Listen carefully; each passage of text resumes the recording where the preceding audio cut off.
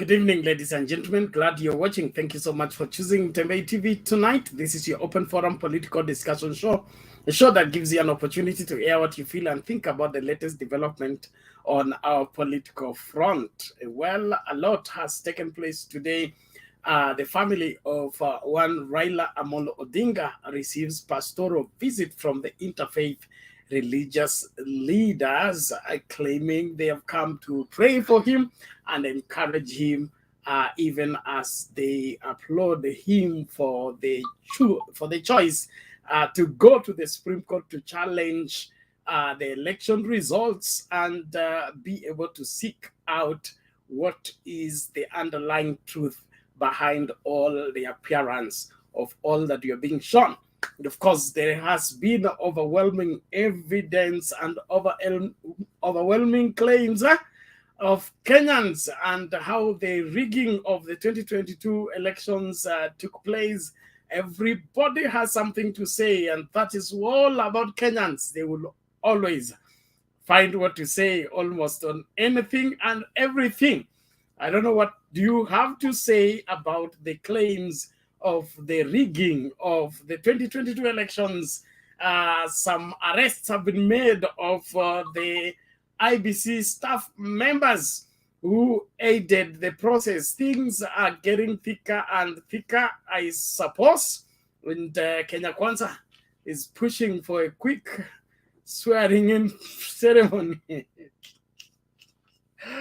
Well, tuendelee katika kujadiliana, tutajua mbivu na mbichi tunavyoendelea.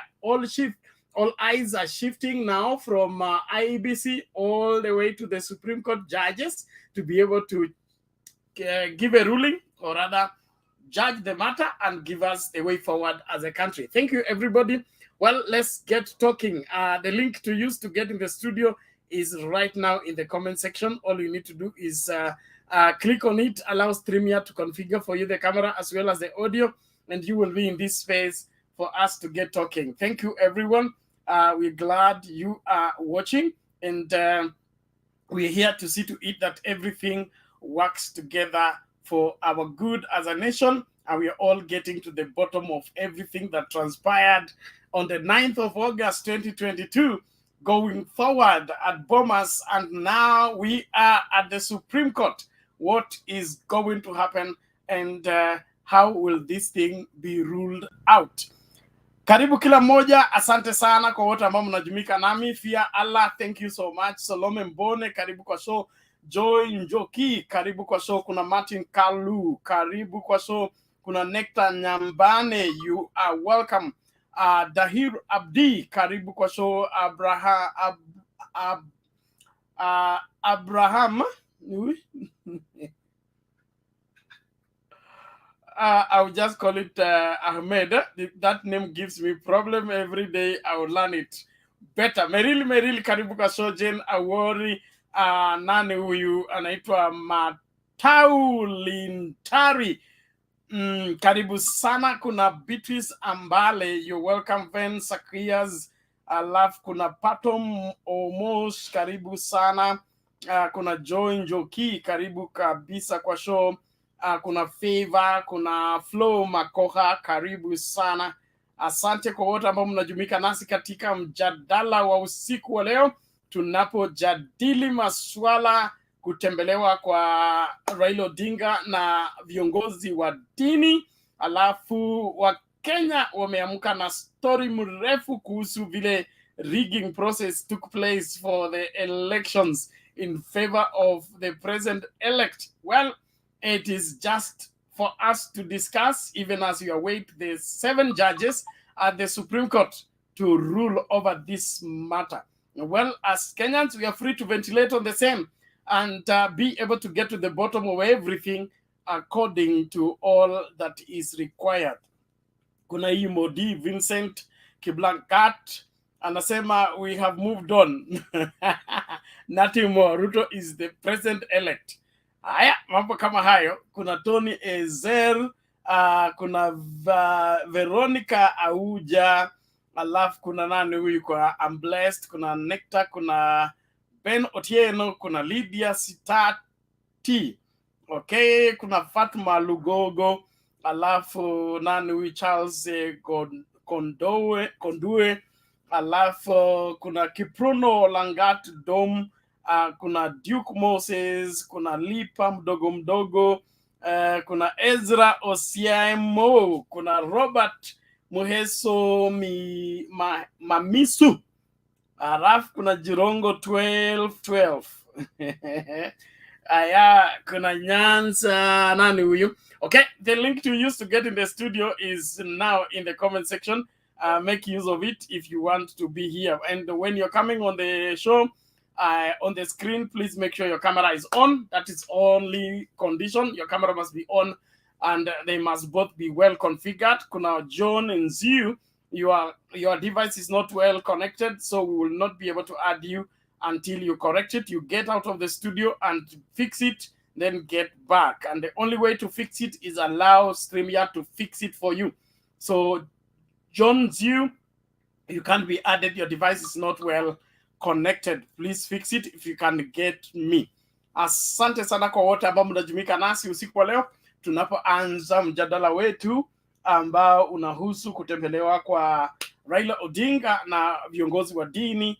Alafu zile shughuli kama umekuwa mtandao leo imejaa claims and claims of overwhelming rigging possibilities and rigging processes of the 2022 elections. What do you take of that overwhelming evidences, police discussions, some claiming to be police discussing among themselves? And then we have had some unconfirmed report of some IBC staff who have been arrested in relation to this very matter. So, what is your take on this, and how do you see as we move forward on this particular front? Thank you, everybody. Let's move on. Mama Selina, habari leo? Salama sana Penat. Karibu. Tumeamka salama, tunashukuru Mungu. Naona leo pastors wa kanisa tofauti walienda kwa baba. Nasema wanaenda kuomba, alafu nikaona wamekubaliana ya kwamba wanaenda kotini. Naona mambo ya UDA president sijui wanasema elect ama wanaitana nini sijui. Sasa Penat, watu ya kanisa, wewe ni mmoja, wewe ni pastor, na hatuna ruhusa ya kupinga watumishi wa Mungu. Lakini swali langu pia ni kwamba wakati tulikuwa tunajiandaa kwa hii mambo yote, hatukuona hiyo makanisa wakitoka. Wakati baba amekuwa akifahamiwa ikisemekana si Mkristo, si kuona Ole Sapet akitoka vile amejitokezea leo na kutaka kutuambia ati leo tujue ya kwamba Raila ni Anglican. Well, niliona hiyo bishop ya Catholic aliongea, nikaona Muislamu ameongea, but to my main reason is yes, baba amewaambia na watu wanaumia Penat. The people are really suffering. Watu nusu ya dunia iko uchungu. Ni vile tu unasikia kila mtu anasema tunangoja baba aseme. People are not ready to move on. People are being forced. Lakini nashangaa ya kwamba yes, sisi wote tunataka kumove on, but tunataka ukweli. We want to know the truth. Kama president elect vile wanasema amewin, tunataka hii tallying ifanywe Penat. Tunataka haki yake akiongoza Kenya, hata yeye aongoza akijua alipigiwa kura na Wakenya. Hatuwezi deny the truth. Na kama ni baba aliwin, tunataka ukweli tujue kama Wakenya. Kwa sababu moja imenisumbua, hao wasungu wanakuja wanasema handshake. Serikali ya UDA walisema they are not ready for handshake. And what is the handshake for? handshake ni ya nini? Handshake ni kusema nini? Handshake ya kusema nini? Second, naona watu kama we ni kiongozi, atujaapisha hata our members of parliament. Tuko na political party act. We need peace in Kenya. Na mimi nashukuru wa Kenya wamesimamisha, wako na amani. But I want now kusema hivi kwa sababu imekuwa officially. Tulikuwa tunafikiria ni rumors. Imekuwa officially watu wataenda kotini. Now, kwa hii wakati Kenya Kwanza wametangazwa, Kenya imekuwa na amani. Hata kama watu wanasikia uchungu wamefumilia. Now, after court, Kenya Kwanza wanataka turutie uchaguzi. Kwa nini unataka kurutia uchaguzi na ulipita? Na hatuwezi enda uchaguzi na Chebukati. So I don't know tunarutia tunaenda na nani, because we cannot allow a criminal kukuja kusimamia uchaguzi. And Chebukati term is ending in January. So kurutia uchaguzi, are we ready for Uhuru another 2 years? Yes, because we cannot hatuwezi. So for me, tunataka kufanya recount. Wacha tuende si 290. Atuendi ya MP, atuendi ya governor, atuendi ya MCS, atuendi ya women rep. Tunaenda recount ya president. Haitakuwa kazi ngumu. Let's do that. Alafu kama elect president amepita, akae kwa kiti na Wakenya watamuheshimu. Na kama baba amewin ama ameanguka, aritae akijua amejaribu na Kenya wachapatia kura. But kuambiwa we move on, penat no. Na makanisa, why do you come and blame? Okay, mulikuwa hapi Chebukati akitangaza. Kwa nini hamkuambia Chebukati tukae chini wote?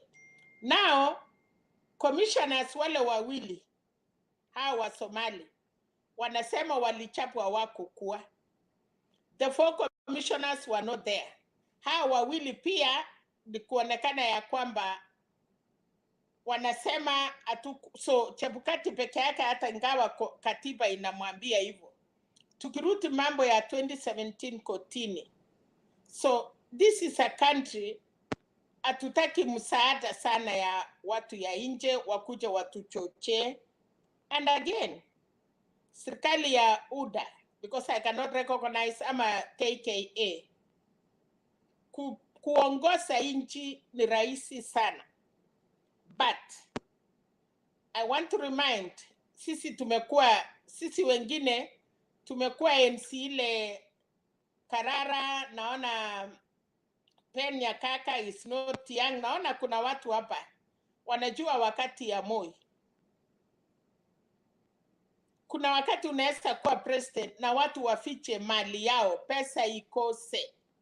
Nakumbuka wakati Moi alikuwa karibu anaenda, yani nchi ilikuwa bankrupt. So tunataka ku-heal the country. The bottom up ya Nyakaka wapate pesa ya kupatia watu. Otherwise, kuna president ya which country aliongoza na alipigiwa kura 98 by the people, and by 9 months the same people they went to street. Hatutaki kuona kitu kama hiyo Kenya. But kama munapika kifua na nchi, tunajua sahi, nilikuwa naona dola, nilikuwa nataka kutuma shilingi 5 nyumbani. Sahi mumefanya election na dola huko imeenda juu sana. Sasa nashangaa Penat, kama sahi nilikuwa nafikiria vile mumepata uchaguzi na mko na new elect president, nafikiria nilikuwa naamuka nikifikiria dola ama sisi pesa yetu inarudi chini, but inaendelea kwenda juu. So kwa sababu umenipatia heshima ya kufungua, nataka niombe amani, na wakati Monday Azimio wanaenda kotini. Hii ni challenge kubwa sana Penat. And I hope people will understand. Baba ameonyesha utulivu na watu wako na uchungu na hakuna kitu imefanyika. We are going to court. Na kotini itakuwa na hatujui wataamua nini. Now, in case iende opposite ama iende vile watu wengine hawataki na wamefurahia, tutaendelea kukuwa na amani vile tumeona, ama mtaambia watu wafanye nini? Because unajua unaweza cheka na mambo ni ngumu penalty. Unajua dunia saa hii wamepongeza Kenya na wamepongeza baba.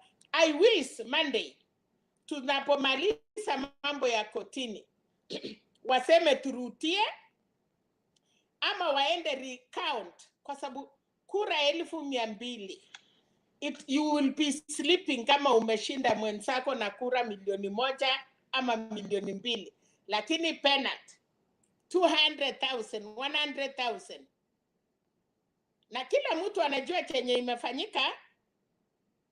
I hope, kwa sababu mimi ningekuwa rais elect, singekimbilia kukaribisha wageni. Hata uchapata kiti yako mwenyewe, unaambia watu kujeni nyumba yangu. Nyumba gani hiyo? You need to wait.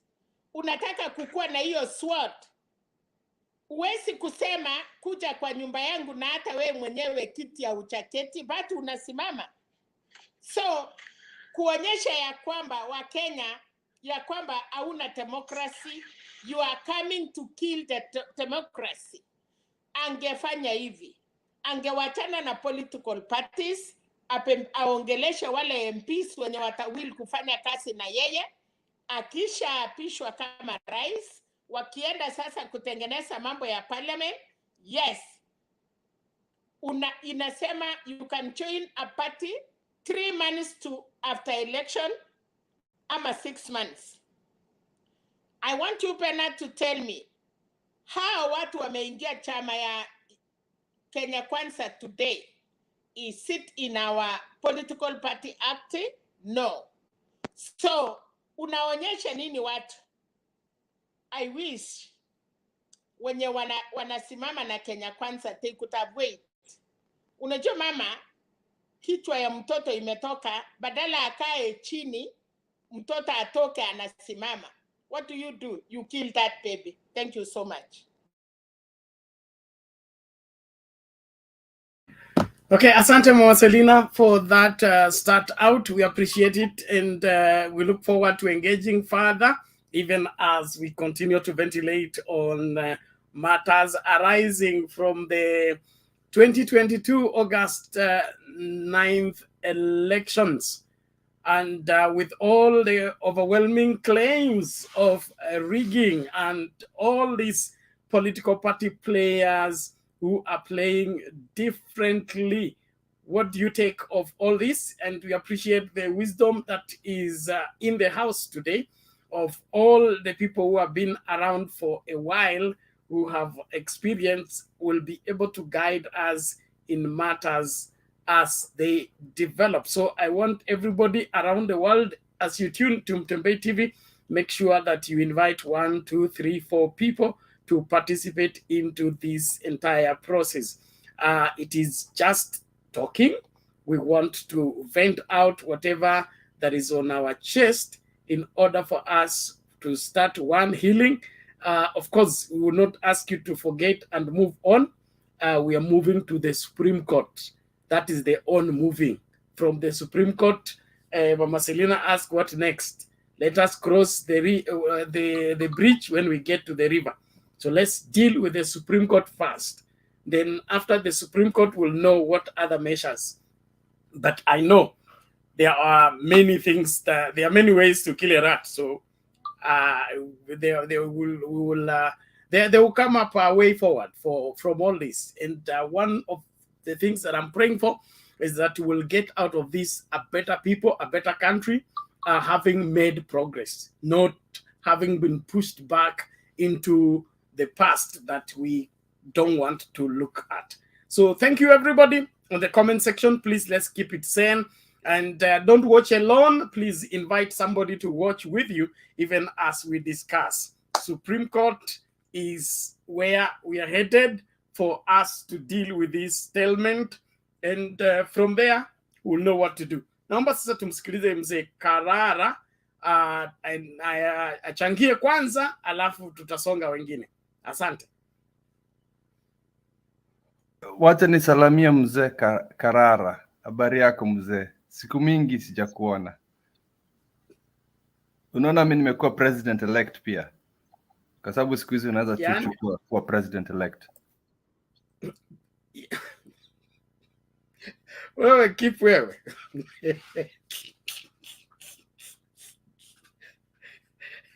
So mmefanya hii kitu ni ya jamii.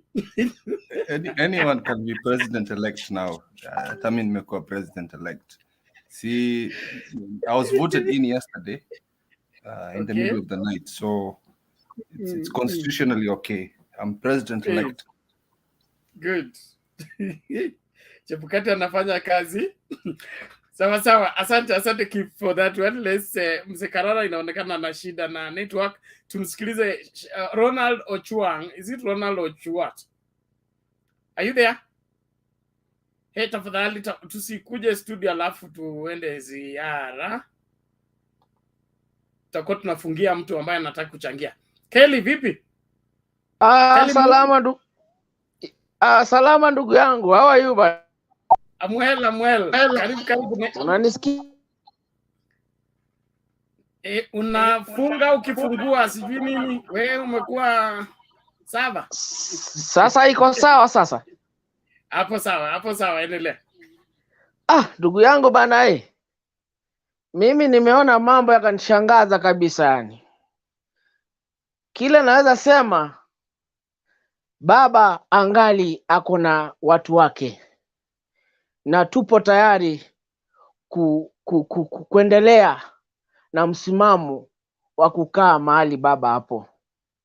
Liwe liwalo, tutaendelea kukaa katika mrengo wa Azimio, kwa sababu hiyo ndio ile muungano ambayo tunaona kwamba inaweza saidia hii Kenya yetu ambayo tunaipenda sisi wenyewe. Bwana upande wa leo niliona mabishop wakienda kumuona baba pale Karen pale kwa mzee, kwenda kumtembelea na kuongea mambo mawili kuhusu amani.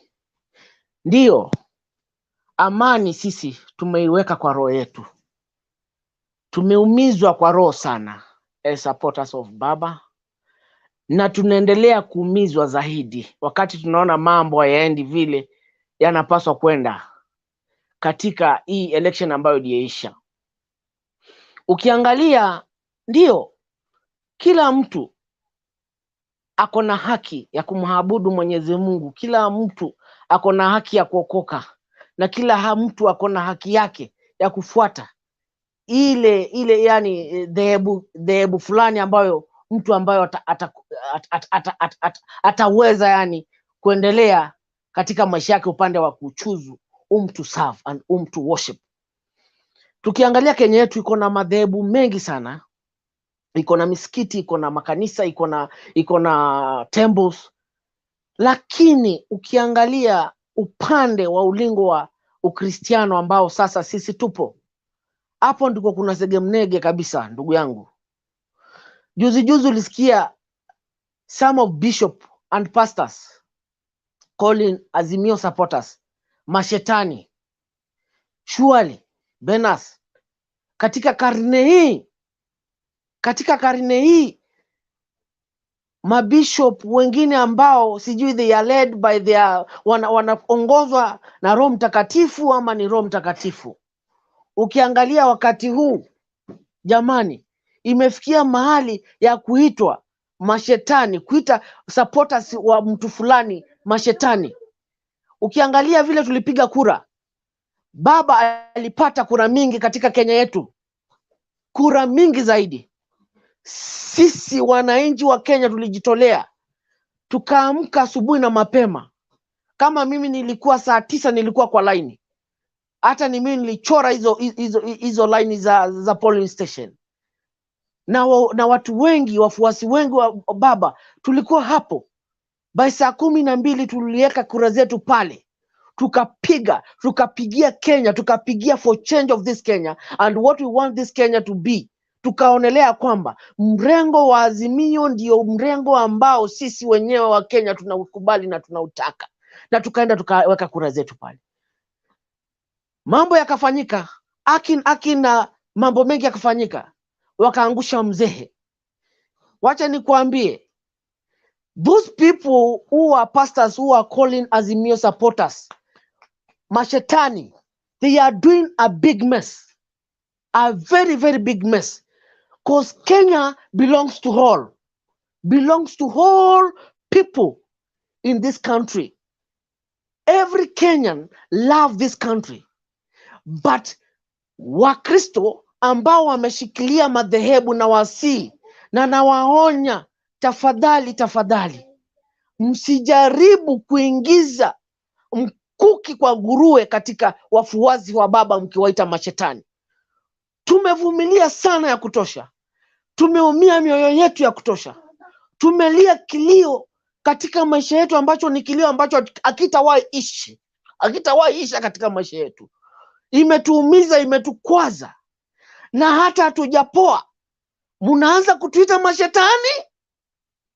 Sisi ni mashetani? Mnatuumiza zaidi. Ndiyo, tumeomba, tumevumilia, tukiongojea Mungu atuletee amani katika mioyo yetu na kuleta what we call equality of this nation. Kenya needs equality. Since I was born, now I am 33, I am turning 34. Yeah? Nilizaliwa nikakuta Mkalenjini akiwa kwa kiti. Saa hii Mkikuyu ndio huyo amechukua kiti Mkikuyu ndio amekalia kiti. Imeenda tena kwa Kalenjini.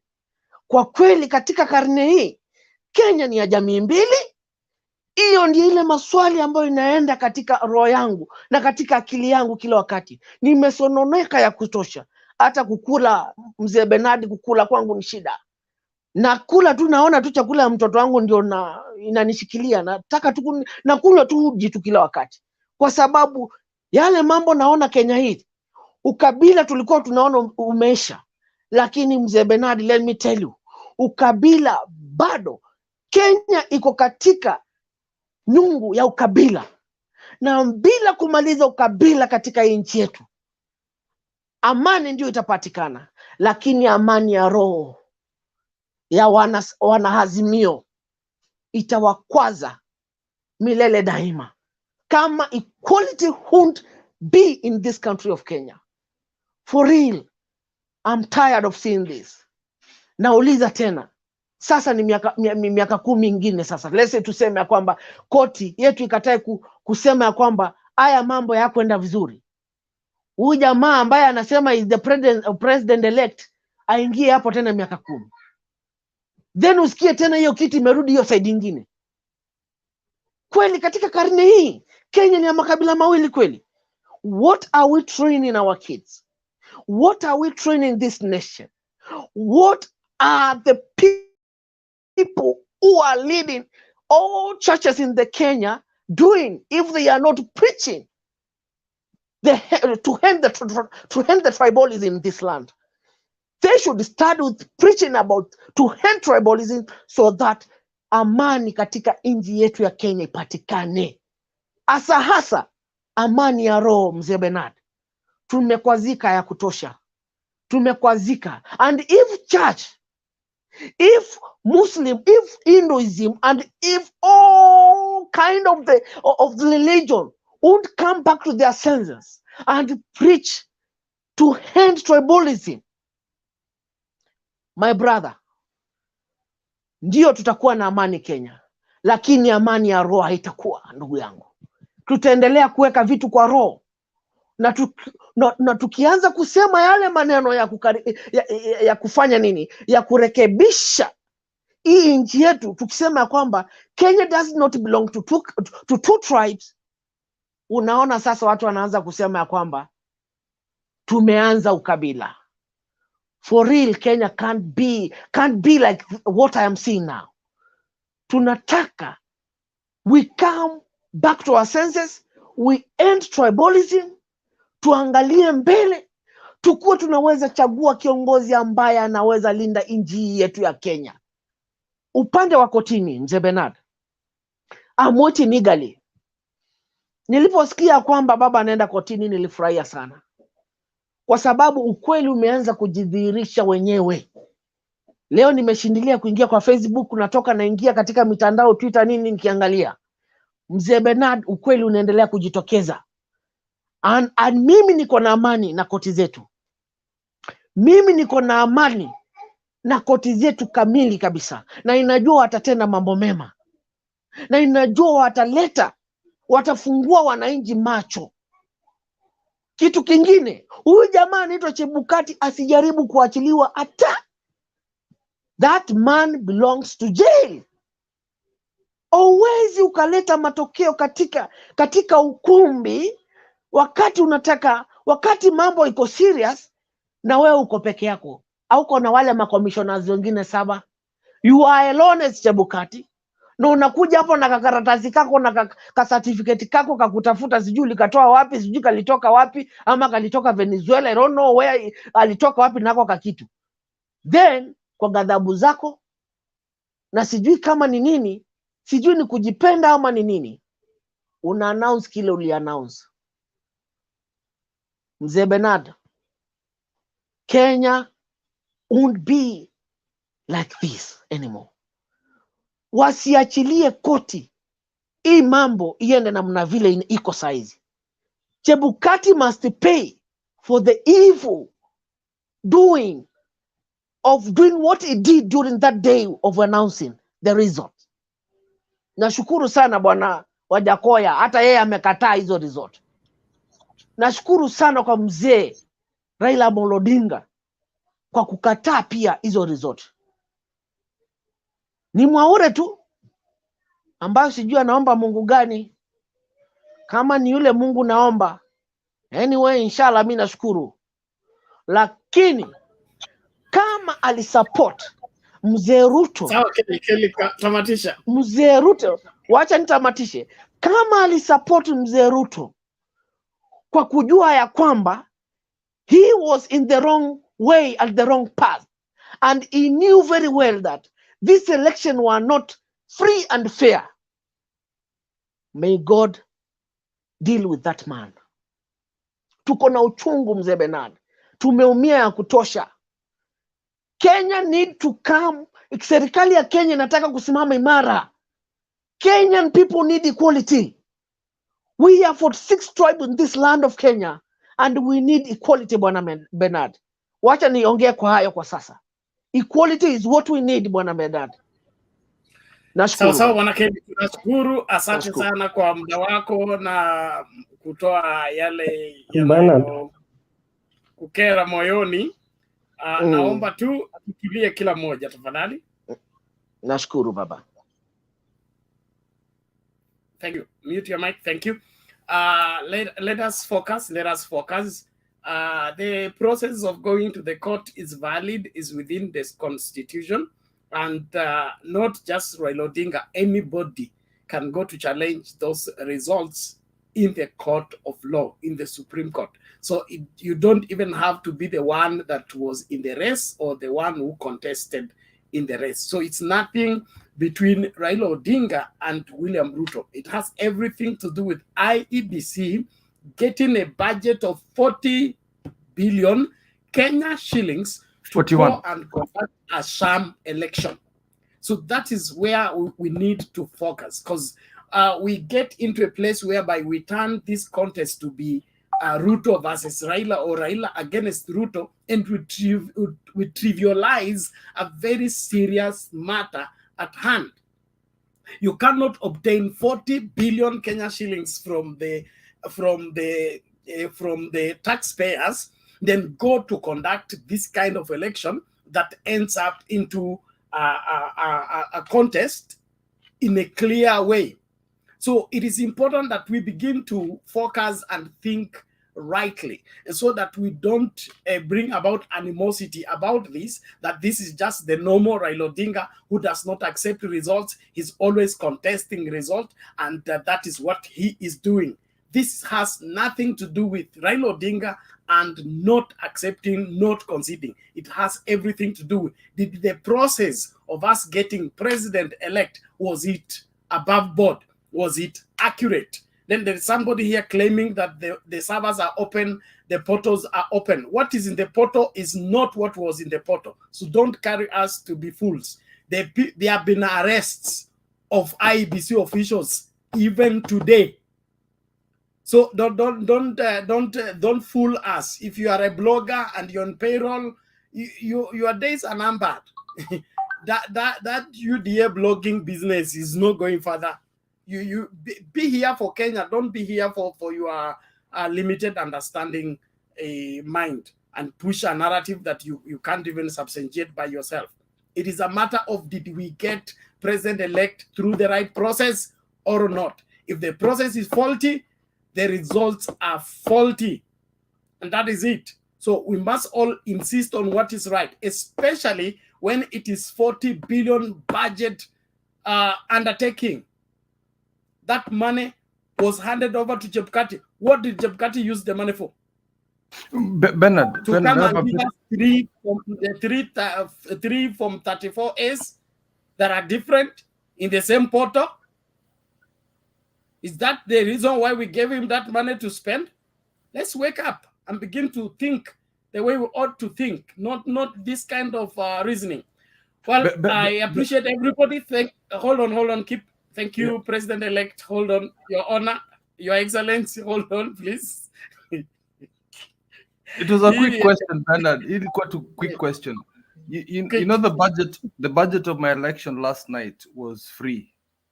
I had about 6 panelists that elected me as president-elect. We don't need to spend 4 billion. You know, sasa unajua, we didn't even need Chebukati for this. Mimi niliannouncewa, and it's a useless terminology right now. Until we make it useful, I will be president-elect. Thank you, President-elect. I agree. let's do what is right. Anyumba, what is it? Bernard, kabla wakati wangu hujafika, mimi swali yangu ni hivi, na mzee Karara anaweza kunisaidia. Ole Sapit ambao sahi ni Judas Kariot, alienda kufanya nini kwa Raila? Na yeye alikuwa kwa Ruto akitangaza vitu, akiombea vitu za uongo. Alienda kufanya nini kwa Raila? Bernard, let's have... alienda kutubu. Naomba hivi tafadhali, mkianza kuongea kila mtu sasa mtaleta kizaza. Mimi nataka hii show iende smooth, na mnajua leo sitakaa sana. Kwa hivyo nataka nifanye section yangu vizuri ili kila mmoja akuwe satisfied. You will speak when your turn comes. When we open questions right now, we'll get into a halt where people will stay too long before they voice out what they need. So let's play according to the rules. And those who are following us, keep inviting, guys. Let us fill up that number to 2K, even as we continue ventilating on this. I believe Kenyans are getting right information, even as they listen to other Kenyans. And one thing I like about this show is that it is not a preset show. It is where you come in and air what you feel about the situation, giving your way of understanding of the situation. And I believe we are dissolving a lot of confusion in the hearts and in the minds of Kenyans. So let's take it serious. Let's come to the show with that seriousness. Let it not be a joke. And those of you who want to joke, there are so many shows you can join to for joking. I mean, playing around. We have comedy shows. We have Churchill is still on and all that. Go there and play. But here we want serious people who love this country and want to make a contribution for the future of this great country and making sure that it will be fit for every Kenyan, not just a few Kenyans and the rest are turned into slaves. Well, let's move on. Mzee Karara, naomba hivi. Mzee Karara kwanza, tafadhali. Nilikuwa nimempatia muda, mashini kakata. Naomba respond kwa hilo swali alafu endelee. Asante. Mnanisikiza? Yes, unapatikana. Karibu. Asante. Nataka ni mwambie ama ni mjibu ndugu Anyumba kwamba kwanza mimi ni mwanahistoria, that's my best subject from standard 1, lakini lazima tujue kwamba from 63 mzee Jomo Kenyatta hatukujua dhehebu lake, lakini ukisoma historia alilelewa na watu tunaita independent church, ambao walikuwa the spiritual wing of the Mau Mau. Kisha akaingia PCA, kisha akatokelezea Catholic, lakini kwa mazishi yake haungejua yeye ni wa dhehebu gani. Mzee Moi tunajua ni wa AIC mpaka kulelewa kwake na nini. Mzee Kibaki haungejua ati kwamba yeye ni Mkatholiki. Uhuru ni Mkatholiki lakini hauwezi jua. Sasa tukuja kwa mzee Ruto. Ruto nilisikia juzi wakisema yeye ni wa AIC, lakini ni AIC akijua kwamba anataka kudhibiti makanisa. That's why he's always with the church people. Kuna wakati alitoa 8 million kwa huyu Sapit. Then Sapit watu wakaanza kelele, wakasema hii pesa ni ile ya wash, hii pesa ni ile ya ufisadi. Akasema basi kuanzia sasa pesa isiletwe tena. Watu wakauliza, kama ni hivyo mbona hujamrudishia? Bernard, I know you are a pastor, and I want us to go back in the Bible in the days of King Ahab and Queen Jezebel. Unaona Israeli ilikuwa inaongozwa na wale manabii wa nchi, lakini huyu mama Malikia alikuwa amejisurround na prophets wa Ashera. Walikuwa wanakula kwake, wanavaa kwake, wanakunywa kwake, pesa ya matumizi ni kwake, because hao ndio walikuwa wanamwambia vile anataka kusikia. Israel ilikuwa inaongozwa na wanaume 450, lakini Malikia alikuwa anaongozwa na wanaume 400. Ukiangalia katika familia ya Ruto, na sitaki kumuingilia, lakini hiyo ndio tumeona, utakuta yeye amejizingira na wahubiri. Mke wake amejiingiza na wahubiri. Hata kukawa hadithi from last year ati the greatest intercessor in Kenya is Rachel Ruto. Nikajiuliza, mumescale watu wote waombezi mkajua yeye ndio anajua kujibiwa maombi? Because they are on a mission. Now for them to succeed, they have to capture the lives, the spirits of the leaders. Wanajua church iko na influence. So the moment wakicapture roho za watu, Kenya itawafuata. Na ndio unaona Sapit wakati ya hii declaration of results, yeye ndio aliongoza maombi. Sasa leo tena namuona, juzi nilimemuona kwa clip ako State House, leo ako kwa baba. Now the question, ulienda Bomas Ruto akitangazwa ameshinda, kwani haukujua there was rigging? You know, they are playing games.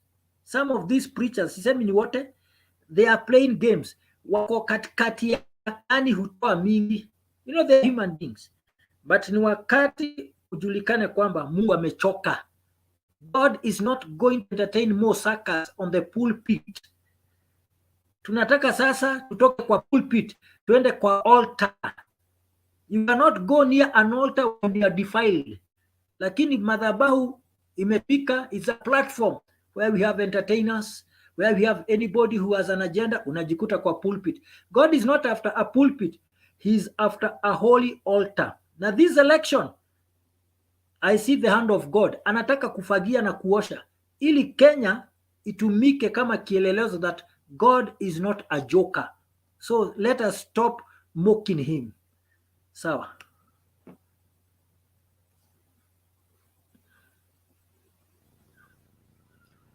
Okay, thank you, Mr. Karara. We appreciate that. We really need to be observant and be able to look at our country with soberness. All these people making noise of the means, the end justifies the means. I don't know how prepared they are with that particular end. They are saying it's justified by whatever means you arrive at it. If you don't follow due process, you must be prepared for an outcome that is going to hurt you badly. Let's think deeply. Let's reason out. Let's look at this country more than us. Let's look at this country 50 years from now, 100 years from now. If we can't keep our own constitution, we can't handle our own simple elections, what will our children have as a process of deciding leaders among them? Do we have what it takes to instill that into our children when we are teaching them how to steal and insult and disregard the elders? Because that's what we are doing. Because what children learn by what they see. You see, children will not always do what you tell them to do, but you can be sure they will do what they see you do.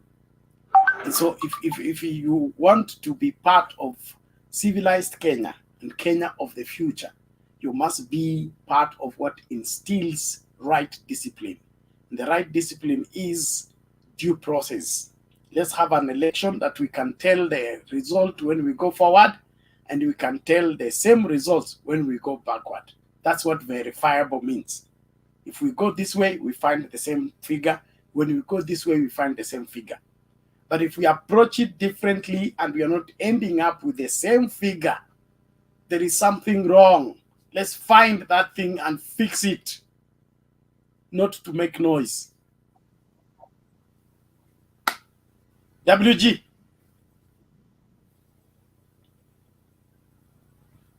Oh, sorry, mzee unasemaje? WG just one nataka kuongeza. Okay, nataka kuongeza vile umeongea.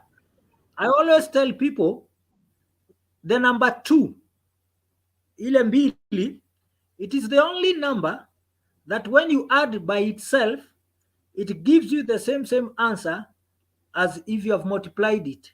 2 plus 2 is 4. 2 times 2 is 4. So I'm just supporting your statement. Walete hesabu zibalance. You know, in accounts, kuna ile trial balance, then kuna kuwa na balance sheet. Lazima zibalance. Whether munarig baba, lazima zibalance. Because now we are not having a president. I don't call him president-elect. I call him president-select. He was not elected. He was selected by a few. Sawa. Na hii pia maneno ya kusema na hii maneno ya kuita baba majina, kuna kiongozi moja kutoka Russia anaitwa Lenin alisema, call your enemy what you are and always tell the exact opposite of the truth. Baba ameitwa mganga because ulijuaje yeye ni mganga kama wewe sio mganga? Sawa.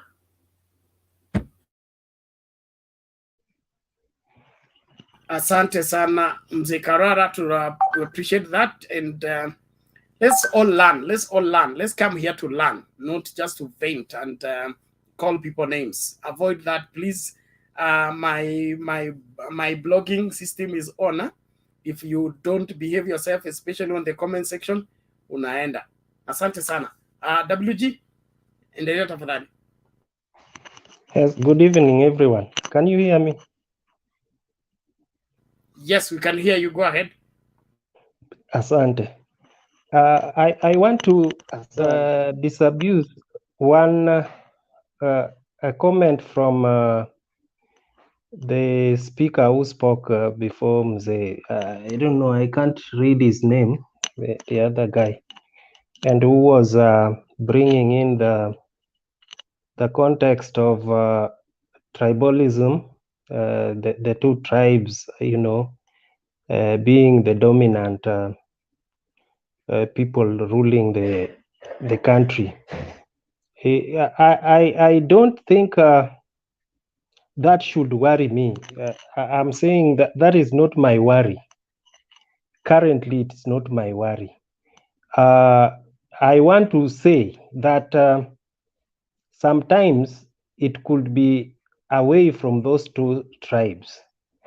But if it is one of the individual in Kenya Kwisha group, then the country still stands to suffer. To me, what is more important and what is more dangerous is that this country is being taken over by hooligans.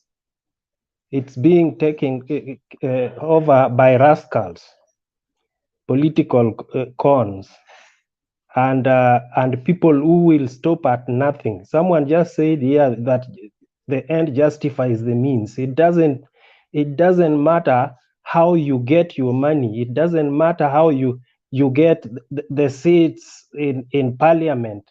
The end justifies the means in disregard of the constitution. It doesn't matter, you see. So I'm so much not worried about another Kalenjin. I'm not worried about another Kikuyu. What I'm worried mostly is about the danger that the country is sliding back to the rule of dictators, and not just dictators. Again, the people who do not care about the constitution, they don't care about the civility, about anything of our nation. What they care is what they have and how to achieve it. You see, that also informs what goes on right now. That they've decided to raid the camps, the camps, those other political camps, and add into their numbers. And what does that mean for the country? Number one, it means that at some point, they may disregard the rule of law as directed by the court. Then they look at other means to install their president, maybe through parliament. Or if that one doesn't succeed, then they may choose to, even if the court ruled that it was Raila Odinga, or we go back to the election, and then Raila Odinga wins the other round, when they come back, if they are still like that, they can easily impeach him using their numbers. You see, so these are the ukoras which we should look, deeply into. So, Bernard, I wanted, if Yani, my wish was that if you could steer these discussions towards helping or preempting whatever direction the things should be taking in a near future, rather than discussing what the characters and what they do, I think that would help a lot. Even last time, I feel that we were so much into, describing what politicians were doing, instead of, trying to preempt and hypnotize what should be happening, so that we be people that shows the direction.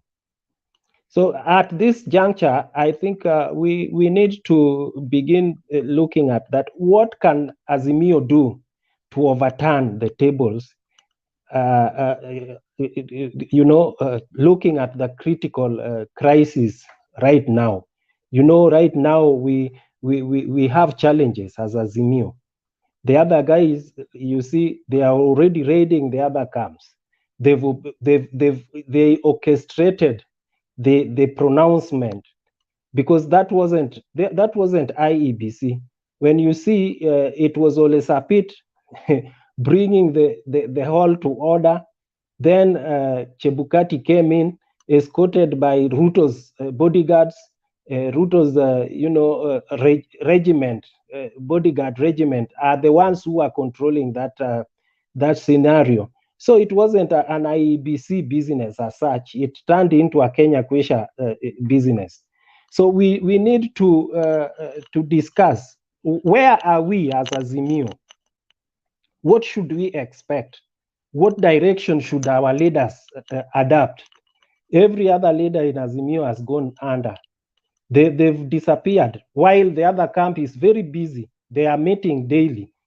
So they need to sit down and become sober and sit down as Azimio people and begin brainstorming thoroughly about how to handle the Kenya Kwisha. Otherwise, they still suffer a lot of defeats, even in court.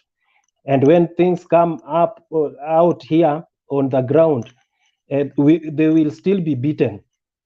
You know, whatever the style they come with, unless they become united, they involve strategies to show them the way how to handle these things. You know, let the courts continue, but political activism should also continue in the side of Azimio. That is my take.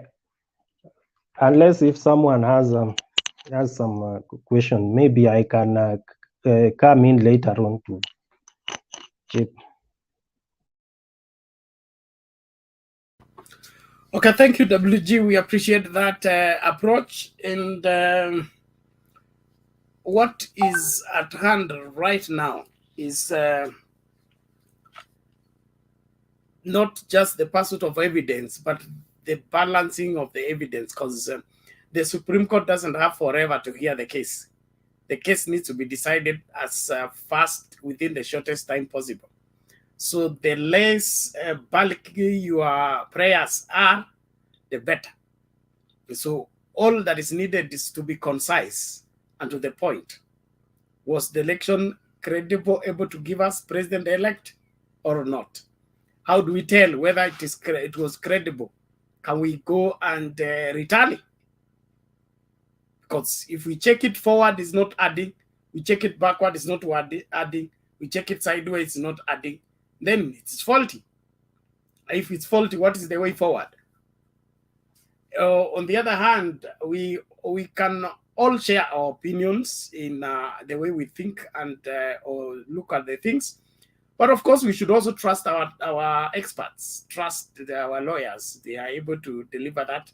I hear that Kenya Kwanza has hired the former Attorney General, Githu Muigai, to go and respond on their behalf. No, so that was IEBC. Everybody's putting their best foot forward. That was IEBC, IBC, yes. not Kenya Kwisha, yeah. IBC and Kenya Kwanza are almost the same, because did you watch the drama? On the day the elections were, Sudi was the one leading the squad. There was no difference between Kenya Kwanza and IEBC, and until today, that picture cannot leave my mind. Okay, hey, let me not talk too much. I've never seen that all my life, and I would never want to see that. If that thing, even that video alone being played at the Supreme Court is enough, because there's no way Chebukati was brought forth by Sudi. The dice was arranged while he's standing. No, things don't work like that. Then after that, you tell me you're IEBC independent. We will need to redefine independent afresh. All the same, thank you very much. Naomba tumsikilize nani kabla tumsikilize president elect. Kuna mzee wetu hapa Mike anasafa na historia ya internet kama ametumiwa baga. Mike, wewe ndio ulikuwa unazuia watu kukunywa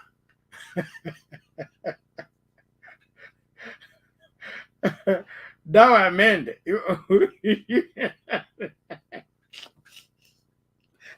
Anyumba, unasemaje wewe? Sinaona kama Mike yuko mbali, mimi niendelee. Wewe unataka kuendelea kabla president elect? Nasikia president elect complain is not being treated like one. So you Anataka bodyguard bana, alafu sasa mtu anakuja kunirudi.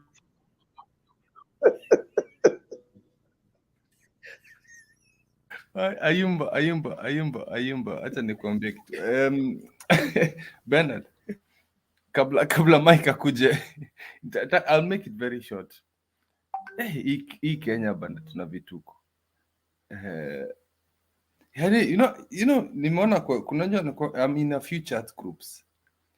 Yani niliona Ruto amekuja amekaa mahali commissioners wanafaa kukaa, meaning he was one of the commissioners. Him and his wife walikuja wakakaa hapo, and just like me yesterday, very low budget, absolutely no money, I was elected as president. Chebukati alikuja aka-elect you, because my election was at about 5 o'clock yesterday morning.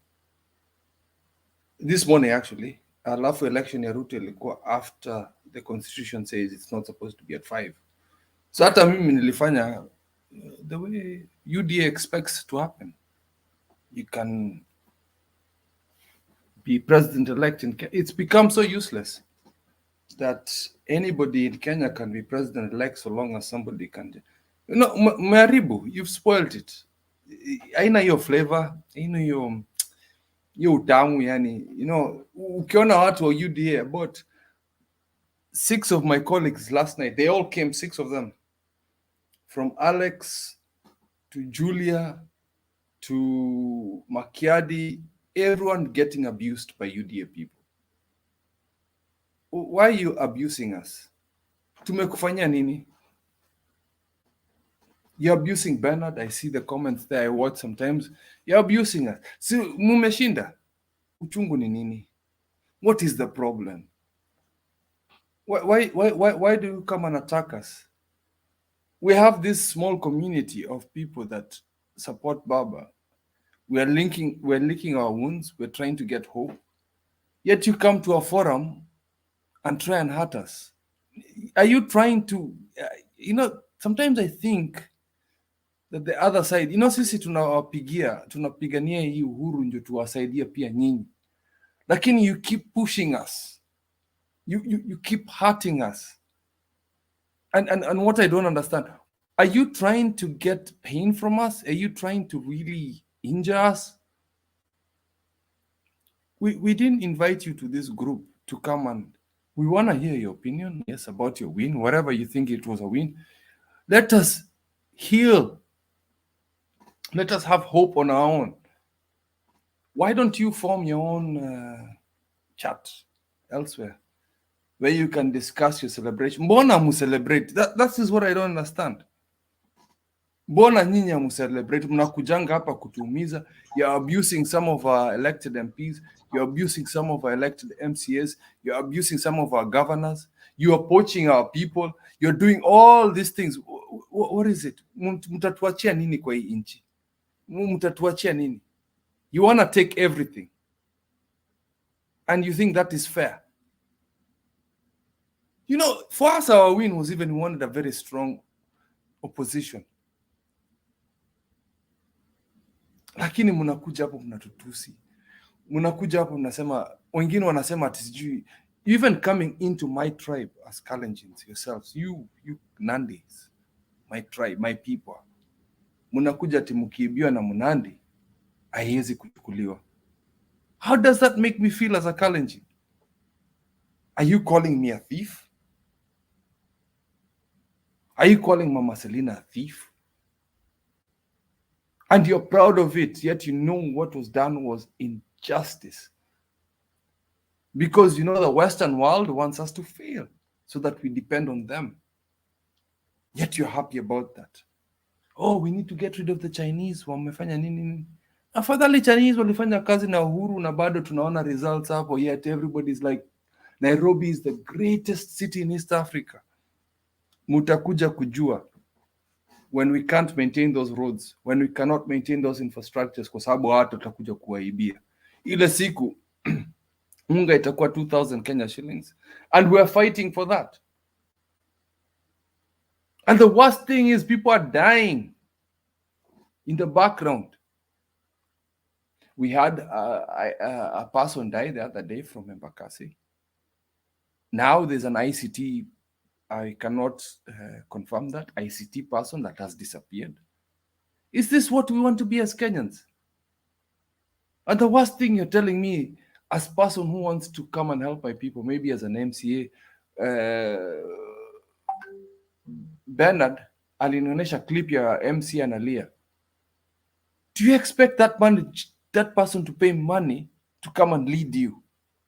Alafu unaniambia mimi lazima nilipe pesa kwamba nilete agent wangu kuchunga kura yangu. Is that a game? It's a game to you. It's a game. Lazima mtu akuje achunge kura yangu so that I become MCA, so that I can become MPA, so that I can become president. Lazima kura yangu ichungwe na me. 41 billion was spent so that my vote can be protected. Yet you tell me I have to spend more money for my vote to be protected. What are you telling me, Kenyans?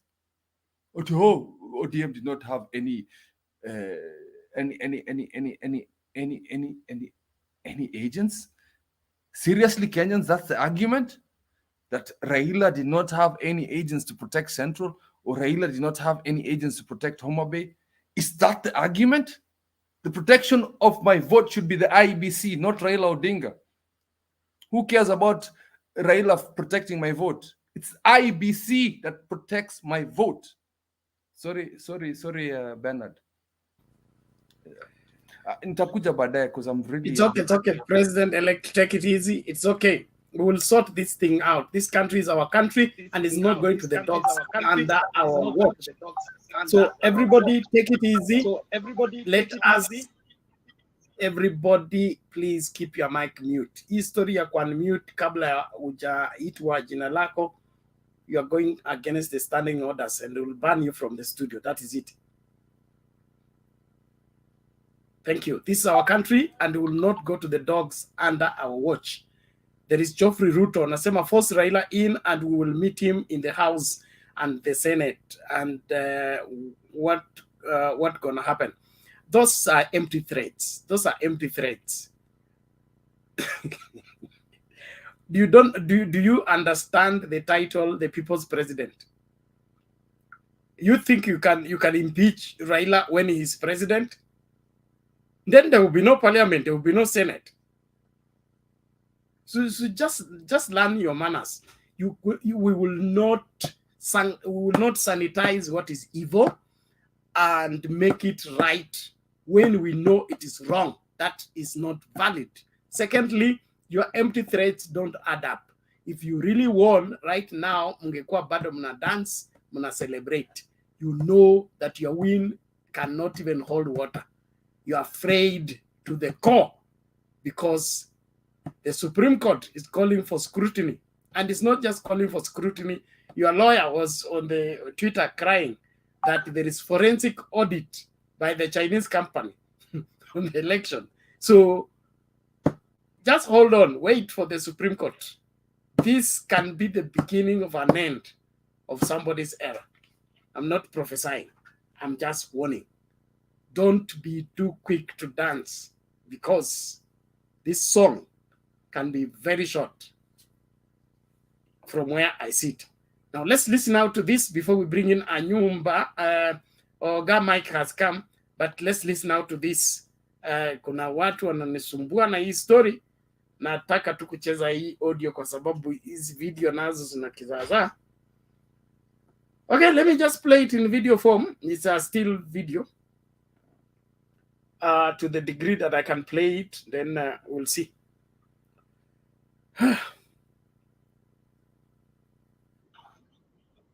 Gundulika regarding the 46,229 polling stations all over the country. Number one, highly suspected that kuko na 5,000 polling stations ambayo ni ghosts. Ghost polling stations, yani hakuna polling station kama hizo. Lakini zimewekwa kwa tally group ya IEBC na Teams kit imetuma form 434A ya voter turnout na ballot ile votes casted. Unfortunately, walisahau kitu moja. There is no a single polling station ambaye ilipigwa kura ya rais peke yake. All polling stations you have to vote for the president, the governor, the MP, the women rep, the MP and the MCA. Somo. Kwa hivyo ukitumana form 34A ya polling station number whatever, tunataka kuona presidential ballots zilikuwa 100, governor 100 hivyo. So kuko na around 5,000 polling station ilitumana votes casted in the favor of presidential candidate only. Now the question is, hiyo mahali kulikuwa hakuna MP? Iko MP lazima. Iko wapi votes casted yake? Hakuna. Sijui kama unanielewa. Ni diaspora peke yake ndio presidential, hiyo peke yake ndio. Exactly, asante sana. Diaspora peke yake. Yes. Na diaspora ilikuwa inchi 12 au 16 nafikiri. I'm talking of around 5,000 polling stations. Ambaye ilituma signal kama ile Gola anatumanga signal Roger Alfa Romeo ile kama ile. Imetuma ya presidential peke yake. Sasa hiyo ikituma only 100 votes, that is 500,000 votes, ghost votes. Na zote zilikuwa in favor of the fake president. Number 2, ile 2017 petition iliwekwa, High Court ndo walikuja na hii formula. Wakasema, sorry, not High Court, Supreme Court walisema, voting process in Kenya should be as follows. Every polling station to send a complete copy of Form 34A through the Kim's kit to the portal of IEBC. Yes, sir. The original copy ile iko na stamp na kila kitu imesainiwa. Na results imeandikwa itumanwe. Kweli? Alafu you take the hard copy of the form that you uploaded. Hard copy inamaanisha unapeleka karatasi original na mkono kwa ofisi ya IEBC. Ndio tuweze kusema ile form 34A ulifanya uploading of station number 41,208. Just a number. Ambaye ni let's say Makongeni station, polling station. Umeleta physical ile physical hard copy ndio hii. Je, inafanana na ile ulituma kwa portal? They should rhyme. Serial number and everything. This is namaanisha this is a true copy of the original. Sasa hivi certified and verified. Certified true copy of the original. Asante sana. Ndio sasa hiyo ikikuwa verified ndio ina turn into 34B. Sasa 34B inasanywa ikikuwa verified, summation yake inaleta 34C. 34C ndio inatoa presidential final tally. Sasa hao jamaa walihack ile portal ya IEBC. Walihack kweli. Wakatengeneza around 6,000 fake form 34A. Kuna jamaa, sijakata maneno yako, kuna jamaa anaitwa Chirchir. Yeye ni one of the commissions. He is behind all those things. Exactly. Sasa little did they know, or maybe they knew, but hawakujua kama hawa watu watafuatilia mpaka ndani. Yes. Sasa walipata njia ya kuhack ile system kwa kutumia vuta mpaka hapa. Walipata system ya kuhack. Alafu walitengeneza form 34A yao. Wanaingia kwa system, wanaenda kwa ile Makongeni polling station, wanafuta ile imetumwa kwa portal, the original copy somo. Wana upload yao ambaye imewafavor, wamejaza zile zao. Umeelewa? Kwa hivyo tallying ikifanywa inachukua ile fake, ile imekuwa uploaded, original wamedelete. Sasa ile around 6000 polling stations walisahau iko kitu inaitwa security features ama watermark. Unaona ile pesa noti huko na ile 50 unachukua kwa barabara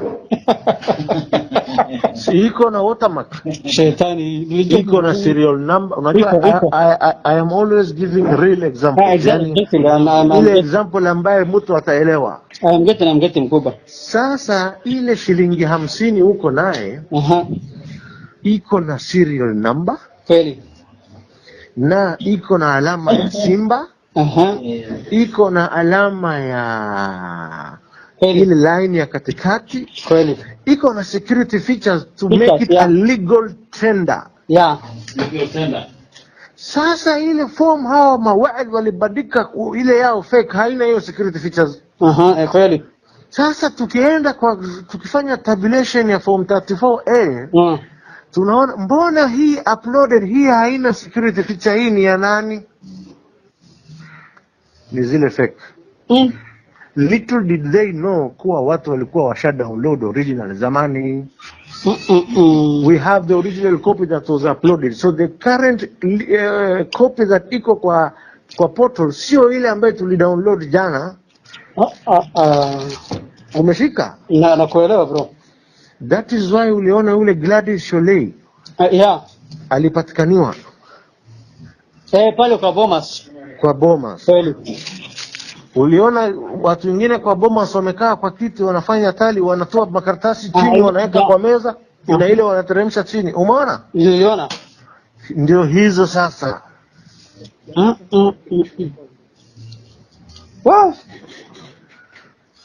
Na sasa wacha nikwambie, hizo vitu zikitendeka yote, watu wa NIS walikuwa wanafanya nini? I will answer you categorically. A state never misses its target. And if it misses, it is by design.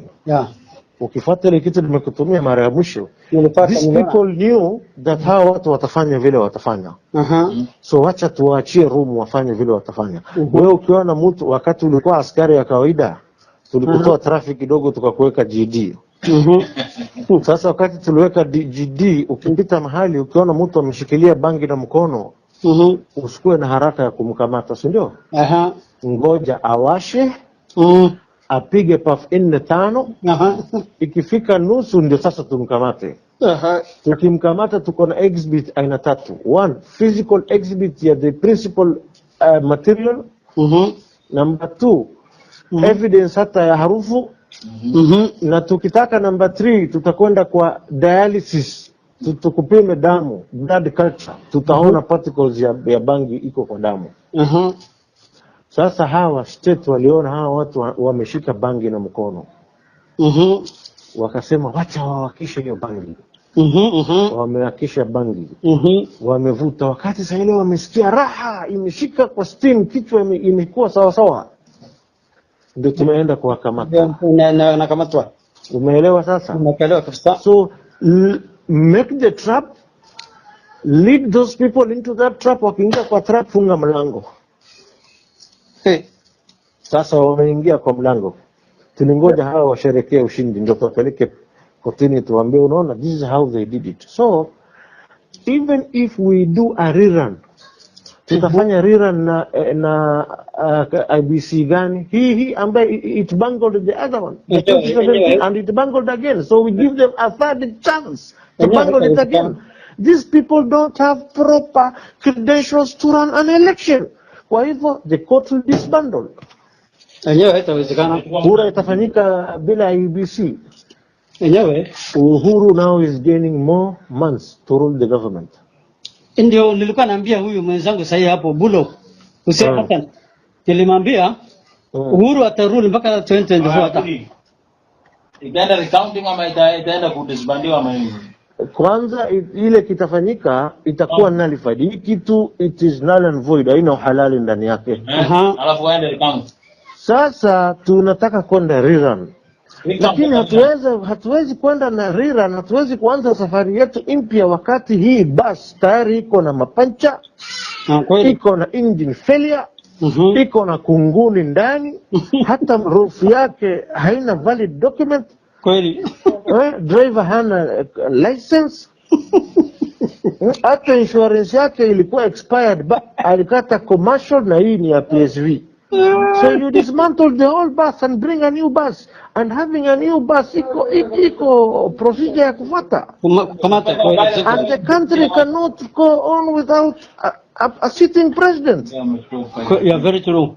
Yes, so the fake president will keep on counting number of days. Kumamake. Na sasa wacha nikwambie, unajua Uhuru nimeamini, unajua sikuwa nimeamini Uhuru hizi few days vile hiyo jamaa amekuwa elected. Imekuwa yani alipewa hiyo award ya elected. President elected. Uhuru nyamaza, anamjua nilimsema huyu Uhuru inawezekana huyu jamaa. Lakini nimekuja kujua Uhuru ananyamaza, hajanyamaza kwa ubaya. Hajanyamaza kwa ubaya, amenyamaza tu aone tu yani huyu jamaa atafanya namna gani, kwa sababu unajua huyu jamaa lazima apeleke copy ya certificate kwa Uhuru. Si nilikwambia hivyo? Uhuru lazima apeleke kwa watu tatu. Alafu number 2, Uhuru hajakucongratulate huyu jamaa, amenyamaza tu kabisa. Unajua angesema the president, congratulations to president elect kabisa. Hapo tungeona kitu ndani. Umeanza kukua sasa Azimio ya ukweli ba. Hajasema kwa hajapeana congratulations. Amenyamaza. Kwa mimi ile kitu mimi nafikiria ni ama nashangaa naye ni Ruto hiyo atapeleka kwa nani sasa, kwa sababu apatana na Uhuru. Nini atapeleka kwa nani? Ile certificate ile imekuwa declared. Ruto anafaa kupeleka ni Chebukati. Chebukati ndio anafaa kupeleka hiyo kwa to the sitting president. Apeleke copy to the chief justice. Na ile ya tatu apeleke kwa Kenya Gazette. Ameanza na Kenya Gazette. Ingine sasa hajapeleka, ni kama hajapeleka. Anaogopa atawekwa pingu akipeleka. Mimi nakumwambia Firi, part of the petition imepangwa iwekwe sentiment ambayo inasema and if found guilty, huyo mtu akuwe prosecuted. Baka kwa sababu he was almost creating a conflict in the country. Kweli. Kwa hivyo huyu afungwe. Alafu sasa ikuwe funzo to the any other commissioners, mukikuja kwa commissioner kwa commission mukibango election, you will go the Chebukati way. Thank you very much my brother, you are very true. Na hiyo waje mimi sijasoma sana lakini naelewa. Umeelewa bro, umeelewa kabisa system bro. Thank you very much my brother.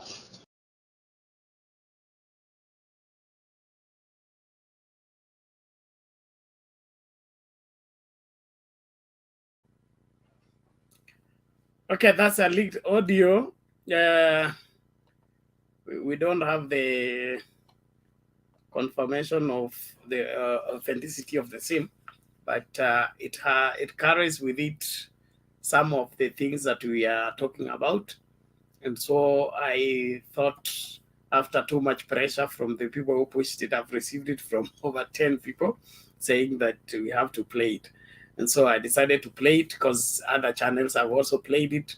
And it's just our Kenya, the Kenya that we are dealing with, and how people are so twisted that they can go to any length.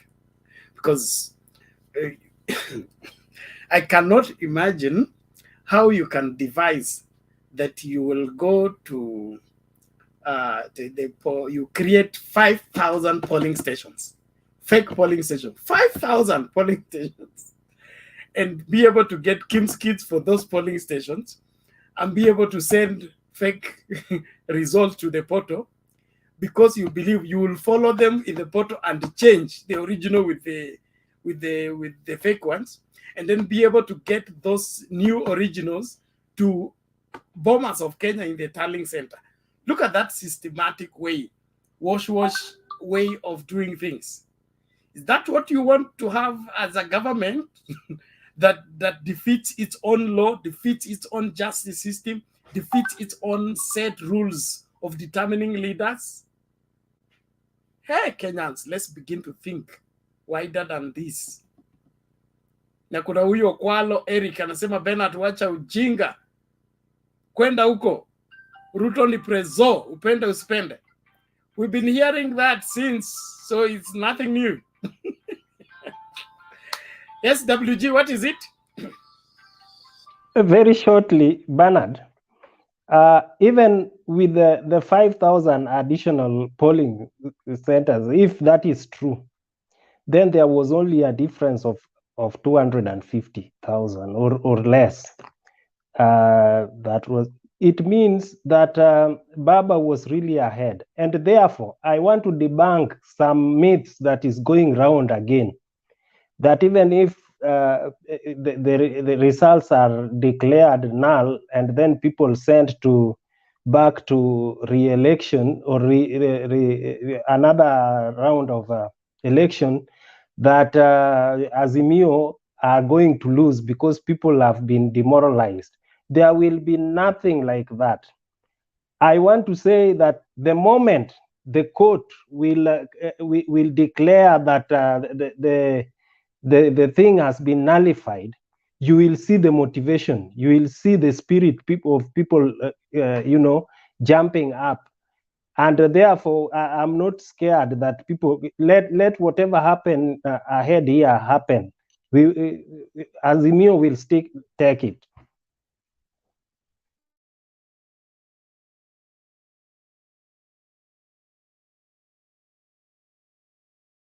Yes, thank you WG. Tumlete Anyumba, karibu. Asante sana. Amjambo nyote. Bernard, before I proceed, I don't know whether I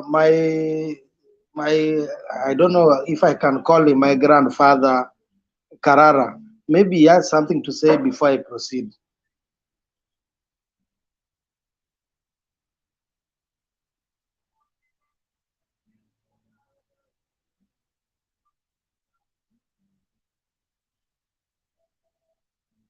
Mzee unmute tafadhali. Mzee unmute tafadhali. Okay. Tunakusikia. Asante. Anyumba, unataka niongee juu ya kuhusu nini? Na mzee uko na kitu ya kusema kabla niendelee? Kabla niendelee, kama hauna naweza endelea tu sasa. Okay. Kwa hiyo maneno hiyo clip. Wajua sasa ni wewe. Okay, ngoja tunakupatia respect na okay, sawa. Na wewe pia ni mtu wetu. Sawa. Ukiangalia wacha mzee aongee. Sawa. Ukiangalia pale Bomas, siku mbili kabla Chebukati hajatangaza matokeo ya rais, alikuja akaongea akasema kuna returning officers wamekaa hapa siku 3 na wako na files zao na maform na wamechoka, itabidi wamletee hizo forms na files kisha hao warudi nyumbani. Nafikiri hapo sasa ndio rigging ilianza kufanya kazi, maana walimpresent. So in the midst kuna game alikuwa anacheza, awachiwe documentation, afanye rigging yake peke yake bila wale kukweko. Returning officers wameshaenda, wewe umewachiwa documentation peke yako. Sasa hapo ndio rigging alifanya, na ninaona hii tallying yake ikawa against the other 4 commissioners, because what are you tallying alone and we are not being involved, and we are the commissioners.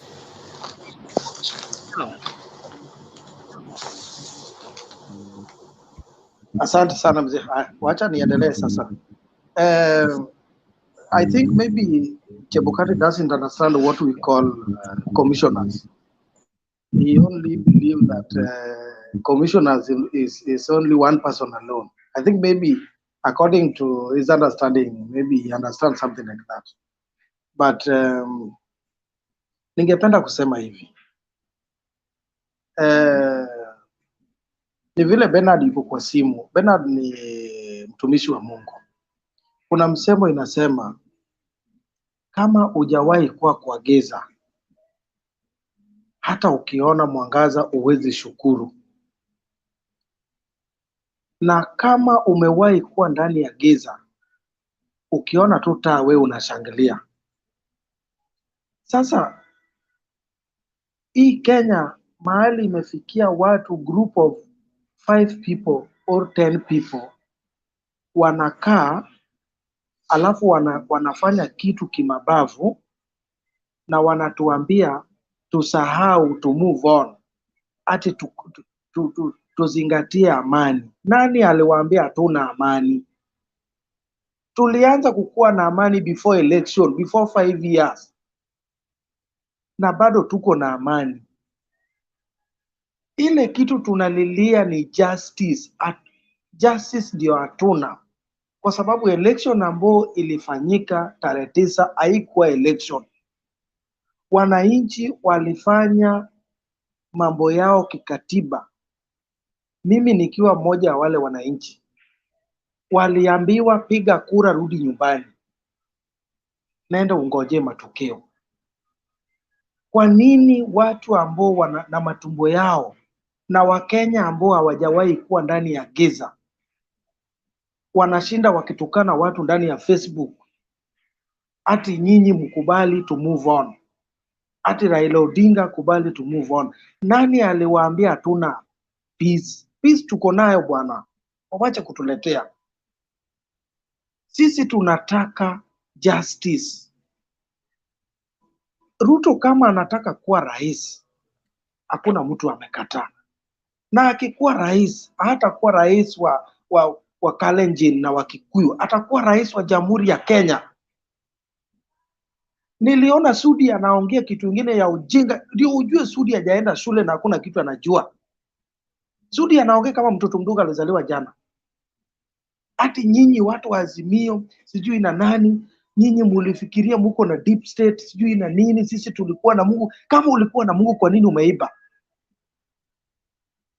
Nani alikuambia watu ambao wako kwa Mungu wanaiba? Bwana, waache kutuletea bwana. Uwezi chukua watu ambao wanaua. Dismas Baraza aliua kijana kwao, si siri.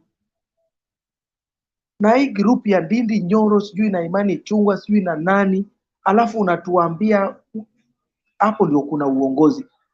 Bwana, hawa watu wanatuchezea sisi wa Kenya. Sisi tunataka justice. Na kama wewe uliogopa kura na unajua kuiba ndio dawa, mimi naomba, na kama hawa watu wa Supreme Court hawatasikia maombi yetu, Mungu aingie ndani yao na aseme ile kitu wa Kenya wanataka. Chebukati kama atapatikana na hatia, kwa sababu Chebukati alifanya hii kitu 2017 akaachiliwa akaenda free. Amerudi 2022 amerudia the same thing. Huyu mtu ni maisha ya watu wangapi ameharibu? Amechukua watoto wa watu wanachezea. Watoto wake amechukua anaenda kusoma ng'ambo. Mimi mtoto wangu atasomea wapi? Kama nchi ni hii, tunaelekea wapi? Wawache kutuambia ati to accept and move on. Uwezi kuja kutufanyia mambo ya madhara alafu natuambia accept and move on. It will never happen. And they are forgetting one thing about Raila Odinga. Raila sahi anaongea na watu wake taratibu tu. Wamesahau sisi ni wale wale. Raila akisema bwana enough is enough, my friend, hii barabara itajaa na utajua vile itajaa. Utashangaa watu wametoka wapi. So watu wanasikiza huyu mzee kwa sababu huyu mzee anasema wacha tupate haki. Haki ndio kitu tunataka. Hii mambo ya kutuambia amani tuko nayo. Tulianza kuwa na amani kabla Chebukati hajapewa kazi ya IBC. Na mpaka leo bado tuko na amani. Kwa nini utuchokoze alafu useme tunataka amani? Mimi napenda yule mtumishi wa Mungu anaitwa Muheri, jina yake ingine sijui. Yule Father Muheri, yule kutoka Nyeri, huwezi kumpata katika hizi takataka, hawezi husika. Huwezi kumlipa aende aombee kitu ambacho ni mbaya. Huwezi kumuita mahali watu wanaongea vitu mbaya, huwezi kumpata hapo. Na kama huyu Ole Sapit, mimi huyu mtu Mungu anisamee kama naongea juu ya huyu vibaya. Mungu anisamee. Hakuna vile wewe unaweza kuenda kuombea kitu ya uwizi na unarudi kwa mtu mwenye aliibiwa unamwambia accept and move on. It will never happen. Waswahili wanasema ajuae uchungu ni mzazi. Yule aliyezaa ndio anajua uchungu. Wakenya ndio wanasikia uchungu. Hapa Mombasa tunaongea, kuna mtu yuko hospitali alilazwa kwa sababu ya hii maneno. Akuli, anawekwa maji. Anasema yeye anajua kabisa Raila Odinga alishinda hii kura. Kwa nini watu wengine wanachukua hii kura? Wanafanya hii Kenya ni kama nyumba yao. Alafu unatuambia wewe ndio unajua kuomba. Bwana, warudi kwa Biblia, wanajidanganya na Biblia. Waulize Bernard ama wakuje waniulize. Mimi najua maneno ya Biblia. Yesu alisema kuna watu watakuwa waombezi hata kuliko mimi na watajifanya wako na mimi. So tuache mambo ya kudanganyana. Mimi naomba court ukweli, Mungu aingilie kati, hii kitu tupuliwe mbali, ndio wajue uchungu ya kuiba wananchi. Sio Raila Odinga walimuibia kura, ni wananchi ndio waliwaibia. So wale ambao wanatutukana kwa Facebook, haina shida, nyinyi endelee tu na matusi. Kuna kizungu inasema two wrongs don't make a right, and you cannot pay evil by evil. We will not pay you by evil. We will pay you through justice. Sasa wewe tutusi tu, wewe ambao unatutusi kwa social media, wewe endelea tu kututusi, tuite hayo majina, hakuna shida, lakini siku yako ya mwisho itafika hiyo matusi. Hiyo mdomo unatutusi nayo ni Mungu anakupatia. Sisi tunasema kama William Ruto anataka kuwa rais wa Jamhuri ya Kenya, awache mambo ifanyike ya kiwazi, kila mmoja aone. Akishinda atapewa mkono na kuambia bwana umenishinda, tuendelee. Lakini si ati mtu ununue IBC tena uendelee kupiga kifua, hata unasema wewe ulisijui ulikuwa na Mungu. Wale wengine kama Raila Odinga alikuwa na Mungu, si angekuwa amekufa? Sasa yeye angekuwa yuko. Kwa hivyo mimi naomba mahali popote hawa wa Kenya wako, tunajua justice itapatikana, but hawa watu wa Kenya kwisha wasijaribu kututisha, wasijaribu kutupangia maisha. Hiyo walikimbilia wakafikiria ni rahisi, hawakujua kama ni mtego. Hii ni mtego walikuwa wamewekewa. Na mimi naomba koti ifanye hivi. Na kama hii watashindwa kufanya, Bernard, mark my word, after petition ya hii Supreme Court, kama watamaliza na uchaguzi, mimi nitafile petition ya Chebukati mimi mwenyewe, ili ashikwe, ashtakiwe, afanyiwe mambo ambayo inatakana afanyiwe, kwa sababu ni maisha ya watu wengi Chebukati ameharibu. Aliharibu 2017, akaachiliwa, akatembea free, akaona hii ni routine ya kawaida. Amerudi 2022, ametuharibia maisha the same, anachukulia ni jambo la kawaida tena, na anasema nitatangaza vile nataka. Mimi naomba kama court haitachukulia Chebukati hatua, plus huyu mtu anaitwa Majan, sijui Majan, mwenye alikuwa anaulizwa hii tenda ulivyokuwa unapeana, ulikuwa unajua kama hawa jamaa wali mess election ya watu ya country tatu? Akasema ajui. Hii yote wawekwe pingu, wapelekwe kule Maragwe. Niko na uhakika wakikula Maragwe hakuna mtu anawahi kuchezea wa Kenya. Asante Bernard, kwa sahihi ni hayo. Okay, thank you Nyumba, we appreciate that. Na kila mtu tafadhali tukae ngangari, inchi hii ni yetu, jukumu la kuilinda na kuhakikisha kwamba inasonga mbele ni letu. Tukiharibu ni sisi tutalaumiwa. Yule mtu ambaye afuati sheria, yule ambaye hataki kufuata maagizo, huyo ndiye adui wa inchi. Our greatest enemies are those that wants to mess up our system of operation and turn it into a channel of their own profit. If you can defeat the justice system, then you will introduce evil in the land and nobody will ask you any question. If IBC cannot give us the elected people, they begin to select for us the people. then IBC has outlived its usefulness. Its existence is not needed. And so we are killing institutions by our bad behavior of trying to defeat the law and averting what that requires. So tusijidanganye hapa kwamba tukisupport uovu tunakwepa. Hakuna kukwepa. You make for yourself a president who is above the law, who cannot be questioned by anybody, and then tell me how we're going to enjoy when he begins to do what he wants to do. Right now, anawapongeza, anasema Chebukati was the hero of these elections and IEBC. Why? You need to ask yourself right questions in order to get right answers. And I keep asking you, especially the young people. The young people especially. You know, you will be in Kenya longer than most of our senior citizens here. If you want history to repeat itself, keep doing what the people who lived that time did. In the church, they talk about now, I will say this because I was listening to another prophecy and I got very much angry. Where somebody was claiming that somebody's caste is the caste that has refused him from becoming president. A caste does not rest on you until you partake into what causes the curse to take effect. That means hata kama babu yako alikuwa shetani, okay? Dhambi ya babu yako haiwezi kukufuata tu kwa sababu ulizaliwa kutokana na babu yako. Mpaka wakati utaanza kufanya yale ambayo babu yako alifanya, ndio hiyo laana ikaanza kufanya kazi.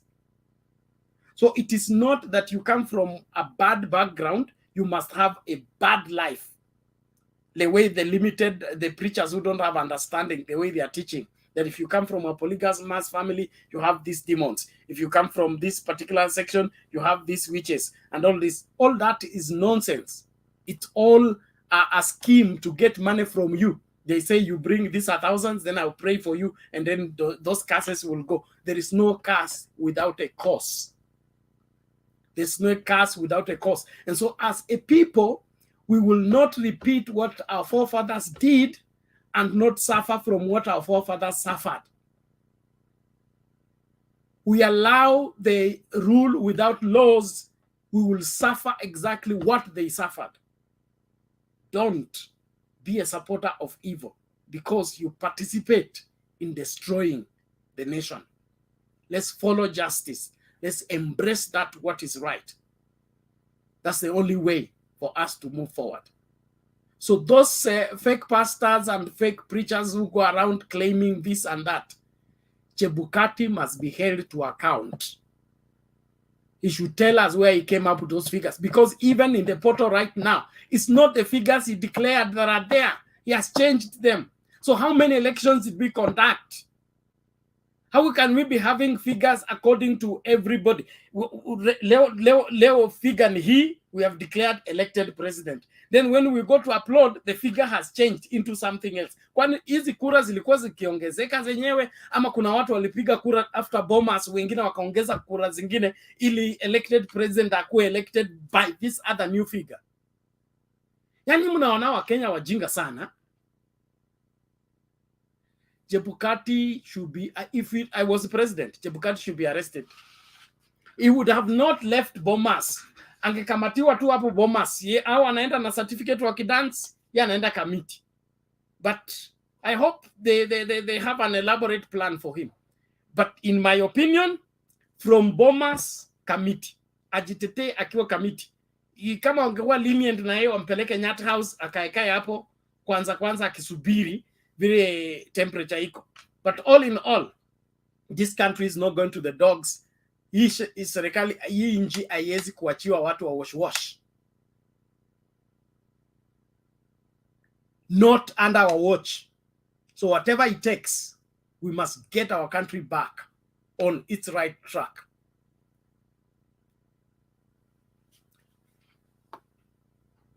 Thank you very much. Naomba sasa tumsikilize Olara dakika mbili tukisonga hivyo mbio tafadhali. Mbili. Olara, 2 minutes. Asante sana, hiyo 2 minutes yangu umekazaa nayo sana bwana. I'll make it in 1.5 minutes. Nitakuachia nusu dakika alafu comment for what I'm rising now here. Thank you. From the video, the tag video you shared, we only hear some voices there. But as a legal mind, what did you hear? I heard that Chebukati only gave a copy of the signing is to President-elect, and he still have to submit 2 of the copies of the same somewhere else, I think to judiciary and somewhere to the sitting president.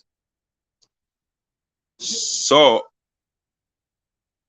how is it legal that we are going to submit a petition whereby the judiciary has no copy of the same, contesting the same? Then people are saying here Kenyatta has not congratulated President-elect. How can he congratulate a President-elect, whereas I think he got 2 copies of the same winning of some different winning persons, at least on one officially, or Chebukati 2 days before, then the changing of the situation, and now Chebukati cannot go and face the president with a different verdict. Sasa hiyo ni mavitu tu naangalia tu hapo.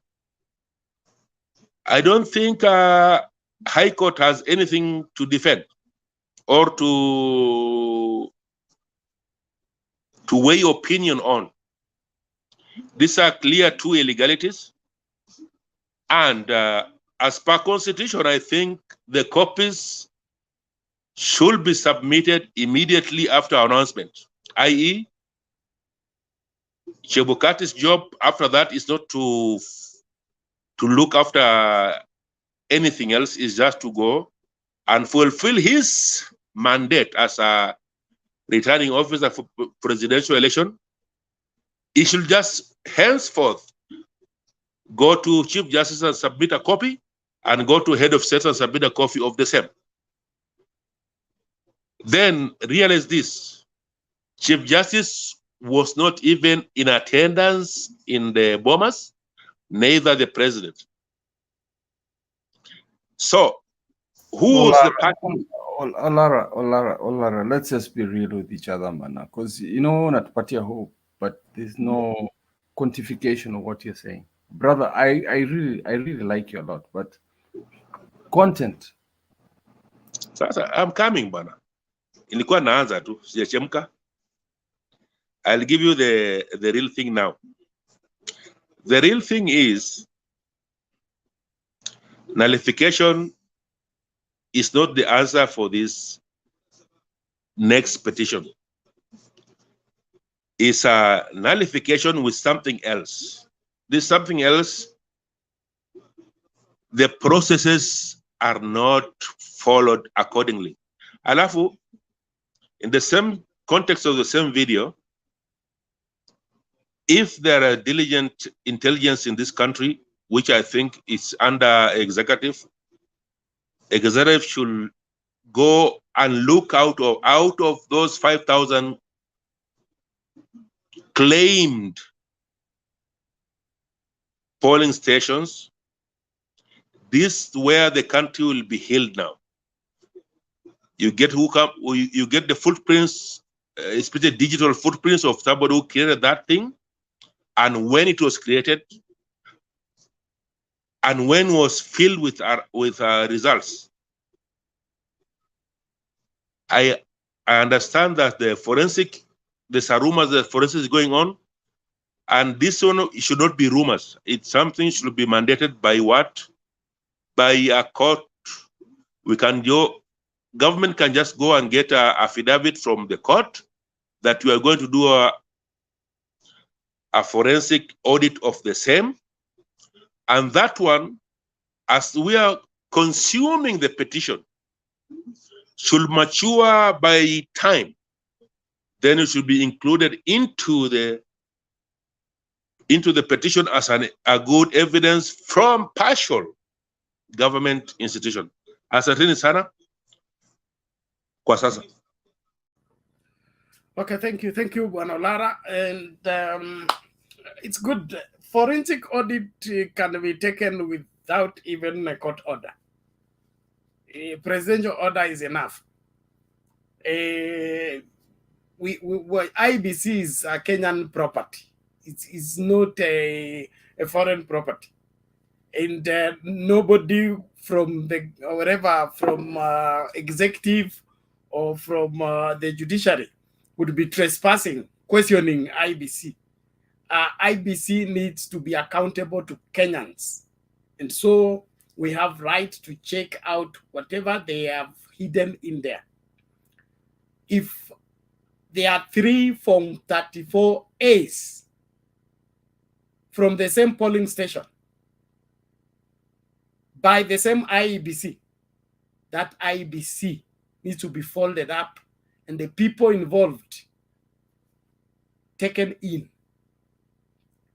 Allowing evil to go unpunished in any society is the beginning of the downfall of that society. We cannot allow this 2013, 2017, 2022. Then you tell me that Ruto must be president. He is president-elect. He must be president. We never said he has to be. If he wants to be president, he should win an election, not set up an election so that it works out everything the way he wants it to go. Kenyans need to have a say in who becomes president. Not the same person, the same way we used to go fishing. We go and poison the river at the source, then we go down the river, wait for the fish to come, and we catch the fish.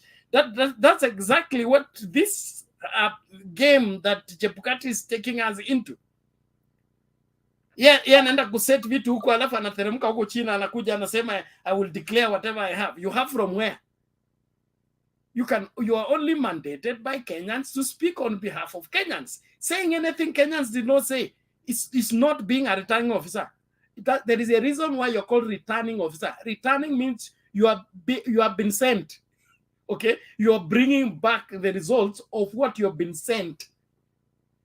It is not create your own results and bring back. Returning officer from where? Let's be sober as Kenyans. Na tusicheze. This country is not going to wash. This country must get back on track. We want our education to work, our health to work, our road sector to work. Every aspect of this country is going to work smoothly. And any person who is against that, aanze kufunga virago kama mipaka hazijafungwa. Because we are not handing over this country to anybody who wants to run it down. Get that clear. Thank you very much. Naomba sasa tumsikilize nani? Tunaenda Walara yuko nini bane? Wewe unajua masaa yangu hapa ni fupi leo. Ndio sasa ukitoka hapa najua una kitu ya kuhubiria watu about their conscience.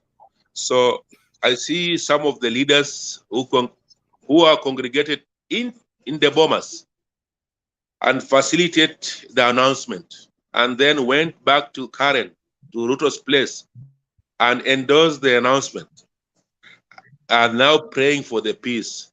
Have they really something from your deeper thought, from your deeper heart of hearts, from your soul, Bernard? Kuna kitu utatuachia kama parting party hapa, sisi ndio tukae naye pia mpaka kesho. No problem, Olara. We appreciate that. Don't mind those people. Don't mind those people. People who think about themselves are not yet in the level of being regarded as leaders from my school of thought. The moment you are caught up into yourself, you cease to be a leader. Leadership and selflessness go hand in hand. So kama unaenda kuchukua bahasha mpaka unasahau unapaswa kulinda inji, unapaswa kulinda vizazi vijavyo, unapaswa kuongea kwa sababu ya wale ambao hawezi kuongea, basi wewe sio kiongozi. Wewe ni mlafi kama walafi wengine. Wewe uko na kola ya blue ya orange, ya purple, it doesn't change anything. Selfishness and leadership don't go hand in hand. It is selflessness. Forget yourself long enough. Think about someone else. That's what makes you a leader. When you're able to put yourself last and put the nation first, put the other people first. So as Chebukati, you have been given results. You are told to read. How are these results going to help Kenyans?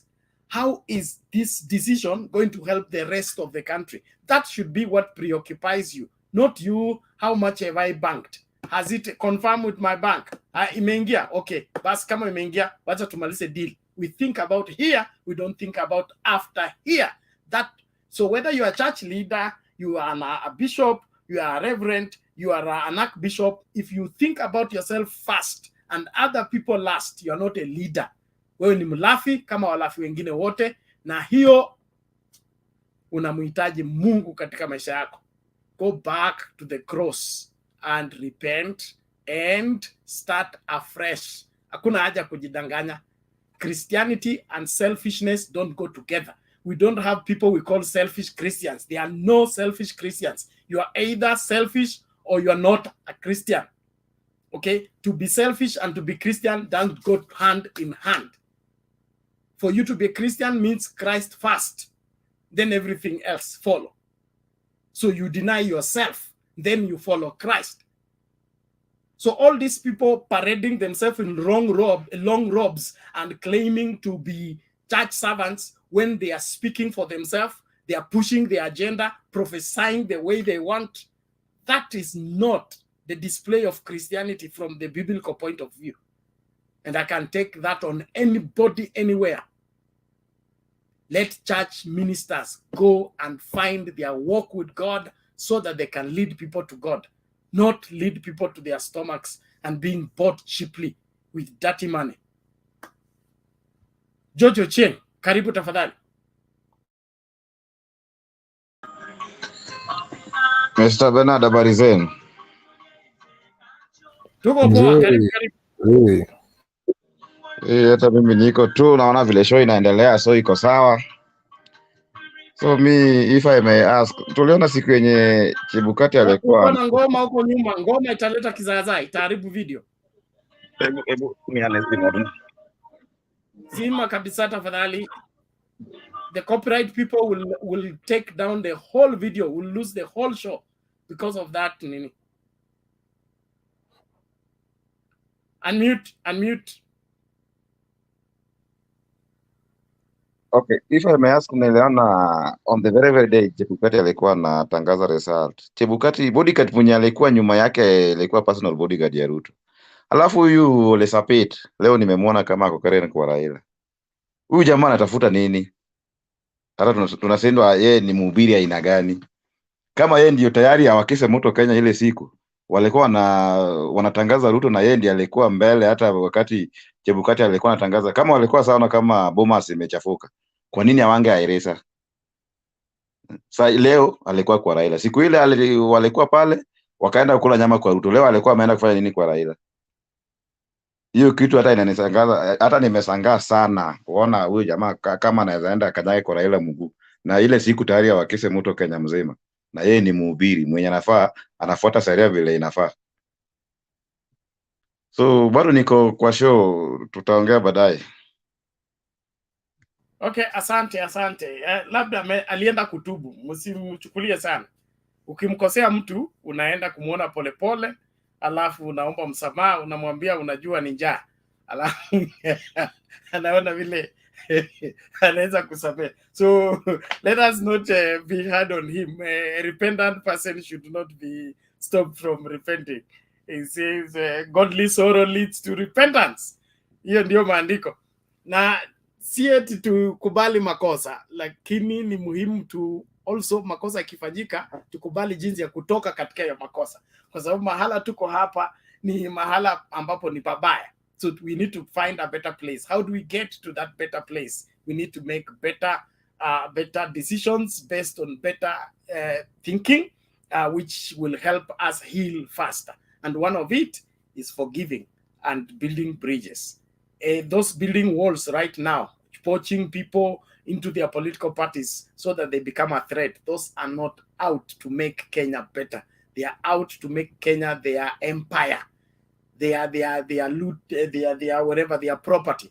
That is not what Kenya is. Kenya and its leadership, Kenya belongs to all Kenyans equally.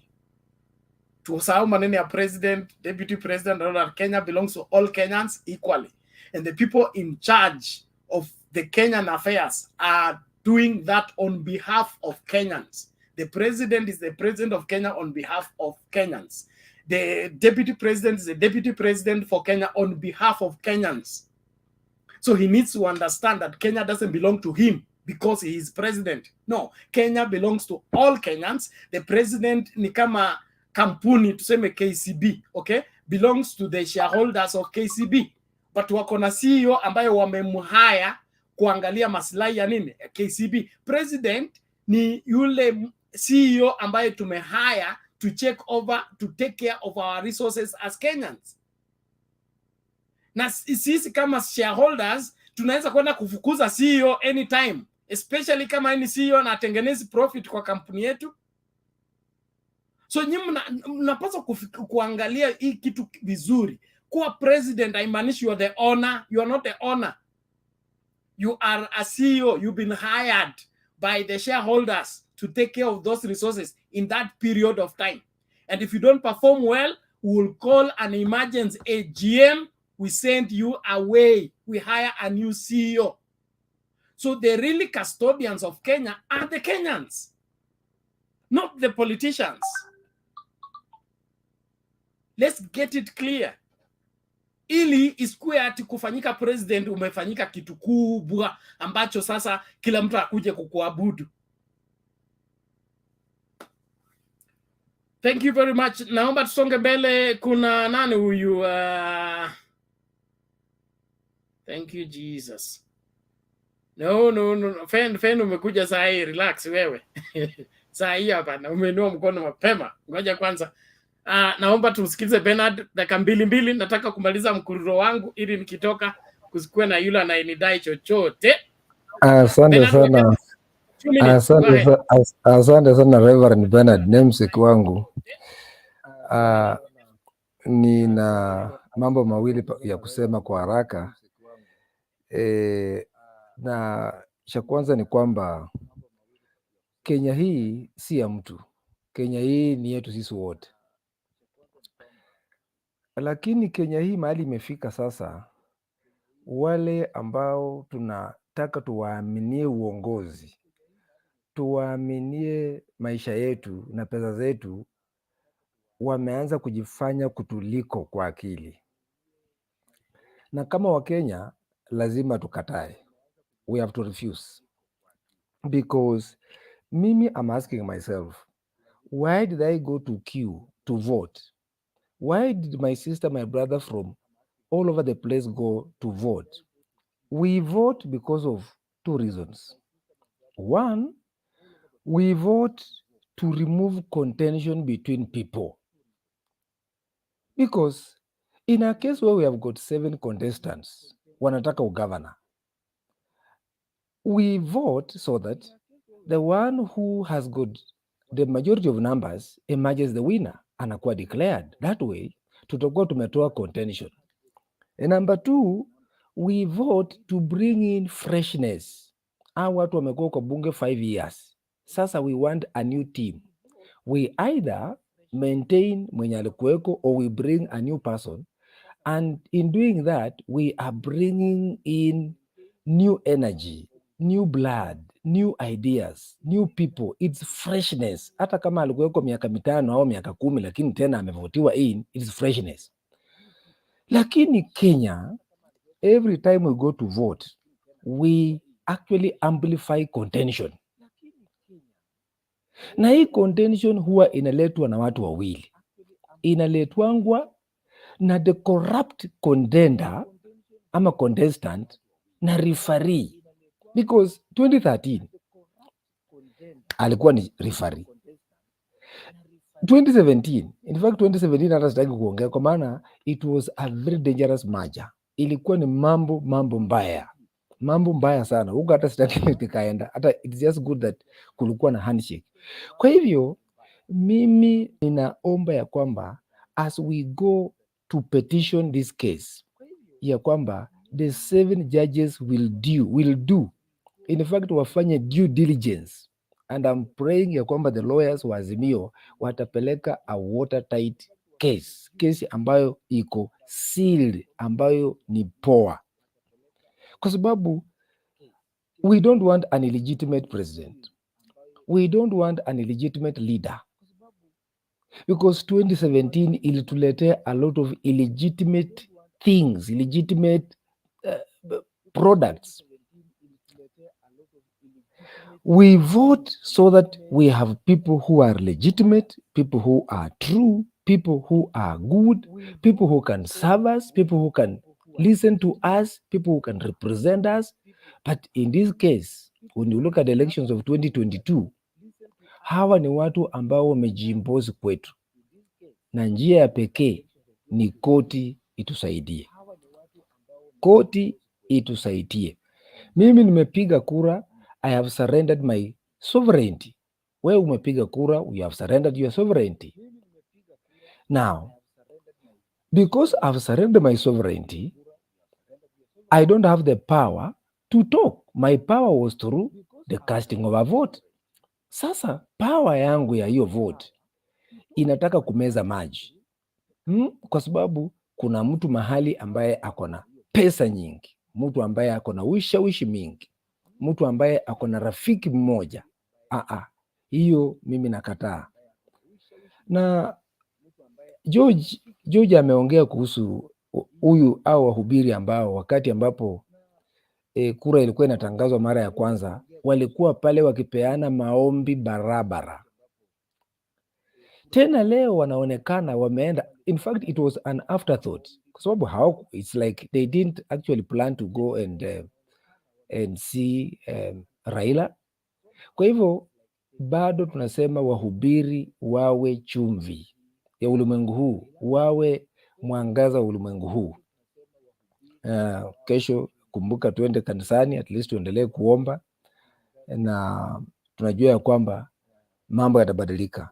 Kitu kimoja ambacho naamini ni kwamba a nation becomes what its citizens vote for. But this time hatukuvote wizi.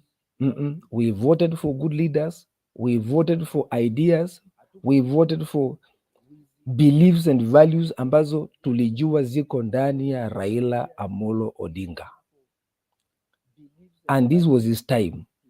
Kwa hivyo mimi nina hakika ya kwamba my winning team was my winning proposal ambayo nilipeana, na ninajua by God's grace after 2 weeks Mr. Karara mzee wetu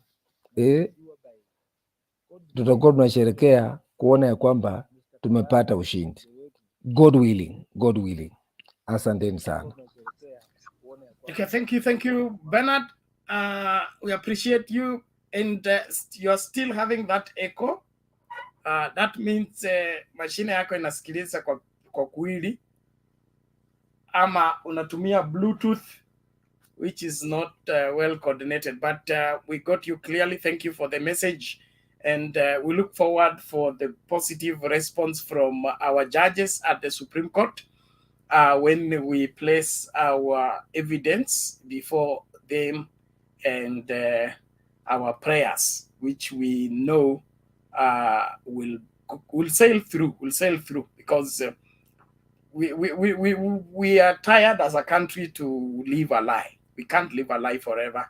We need to have our act together as a country. We need it badly. Anybody who doesn't see that ni mgonjwa mahututi. We need to put our act together as a country, or we cease to exist as a country. That is how bad this thing is.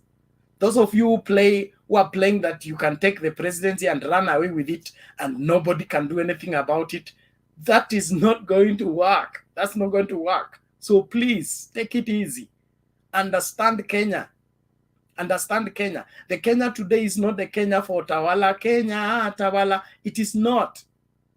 This is different. So if you think you're going to run around with things and say the minority can still take care, can still subdue the majority and rule them for as long as they want, it doesn't work that way.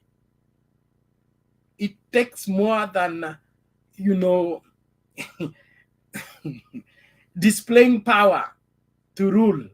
You need some level of wisdom. You need some level of cunningness. You need some level of balance. You can't just run on everybody and think that you're on top of your world. It doesn't work that way. I'll play a few videos and then we get to the next person, Laban, I guess. Laban, unaleta giza kwa studio. Washa msuma. Okay. Hapo naonekana kidogo Bernard. Hapo umejaribu kiasi. Sasa mimi Tusalie siasani huku kikosi cha Azimio kikizidi kujiandaa kuelekea katika mahakama ya upeo kupinga ushindi wa William Ruto kama rais mteule. Wengi wanatarajia kuona iwapo mahakama hiyo itafutilia mbali ushindi wa Ruto au itaushikilia. Hata hivyo, baadhi ya wanasheria wamedai kuwa kuna dalili ya mahakama hiyo kutoelekea njia hiyo na badala yake kuamuru IEBC kufanya hesabu mpya ya kura zote zilizopigwa na kisha kumtangaza mshindi kulingana na hesabu hiyo. Lakini kikatiba mahakama ya upeo ina huo uwezo? Mwanahabari wetu David Mudhoka anaangazia mikondo mbalimbali ambayo mahakama hiyo inaweza ikachukua katika uamuzi wake.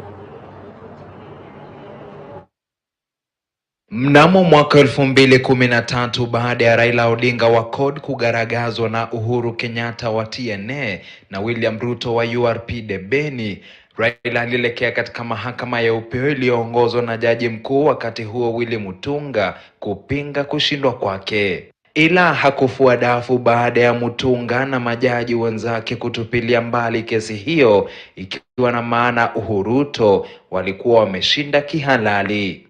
Miaka 5 baadaye, punde tu baada ya kivumbi kingine kati ya Ruto wa Jubilee na Raila wa NASA, Raila alirejea kwenye mahakama ya upeo kupinga kushindwa kwa mara nyingine. Jaji mkuu mstaafu David Maraga na benchi lake safari hii walijibu maombi ya Raila, japo afueni ya Raila haikudumu kwani alishindwa kwenye uchaguzi uliorudiwa baada ya kugoma kushiriki. Miaka mingine 5 baadaye, Odinga anajiandaa kupeleka ushindi wa William Ruto wa Kenya Kwanza kwenye mahakama ya upeo tena baada ya IEBC Jumatatu kumtangaza Ruto kama rais mteule. Na ikitarajiwa kuwa mahakama hiyo inayoongozwa sasa na jaji mkuu Martha Koome huenda ikatupilia mbali au ikashikilia ushindi wa William Ruto kama ilivyotatua kesi mbili zilizopita. Njia nyingine ya kutatua kesi hiyo imeonekana kujitokeza. Hii ni baada ya upande wa mawakili wa Kenya Kwanza kudai kuna njama ya mahakama ya upeo kuamuru kurudiwa kwa hesabu ya kura na kumtangaza Raila mshindi kulingana na hesabu hiyo mpya, endapo hilo litakuwa mojawapo ya maombi ya Azimio. Lakini je, mahakama ya upeo ina nguvu na uwezo wa kutangaza matokeo na mshindi wa uchaguzi wa urais? A court of law can only declare one as the winner if it does its own tally and realizes that under the Elections Act that particular scenario plays out in a way that someone has clearly won the election. Kikatiba, kulingana na kanuni ya uchaguzi nambari 24 ya mwaka 2011, mahakama ya uchaguzi inaweza kuagiza IEBC kumpa cheti cha ushindi mwaniaji wa kiti cha urais, ubunge na udiwani baada ya hesabu ya kura iliyorudiwa kuonesha mwaniaji huyo ndiye mshindi, na endapo mwaniaji huyo hajavunja sheria yoyote ya uchaguzi. Hii ikionekana kuwa njia mbadala. Hata hivyo, mahakama ambazo awali zilijaribu kuchukua mkondo huo zilishia kubadili nia na kuamuru uchaguzi mpya. Kwa mfano, baada ya uchaguzi wa ubunge wa Kibwezi West mnamo mwaka 2010 2023 ambapo mahakama ya Machakos ilimpata mlalamishi marehemu Kalembe Ndile alikuwa amemshinda Patrick Musimba. Badala ya kumtangaza Kalembe mshindi kama ilivyotarajiwa, Jaji David Majanja aliishia kuagiza uchaguzi mpya Kibwezi West. We have not had a scenario or seen a scenario largely whereby a court has declared someone the winner, because the courts of law are so cautious not to end up infringing on the rights of also the respondents. Mahakama nyingi zikiwa zimejiepusha na kutatua kesi ya uchaguzi kwa kumtangaza mshindi. Macho yote sasa yatakuwa kwa Jaji Mkuu Martha Koome na benchi lake kuona ni vipi itaamuru kuhusiana na ombi la Azimio la kuhesabiwa tena kwa kura na kutangazwa kwa mshindi kulingana na hesabu mpya endapo litawasilishwa. David Muthoka, KTN News, Nairobi. Na hatimaye Brian Odinga Olunga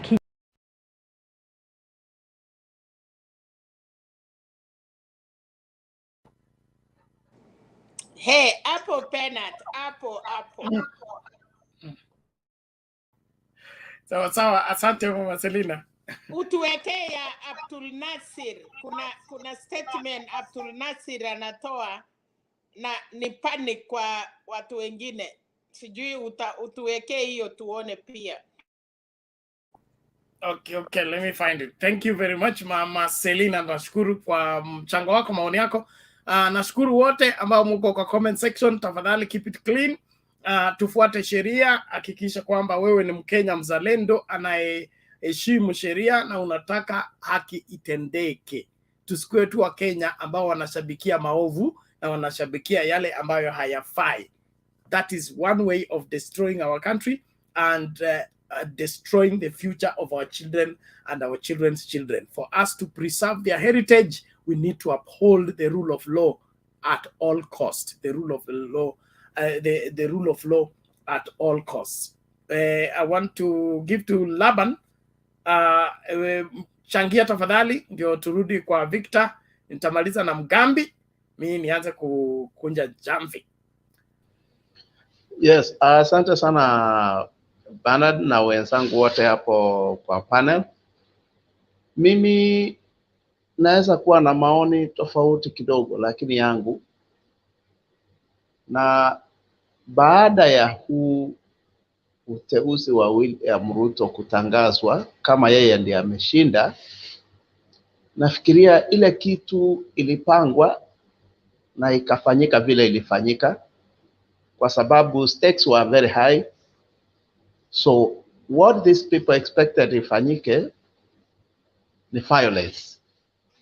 From there, Raila Odinga in quotes hawekewe kwamba huyo ndiye huwa anasababisha fujo kila wakati. Raila Odinga, clever enough, a statesman, mtu mwenye ako kwa handshake yenye waliingia in 2018 na rais mwenye ako kwa kiti. They decided the country haiwezi under that direction at whatever cost. Instead, watu waliona Raila akitoka akiwa very calm na akaambia wananchi watulie, everything will be okay. Hiyo iliwapata off guard. Aliwascore. In fact, mambo yote yenye unaona sasa hizi yanaendelea, hiyo ya kununua wabunge, ni baada ya hiyo embarrassment. Hizi ni options ambazo sasa hizi zinatafutwa, kwa sababu chenye walifikiria itafanyika haikufanyika. Instead, wale wamewacha ile route, wamechange route. So hata wao wako very sure, sio eti hawajui, they are very sure kwamba hii kesi ni yao kushindwa, sio kushinda urais. In fact, wameweka kesi ya kushindwa. So ni nini wanafanya?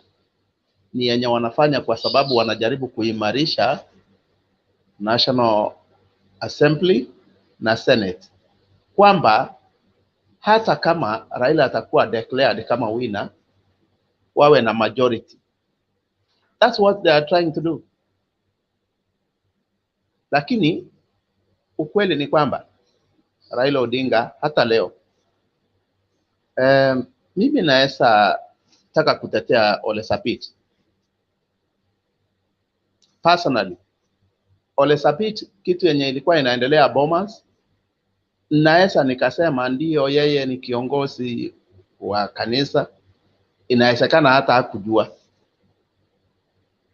Lakini now that the dust has settled, ukweli umejitokesha, and I'm very sure kwamba hawa watu wameonyeshwa moja kwa moja ni nini imefanyika. That's why leo wamejipata wakiwa Karen, wakiwa watuhumiwa pia. Kwa sababu gani? Pale Karen wameenda kunawa mikono eti kwamba sisi hatukuwa tunajua hii ilikuwa kiwango hiki. I think hiyo ndio sababu imewapeleka pale kujisanitize, kwa sababu ya yale makosa makubwa wamejipata wamefanya, ndio hata ulimwengu isiwekee kanisa makosa. Yale mambo ambayo yanaendelea Kenya hii, Raila Odinga alisema ndio Wakenya wapate haki na wajue aibu yenye ilifanyika kwa nchi ambayo inajulikana kwamba ni nchi ambayo inafuata sheria na demokrasia. Wacha kesi iwekwe kotini, hawa watu waanikwe. Baada ya kuanikwa, ndio Wakenya waelewe ni njia gani wanachukua. Mimi sitakuwa kwa upande kwamba eti saisi kungekuwa na activism yenye inaendelea ili kesi ikiamuliwa. Tutakuwa tumekosea. Muongozo ambao Azimio wametoa ufuatwe. Watu wawe watulifu, uamuzi utafanyika na ukweli itapatikana. Kama hiyo haitapatikana, kuna njia nyingine ya tatu, kwa sababu ukipelekwa hospitali ufanyiwe mpaka operation, ufanyiwe scanning, haujapona, hata mganga hako. Yule mwenye walikuwa wanamuita mganga, hiyo njia pia iko, wajue kwamba iko nayo inawangojea. Kwa sababu lazima ukweli upatikane Kenya hii. Tumechoka na vituko ambazo huwa tunaona baada ya miaka 5. Kwamba mtu fulani lazima ashindwe na mtu fulani lazima ashinde. Demokrasia ni nini basi? Demokrasia itakuwa inamaanisha nini? Hii Kenya kama hatutajua kwamba we are a democratic and a sovereign society, a section of Kenya will be democratic and sovereign and be sovereign. Na hapo wengine watakuja kukaa hapo mahali wanajua demokrasia iko. Kwa sababu tumekaa tukiangalia hii mchezo ikifanyika, vituko zikifanyika, tunasema okay, let's forget and move on. Hata wa Sudani Kusini walivumilia waka move on mpaka wakafika mwisho. Na wako na nchi yao na wanaendelea na kazi zao na mambo yao, hata kama serikali yao sio timamu vile. Hata Kenya hii sehemu moja ya kona inaweza kuwa nchi nyingine pia, ambapo wananchi watakuwa wanahisi kwamba they are represented. Nashukuru sana Bernard. Okay, asante Bwana Laban, tunashukuru kwa mchango wako na maoni yako. Kuna tweet hapa imepeana na nani ya David Morathe, anasema 14 ICT staff from IBC arrested by ATPU and ballot boxes sent to Kahawa Garrison. One of the ICT staff had already bought a house. Akwambia watu wako mbio. Yani ungoji pesa ikae kwa bank at least ingoje. It's a claim unconfirmed. Inasema Chebukati is already in Buckingham, UK as I write. He flee Kenya yesterday. I don't know how true that is, but that's coming from David Morathe. Well, let us remain sober, let us remain focused. Lazima kitaeleweka injini yetu na lazima tuilinde kwa vyovyote vile. That's what I want every Kenyan to wake up to. We can't let our country be run anyhow. Yes, Mama Selina. Sasa unatuambia Chebukati anaweza kuwa London.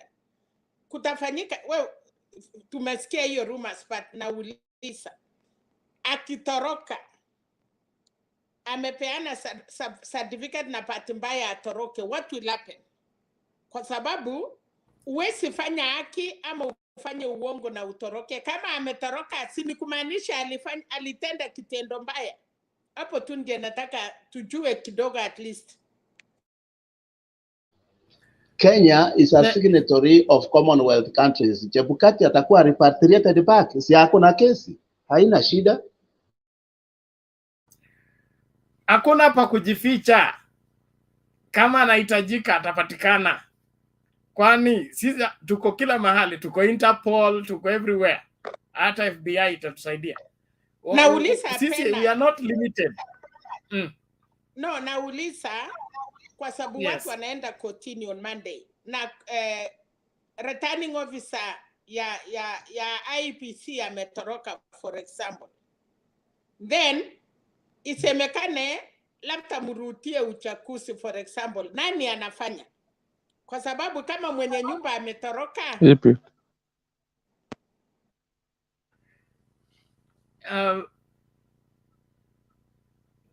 Who wants to respond to that question? Olara?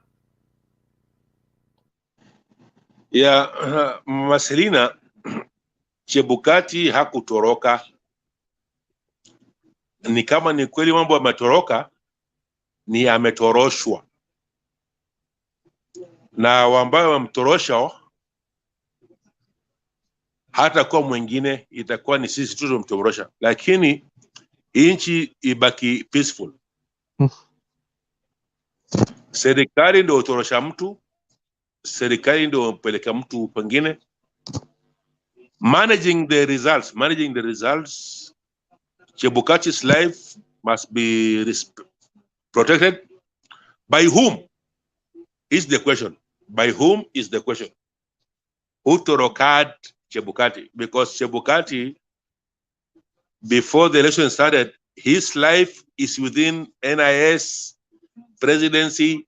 His life is around there. And if the same person can allow him to escape and go somewhere else, then the game is hired up. Yani imepandishwa. Game imekuwa kubwa zaidi. Let me tell you one thing, the panelists here. Hii nchi, the time British left in 1963, is only the White Highlands were being given to Kenya as our sovereignty continues. We had potentials everywhere. Samburu, everywhere, Turkana, and those places are just kept quiet. Nobody attempted to exploit that. Now go to Stock Exchange of Kenya today. All Uhuru and Kenyatta's families investment and actual money from there with the Western companies, banks, and what with their banks, they only own around 13% of that. But as a sovereign country, our central bank only owns like only what 5%, 7% to facilitate the legality of that. Now, as we are moving forward to the next, maybe our president-elect regime, what Ruto owns on that same stuff with all his companies. This I'm just speaking from speculative stuff. He owns at least 7% of all the country banking systems and what he owns 7%. And now you can utaelewa. First Kenyatta 15 years, second Kenyatta 10 years, and they're only 30% owning this country. Now Ruto done a good job to hold only 7%. Now, RAILA is only 1.5% of what his companies are doing in the stock. Now, who's owning more? Who's owning more? The more is always outside. Panolara, thank you. Panolara, you are introducing in a new twist. Please, let's just stick within Chebukati and the Poleni. Natoka. Asante. Like Olara well put kwa Mama Selina, linalo sehemu alipo kama alipo linjiani laja, lakini kile nakipenda kila Mkenya aelewe ni kwamba hakuna chochote ambacho kinafanyika hapa ambacho serikali haijui, pamoja na wizi wa kura, pamoja na matangazo mabaya. Hakuna chochote ambacho kinafanyika ambacho serikali haijui. You will be very naive and very foolish to think that you are too smart to outsmart the government and outsmart the government operations. You are not that smart. So probably even where Chebukati is, he may be a witness against himself. All the same, akihitajika atapatikana. Naomba nipatie nafasi wale ambao wanapasa kuchangia ili nianze kufungasha. Other moderators are coming in to conclude the rest of the show. I just don't want to leave anybody who has not spoken. So please be patient. I have 3 people who have not spoken and I want them to speak fast. Then nitaanza kung'atuka. So naomba tumsikilize Victor dakika 2, alafu Fen Mugambi, wewe nataka tubalize na wewe. Victor, uko wapi?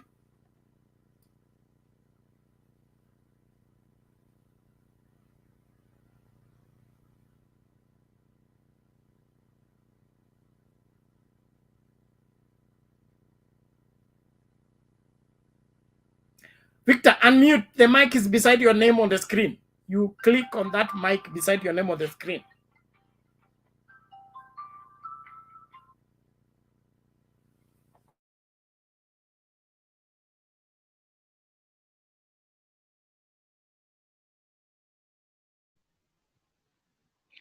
Sorry, Bernard, for taking long.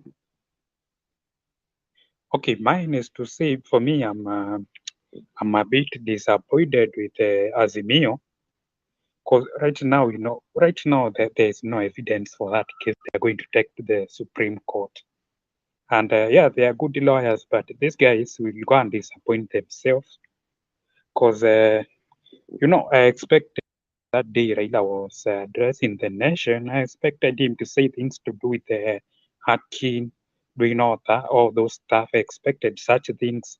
I expected at least he could give the figures, because there is a speech that Martha Karua, I think it was Azimio, when they are integrating the members of parliament. Okay, let me say they are members. There is a time Martha Karua said, now we have the numbers, sure that we've won. But the interesting part of it, they don't want to mention the numbers. They could now, after Chebukati has said so, they can say for us, we have this kind of figure. Then IBC have this kind of figure. We differ. I think it's about now the 4 commissioners. They should, they should at least come and they didn't come that clear. They didn't show any evidence of rigging.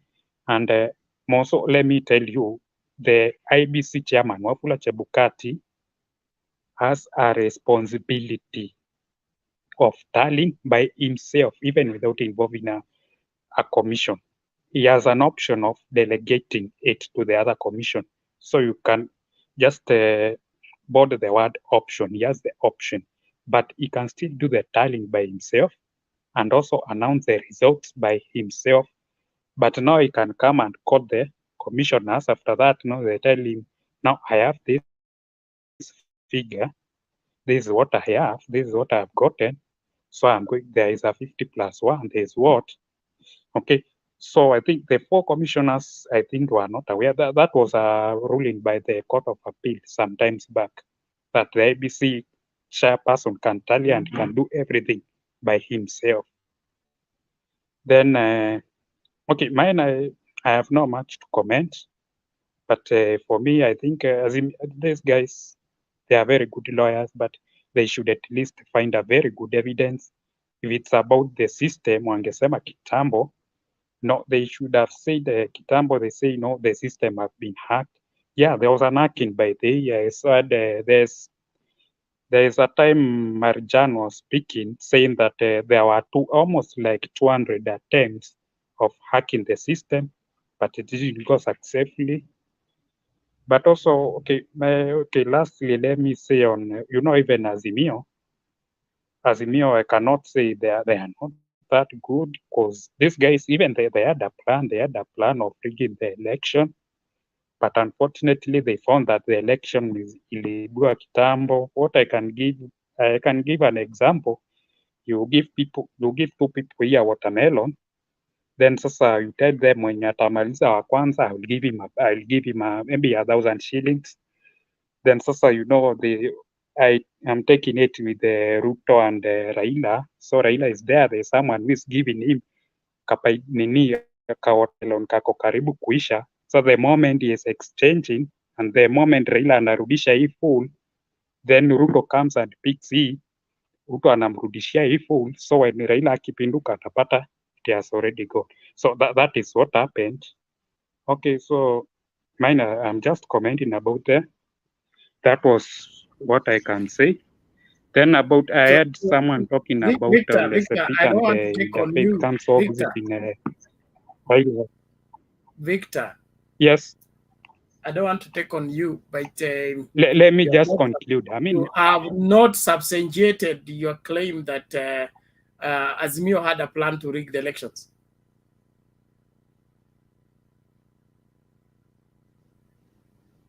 Yeah, of course. Let me tell you why. Because if they were genuine, they could have announced their figures. Okay, so they said according to our forms, what do you mean? They should they now were come not and the say, ones who announced this is their what figures. This is what we are They were not the predicting. ones who announced the figures. It's Chebukati. I mean, okay. After the IBC have announced, now they could say, us, we differ. We've come with this number. So it means these guys, it's like they were Please, planning Victor, to get you some cannot figures say from people maybe had a elsewhere, plan so that to they can rig come and an tell us. election without you giving us that roadmap to prove that there was a plan to rig. You cannot say because I have a figure and I'm not sharing the figure, it's because I wanted to rig.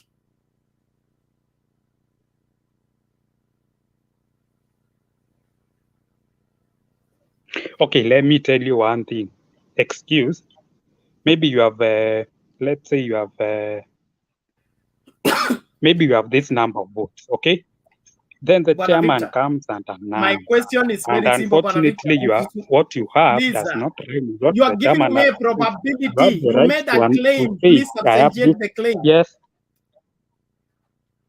I don't want you to give me a scenario or a probability. Yeah, that is what I'm you saying. made The a claim probability. that there was a plan to rig the election. So give me that plan. If you don't have, then you are only sharing probabilities, your imagination, you are, maybe the gossip you had.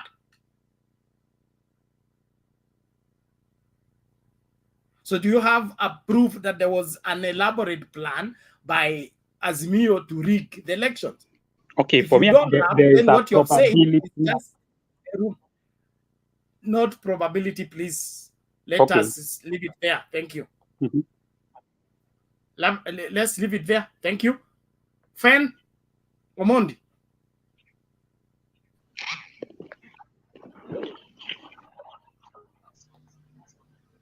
Asante sana.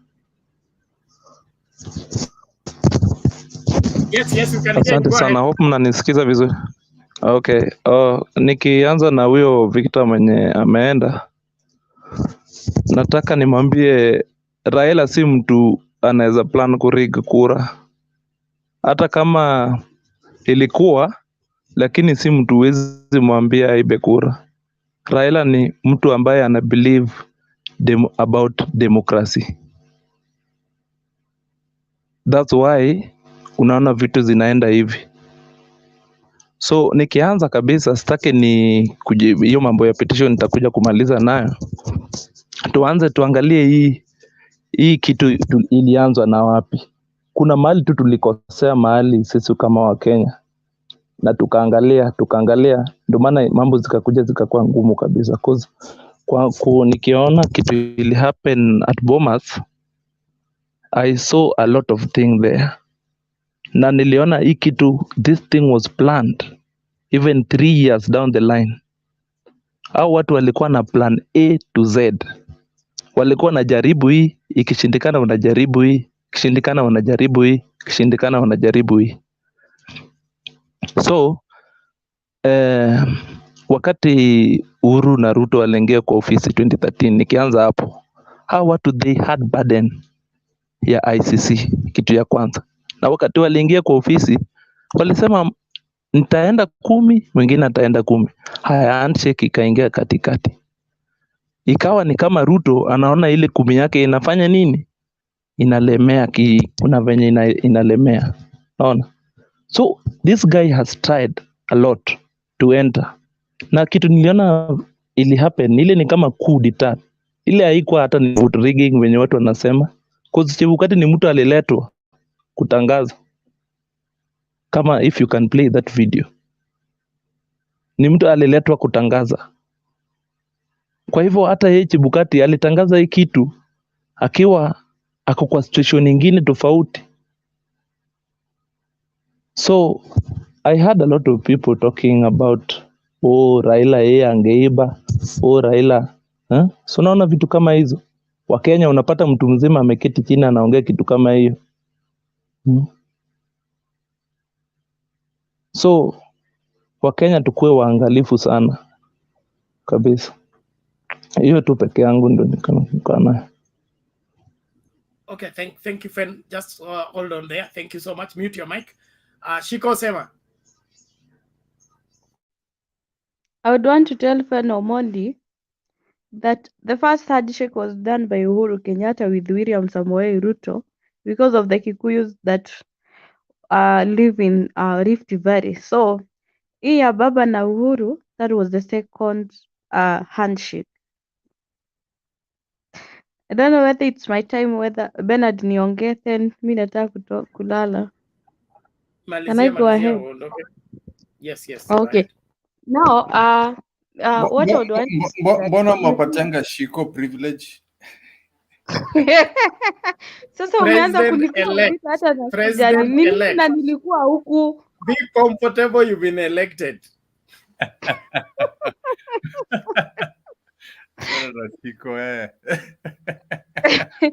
So nilikuwa huko before wewe nani prezo erect. Okay, wacha ninyamaze. Sasa Bernard, there's this thing about Mount Kenya people, and what baffles me is that those readers from our region, this man from Sugoi, the deputy president of the outgoing government, he's not musiniambia ati ni president elect Ruto sijui whatever. He's the deputy president of the outgoing government. Na hii kitu ya kukuja Mount Kenya ya kushinda sasa nimesikia wataenda Kirinyaga. And this thing about hiyo reading yenye imekuwa Mount Kenya, this is something that this man should be stopped. And I know there's those readers from our region wanasikia hivi venye nasema Ruto should be kicked out from Mount Kenya now, sababu unaona hiyo kitu anasema tena akuje next, anasema wataenda hiyo Kirinyaga. Huyo mtu bado region yenye imefanywa Mount Kenya huku ndio watu wameibiwa kura, ndio zimeibiwa mingi sana, even those fake polling station. And I can't imagine I went and voted for Baba, then kura yangu ikuwe ilienda kuhesabiwa na huyo mtu ikageuzwa na wizi. So this is a man who should be stopped coming to our region, because from where I am now, I'm not standing on whole city. I would want to say anapiganisha watu wanaitwa Wakikuyu, and that's why umeona vitu online watu wananini, watu wameanza kusema watu wameanza kusema sijui baba alichezwa na Uhuru Kenyatta, baba anafanya nini. Let me tell you, the enmity between the Kikuyus and the Luos will never end. If at all, the court will uphold Ruto's presidency. Na waseme wamemdeclare yeye ndiye alichaguliwa kwa njia halali. So this thing about this man coming to our region should be stopped. And our leaders now should work on that. Wacha wao wako wa UDA because sisi hatujakuwa tukitambua watu kama Ndende Nyoro and those other MPs. But from where I am Bernard, Ruto needs to be stopped. Hii kukuja Mount Kenya saa zote, hii anatupiganisha. Sababu wakati wao watu wengine wa Nyanza and from others from other region wanakuja kusema, wanaanza kusema ati sijui nyinyi wa Kikuyu mlitucheza. The enmity ya watu wa Nyanza haitawaisha. Na ndio unaona sasa wameanza kusema ni kama walichezwa na Uhuru Kenyatta, ni kama sisi wa Kikuyu. And that entitlement about the Kikuyus, the man who was lady aende atuonyesha we can vote for another president, Uhuru Kenyatta, a president from another region. Juu wa Kikuyu wako na hii entitlement ya kusema kama hawatachagua fulani huyo haezi kuwa president. So that entitlement that Kikuyu has, ati wao lazima kukuwe na mtu kwa serikali, mtu wao, ati lazima deputy kama president ni fulani, deputy akuwe ni wao, kama kukuwe na president wao. That thing has to stop. No one's on that seat of presidency in Kenya. No tribe owns the title of presidency in Kenya. Hiyo kitu lazima ikuwe stopped. Na huyu mtu lazima akuwe stop because angeenda kurudisha shukrani huko kwa Sugoi or even Afraha Stadium in Nakuru, not in Mount Kenya. Anatupaka matope. So we will never be seen like people who are we will never be taken serious by the other tribes. We will never be taken serious. Utaonanga saa zote watu wakisema ati Wakikuyu wako hivi, Wakikuyu wako hivi, but tunapiganishwa na mtu mwenye si wa region yetu. I think you should have taken that thing to Sugoi, not in Mount Kenya. We are tired of him. And let me tell you, Bernard, hata Supreme Court waseme Ruto ndiye ataweza uphold hiyo nini yake. Mimi I will never recognize Ruto as my president. I will never, over my dead body. I cannot support evil when knowing. So this thing ya kukuja Mount Kenya, those readers even au wenye waribiwa kura ndio waende nyumbani, they should now talk. This man should not be in Mount Kenya. We are tired. Me, I don't want to see him going to our region anymore. Juu anaenda kutuletea vitu chafu na kutupiganisha na hizo kabila zote. And I'm telling you, Bernard, if this thing haitaisha, na hiyo kitu ikuwe sasa baba ndiye akuwe declared the 5th president of Kenya, the enmity between the Kikuyus and now the other tribes will join, haitawaisha. So he should be stopped. We are tired of Ruto. Hata kama anatusikia, we don't want him in our region. Anakuja kutupaka matope. Pia anakuja kuleta hizo kuiba kura kwa region yetu. Sisi ndio anakuja kuiba. Sasa ndio tunasikianga watu wakisema Wakikuyu ni wezi. Juu anakuja kuiba na Wakikuyu wenyewe. Aende Rift Valley ama aende huko kwenye wanafanyanga hizo vitu za hizo nini. Ama aende Iten akafanya hizo nini. Homecoming akisema ni Thanksgiving. Unaweza enda kufanya Thanksgiving kwa boma ya wenyewe aje. He should be stopped, and that's all what I wanted to say for today. Because nimeona social media watu wameanza kutusi Wakikuyu sana. And let me tell you, Bernard, there was low turnout in Mount Kenya. Hata haikufika 50. Ana kama haikufika 60. Lakini wameiba kura. There's no way you can be given 6 ballot papers to go and vote for. Venye ulikuwa unaingianga kwa polling station unapatiwa hizo 6 ballot papers to vote for the president, the governor, the senator, the women rep, the member of parliament na MCA. Na uniambia ati kuna IBC official angekubali ati uchukue hiyo ya president, you just vote for the president and you return the other ballot papers to the IBC officials. And if at all hizo zenye zinasemekana huku Mount Kenya unaona mahali imeongeza over 200,000 votes. So what is that? So that it means kuna watu walienda wakapigia president hizo zingine wakarudishia the IBC officials. Wakarudisha za MPA za MCA na hizo zingine za members of parliament. So ameleta wizi Mount Kenya, and that's why we will never be trusted as Kikuyus. We will never be trusted by even other tribes. They will join hands against us. Anatupaka matope, and that's all I wanted to say for now. Thank you, Bernard. Sorry nani where Alex sorry nimeona umeandika sijui president elect or president. I meant the ELECT. It's where I come from. Excuse me nani Alex. Sisi hatujuangi Mkikuyu hajuangi R na R. So lakini kuandika nitaandika vizuri, lakini ndio mbaya, hapana kuingilia mimi kwa comment section. Order everybody.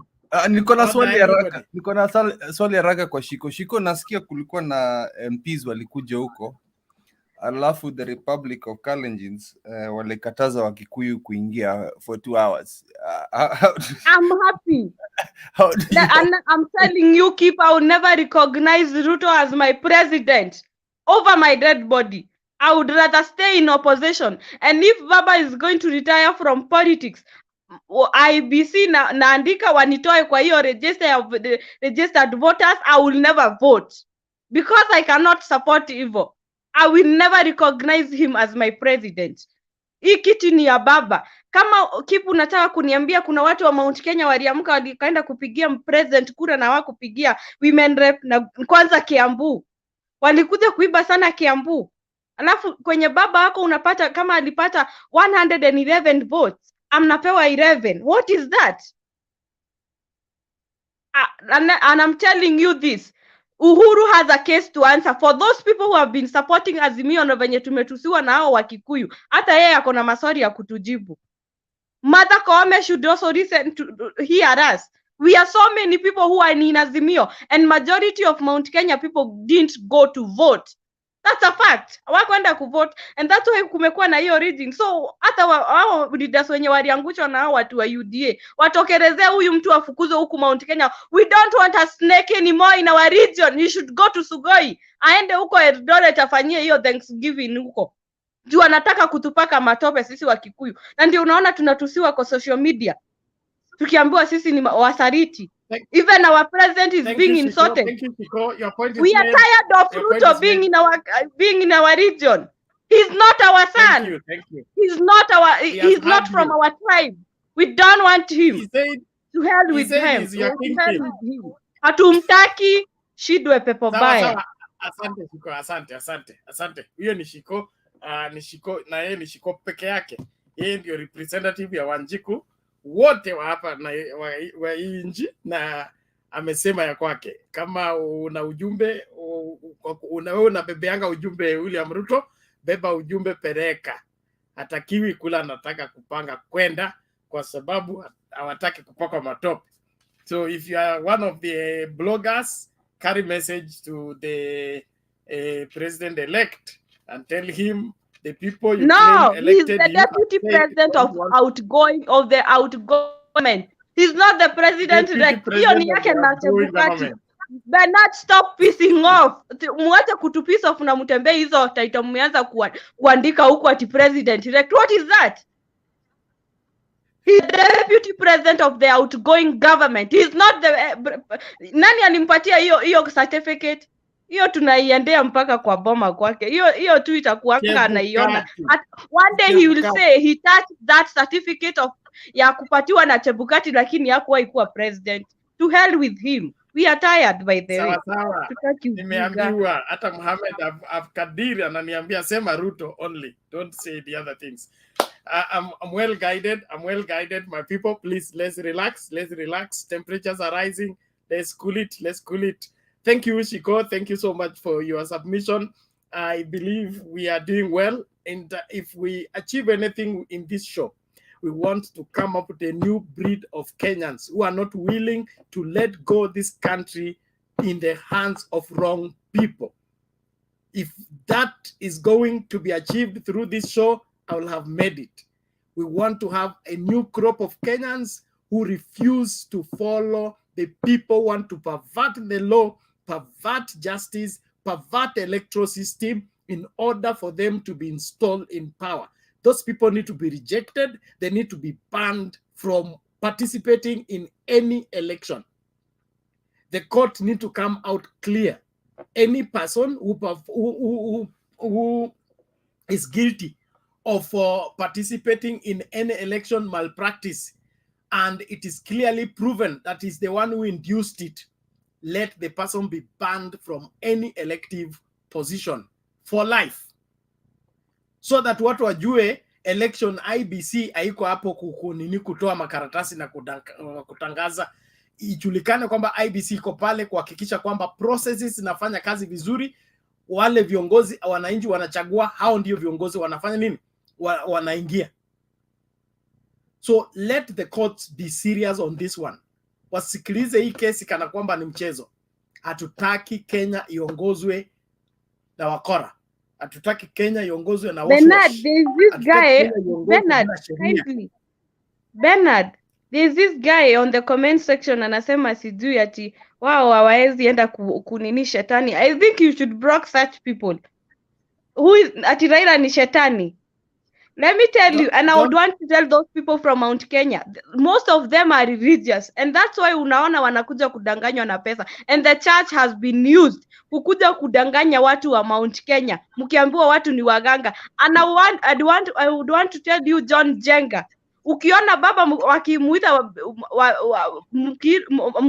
mtusi, let me tell you, baba alishajua this clergy au wanajiita mabishop na whatever ashawajua, na ndio unaonanga atakangizo vitu atiende mwagiriwe mafuta sijui wamuende wamuombe. Hataki hiyo nonsense. Alishajua that there's difference between a true man of God na hao maconmen wenye mnaitanga pastor. So stop the nonsense, just block him. Nani Raila ni shetani kwako. Kama ni mganga siondo ukue mganga hata wewe. Who have stopped you? Mlikuwa na yeye kwa mganga mwetuaga atia tokonia toto giteno. Tosha, thank you Shiko. Good night, see you later. I'm not going, I'm here to stay. I'm Azimio. Mimi ni wa Azimio. People never voted for Ruto. Wakikuyu hawakutokelezea, msimdanganye. Mlishakula fare ya Ruto. And then Order, Shiko, please stay cool. We must have the show. Thank you very much. Thank you. Now let's do this. I wanted to make sure that before I hand over, everybody has gotten an opportunity to make submission. I'm happy I'm remaining with Mugambi, and the rest of the night class, I will leave it in the hands of Keep and Goja Kwanza. No, it's a very quick thing. I blocked G for abusing Nyumba yesterday. So G, no, I'm the one who blocked you. You cannot abuse Nyumba like that. And I'm don't block G. G should be banned from the studio. Ban him from the studio. G, you're not allowed here.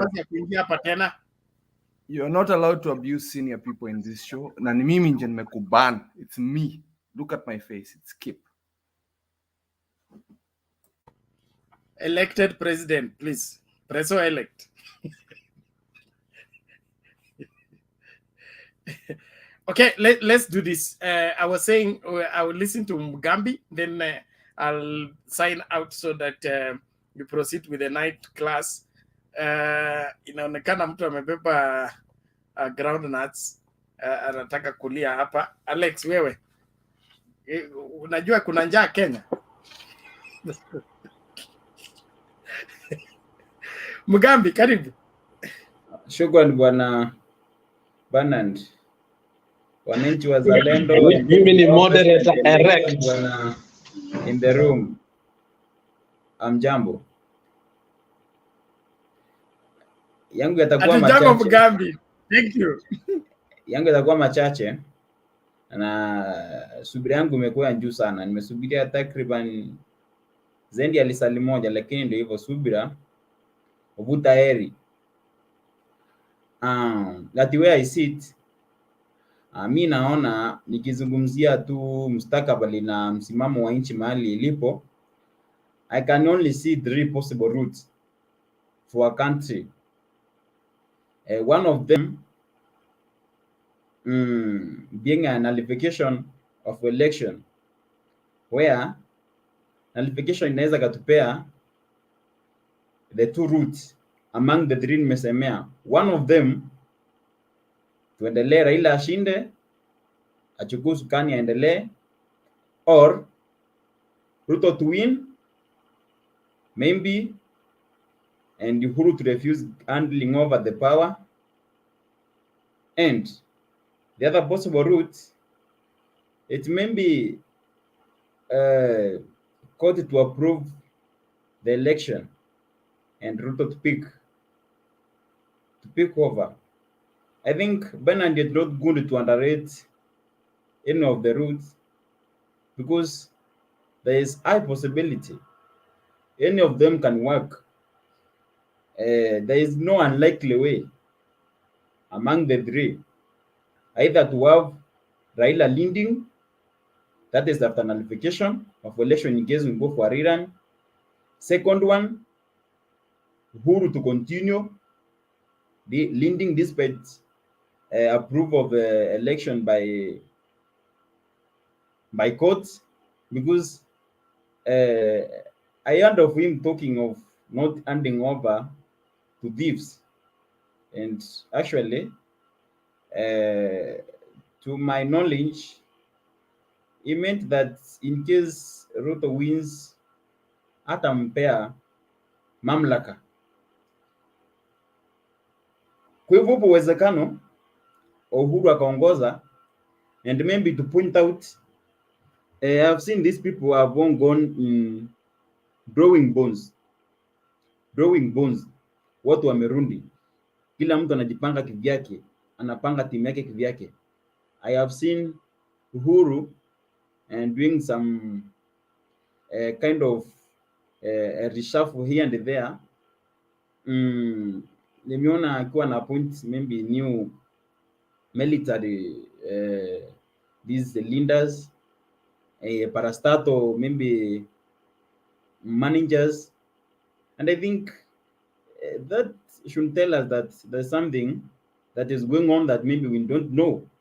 At back end there are many operations in kitchen, kuna vitu vingi sana vinaendelea ambavyo sisi tu kama wananchi huenda tusielewe ni kipi kinaendelea, lakini kwa hekima na akili tulizonazo tunaweza jaribu tu kubambanya hapa na pale, akala tufikirie kipi kinaenda kutokea. Vile unaona vile pia Bwana Ruto sio mchache, kwa sababu amejaribu kujipanga. Umeona tu ameanza kuachua baadhi ya wabunge wa Azimio, huyu ndiye yuko ndani, main governor independent ako kwake. Hivyo kumaanisha vipo vitu vingi sana ambavyo vinaendelea ambavyo tuwezi kuvielewa, lakini mwisho wa siku venye nimesema, barabara ni 3 ambazo tutazipata: Uhuru kama rais, Raila kama rais, ama Ruto kama rais. Pengine Bernard, sitaki kuchukua muda mrefu sana, nafikiria mzee wetu Bwana Karara ataweza kufanua yenye nimeyasema. You know, Victor alikuwa ameguzia jambo hapa, akasema kwamba our team Azimio team haijajipanga vizuri maybe in terms of evidence. Alikuwa ameguzia vitu kama hivyo, na kwangu mimi najua Bwana Bernard uko juu yangu kidogo na pengine uko na uwezo.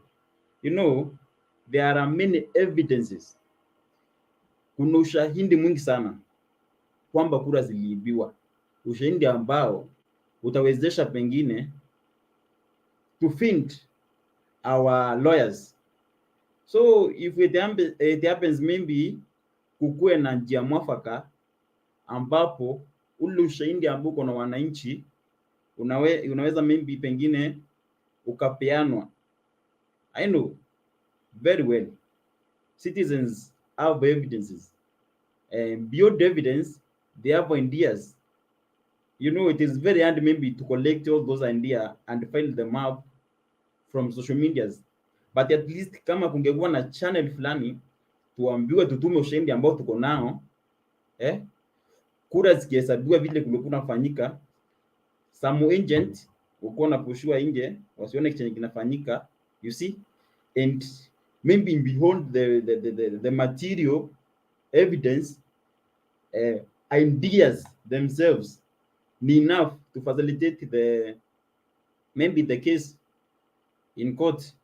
So maybe Bernard, let me end there. But my submission basically mostly was based on the possible 3 routes. That is, okay, maybe kuna kitu ambacho sijasema about the deep state.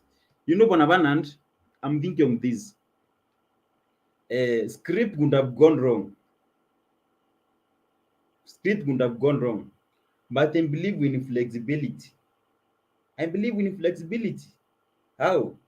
Kama ulikuwa umepanga mambo yakaenda hivi, kama ulikuwa umepanga pengine kwa wanadanda utakuta vaa hivi, alafu keshowe ulikuwa umepanga nguo za pengine kulingana na hali ya anga, kukuwe na jua, alafu kunyeshe, itabidi umebadilisha.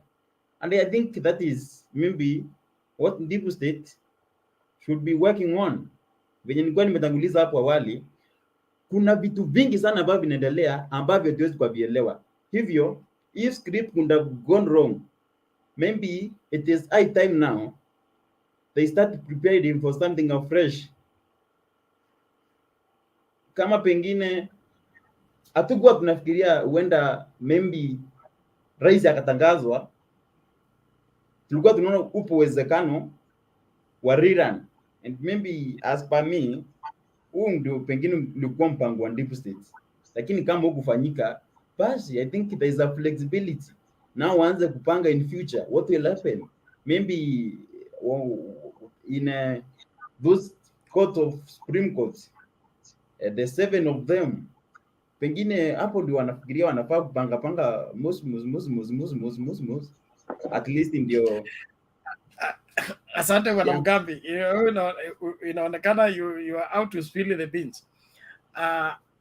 The Raila Odinga I know, and all his years of sacrifice for this country, is that he doesn't want to be a fake president of this country. He wants the genuine mandate of Kenyans, so that when he sits on that seat, he owes nobody.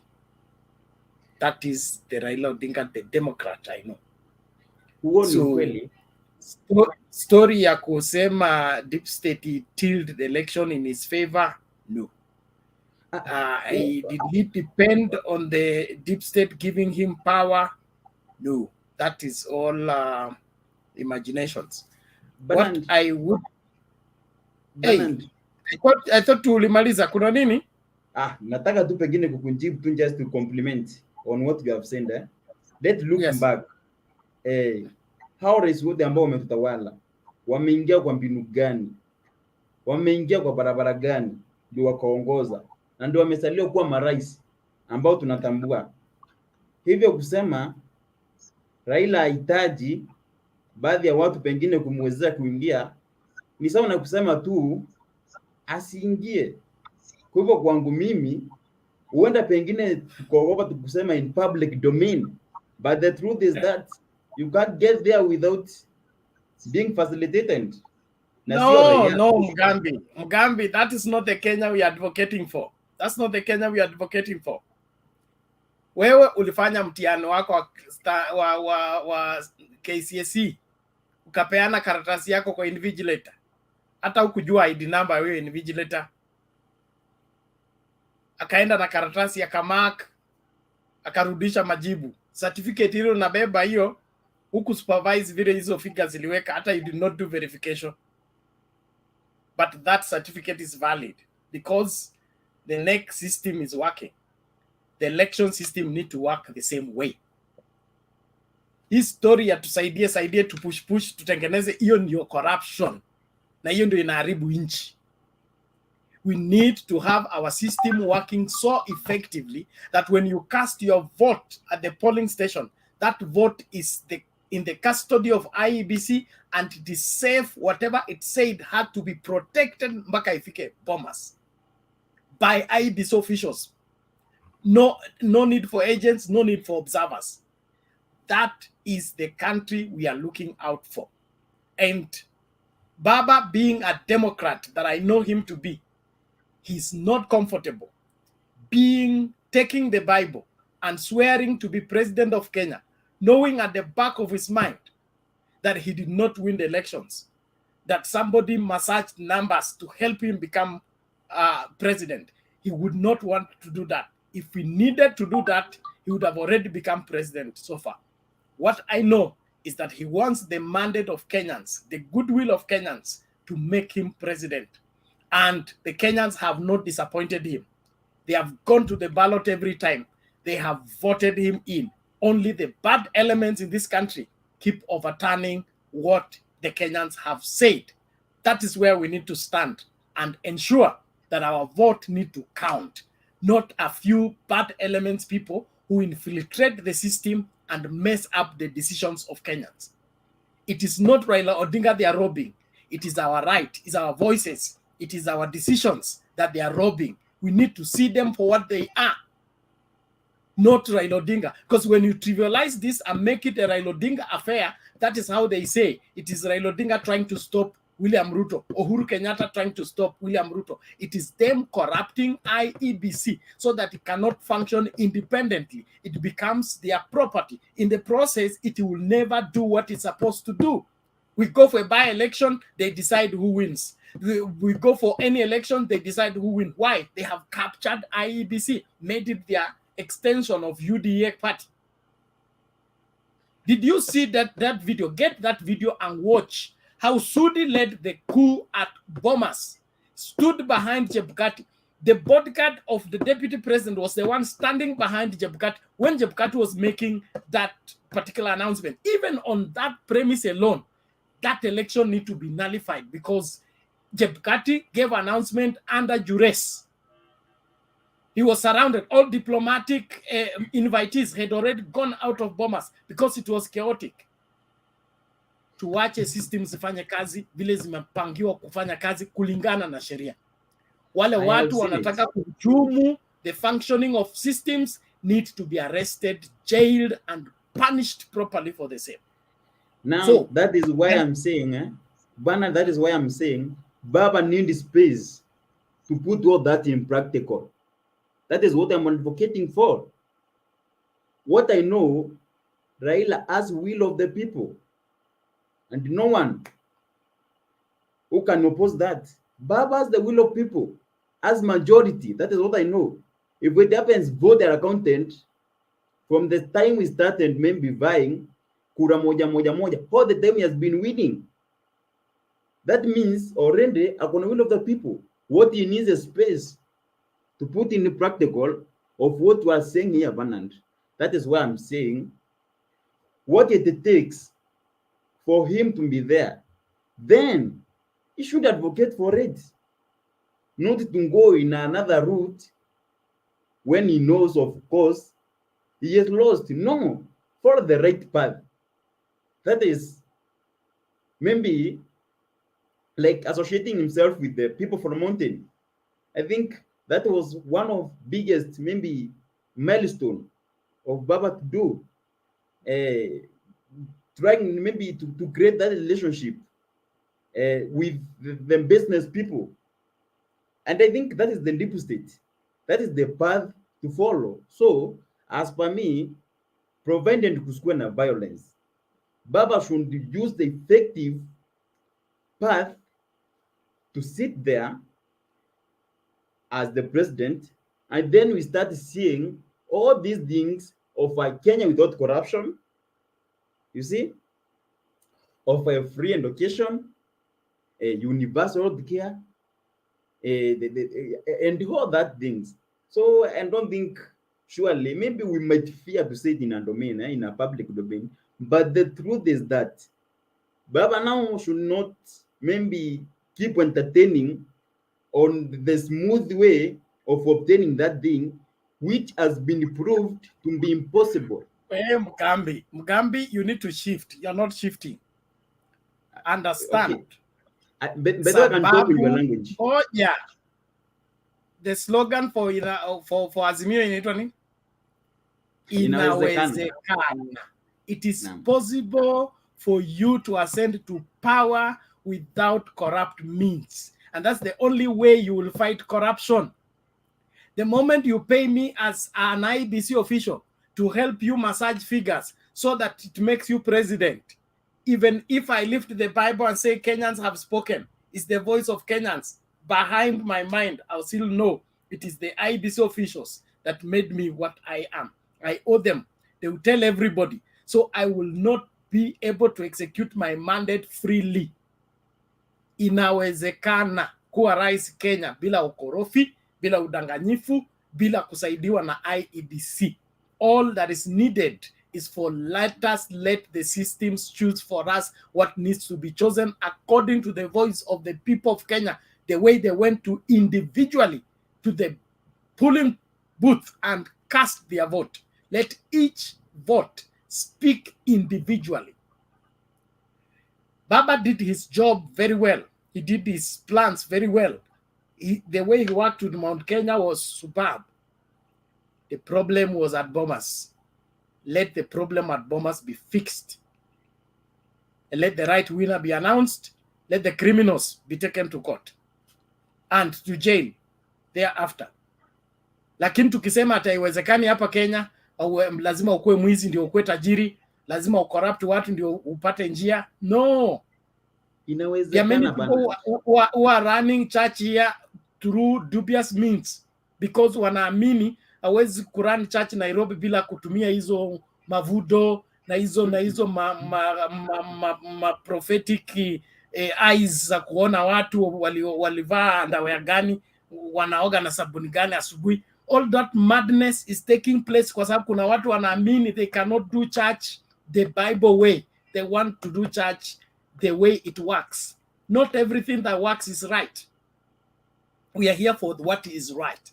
And as young Kenyans, we need to caucus together for a way of making Kenya work the right way. No matter how much twisted it has been handed down to us, we can't perpetuate the twistedness of our operation as a nation. So let us, no matter how hard it seems, it is possible. It can be done. We can have the right MCAs, the right members of parliament, the right president, the right governors, through right means, without even bribing anybody or buying anybody. It is possible. So let's accept and work towards that. We must have an end in mind, then work towards that end. And that end is inawezekana kuwa rais hapa Kenya bila udanganyifu, bila kumasaje you. Just the way they vote, you don't even have to have agents. You can still be president in this country the right way if we have right systems working. So tuache waongo wakora kutudecidia how our country should be led. And we cannot avoid evil, so we should accommodate it, understand it, and make use of it. Mbona kuna those claims going on social media. Kwa nini wewe unaibiwa peke yako? Mbona na wewe usiibe? The moment he steals, he becomes a thief like them. And then after he steals, do you expect him now to protect your resources? He can't. So let's be light all the way, or darkness all the way. We can't be light and darkness at the same time. Thank you. I need to leave. My time is really bad. Just that seconds, I conclude on my remarks. Please, have 30 seconds. Carry on. Okay. 15, 30 seconds. To make effective use of my 30 seconds, let me say I can talk in your language, Bernard, and I think that is how we should all talk. But beyond talking, we need actions. We need actions. Haya mambo yanahitaji ukarabati. Of having an election, a free and fair election, tunahitaji ukarabati, na haya hatuwezi fanikiwa kuyapata tukuwa nje ya serikali ama tukuwa tunaongea kwa mdomo tu. Hivyo tunahitaji yule shupavu wetu ambaye tunaaminia akuwe pale juu, atufanyie ukarabati at least, ili atuwekee mahali pa kuanzia tukiendelea. Vinginevyo, kama ni kuzungumza tu vile tunahubiri tukisema, hii mambo itaharibika tena, tutabakia tu watu wa kuzungumza. Lakini kwa sababu Raila yupo, basi mimi nasema atumie hiyo mbinu, waingie, atufanyie ukarabati. Kutoka hapo tutaendelea vizuri. Mwisho wa maoni yangu. Asante Bwana Mugambi. Nashukuru na kuelewa. Nashukuru sana kwa sababu unaona kwamba inawezekana. Okay?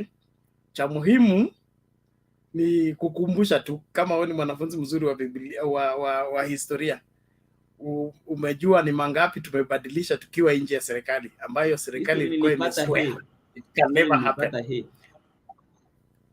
So what we are saying is we can change this country whether we are in government or outside government. That's what I want you to understand, that the will of the people can still be enforced with or without being in government.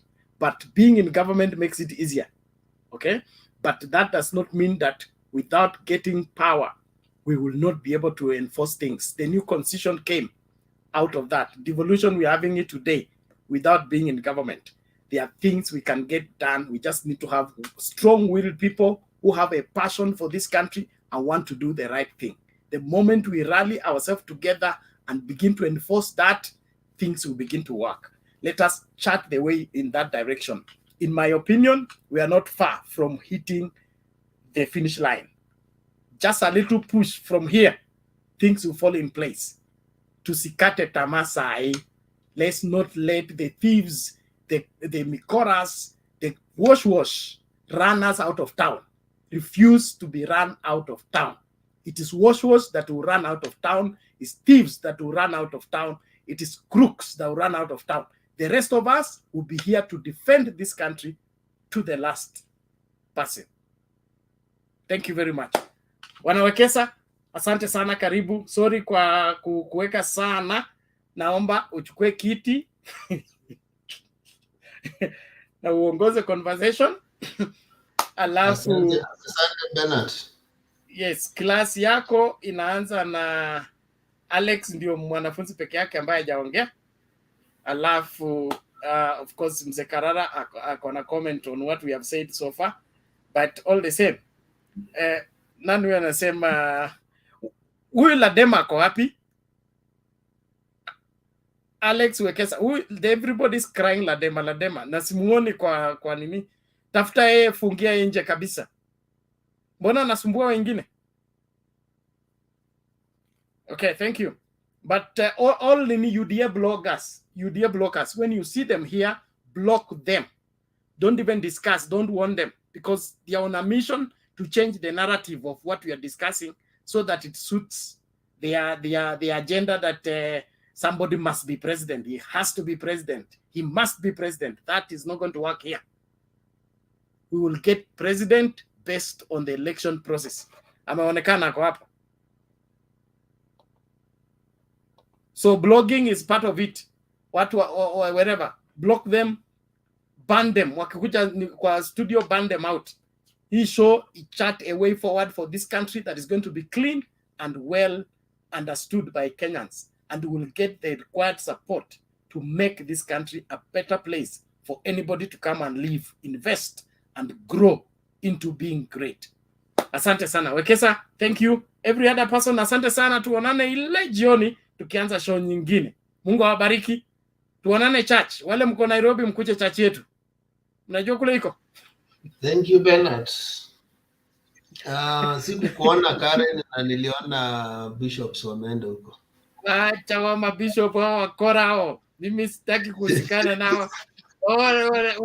Wanaenda kuombea maovu alafu wanabadilika, wanasema wanaenda kujitakaza. Those people need to be part of the arrested group. But I don't think Baba would have entertained them kwenda kuwasalimia. Baba angekataa commit those people. I felt so bad. No, Bernard, we are not here to wa kuosha watu wakifanya dhambi. We should talk the truth. Shiko. Thank you. Mbona anaenda wanasalimia baba after anaenda kujiosha majina zao na baba? What was he doing in Karen? Watu wa Embakasi mpo. Niende kwa baba. Jumapili hii na kila Jumapili karibu katika kanisa la House of Pilgrim Christian Church International Tasia Embakasi. Ibada zetu zinajumuisha Injili ya Bwana Yesu Kristo ambaye ndiye neno, nyimbo za sifa na maabudu na vipindi vya ushauri wa Kristo kuanzia saa 2 asubuhi hadi saa 7 mchana. Ibada ya maombi ni kuanzia saa 2 asubuhi hadi saa 3. Mafundisho ya Biblia yanaanza saa 3 hadi saa 4. Ibada kuu inaanza saa 4 asubuhi hadi saa 7 mchana. Kanisa hili linapatikana Tasia kwenye barabara ya Favour mkabala na barabara ya Outer Ring Road. Umetekewa nini? Mashamsham haya ni neno gani au furaha gani? Umetekewa nini? Mashamsham haya. Ibada zetu pia zinapatikana kwenye mitandao ya kijamii kama House of Pilgrim Christian Church International. Ni kitu gani? Ni kitu gani? Ni kitu gani? Ni kitu gani? Mashamsham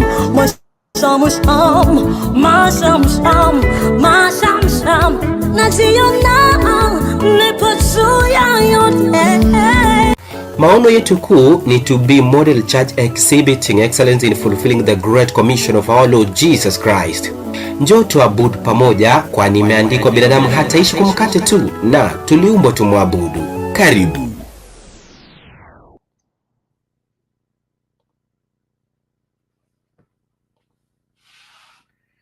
See you then.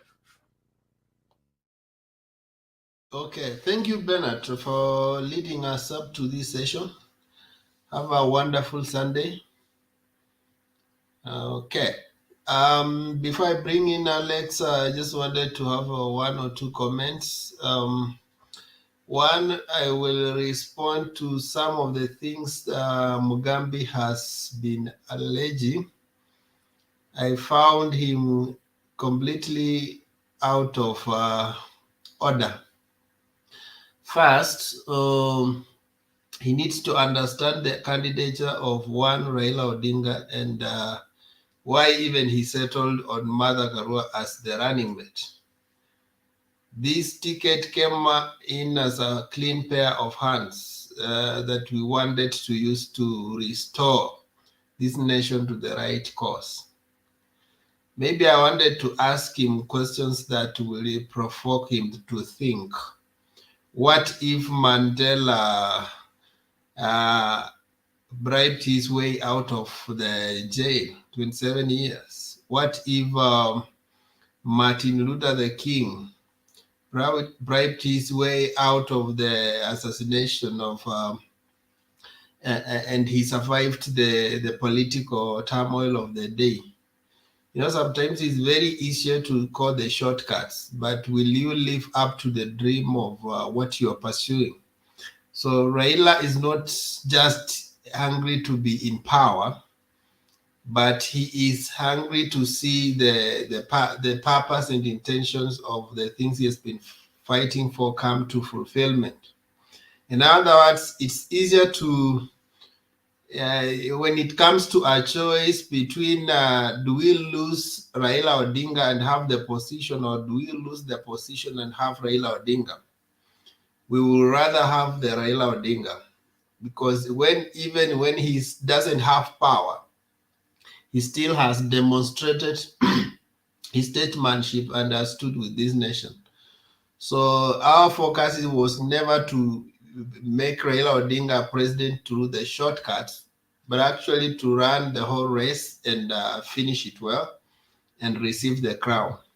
So we need to have patience as the process goes through the courts. Our democracy does not just end on a ballot.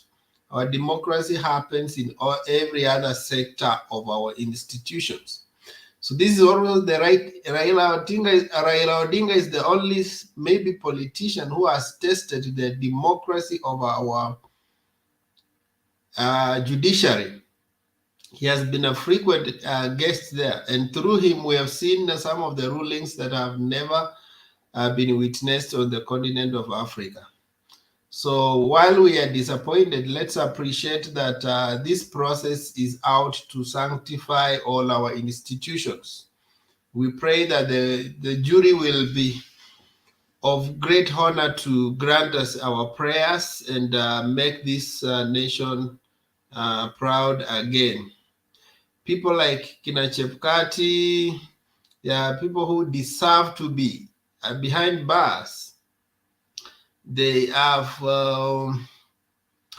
returned this nation several miles back to the... Now the conversation happening online is about Moi era. we are returning to Moi era where things happen without the rules. My friends, you can hear some of the pronouncements that the deputy president, who is now thinking that he's the president-elect, has been saying that we have come to an age where people will choose what to do and that nobody will be prefecting them. By the way, nobody has been prefecting Kenyans. It's only the rule of law. People need to work under the confines of the rule of law. And it doesn't mean that democracy is opening up to people doing crimes and getting away with. Some of the people in Kenya Kwanza is like their conscience has died. They can do everything against the nation and get away with. Even their spiritual conscience has died. Tomorrow they will be celebrating what God has done to them, regardless of what happened at Bomas.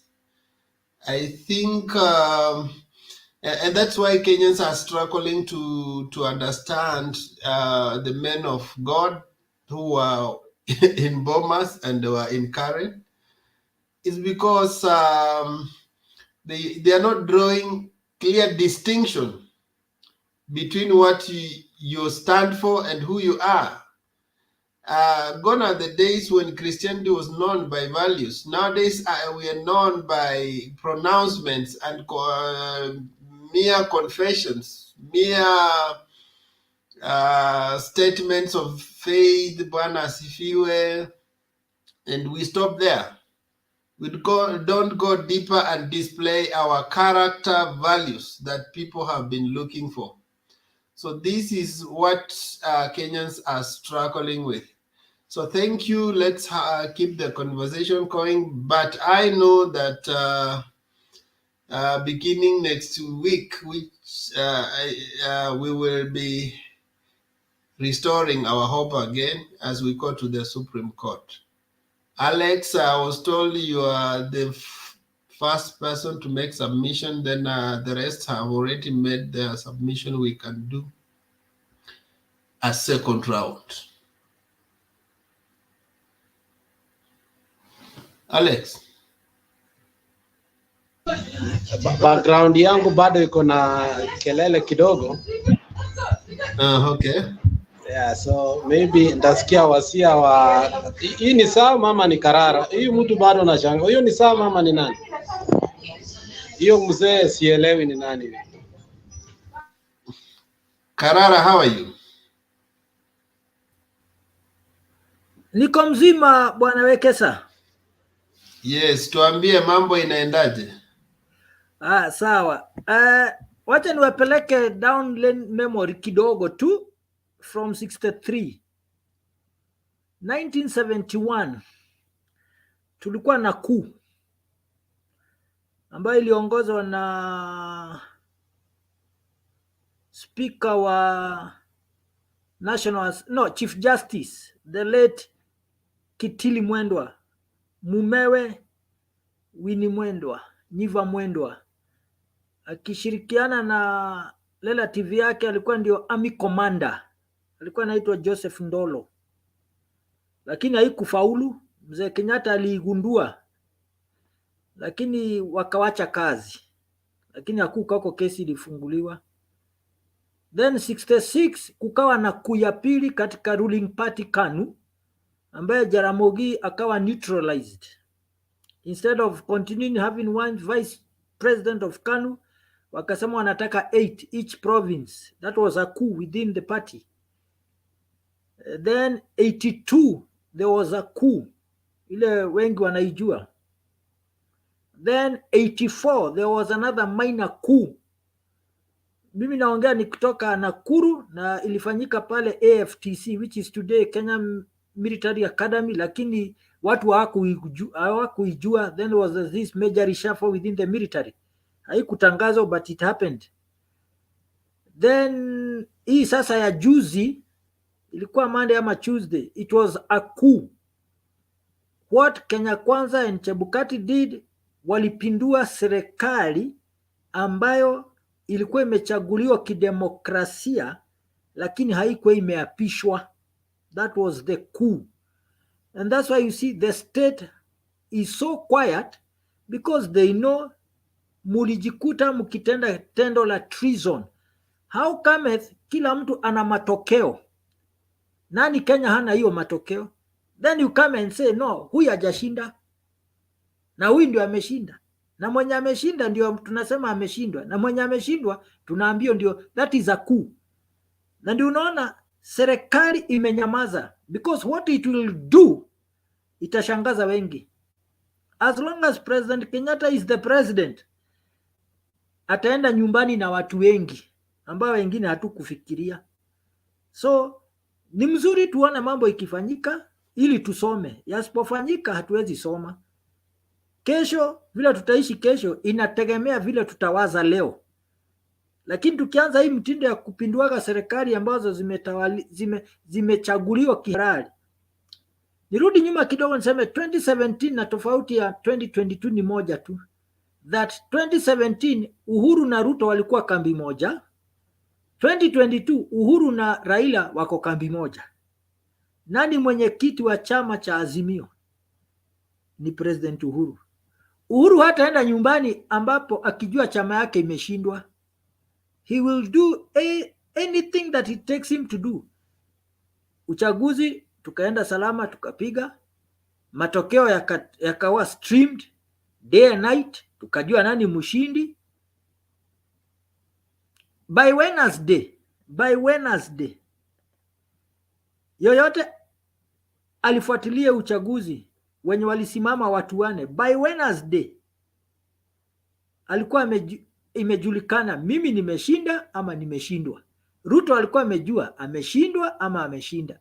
Baba the same, Wajakoya and this Pastor Kamloya Maore alikuwa amejua either ndio ameshinda ama ameshindwa. So all these days tulikuwa tuna buy time. Tunaambiwa matokeo saa 9, saa 10, saa 11, ndipo sasa hiyo ndio rigi ninafanywa. But by that time tulikuwa tumejua mshindi ni nani. Serikali ilikuwa imejua mshindi ni nani. Committee ya handing over ilijua mshindi ni nani. Na that's why on Sunday after the general election, baba wakati alienda kanisa Anglican huko Karen, muliona Kanzedena ameajiriwa na Ikulu kama msemaji mkuu wa Ikulu. Yeye ndio huwa in charge of the media, na ndio uliona alienda Karen kupanga media. This is how you should handle an incoming president. Kanzedena hafanyi kwa Nation, hafanyi kwa Standard, hafanyi kwa chumba yote ya matangazo, anafanya State House. Hakuwa ameenda pale kama mshirika wa kanisa hiyo, alikuwa ameenda pale kikazi. Serikali inajua nani mshindi, na huyo mshindi ndio atapatiwa upanga na serikali ya Rais Uhuru Muigai Kenyatta. Niwarudisha 75. The High Court of that day nullified the election of Mr. Paul Joseph Ngei wakati alikuwa waziri wa cooperatives. The next day ambaye alibaniwa 5 years, akae nje ya electoral system for 5 years. The next day mzee Jomo Kenyatta akiwa Kiambu alichukua microphone akasema hiyo ni mahakama kuu imempata na hatia, lakini yeye kama rais wa nchi hii mzee Jomo Kenyatta, Ngei anaweza simama uchaguzi. Na Ngei alisimama na akashinda. What am I saying? There is a provision for the president. Anytime kuna constitutional crisis, president ndio huwa muamuzi. President ako juu ya mahakama kuu because yeye ndio upatiwa upanga. Jaji mkuu muapisha, lakini ampatiagi upanga. Upanga ni military. And I said yesterday, the military people do not vote for a constitution, but they are the custodians of the constitution. Na nikawakumbusha wenye tulikuwa jana, kitu ambacho kilifanya baba asiwe rais 2013 ni kwa sababu then chief of general staff Karangi alisema he's not ready to be for Raila to be his commander in chief, and that was the case. So round hii Kevoshi is not going to be a CDF and a commander in chief of Ruto. It is Raila already. Uhuru ameshamalizana naye. Chochote kile koti itaamua, wacha iamue, but at the end of the day mwenye upanga kuna yule atapatia upanga. Wacha niwachie hapo kwanza.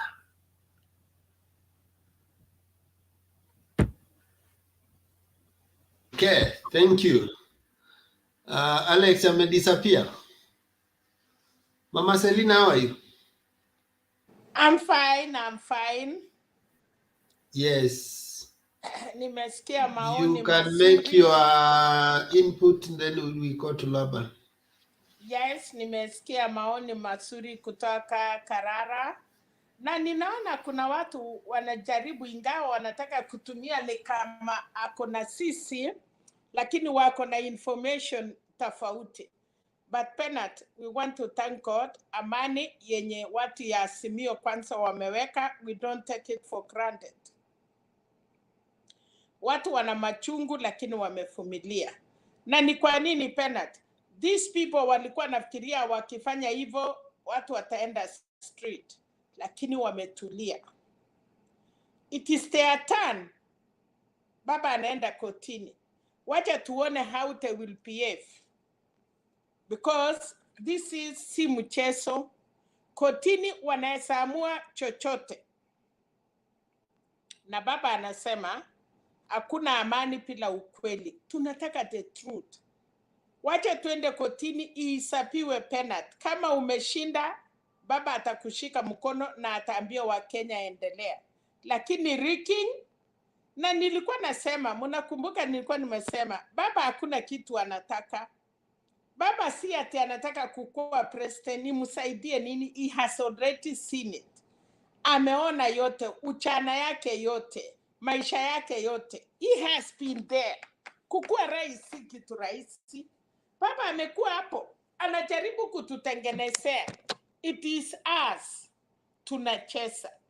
Penat Kenyanis watalia. Watakumbuka Raila and they will not get him. Watatamani kumwambia baba kuja utusaidie. Unawacha serikali kwa watu wenye wanakitakia. And kuna kitu nafikiria wakati ya Moi. Na naona tukirudi hapo. Kuna wakati watu ukiamuka Nairobi ni maandamano. Hii mapisho pia unaona wanakimbia wanainama. Walikuwa naongoza watu. I'm wondering, Wekesa, sahi ile watu waliambiwa 500 billion bottom up economic. Naona watu withdraw pesa already. Kuna watu wametoa mapesa yao Kenya. Utawacha pesa yako ifanye nini? Some people have already, watu wameweka mali yao kwanza wajue what is happening. Wakesa, mtaongoza nchi aje? Hii delegation ya wasungu ilikuja. We don't know what they say. Na hatujui kwanza serikali ya Kenya nani watasimama nayo. Tuko na deni ya kutosha. Wameweka nchi bankrupt. Wamekula kila kitu. But kuongoza si rahisi. Yes, you can be the president. Yes, utaenda na makario kubwa. Lakini kudeliver to 45 million Kenyans. Na hiyo cabinet umechakua. You know, I was thinking, wanasiasa kureward wanapatiwa parastatal chairmanship, lakini the cabinet unachukua watu ya siasa, how many Kenyans? Na wanasahau baba ako na milioni 7. Those people are there watching. Unaingia serikali una threaten already wenye wako ndani. Hata hiyo machurches utawaambia mtawafuta. Hii watu yote wakati mnataka kutoa, where will they be? Wataenda wapi? Unatoa mtu mwenye anajua serikali. You bring a clean person. People are playing wekesa. Kenya, Uganda sahi wanapepa pesa na wheelbarrow. Ati shilingi moja ya Uganda ni karibu 1,000. Ukitumia mtu $20 ni 3 wanapepa na hivi. And that is where we are going. Sahi ukiangalia dollar today after election, imeshoot. It is not coming down. Wakenya ni watu wako na bidii. Na hiyo promise yote na wakati watakosa. Mimi pangu na ni ukweli, nimesikia uchungu ya watu na still I'm a Kalenjin. Nikubali niko Azimio, but still I'm that Kalenjin. Tangu independent, there are 2 tribes. Mukale Kikuyu, Mukale Kikuyu, Mukale Kikuyu. When will we have tutatest uongozi ya Wakenya? Tuko tofauti gani na Museveni? Museveni has been there every time. Anarika na chirika na chirika na chirika na chirika. But Kenya, hata kama tumepatilisha presidents, do we really patilisha? Ama ni nguo tu? Nguo Wanjiko, kesho nguo Kibrono.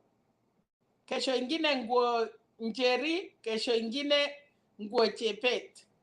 Are we Kenyans, are you really serious?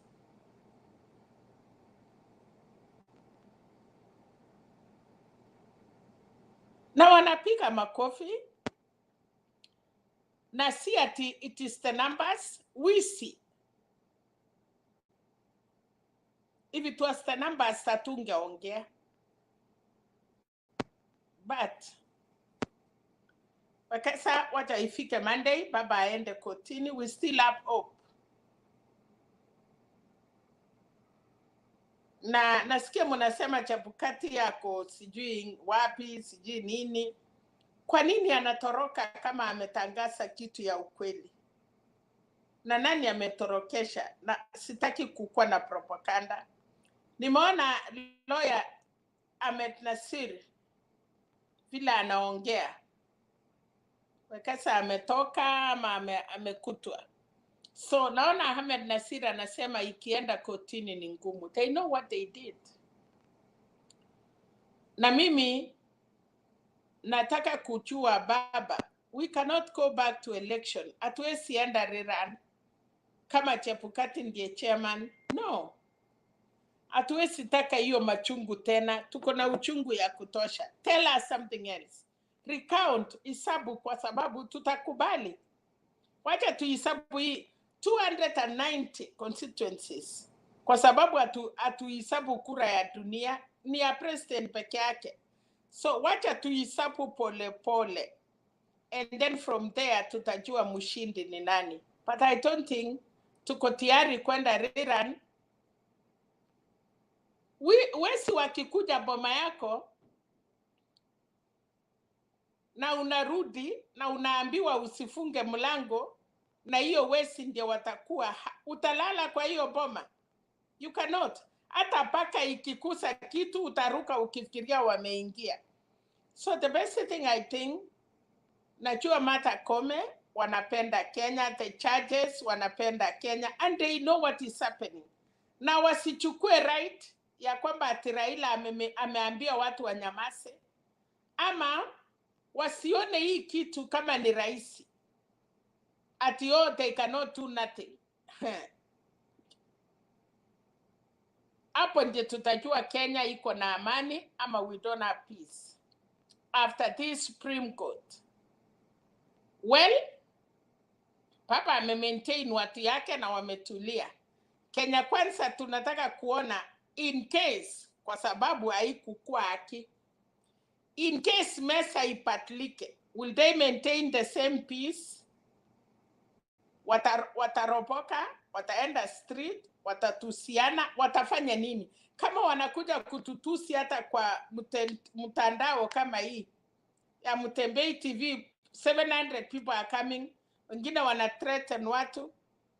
Kama wanafanya hivyo, and in case kotini waseme leo Chebukati did not do the right, and 4 commissioners, and apart from 4 commissioners, even the other 2, we do not see them, which means 6 commissioners were not there. Naona kuna mtu anajaribu kuteta ati Chebukati yako na ruhusa. Kotini ile ya 2017 ilisema verify, angalia, and then tangaza. Yes, you as Chebukati uko na right kutangaza, lakini huwezi kujifungia kwa room peke yako na kuverify alafu unatupatia vitu yenye hakuna. Nilikuwa nafikiria commissioners hawatatangaza, but watakubaliana vile walikuwa naonesha ile results zingine.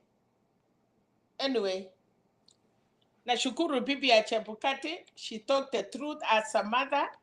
Ni mama ako na watoto yake, na angetaka familia yake waingie kwa shida. Akasema Chebukati, rutisha pesa ya wenyewe. Chebukati, you will die like a dog. Utafuata kivitu. If not today is tomorrow. If not tomorrow is the other day. But end of the day, uchungu ya Kenya, the cry of women, the cry of children, Chebukati, you will not ever. So nafikiria sitaki kwenda sana Karara, Lapan, Shiko, na mimi naona Mukambi. I don't know if we can go back to Shiko and then we come to Lapan and then we come to Karara and then Mukambi. We can go around before Wekesa comes. So Shiko, are you still there? If Shiko is not there, Lapan, and then we come back to Karara and then Mukambi and then Shiko. I know Shiko was so bitter. Lakini, yes, watu wanasikia uchungu. Ukisikia mtu mmoja akiongea tona shumu, kuna watu wanajua. So Laban, unaweza endelea tukingoja Wekesa, and then after you tujicontrol, tunaweza enda kwa Karara, and then from Karara we land over to Mukambi as we wait for Wekesa amekuwa kicked out ama something imefanyika. So Laban, you are welcome. Asante sana Mama Serena. Na tumekaa hapa kidogo tukisikiza maoni ya kila mtu. Nataka niseme hivi kwanza. Najua hapa huwa tunakuja kupeana mawaida, unauliza, unajibiwa. Lakini sana wacha niseme Mzee Karara, asante. Kwa sababu inspiration yenye unapeana kwa hii panel, it's so immense.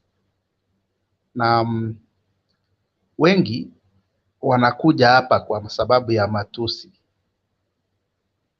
Na nafikiria wakati wanapata historia kama hiyo, kama ni watu ambao wanataka kufuatilia historia ya nchi hii na wanaelewa ni nini wanakuja kuangalia ama kusikiza,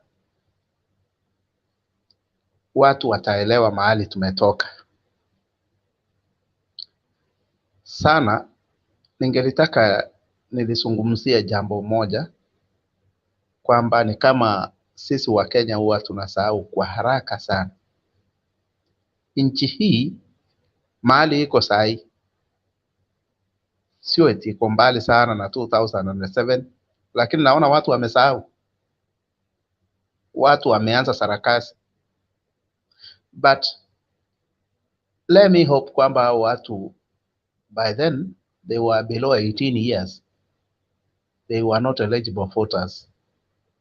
Ndio sababu watakuja na hiyo mchezo nyingi hapa. Kama kuna wale watu wenye walipitia mambo ambayo yalikuwa magumu, na jambo ambalo ninaweza lisema kwa siku ya leo, kwa sababu mimi 2007, 2008 I was in Eldoret. Haya mambo yote yalikuwa yanafanyika, mimi niliyaona na macho yangu. Eldoret ni mahali ambapo watu hawawezi kosa chakula, but we were sleeping hungry. Lakini sasa watu wengine wakikuja kwa panel watakwambia lazima na wewe uibe, then this country will go for the dogs. Lazima tuwe very careful. Kitu yenye tunaongelea, Kenya needs to be peaceful hata kuliko vile ilivyo saizi. Hii peace yenye tuko nayo Kenya sahi ilikuja through the handshake. Kitu yenye watu wanafanyia mchezo hapa inakuwa politicized, inawekwa vitina. Eti unajua huyu ako na pesa, lazima utoe pesa. If Kenya goes that direction, watu ni wachache tutaishi ndani. Anyway, hizi delegations zenye tunaona za wazungu, za mabishop na maaskofu na Waislamu viongozi, hasifanyiki kwa sababu eti Raila alipoteza kura ama alishindwa na William Ruto.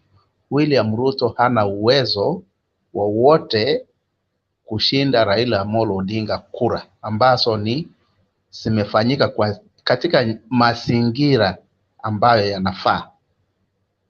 Haiwezekani. Kwa sababu niseme hivi, wakati wa debate ya deputy presidents tuliona Ruto akiandamana na bodyguard wawili.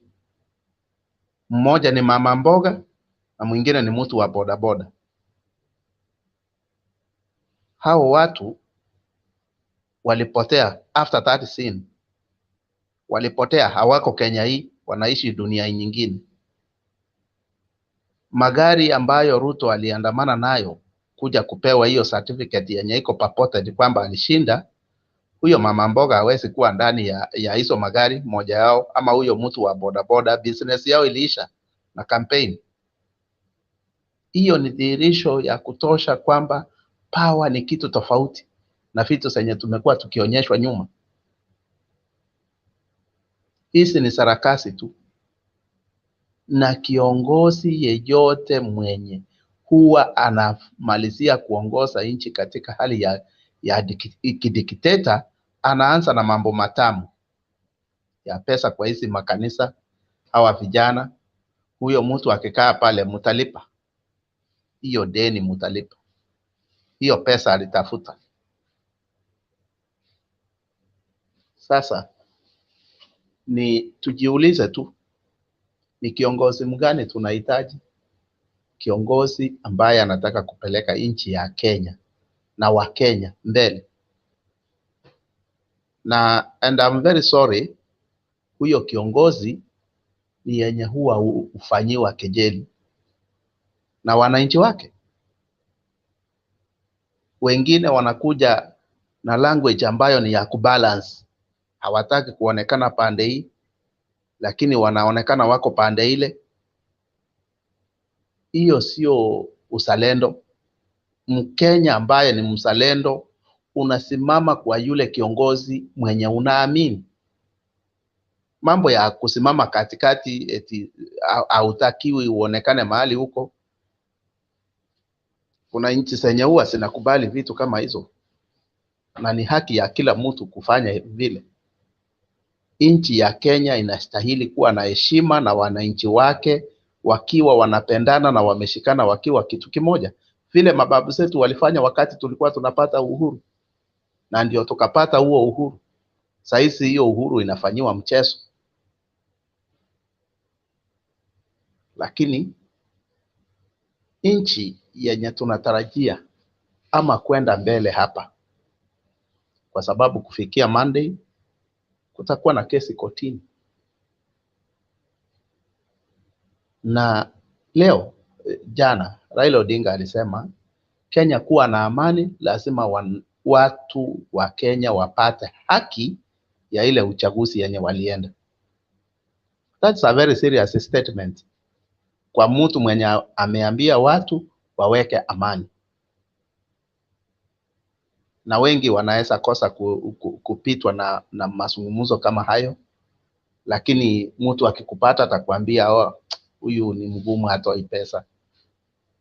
Amani yenye tuko nayo Kenya saizi iliwekwa through handshake.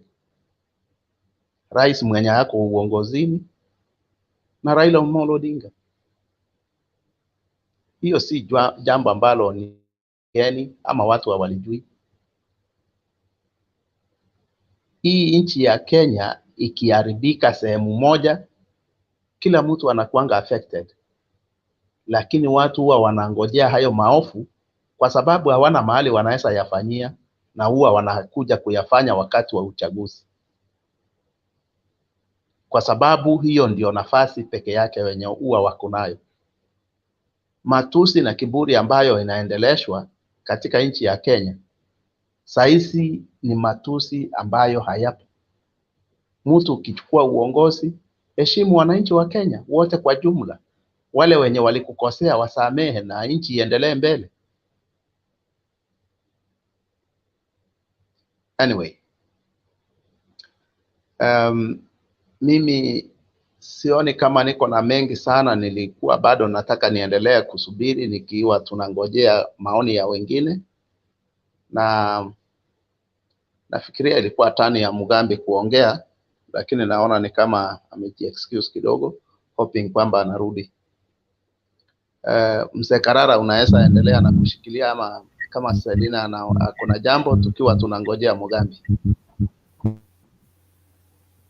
Sina mambo ya kusema, nataka tu ni mzuri tukijifunza and na tukumbuke mahali tulitoka.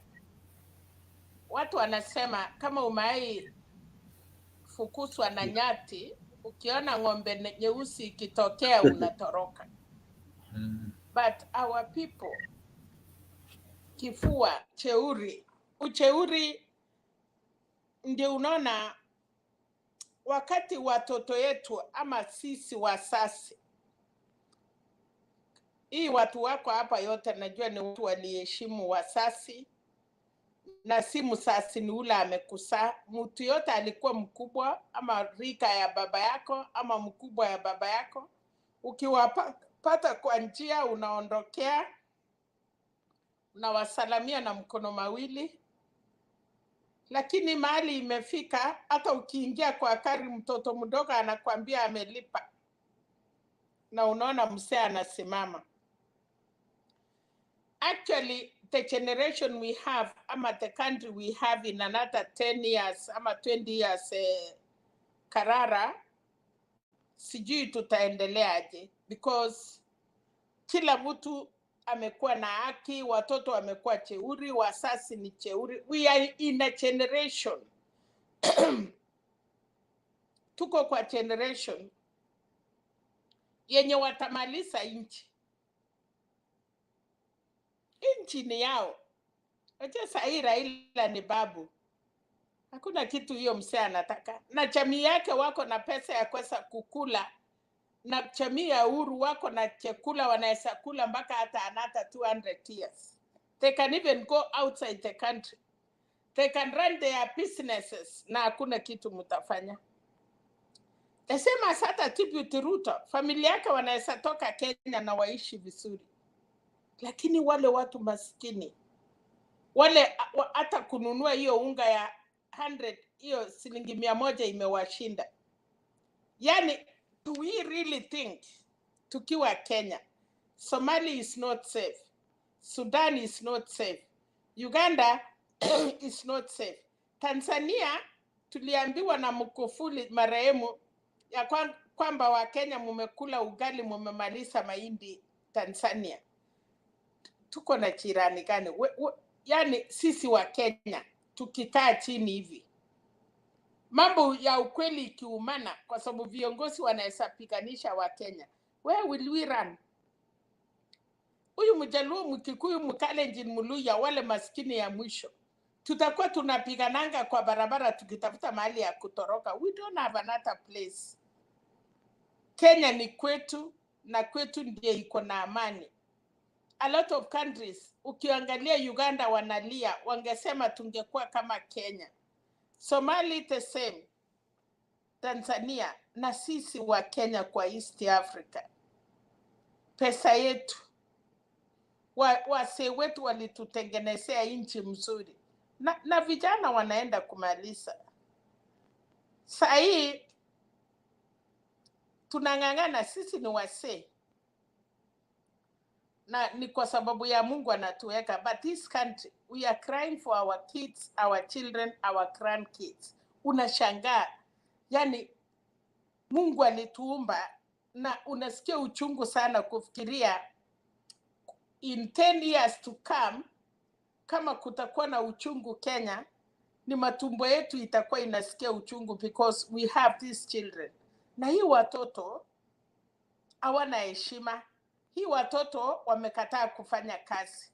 Hii watoto wanataka hiyo wash. Hiyo viongozi yao ndio wash. Sasa nani atasaidia mwingine? Sipangwangwi. Sasa au mupangwi, na hao wadogo tena watasema atupangwangwi. Sasa mnapangwangingwi nyinyi wa viongozi, ya mupangwingwi. Wale wa street wanasema atupangwi. Hey.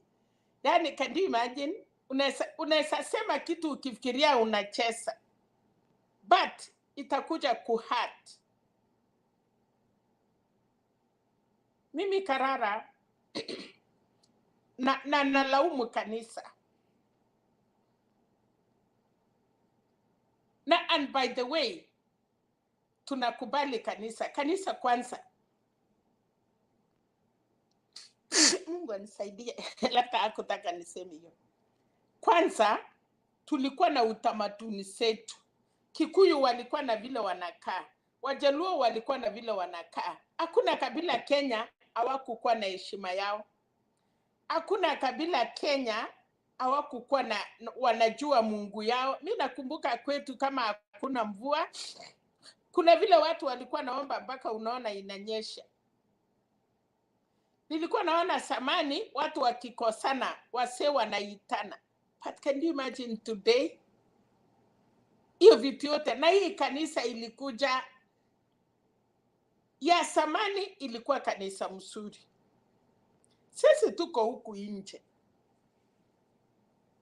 Na sasa zingine ukiangalia mambo ya kanisa, you wonder, ni watu sijui ni ukweli, sijui kwa sababu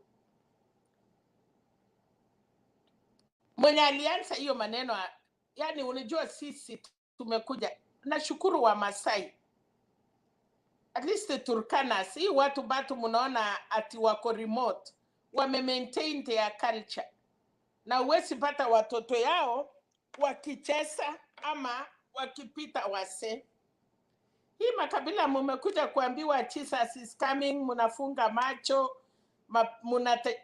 wewe maskini hauna chakula, na unaamuka na hiyo 200 yako umepata. Ukifika kanisa, pastor anasema toeni yoyote mko naye mnaweka juu, ninakuombea upate mingi. Sasa ile unafikiria kurudisha, anasema ukirudisha itamaliza yenye iko naye, kimbisha hapa mbele. Wanatoa hiyo pesa yote. We are Kenyans, watu wanatumaini, na kuna watu ya chini wanafikiria kweli Mungu iko.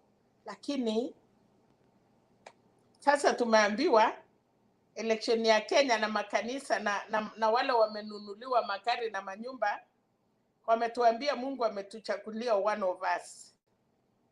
Watu wameenda mpaka karibu wanaabudu binadamu. Now, mimi saa ingine I feel bad. Saa ingine nafikiria mpaka nasema, Mungu, unajua mtoto akililia wembe, wase walikuwa nasema patia imukata atajua. Me sometime I feel like Nini Raila atafanyia Kenya? He has done enough. I wish huyo baba angeamuka siku moja na kusema Luther Kings Mandela. I wish Raila angeamuka siku moja tu na kuambia Wakenya wampatie, na hata akishika hiyo kiti akae chini na kuambia Wakenya nimeshukuru. Because today na wahakikishia kama Raila atakuwa rais ya Kenya, haitachukua Ruto 3 months ama 1 year kabla atahangaika akitafuta hiyo handshake itaanziwa wapi. Haitamchukua siku, amesema hataki handshake, yeye ako tayari kuongoza nchi. Na kwambia hiyo Uhuru wamemtusi, Uhuru atanyamaza, anaenda nyumbani ama ana shida. Baba Raila ana shida. Acha nikwambia watu wanajifanya viongozi. Kuna mahali hata hiyo motorcade yao itakuwa inakuwa ngumu kutembea kwa barabara. And they will need that peace. Na watakuwa analia wanasema, chameni endeni tafutia mimi Raila akuje. Afanye nini? I wish baba utusikie. Wacha tungoje kotini tuone kama watatenda haki. Na wakikosa kutenda haki, baba enda relax. You have done your part. Wamekumalizia familia. Enda nyamaza. Nilisikia kijana moja leo akihesabu. Akasema Tomboya. Akasema sijui nani. Alisema ule wakati walitengeneza katiba, ule Mbati, sijui alikuwa anaitwa nani. Nimesikia uchungu nikiangalia hiyo kijana, amehesabu vijana Wajaluo watoto wamekufa kwa sababu ya Kenya. And I don't think, the last is Musando. Si ati Wajaluo wamekaa nje ya serikali and they survive. And thank God they are very clever human beings. Thank God wanasoma. Hakuna Mjaluo anachakuliwa wash. Wanashindana ma PhDs. Hakuna tangu 1963. We have never had a member of parliament from Luo Nyanza mwenye atasoma. Ni ma doctors, ma engineers, ma sijui. Thank you so much that you know what you are doing. Munatarauliwa kimwili na kiinje, but actually you have done your country, your people proud. Nasema hivi, hata leo wasipoingia kwa hiyo serikali, si eti wataanguka, wanang'ang'ana na wanasoma one village. Unasikia iko professors 10. Unasikia iko sijui watu ngapi. Wanang'ang'ania masomo. Na Wakenya waoni. Wengine hata mashule wanaenda nunua certificate. River Road wananunua alafu wanakuja kuwa viongozi. Wengine wanakuwa madoctorate, sijui ya vitu gani. Kuwa doctor kama ya Jaluo mwenye amesoma. Wacha kukuja kukuwa madoctor ya sema labda. Mama Selina, unajua na kamera yako imeenda off.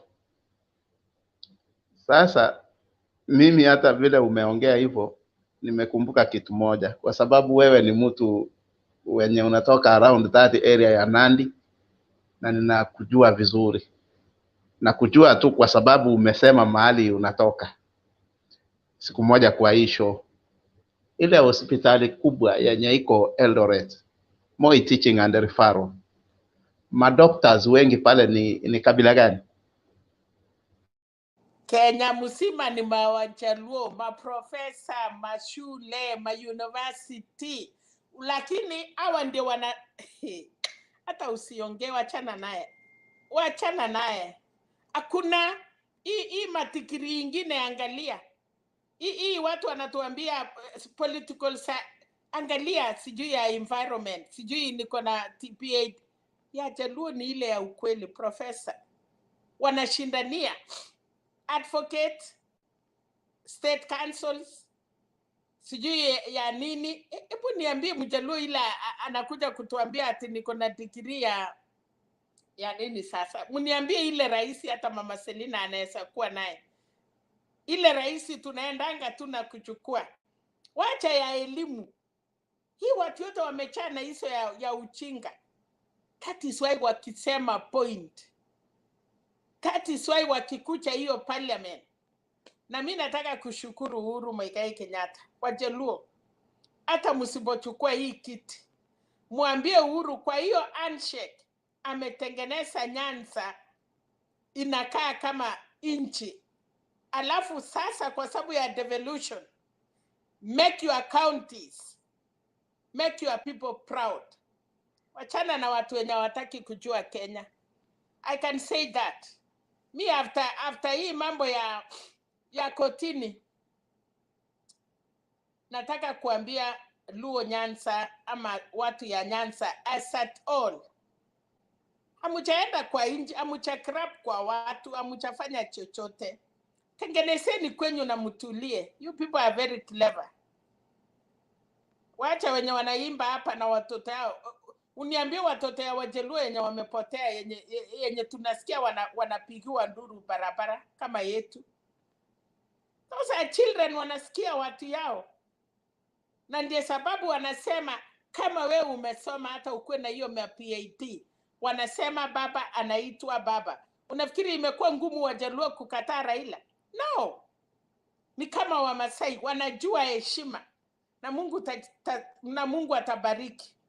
Watu wamesimama na kiongozi yao. Muna watusi na wametulia na baba yao. That is their father. Asante sana. Mumesimama na baba. Akiwaambia saa, munaenda. Akisema stop, muna stop. Akisema hapa utani, muna hapa utani. Nakwambia hiyo watu najua wananisikia mahali wako. Wacha hii ingine wanaenda kudanganywa. Mpaka wanaimba. Saa hii ngoja kifiti ipangwe. Utaniambia hiyo watu ya Central wamekimbia kupiga kura wakifikiria watapata. Watalia. Ndio watafurutwa. Hiyo mali yao ndio tunaenda chukua Nairobi. Harama shamba atakula hiyo yote. Yani, kwani hata sisi tuwache mang'ombe tukuje Nairobi hata sisi. Tukue na mashamba. Karara. Hii vijana yenyu watalia moto. Unakaribisha kwetu kilisema kulikuwa na is it 5 elephants? Kulikuwa ya black, kulikuwa ya red, kulikuwa na ya white, silikuwa 5 nyati. Sasa wakasema tuue ya white juu inatuonyeshana kwa adui. Ya moja ya white akaenda. Wakakuja wakasema kani tena inafanya tunaonekana. The last minute hata ule nyeusi alikutwa. So wenye wametusi Uhuru mpaka wanafikiria ati mtatafuta hiyo jamii ya choma mtaweza. Acha nipatie Karara atuambie, but tujaribu kufunza hii watu. Na wajue kama nyinyi ni Wakristo. The bishops, sijaona Biblia mahali imesema onyesha wasema tarau ama mukose. Hata sijui. Endelea baba. Okay, asante. Kwa upande wangu nafikiria shida iko kwa kama vile Mama Selina umesema, shida ya Kenya ni kanisa. Kwa sababu kanisa imekosa kujielewa. Ndiposa imewekwa katika mifuko ya wachache. Kama kanisa ingekuwa kanisa, madhumuni yake iwe ni kusimamia haki, uadilifu na ukweli, hatungekuwa mahali hapa tuko. Lakini tuko hapa kwa sababu Ruto alinunua kanisa, mke wake akanunua kanisa. Ndio unaona hata wakati wa matokeo kutangazwa, wakijua tu hajashinda, walikuja kushuhudia uongo. Kimawazo kiroho wakijua ajashinda, wakafanyika mashahidi wa uongo. Kwa sababu gani? Wamelipwa aonekane huyu ndio mcha Mungu, wale wengine sio, hawajui Mungu. Huyu ndio Mungu ameteua, kwa sababu amezingirwa na kanisa. Lakini swali ni hii moja tu, maana wamedanganywa na wakadanganyika. Siku ambao watafunguka macho wajue walidanganywa, wataeleza washirika wao nini? Hawa ni wachungaji. Je, kondoo wataambiwa ukweli gani? Mlisema Mungu aliamua ni huyu, tukaamini, lakini mahakama imesema hapana, sio yeye. Kura ziliibiwa. Kondoo wataambiwa nini? Naona labda unataka kunena neno. Hapo nilikuwa nataka ni kuongezea jambo moja, kwa sababu leo in fact Ole Sapit leo ndio alikonfirm kwamba familia ya Raila Odinga ni Wakristo na wanashiriki katika Anglican. Mbona alikuwa anarekebisha hiyo leo?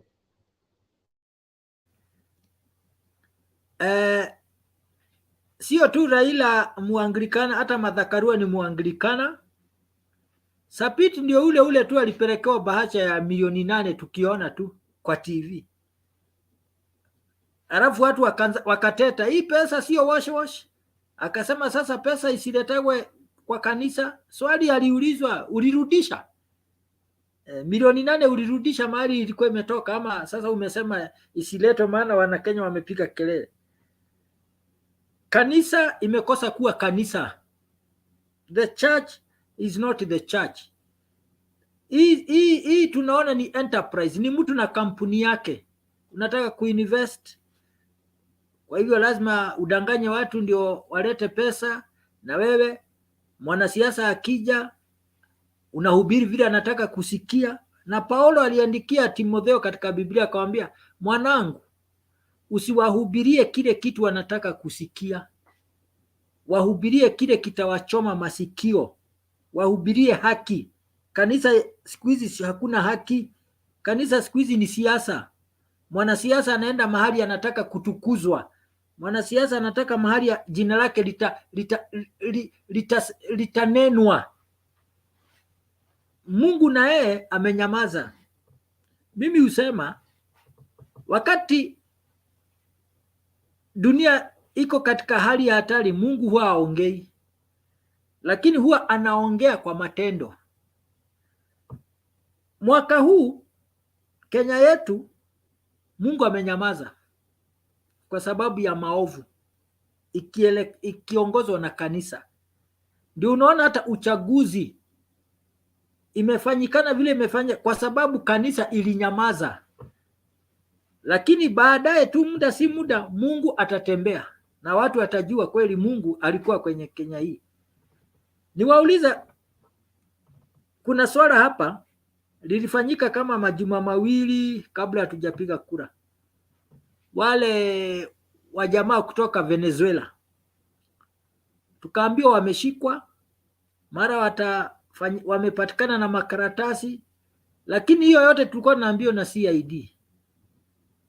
Chebukati akakuja akateta akasema hapana, hao ni watu walikuwa wanaletea IBC makaratasi ya uchaguzi.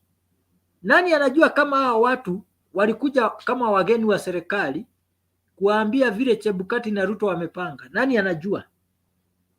Na ndio unaona hii udanganyifu wote imefanyikana kama serikali inajua.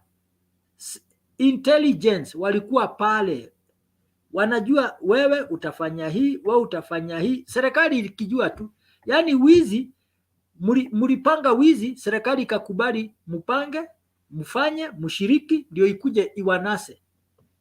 Na hivi punde tu utasikia maneno Mama Selina vile itafanyika Kenya. Itakuwa funzo. Ati watu hawatataka kazi ya kusimamia uchaguzi tena, maana hawataki corruption. Wacha niachie hapo kidogo. Yes, ndio umesema, na kweli imenishangaza kwa sababu serikali iko na mkono mrefu. Na hii serikali ya Uhuru na Ruto wametoka nayo mbali, na iko mara mbili. Kuna wale wanaheshimu huyu, kuna wale wanafanya hivi. But hii kotini, ama kuna watu wanataka unajua hiyo hopes. Na kweli kama Chebukati ametoka nje leo, ameenda kwa nini? Na kama Chebukati ameenda, tukiwa kotini pale na tuseme commissioner mwenye alipeana certificate ametoroka kwa sababu ya nini? Kama alitenda haki, kwa nini atoke Kenya? Na wale the other commissioners, where are they? Kama Chebukati ametoroka, then ni kama commissioners yote hawako Kenya ama wako wapi?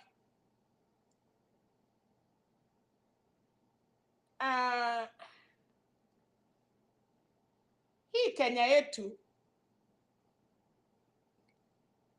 na wamepata, acha niwaambie, Martha Karua atakimbishana nao mpaka the last minute.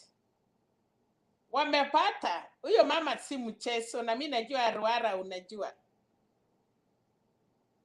Atasimama vile alisimama, alisimama PPI wakimpigia makofi. Sahi watampigia makofi because she stood for the truth. Atakimbisha hii maneno na party moja. Human Rights Commission activities hata kwa Geneva. Wakati serikali ya Kibaki ilikuwa imefanya mambo mingi sana, ni Martha Karua alienda kuosha hiyo serikali. She went to Geneva. And still it is the same Martha Karua that she can get answers. Watu wenye wanataka kujua haki, they will call that lady. Yeye akona heshima saki binadamu. Na ukiangalia akisema, unaona sahi Martha Karua huwezi nunua. I cannot talk of Kalonzo, but Kalonzo pia this time round, yeye ndiye amepaki baba akiretire. Na kama anataka kuinherit hiyo Azimio, he has to stand. Lazima aonekana akifanya kazi, because I'm seeing next time maybe Kalonzo and Martha Karua and Chose and other people. So mambo bado kotini kutaeleweka, kitaeleweka. Huyo mama haezi enda kotini bila na evidence. Yeye na ni party mzuri is among the council. Hata kama yeye ni presidential candidate, she cannot sit. Ataangalia na atake kujua, na utakuta vile anaendesha pale mbele. Ile kitu tunataka ni yake.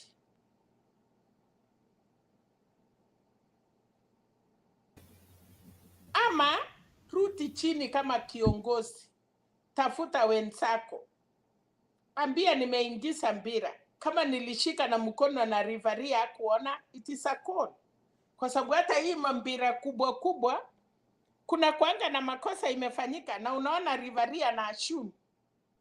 But watu watapata nini? Kikombe. But yenye angefanya sahi, kama mimi ni president elect vile munaita, angetafuta juu chini. Si kupika kifua, si kununua parties, si kumwambia watu kujeni ndiye nipate speaker. Angenyenyekea mpaka ashike. Unajua certificate si ile sword. Wewe umetuambia mkubwa wa wanajeshi alikataa, and that is it. Unaweza chukua na unajua huwezi jua, dunia ni maneno ni ngumu. You can be unajua ni vile hatuongei, sisi ni raia. Kuna vitu vingine ngumu. Watu wanaweza, acha tu, Wakenya wanacheza. We need peace. Wewe mwenye unataka kwenda pale, maneno ya supporters. If I am Ruto today, Ninaambia wa Kenya, I'm your president. Wale mlinipigia kura, wale wakunipigia kura, the 14 million Kenyans, the 47 million Kenyans, I'm your leader. Mimi ni kiongozi yenu. Na nyinyi wale mlinipigia kura, muko na sawa na wale wakunipigia kura. That is what you should have done today. Kuambia wa Kenya, munihisabu. Lakini ukiambia Matiang'i utaniona, Kivicho utasikia, Uhuru sijui nene, Raila sijui what? Na nani aya, nyinyi Supreme Court mutaniona, nyinyi watu ya serikali, aya, watakuona. Na unakubali vijana hao wadogo hao wanakudanganya.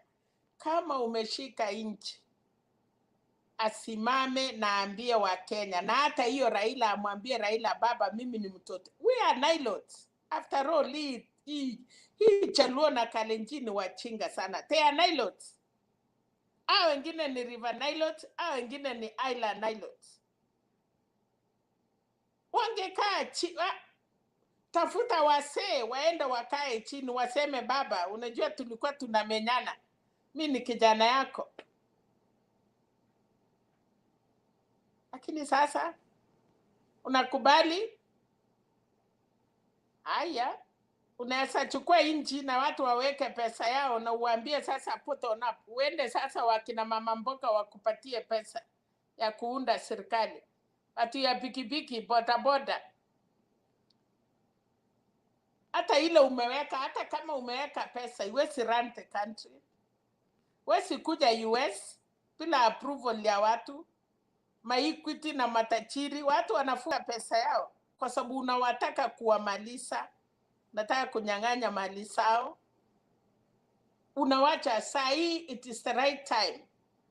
Hata hiyo mkutano saa Karen angekuwa amenyamaza. Wait. Umepatiwa bibi utakaa naye mpaka miaka 10. Acha kuingiza kwa nyumba na kuanzia kumwambia toa nguo. Patia time. Akusome hata aone we, lakini hii kama raping hii haifanyiki. Lapan, unaweza endelea.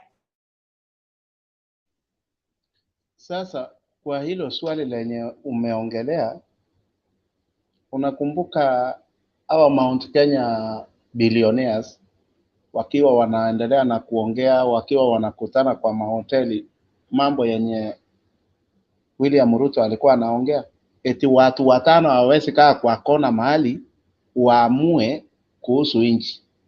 Hawa watu wako na investment, massive investment in the country yenye inachangia katika uchumi wa nchi hii yenye leo unataka kuongoza. Right? Hawa watu wanaweza sabotage that economy, they can invest elsewhere. Na hiyo itakuwa shida kubwa kwa sababu watu wenye wataondoka katika hizo kazi zenye walikuwa wamewekeza, hao watu watakuwa jobless. Wenye utaanza kudeal na wao si wachache. Hawa watu unawatishia. Neno la pili lenye umeongea, mambo yenye wamekuwa wakiongea kuhusu ma county commissioners, ma chiefs, ma assistant chiefs wakati wa kampeni zao. Hayo mambo hayajatoka kwa midomo yao, bado wanatumia hizo vitisho. Bado wanatumia hizo vitisho kwa njia na ya hali ya juu sana. Kwa mfano, mimi ni Mkisii na sina makosa kusema hivyo. Na huko kwetu kwenye tunatoka kwa saizi, tuko na viongozi wawili. Viongozi ni wawili ambao wakiongea jamii inawasikiza. Mmoja ni Fred Matiang'i, huyo mwenye anatishiwa. Mwingine saizi ni Simba Arati. Hawa viongozi wawili, the moment unaanza kuwaonyesha kidole, jua kazi yako ama entry yako in kisi politics itakuwa ngumu all through. Na hiyo ni fact. Na huyo mtu mmoja ndiye amekuwa target wa deputy president. Matiang'i alipewa kazi na rais na alikuwa anafuata instructions. Yeye ni civil servant, mtu mwenye amefanya kazi katika nchi ya Kenya na kazi yake imeonekana. wewe hauoni hiyo ni vitisho? Akiwa kwa ICT, saa hizi Kenya iko na internet, iko na radio stations, hizo achievements zote. We moved from analog to digital through Matiang'i. Musheru amekuja kufacilitate hizi vitu zingine na zimefika mahali zimefanyika. Matiang'i akiwa kwa education alifanya kazi yake, hiyo elimu saa hizi yenye imesimamiwa na Mahoa alikuja kuipata kama tayari imewekwa kwa line. Interior saa hizi hii mambo ya kutoka hapa kwa Somalia na mambo mengine hii kidogo kidogo tulisikia mambo ikiongelewa wakati wa deputy president debate, mambo ya ajabu sana ya hapa Kerio pale, shida yenye iko hapa. Hiyo sio national security, hiyo ni mambo ya banditry, mambo ya mifugo, wizi wa mifugo ambao unafaa kusuluhishwa na wazee, hata sio waziri, kwa sababu hiyo mambo imekuanga hapa tangu kitambo, tangu nchi ya Kenya iwe mambo hiyo vita ndogo ndogo ya Wamarakwet na Wapokot, mambo ya mifugo hapo. Hiyo issue sio national, by the way, ni kitu ambayo inaweza suluhishwa pale nyumbani. Sasa hiyo mambo ya kutishatisha civil servants, kwa sababu unajua sasa hawa watu wameteuliwa na rais, atawapanga kazi wasifanye. Wakifanya kazi yao effectively kwa affect, kwa sababu you don't toe the line. Nina na yeye anakuja kuweka civil servants, atataka hiyo civil servants wamheshimu vile hao wengine wameheshimu rais, because hii nchi ni mara mbili. Yes, wakati ya Kibaki waliingia wakatoa watu wote walikuwa kwa serikali ya Moi, wali struggle to get where they are. Leo unasema Matiang'i ni mbaya Kisheru kwa sababu anafuata rais. Wewe utakuja weka yako kwa ofisi. Swali ni ili. Kwani hao watumishi wa serikali wenye atawaweka angetaka waheshimu yeye vile wale wameheshimu rais? Endelea. Ni swali mzuri, kwa sababu hiyo ndio sasa kitu yenye tunangojea kuona, kwa sababu huyo Matiang'i yeye atatoka, huyo ni lecturer, atarudi huko university mahali alikuwa anafunza, kazi yake itakuwa imeisha. Lakini sasa kuna issues hapa kama poti ya Mombasa ambayo aliwaambia atairekesha. Mimi nataka watu wa Mombasa wakae tayari kufanya maandamano ya kufa na kupona, kwa sababu kitu yenye aliwaambia ilikuwa ni uongo, haitawahi fanyika. Na promises zingine nyingi zenye alikuwa anaadaa nazo watu, tunataka kusingojea tusikie. Mambo ya 50-50 government kwa wanawake na hizo appointments tuone vile zitakuwa distributed across the country vile Uhuru alifanya.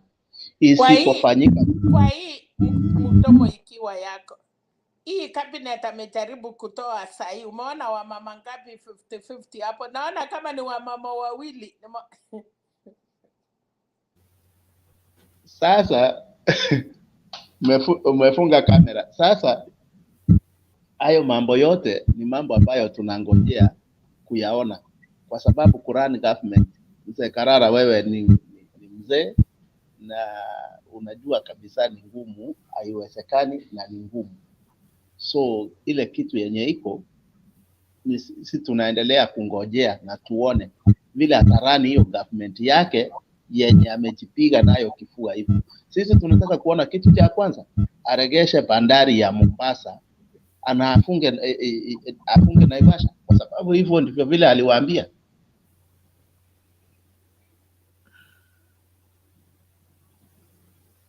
Sawa, tumekuwa watatu sasa lakini ni sawa.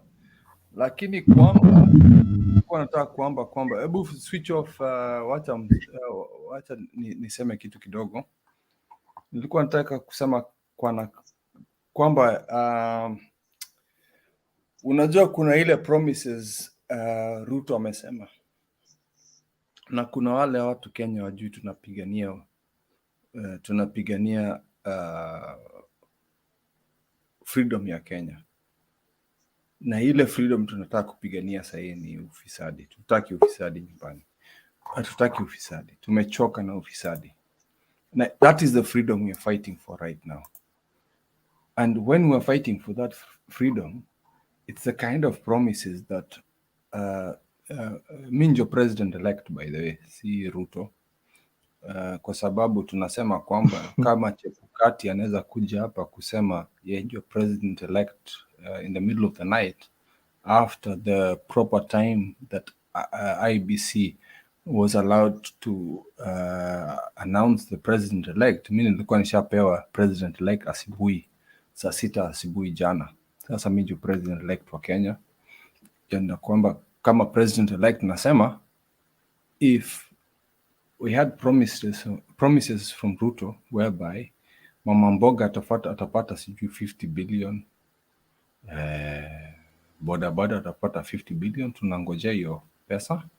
Na wale watu wanaomba Mr. Karara, Labon, Eric Omondi pesa ya sijui ati kuna mazishi, kuna mtu anataka kwenda shule wapi, tutaenda kwa State House kwa Ruto watupatie hiyo pesa. Hiyo ndio mambo tunasema sisi. Hii wakati wa kupewa pesa ya usaidizi badala ya kufunza kujisaidia. Sisi hatutaki hiyo 50 billion. Mimi sitaki, sijui kama Karara anataka hiyo. Sisi hatutaki hiyo.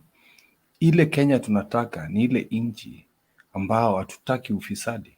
Ile inchi ambapo mimi nikitaka kuwa MCA ama nikitaka kuwa MP, si kana kwamba ninatakikana kuwa na pesa ndio nikuwe MCA.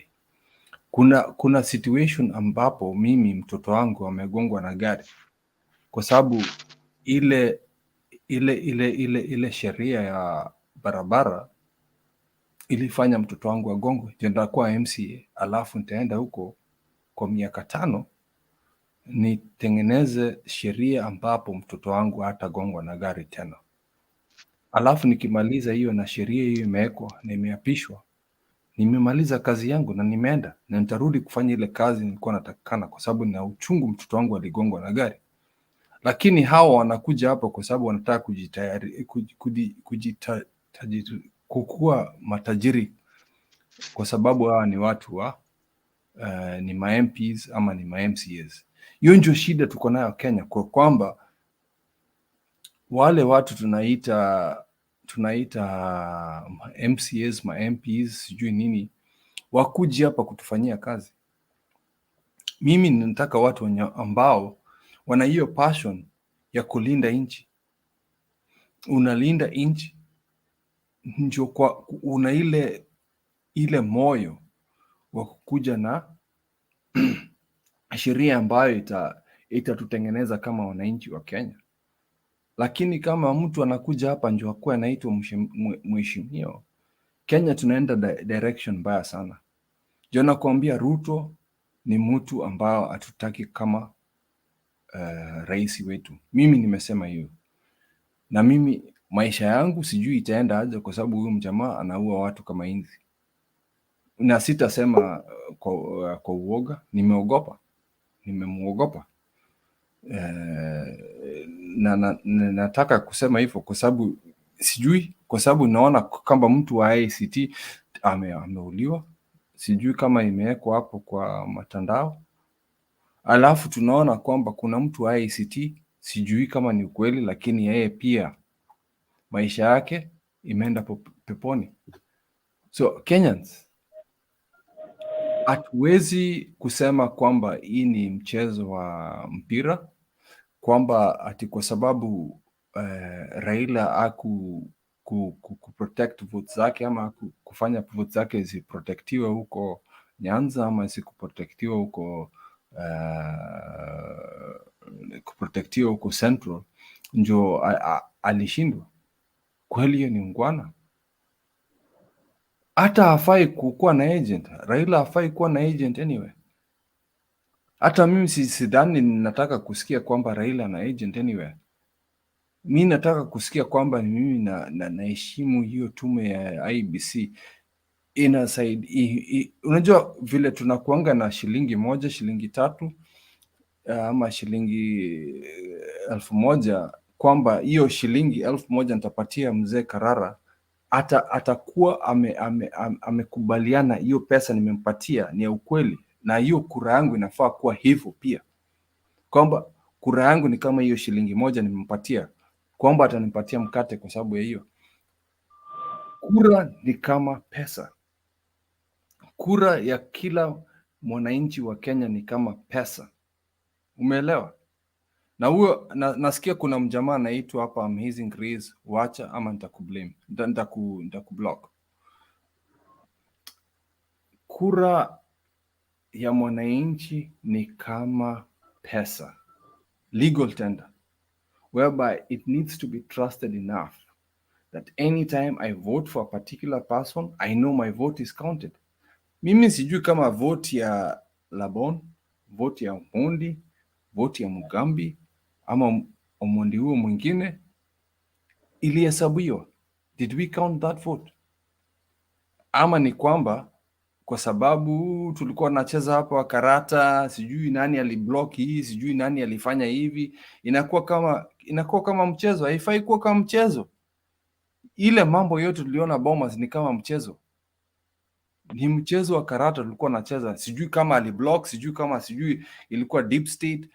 Hiyo ni mambo wa Kenya hawafai kufikiria. Hatufai kufikiria mambo ya deep state. Tunafaa kufikiria mambo kura yangu ilihesabiwa. Kwa sababu mimi nakasirikanga mtu wa UDA anakuja kuniringia ati president elect Ruto alishinda. Kama alishinda, mbona unaibu? Mbona unaibu na hii ushindi? Kama ingekuwa pure and plain win, ile mambo yote tuliona Bomas haingefanyika. Hata kama hatuwezi kuprove huyo Sholea alikuwa anafanya nini, mbona tunafikiria kwa undani kama mtu ana utu alifanya mambo ya uongo?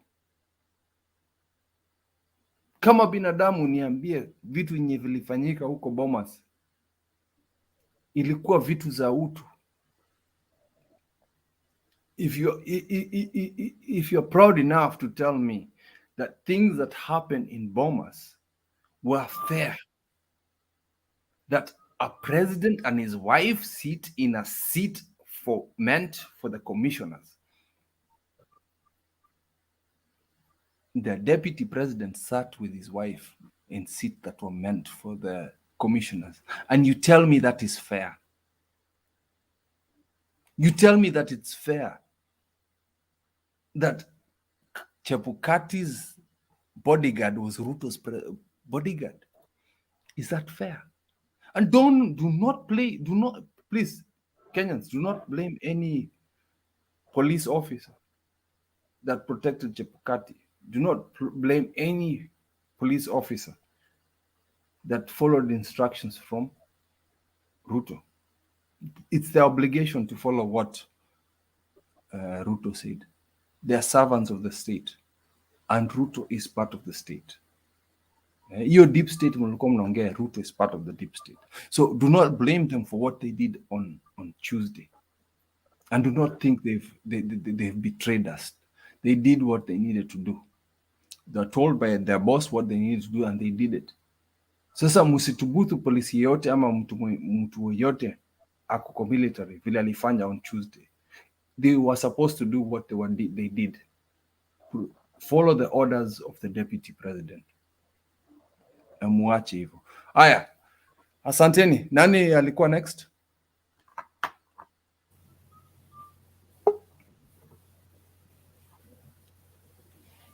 Okay, Omondi. Kanara, wacha mzee aongee. Wacha mzee aongee. Sawa. Yeah. Okay. Sawa. Okay. It is known that on 9th of August 2022, 14 million plus Kenyans woke up early in the morning, went and exercised their democratic right to vote in a new government. But what they never realized is that they were going to elect the next commander-in-chief of the Kenya Defense Forces. they went to elect their president, but walienda kuchagulia majeshi amri jeshi mkuu. Martha Koome, Smokin Wanjala, Njoki Ndongo and the likes walivote na wakaenda nyumbani na matokeo ikaanza kustream. Na by Thursday tukajua nani mshindi. Do you want to tell me hawajui nani mshindi? They know who is the winner, and they know who is the loser, and they know the percentage, and they know the number of votes that were casted to each candidate. They know it. Jana kuna watu tunafanya nao kazi wa intelligence upande moja na ingine, wamesema kwamba wakati siku hiyo matokeo itangazwe, Raila alikuwa State House because alikuwa anajua yeye ndio rais incoming. Na wakati simu ya kwanza, okay, tulijua simu lazima zitapigwa 3. Simu ya kwanza ipigiwe Rais Kenyatta, simu ya pili ipigiwe mshindi, simu ya tatu ipigiwe number 2. Na wakati Kenyatta alipigiwa simu, aliambiwa Raila is the winner. Raila akapigiwa simu akaambiwa you are the winner. Uhuru ameambiwa Raila is the winner. Raila akaambiwa you are the winner. Ruto akaambiwa Raila is the winner. Swali ikakuja, can you name your price? And that statement nilikuwa nimeambia my son a day before. Chebukati kuna kitu ataambiwa, can you name your price? Na intelligence sources zinasema he mentioned 400 million. Ruto akamwambia I'll double it. So that is what happened. Martha Koome, Chief Justice, anajua who is the incoming president, whether there is a Supreme Court or not. Supreme Court tu inaenda kuandika mambo wazi, because after Supreme Court tutakuwa na ile tunaita criminal case. Yoyote aulihusiana na wizi wa kura. Na ndio nikasema sisi tunaona kama ni wizi ya kura. Sio wizi ya kura, ni kupindua serikali ambayo imechaguliwa kihalali, moradi tu haijaapishwa. Na ndiposa mliona ile Kenya committee 2 days after matokeo kuanza kuonekana nani anashinda, they came in the public domain, Harambee House, wakasema sasa wameanza handing over. Handing over to who? A week before election, Uhuru went to Central Kenya.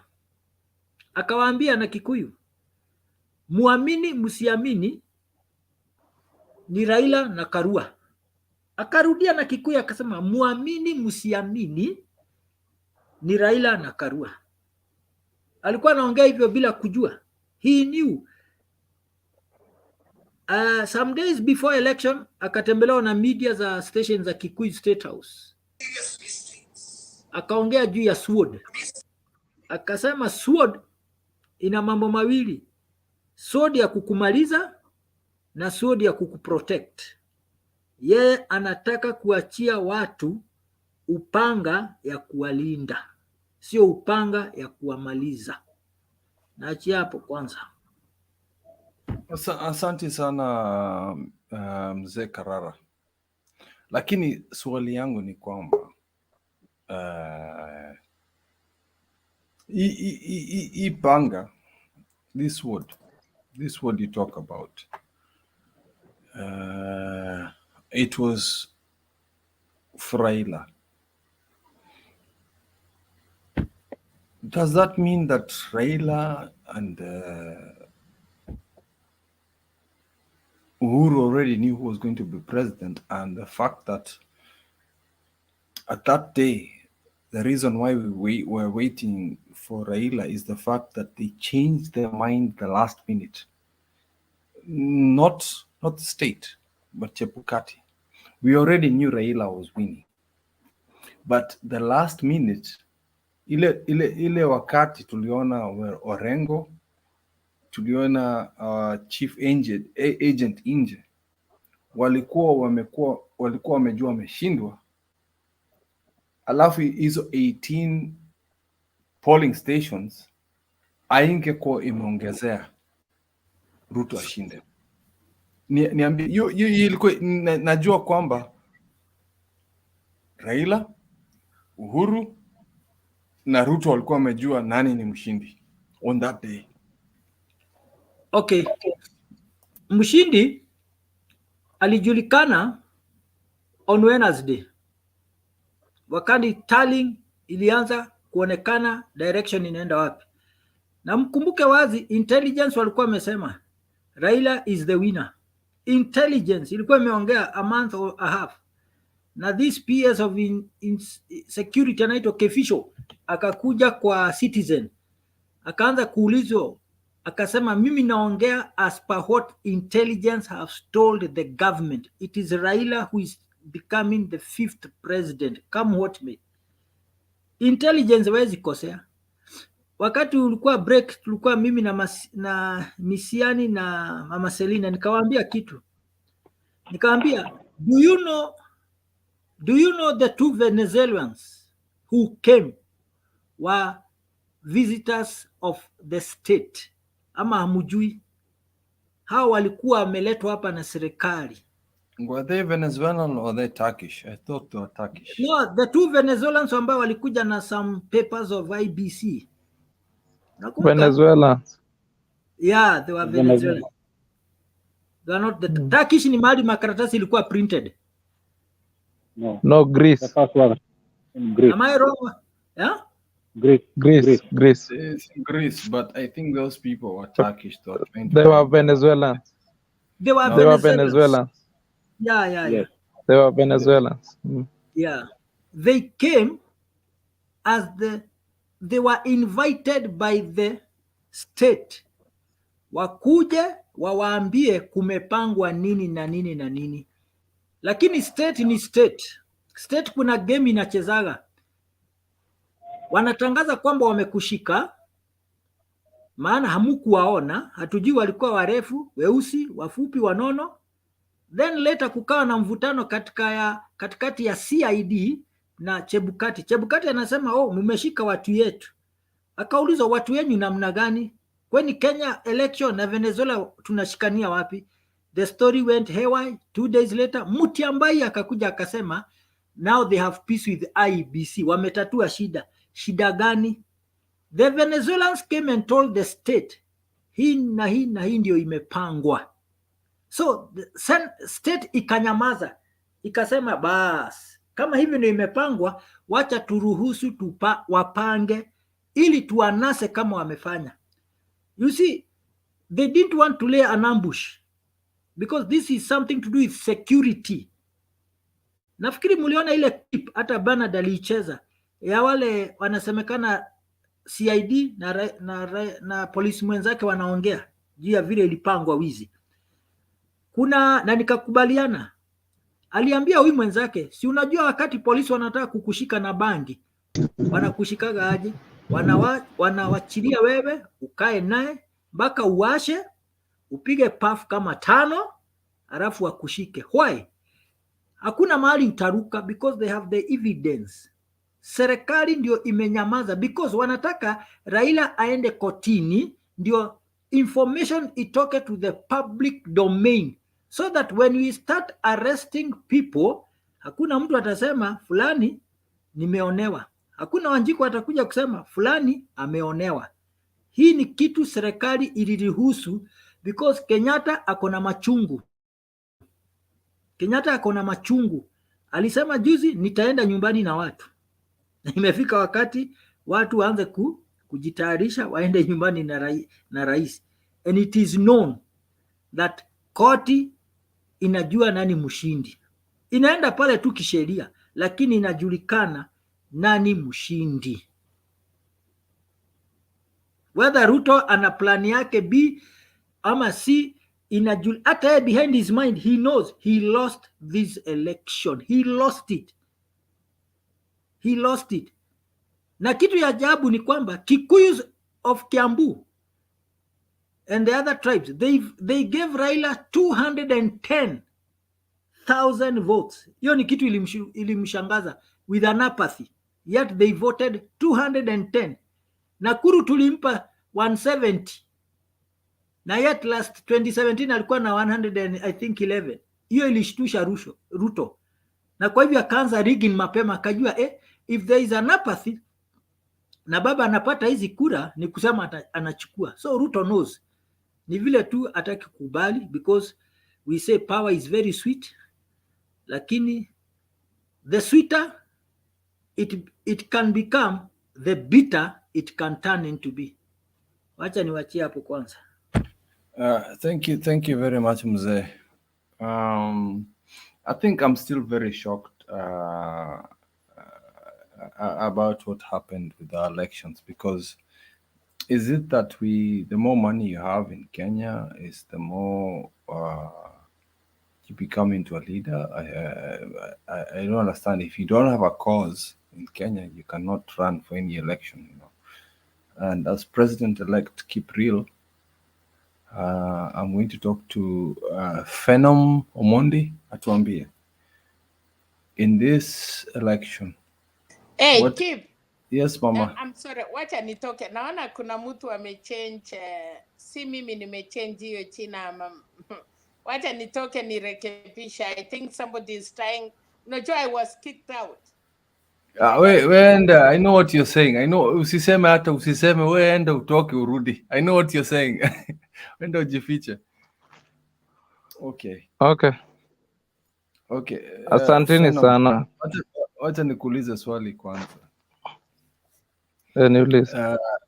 Haya, sasa unajua kwa sababu tumetoka elections. Yeah. Is it fair? Are we going to pick a president because they're rich, or is it because they have a cause? Because I think in Kenya we're moving towards a situation where we're going for popularity, or we're picking a Kim Kardashian or whatever they do, or a musician. Is that where we're heading? Fin Omondi. No. Okay, ni swali nzuri hiyo. First of all, nataka nikwambie Kenya kuna kitu wa Kenya understand sana, leadership and integrity.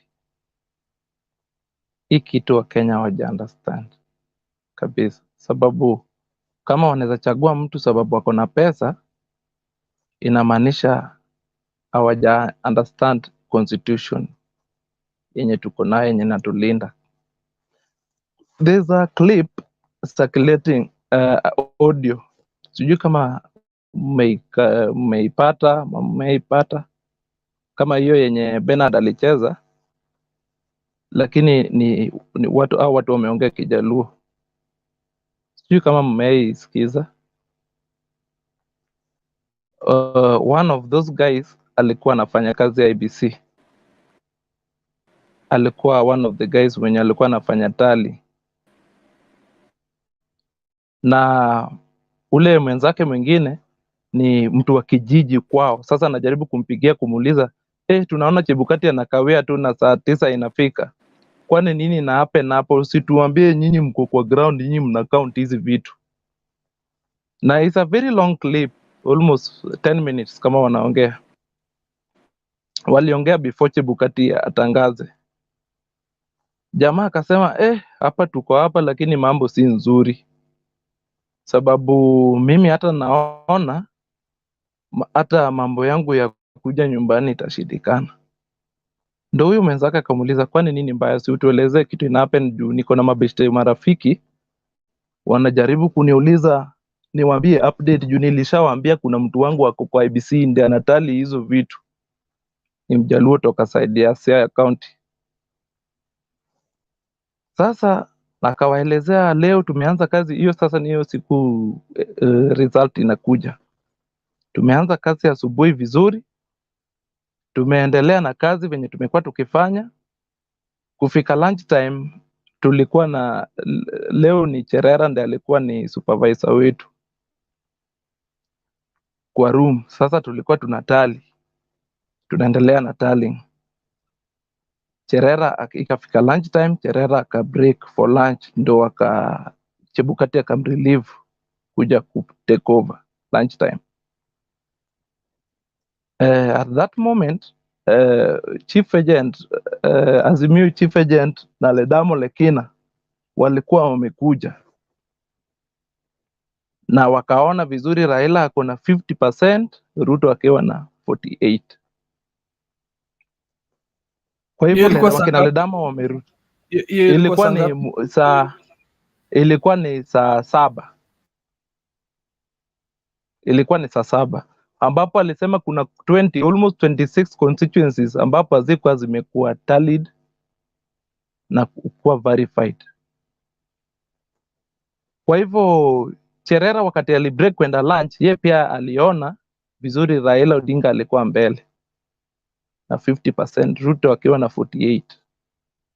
Kuanzia saa saba hawakuendelea na tallying. Chebukati alikataa. Wakati Chebukati alikuja akaangalia hiyo karatasi, hiyo form, akachukua akakunja akaweka ndani ya koti. Akawaitishia lunch, akaambia mtu wa lunch akaleta chakula kwa room wakakula. Subiri kidogo. Nataka kuelewa hiki kidogo. Yeah. So inaonekana before lunchtime mzee ama baba Raila Odinga alikuwa na namba yenye ilikuwa kubwa sana, kwamba ile polling station ilikuwa imebaki ya 18 ingemweka juu kabisa. Nitakwambia ni wapi na wapi ilibaki bado. Ngoja subiri kidogo. Kana kwamba mzee angepita na Ruto angekuwa amshike mzee. Haingekuwa hata na running. Haingekuwa hata rerun, si ndio? Haitakuwa rerun, bado ndo nakuletea. Chebukati akaogopa. Ngoja subiri kidogo. Chebukati akaogopa. Alafu akaambia kila mtu ni saa saba tuende lunch. Si ndio? Hivyo. Akachukua results akaweka kwa mfuko. Akachukua akaweka kwa mfuko. Lakini angechukua results aje yake kwa mfuko, ama aliambia kila mtu aende. Endelea kutoka hapo. Haya, ndo bado naendelea kukwambia. Sasa at that moment ni results za Wajir County, the whole of Wajir County hazikuwa zimekuwa tally constituencies na some parts of Mombasa, na zilikuwa bado ni stronghold za mzee, naelewa. Sasa ilikuwa huyu Gulie alikuwa amechukua hizo forms aende asome. Sorry nimekuwa mgumu. Mimi nataka kujua waliambia watu wa gani waende lunch? Hawako wana break kuenda. Walikuwa nakula hapo kwa room. Na Chebukati at the moment amechukua karatasi amekuja ameweka kwa koti, ndio sasa wanashindwa kukula. Wanauliza Chebukati, hiyo ni form ya 30, hii ni form mali walikuwa na tali. Sasa ndio sasa mali walikuwa na tali according to that audio venye nilisikiza audio. Bado utarudi baadaye tuambie ni karatasi gani alikunja akaweka. Nitarudi, wacha tu nikwambie. So according to that audio venye nilisikiza audio so mi unajua na narrate according to that guy. Nitatafuta hiyo audio nilete, wenye watasikiza pia watanisaidia, wenye watasikiza Kijaluo watatranslate. So jamaa akasema hii lunch time Chebukati amestop tallying, aiendelei, bado ni 50%. Kwa hivyo kura ya baba ilikuwa ifike 51.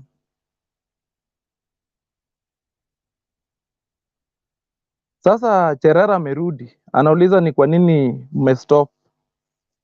Akasema ni Chebukati amesema imetosha, hata Gulia asisome hizo constituencies zenye zimebaki, wanatangaza report. Sasa saa 8:30 saa 9 inaingia, wakaanza kuvurutana Cherera na Chebukati. Wakasema akaambia Chebukati, toa form, toa hiyo form tuone ni nini kwa ndani, kwa nini umeificha? Chebukati haongei. Ndo wakakaa kidogo, muda inasonga. Sasa kila kitu ilikuwa imeisha. Ilikuwa ni Ledamo Lekina na Azimio chief agents waingie wasign Chebukati amewaleta wasign, na Chebukati au makommissioners wengine pia wanaambiwa wote wasign, ndio Cherera akakataa akatoka kwenda Serena na commissioners wengine. Ledamo Lekina na chief agents wakatoka nje wakapatana na press hiyo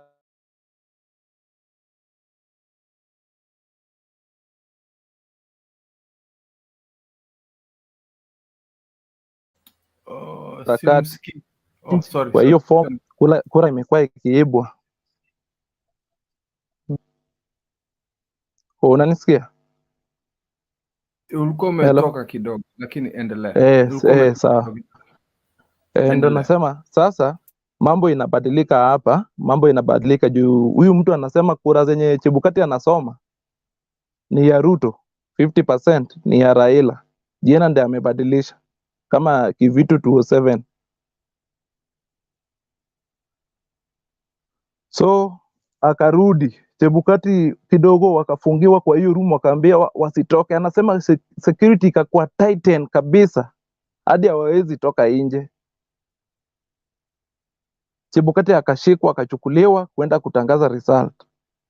Kufika wakasikia vurugu ni kama watu wanapigana. Chebukati akarudi tena akachange koti. Ile koti yenye ilikuwa na ile form amewacha.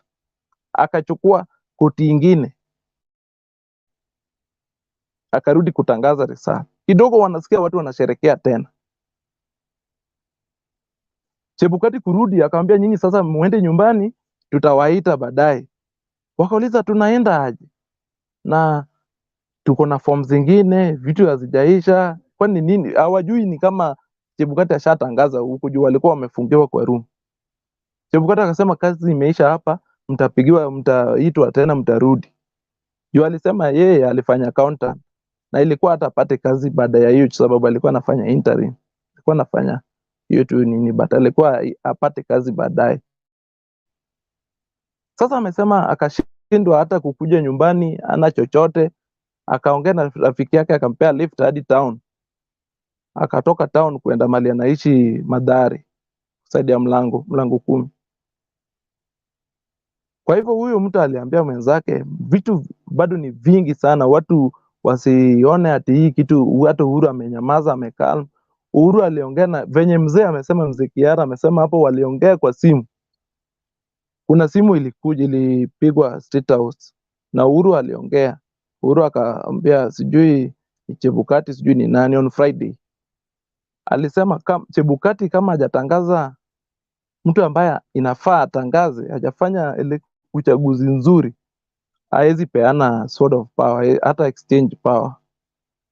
Kwa hivyo Chebukati afanye kazi yake. Okay. Omondi, just subiri kidogo. I am blessed.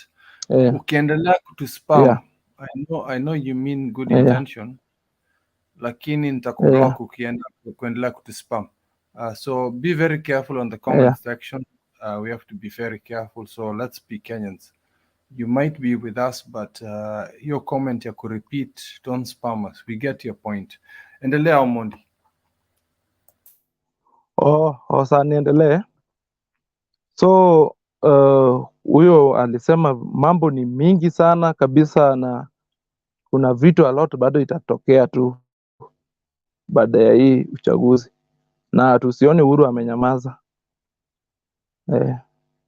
Kwa hivyo nitatafuta hiyo audio, sijui nitatumia nani, but mtaweka watu wasikie. Wenye wanasikia Kijaluo utasikia, kama mnaweza translate bado, unajua nini. Tumia banner tutaweka image on top of that. Lakini nilikuwa na swali. Huyo mtu alikuwa level gani kwa IEBC? Alikuwa PR? Anasema wakati alikuwa amechukuliwa, waliuliwa mtu aseme profession yake, akasema yeye amefanya accountant. Ndio sasa Cherera akamwambia hata ni nzuri, thank God. Usiseme profession yake kwa sababu hiyo ni maisha yake ni muhimu. Tunasema kwamba ile level alikuwa kwa IEBC, alikuwa returning officer ama alikuwa nini? walikuwa wanatali, walikuwa wanafanya tallying. Okay, simamisha hapo kwa sababu tutaki, unajua ushasema ni accountant, sitaki Oh, umtafute. oh, oh, sa. Okay, Sorry, tuache hapo. sorry. Asante. Sorry. Kwa sababu unajua sasa naogopa, sitaki maisha ya mtu iende hivyo.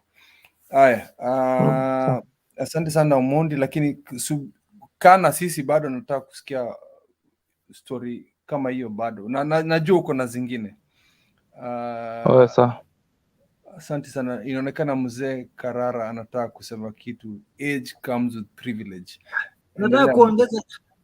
Nataka niongeze kwamba ni clerks walikuwa wamechukuliwa kwa sababu ya tallying, na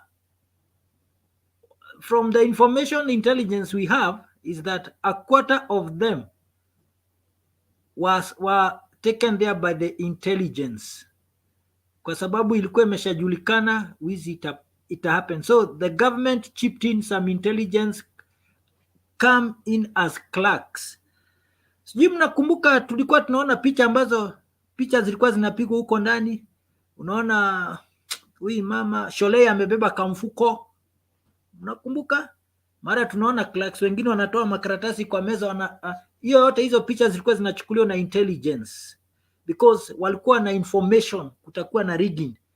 So these clerks, a quarter of them walikuwa intelligence, so hao ndio walikuwa na feed the government, this is what is happening, this is what, because at the end of the day what we have is that baba alishinda na 51.9 something percent. Hiyo ndio what we believe, that alishinda na 51.9%. Mr. Karara, Karara, I don't believe you. You know why I don't believe you? Is because I believe Mzee, and this, you can correct me if I'm wrong, because this is now open discussion, because now I want the forum to be open so anybody can jump in. Hata Mama Selina unaweza kuingia, ni sawa. Leo ni siku ya kelele. What I believe is Raila was not about to win with 51-54%. Kusema ukweli, in your heart of hearts, huyo mzee alikuwa na at least 70%. At least. Unaweza kubaliana na mimi. Na sisi kama watu wa Azimio, including Jubilee, we are willing to let Ruto run with the 49%. Hiyo ni yake, aende nayo nyumbani. But I know Mzee had over 70%. And if you tell me it's 51%, I don't believe you, sir. Okay, keep. What I'm saying, as per what Chebukati, Fen Omondi amesema what Cherera had left. Unaelewa? Kile Cherera aliwacha kwa meza, it was 51.9%. Unaona? So the commissioners has to come back in the after lunch, wamalize ile tallying ya constituencies, ndio kama percentage itaenda na 70% or 100%. What was kile ambacho kilisimamishwa, unaona zile zilisimamishwa ndio itangazwe. Raila was 51.9%, yet tallying haiko imekwisha. That's what I'm talking about. Okay, Mama Selina, continuing the conversation. Nikikuuliza swali, madam. I think what Omondi said, it has a little of, kuna ukweli chenye Karara is saying, kuna ukweli kwa sababu anasema chenye ilikuwa imefanyika, baba alikuwa amewin, na baada ya kuipa hizo makura, the only question we have is, na ndiye sababu unasikia hata wenyewe wanasema wanataka uhuru waongee, wanajua what really happened, wanajua, na ndiye US itume hiyo delegation immediately wakuje Kenya. Walikuja kufanya nini? Kwa sababu wanajua the truth. A lot of people wanajua what really happened. So But Mama Selina, you know, bado mimi nauliza ile 20% ya baba ilienda wapi? your 20%. Iko hivi Kif. The compromise, baba alipita na hiyo 70, of which it is true. Lakini sasa wakati wameleta hiyo, unasikia kuna 55,000 polling station, ama kuna kura silipikwa ya president, ama kuna sahi unasikia kuna polling station were not even registered. So kuna mambo mingi sana tutaelewa. And I think nataka kukubaliana na Karara ya kwamba watu walikuwa wameprepare kwenda kotini hata Kenya Kwanza. The government know the truth of the people they are dealing with.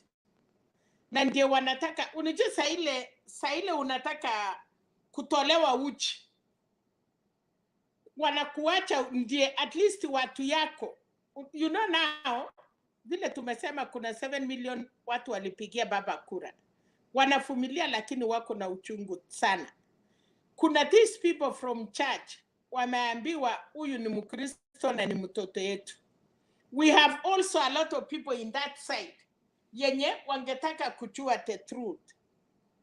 Tuna ulimwengu wenye wanataka kujua what went wrong in Kenya. Na ndio sababu mambo ya kotini ikakuja. And then now keep. Sasa vile Omondi ametuambia, we were wondering how commissioners wawili hata walisemwa walikuwa na yeye, they were not there. Apart from 4 commissioners. So kama utatangaza vitu wewe mwenyewe peke yako na there are 6 commissioners are not with you. Ya pili, kushinda intelligent kuambia Raila na watu hiyo yote watu yake wakuje. Vita yenye ingefanyika Bomas of Kenya, Kenya ingeisha. So they had kuambia wengine kaeni, don't come. Kwa sababu hiyo yote kina Orengo, kina Gladys Wanga na hiyo group yote. Tell me what could have happened, Chebukati angetangaza, ile marisasi ingepatikana kwa hiyo Bomas. Hakuna Kenya ingekuwa today. And that is why watu walikuwa na shangaa wapi baba, nini imefanyika, kwa nini afiki hapo, sijui nini. So intelligent they knew.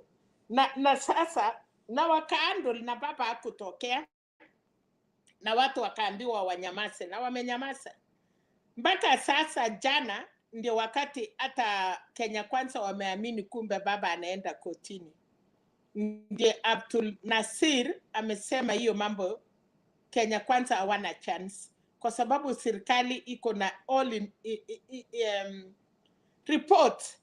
Na quote what Martha Karua say, hatutaki kujitangaza, otherwise we know the results, but hatuna uwezo. Now hiyo moja ikaenda, wakakuja delegation from ya America, wakakutana na Uhuru, wamekutana na baba, wamekutana na Ruto. Watu ya kanisa kwenda kwa baba, I don't think ilikuwa ni idea yao.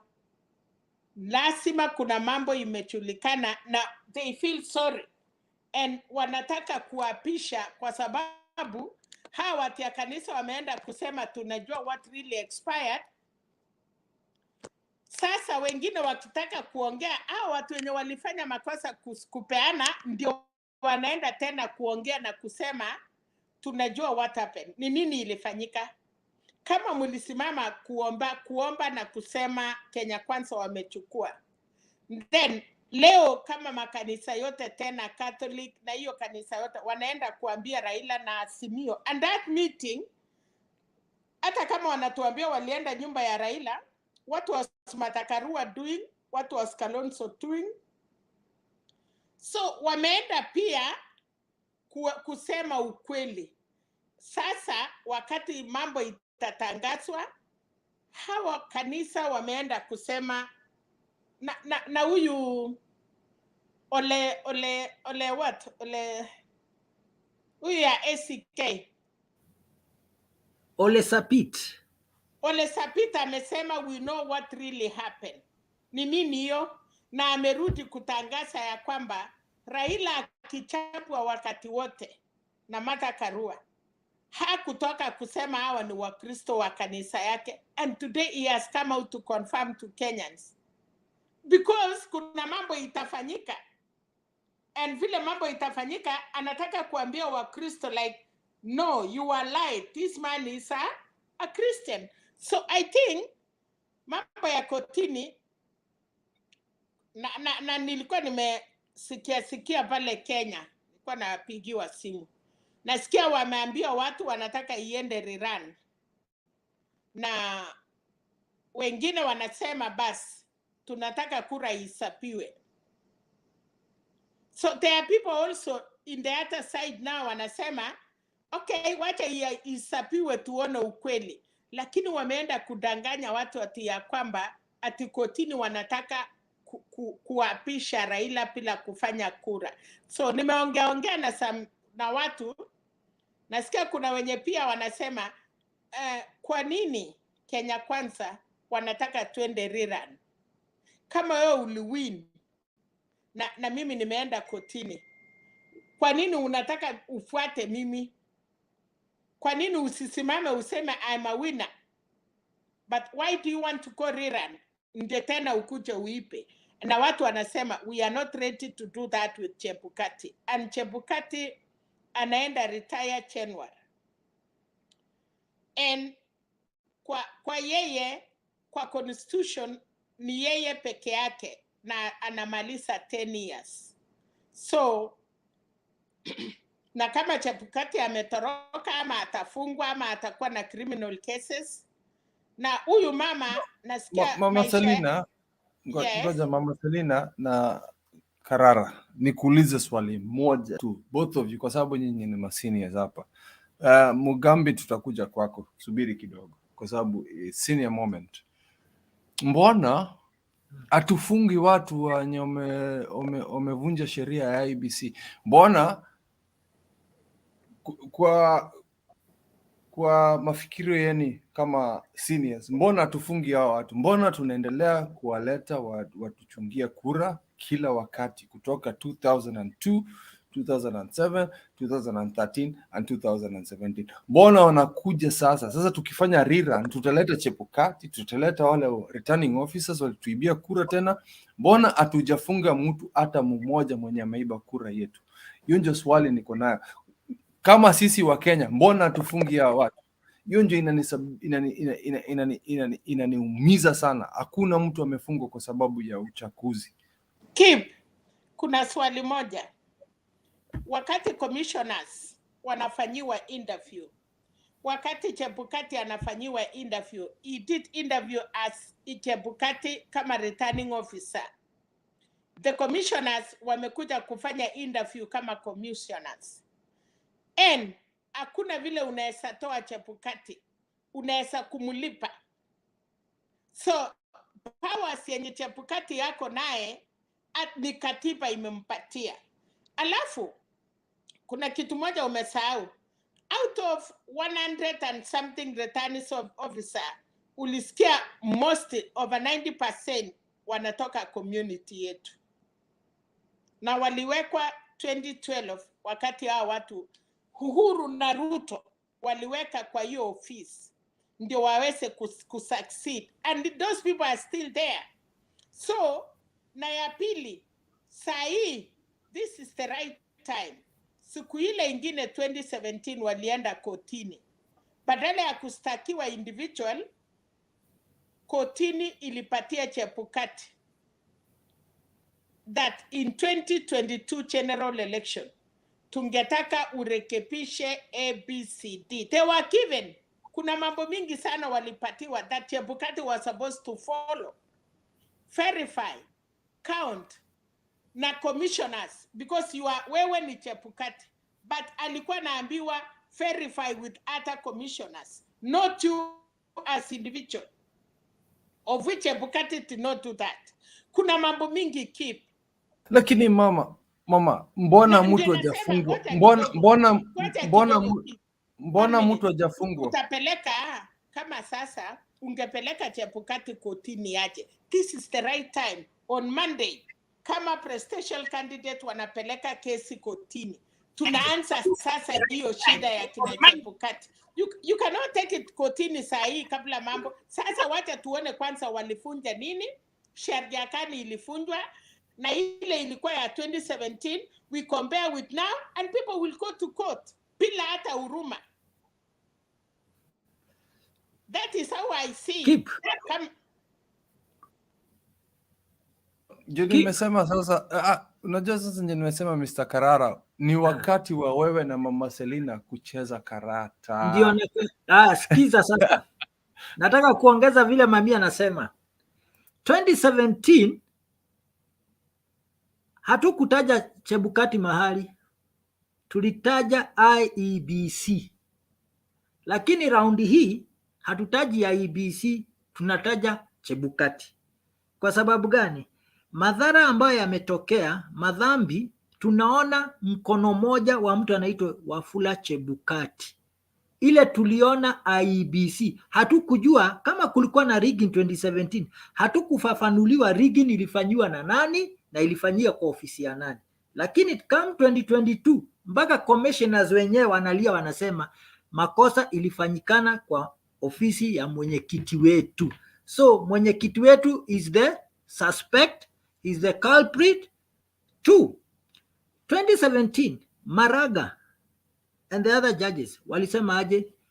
2022 election mufanye hivi, muwe na forms 34A ambayo itazaa 34B, izae 34C, 34C izae 34D ambayo itakuwa ndio certificate ya the winning candidate. 2017 tulikuwa na mastori tunasikia sava. Mwaka hii hakuna mtu anaongea juu ya sava. Tunaongea juu ya portal. Kwa sababu gani? Sava ni IBC tu walikuwa na access, lakini 2022 kila mtu ali access portal. Sasa hapo ndio tunataka mashtaka ianze, because 2017 haungeshika mtu, haungeshika Chebukati, unamshtakia nini? Commissioners wote walikuwa pamoja, kwa hivyo who was the one who was guilty hatukujua. Come 2022 commissioners wanasema our chairman is guilty. Sisi tulisema IBC ilikuwa guilty, hatungefunga IBC, hatungewafunga IBC. Lakini this year, and Martha Karua, and don't forget Martha Karua alisema this time round at when the IPC we are going for individuals. Exactly.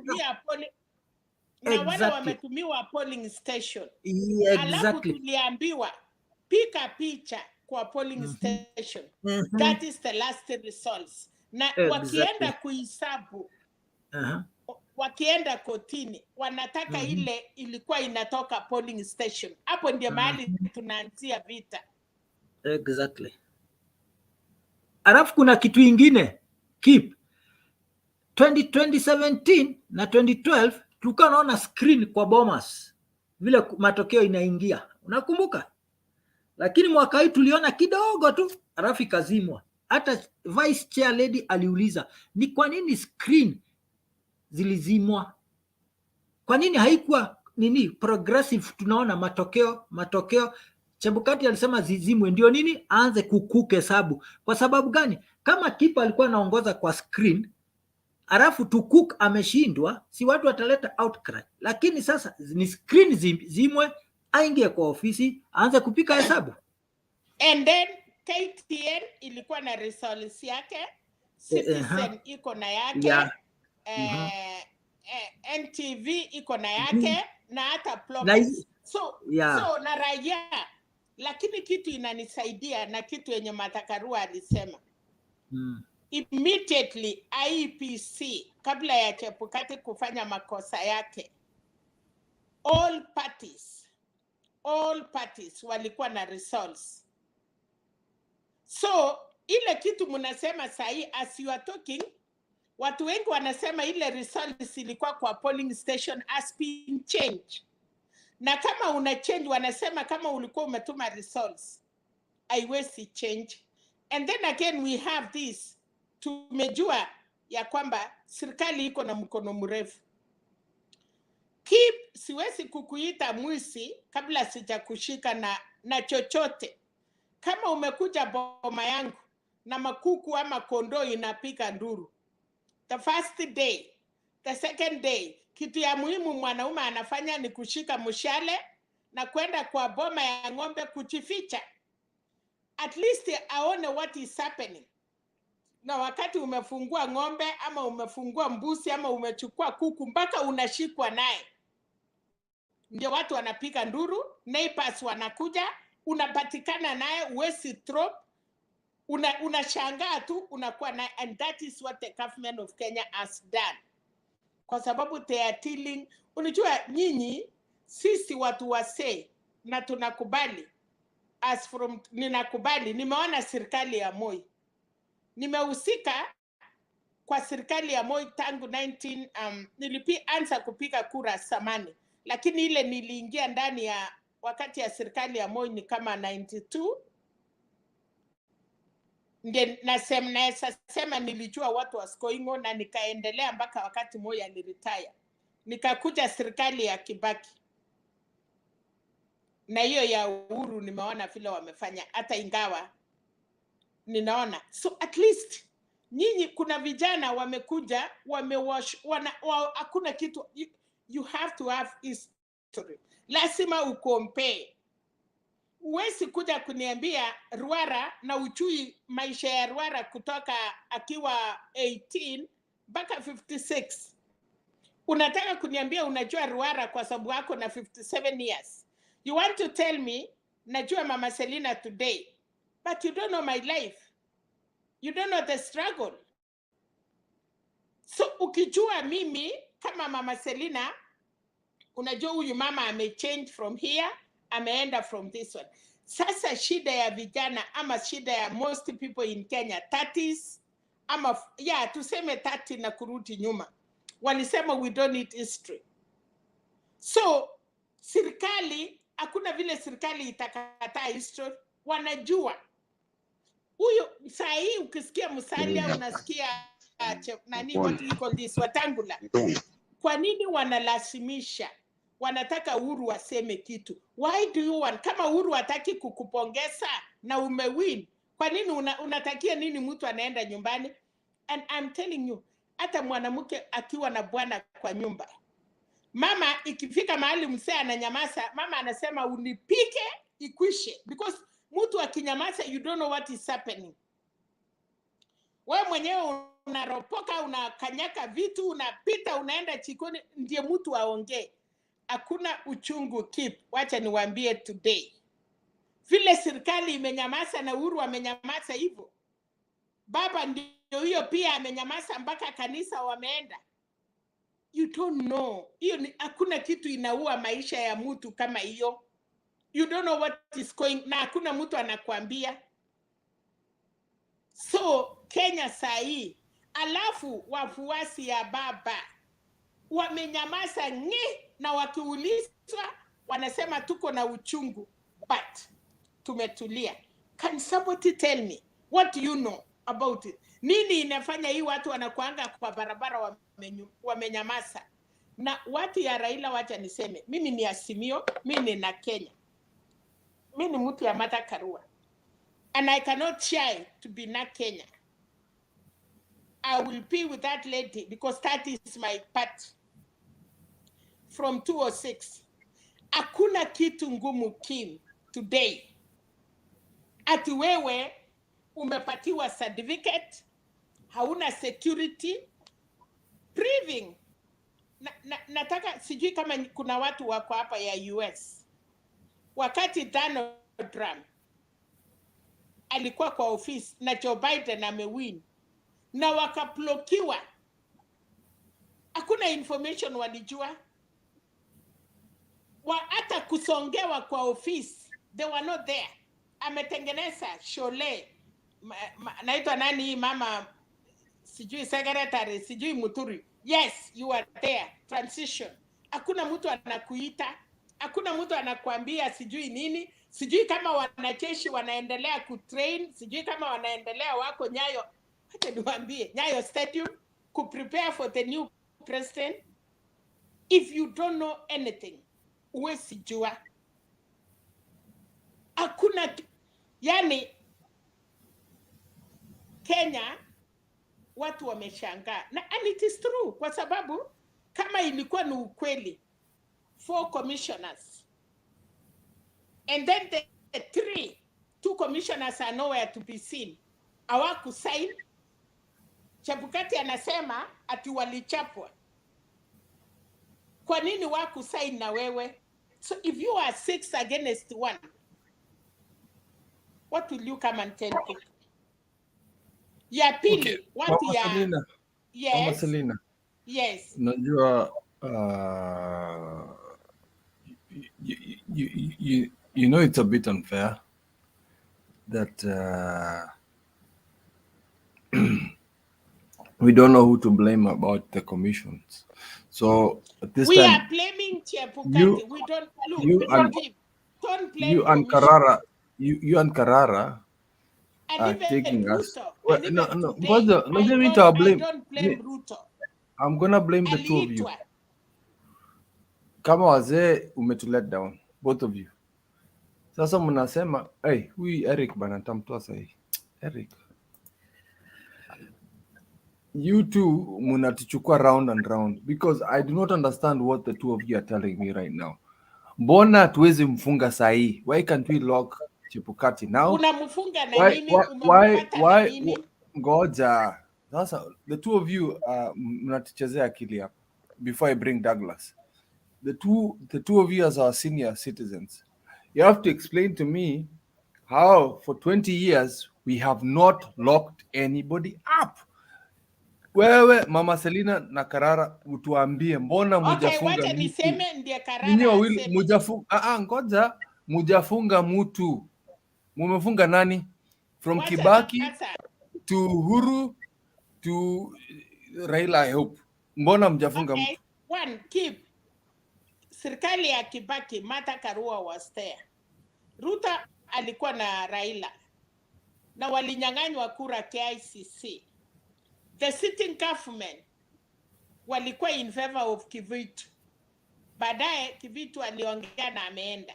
Tukakuja 2013. Uhuru na Ruto. Na wakaipa na wakaprotect Chebukati. 2017 wakaipiwa wakaprotect Chebukati.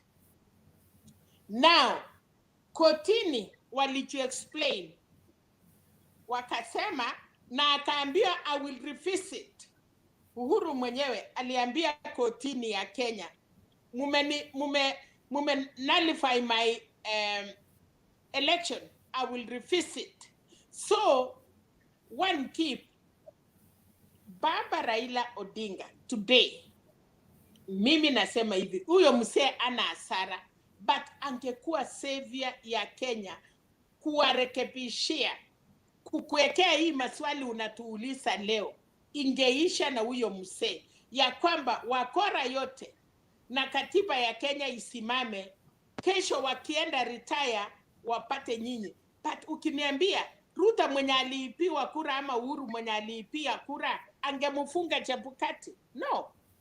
This time round Chebukati pia Ruto alimwambia tulifanya hivyo 2013, si ulipaki? Ndio. Tumefanya hivyo 2017. I'm coming to be the president. I will protect you. Akapatiwa ile amepatiwa, akanunuliwa shamba, akaambiwa that actually makes sense to me, Mama Selina, because Uhuru, sorry for all who support Uhuru aliprotectiwa akaacha Chebukati 2013, 2017. The same thief comes back. Now he has 2 masters. There's one, his former master and his current master. Who is he going to follow? So, Mr. Karara, how do we solve this problem? Okay, let me say this. Before Douglas, by the way, Douglas, you're next. Before Douglas comes in, okay, former master, there's a current master. Okay, keep. What do we do as Kenyans? Because we've never arrested anybody. Okay, keep. Unanisikiza?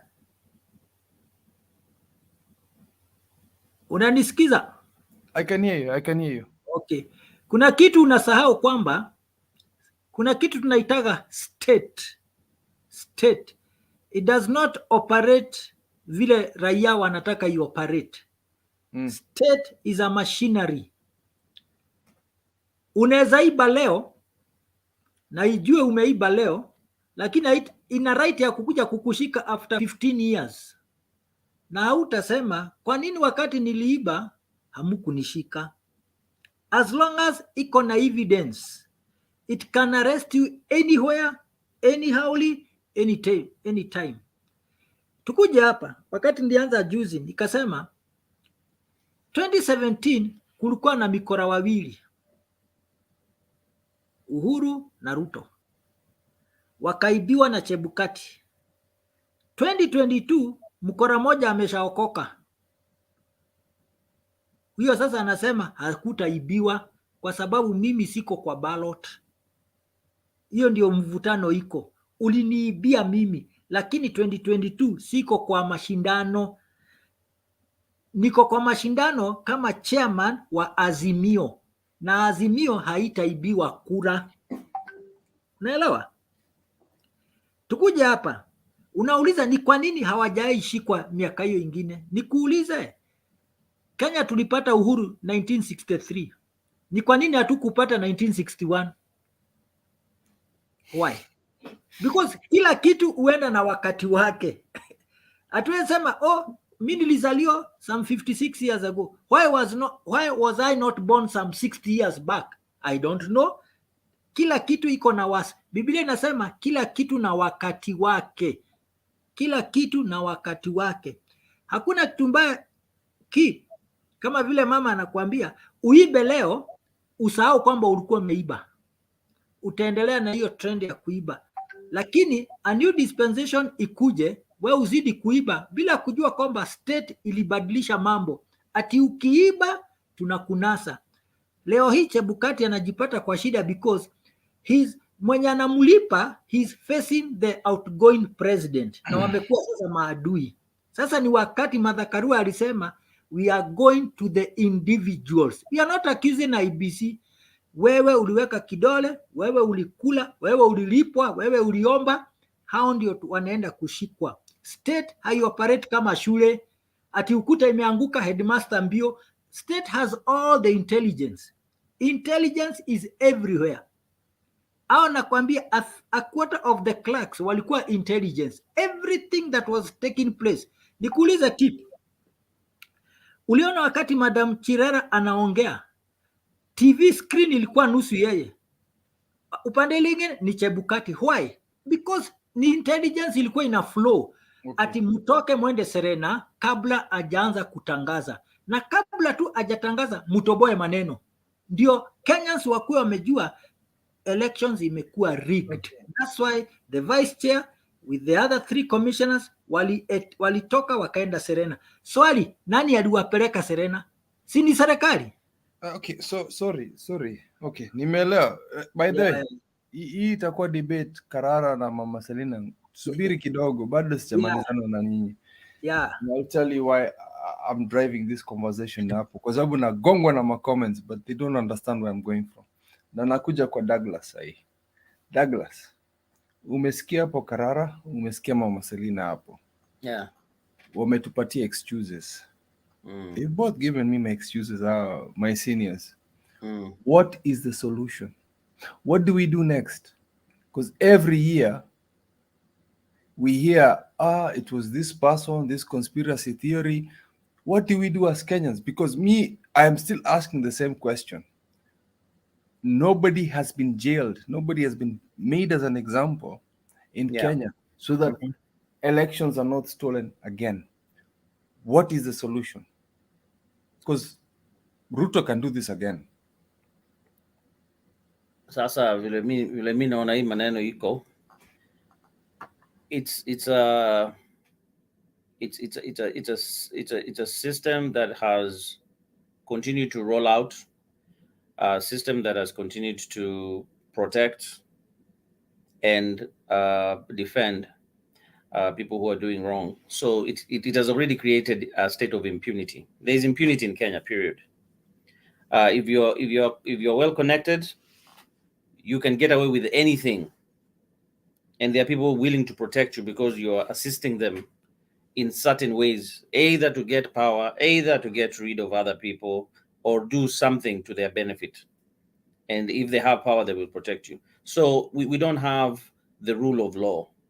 I failed to understand why we had to go to this election with this IEBC chairman, Mr. Chebukati. I don't understand how that was allowed to happen after 2013, after 2017, and all the problems. For any government that is serious, that would have been one of the first things they would have done, is to actually reconstitute the IEBC, just to instill confidence in the people, to actually make sure that the process is free and fair, and also works, and people can actually see that it's free and fair. That was not done. So we have created a situation whereby there's so much impunity that this same individual who bungled the first one, bungled the second one, has been allowed to bungle a third one. Yeah. So Douglas. So my thing is this. Hold on, Douglas. I'm coming to the question. What should Kenyans do about this?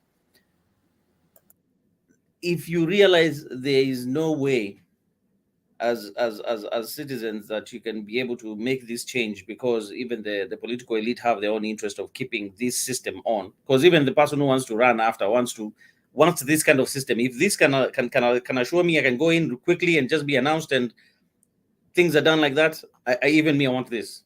You get it? It reaches a point whereby you realize that you do not have any democracy.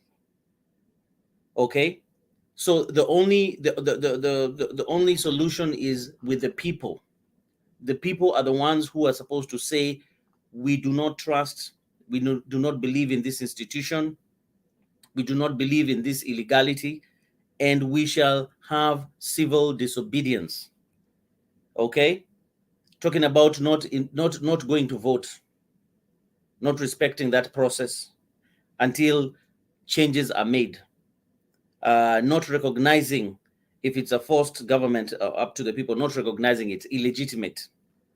Yeah, people should actually be able to recognize it as an illegitimate and actually follow the people who they believe won. Those are the people, even if they're not, those are the people who should be guiding them on how to go, because that is the only solution. Because you cannot just keep on moving on and saying, oh, I hope now the people who have been put in will change the system. If the system is working for you, what are you changing for? In fact, to be to the advantage of the politicians, if they know that the people are too tired and too scared, so that they're like, oh, let's move on, we have our lives and everything, they'll be like, that is what we need, because this is a waiting game. Yes, and Kenyans have been known to forget things very quickly. Yeah.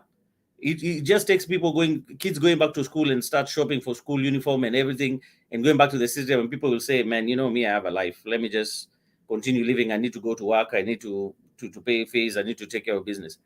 Then you never change anything. But we saw what happened last time. Was it 2017? Was it 2013 when there was civil disobedience? There was boycott of certain companies, certain individuals. Some people were not recognized as legitimate, and it had an effect. It had an effect. You know, there's nothing as bad as you not being recognized by the Wananchi as a legitimate president, and you're walking around. There's nothing as bad as that. And we're not even going to jump the gun, because, you know, we have a case. There's a case that's going to the Supreme Court. We'll see how that turns out. Until you are sworn in and given the instruments of power, then you are officially the president. Even the IBC can make a mistake and say, Douglas Ebole is the president-elect. Oh, sorry, we made a mistake. I can be announced. Then they can say, oh, we made a mistake. It's not actually you. But until I'm given the instruments of power, that's when I'm sworn in and become the president. So let's not jump around. Let's wait for this case, because we are going to see things that we've never seen. We might be surprised with the information that is going to be there. We don't know what is cooking. Let us see the case, finish the case, and make our decision. Douglas, Thank you for your opinion. I'm gonna fight this question because it's still it still hasn't been answered for me. I think from what I've heard from Karara and Mama Selina, it makes sense. It's actually what we can excuse as problems we've had in the past, whereby the two previous elections were won by Jubilee, URP, and whatever, and who was UDA combined. And I don't believe they won those elections genuinely. In heart of hearts, they didn't win those. But we allowed that to happen. Chebukati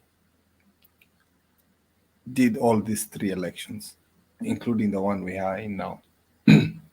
My question is, even if it's a PR or whatever it is, a returning officer or a constituency person, nobody has been arrested in Kenya for elections violations. What example are we setting? Yes, we're having people who are stressed out about what they did in the current election. They feel nervous about it. They feel guilty about it. But for me, no matter how many abuses I get in the comment sections, I leave the same question: is who has been punished in Kenya for violating our right as Kenyans to get the leaders we want? This is from the MCAs to the MPs, to the senators, to the women's reps, up to the president. What punishment? We can blame Chebukati, we can blame the regime, but what solutions do we have for the future that this doesn't happen next? This is for Fred, by the way, because I want to move from point to point. My first thing is Chebukati should not, the High Court themselves should say Chebukati should go down to the lower courts, prosecuted for the laws he's broken. The lower courts. Don't go to the High Court, lower. Aende huko chini, aende kwa mastaka tunamwambia, because we can't keep bringing this man every year. He needs to go to court. Na ile mastako kila mtu as a Kenyan need to prosecute, not Raila Odinga, the people. That means any Kenyan out there should have prosecuted Chebukati for the nonsense he brought for us. Number 2, not Chebukati alone, down to the person who is receiving the bribe should be taken to court by us as an individual. That is why I was fired up in the beginning of this session today, is the fact that our votes should be treated as legal tender. It's that important. So us playing politics, it's RAILA, it's Ruto, it's Uhuru, it's not that. It's IBC that it's the most to blame here. And I'm not talking about the institute. I'm talking about individuals in IBC, because every time there's an election, we blame an institute that does the elections from 2002, 2007, and so on. We need to start blaming individuals, like my party leader says. It's just that one person that messed up. Because every year, from one section, it was not actually the returning agents, it was actually the top. Then now it's also going up to a deputy president that's doing some nonsense here. Anyway, Fred, if you're around, we're gonna bring you in, and somebody from the UK who might be president in future, tutamweka. Okay, let's wait. Juliet, ngoja kidogo, acha Fred aseme kitu. Mr. Kip, pale yako mzuri sana, sijui uko wapi kwa sababu hiyo screen yako. Na wote wanachangia kwa mjadala. Unajua hii kitu ya Chebukati umezingatia sana, umeulizia Chebukati anafaa kufanywa nini. Huyu Chebukati sasa, hata tukisema tukienda koti sema vile itasema, yeye ndiye atakuja kutangaza hata matokeo tena. Huyu Chebukati anafaa yani vile amemaliza hivi anafaa kuwe kamiti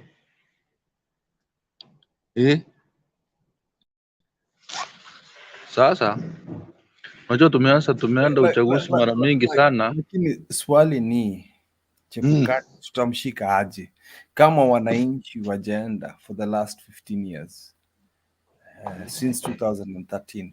Mbona sisi kama wananchi tujamchukua kotini? Mbona tunakuja dakika ya mwisho? Nikusaidia hapo Mr. Kim. Unajua 2017 these are two thieves na mmoja ameamua kuokoka. So what we are doing right away, it's coming to an end. Tuna collect evidence. At least after this judgment, we will know where to place Mr. Chebukati and other people. So usichukue haraka. We are still collecting evidence. Thank you. I like that. So we are still collecting evidence. Then to add on it, mean as we stand right now, we don't have the only president we have right now in Kenya is Uhuru Kenyatta. Leave alone the elect president until. Mbona unanitusi? Kwa sababu mimi ni elect president unanitusi. Okay, the way you wish, but I share my pain with you. You kuna kitu una insist sana, umeona? Mimi ni elect president kwa sababu unajua mbona nasema mimi ni elect president kwa sababu Chebukati alisimama hapo akasema as a citizen of Kenya that he has the right to elect president. Hata mimi watu jana walisema mimi ni elect president. So I'm elect president. Endelea. Okay, let's wait the verdict. Give me my due. Endelea. Okay, wacha tungojee verdict ya court. Then kuna hii narrative ya deep state. I don't like that narrative. Because what deep state ilikuwa tu ifanye izuie uwizi wa kura.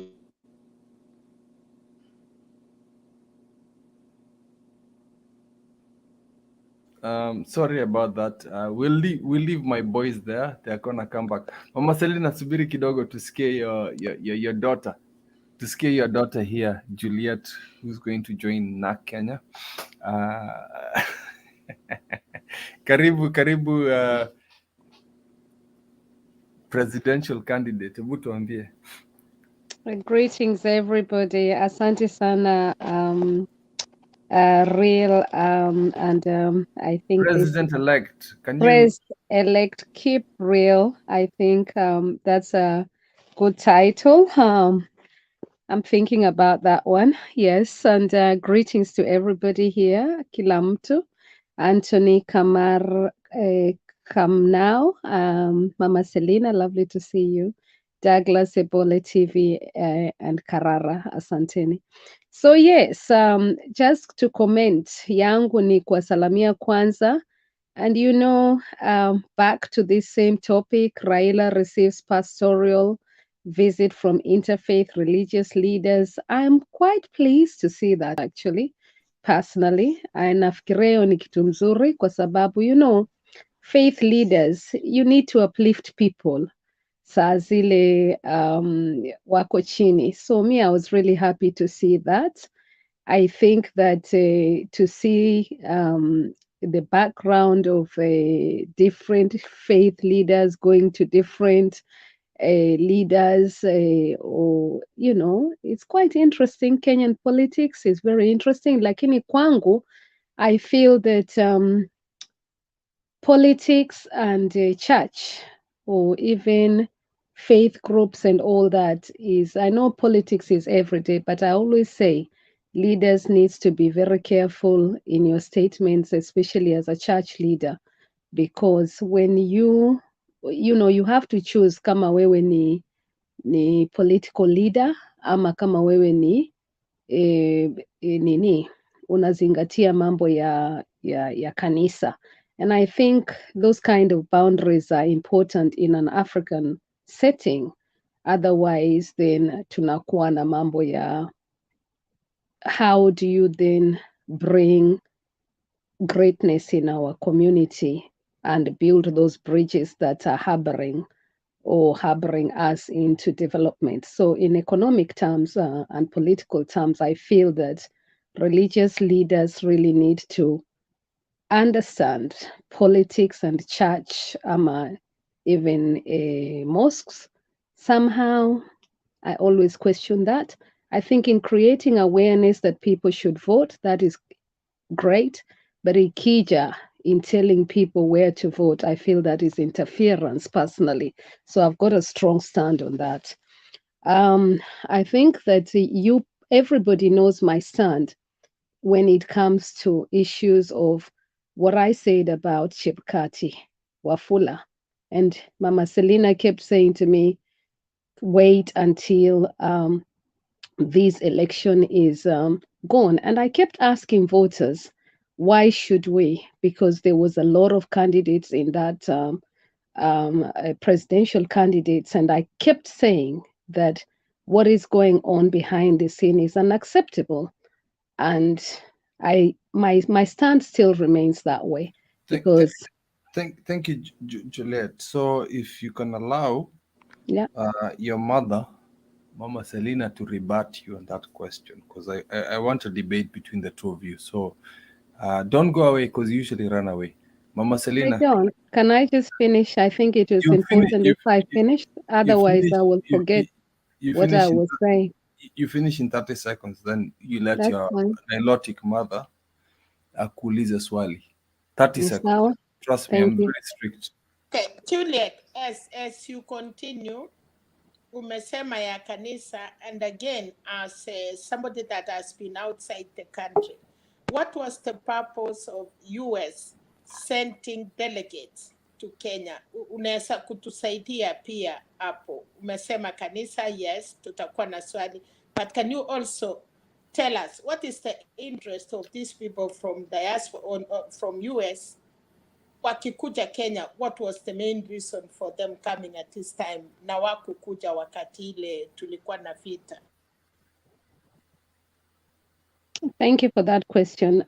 Let me comment first of all. Let me finish what I was saying and then come back to that question, Mama Selina, if you don't mind. I love to finish one sentence, and I usually speak for 1.5 minutes and then I'm interrupted, and then I think to myself, oh my God, it's just disappeared. Anyway, so the issue on religious leaders, I think I've commented on that, but I want a proper program personally to explain to ordinary Kenyans. I've been wanting to do that, my personal experience and my views about what I think went wrong in this whole election. And I think that would need a good 1 hour, 1.5 hours, because I really want Kenyans to be able to ask me questions. And I saw it coming.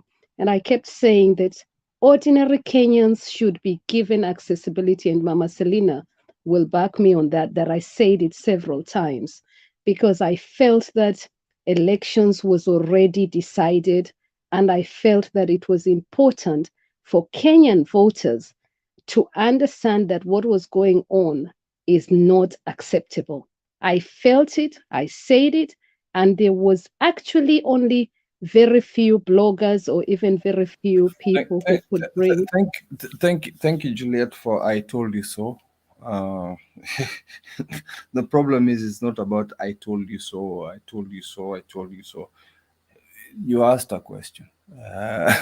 So let me respond to that one now. All right, thank you. So it's not about I told you so. You know, we're trying to find solutions here, and it's not about. It's important to remind people what somebody we had said. that, but you can't spend that 1.5 minutes telling me I told you so, because that's putting salt on a wound. No, it's just because I didn't want to. I didn't want to go back in explaining, but anyway. So let's go back into what Mama Selina has asked.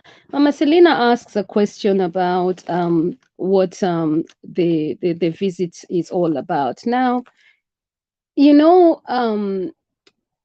I've always asked a question about how well we trust our leaders. That's the question I put every time, you know, and that happens even when you see investment, kabla hatujapatia our normal Kenyans jobs, tunaenda huko nje. Again. I hate doing this to my panel. Is you asked about religious leaders and you're veering towards another topic, which is No. I want to collate these two topics. it It's was about important to understand the two topics. No. You asked about the West coming in and also Yeah, that's what I'm answering. Yeah. Okay. So I'm just a bit tough when it comes to question that was answered and we flow into the conversation, because my original question in the panel was, how do we punish IEBC agents that have not followed the law, because we've not done that in the past few years? Because I was coming back to my seniors, the panel has grown a bit bigger for Mr. Karara and Mama Selina, who have not forgiven because they've not answered my question. Douglas got the question. I was coming down to you, but I'm going to keep asking the same question. And sorry, comment people, mimi siwachili kitu. My question is down to the same thing.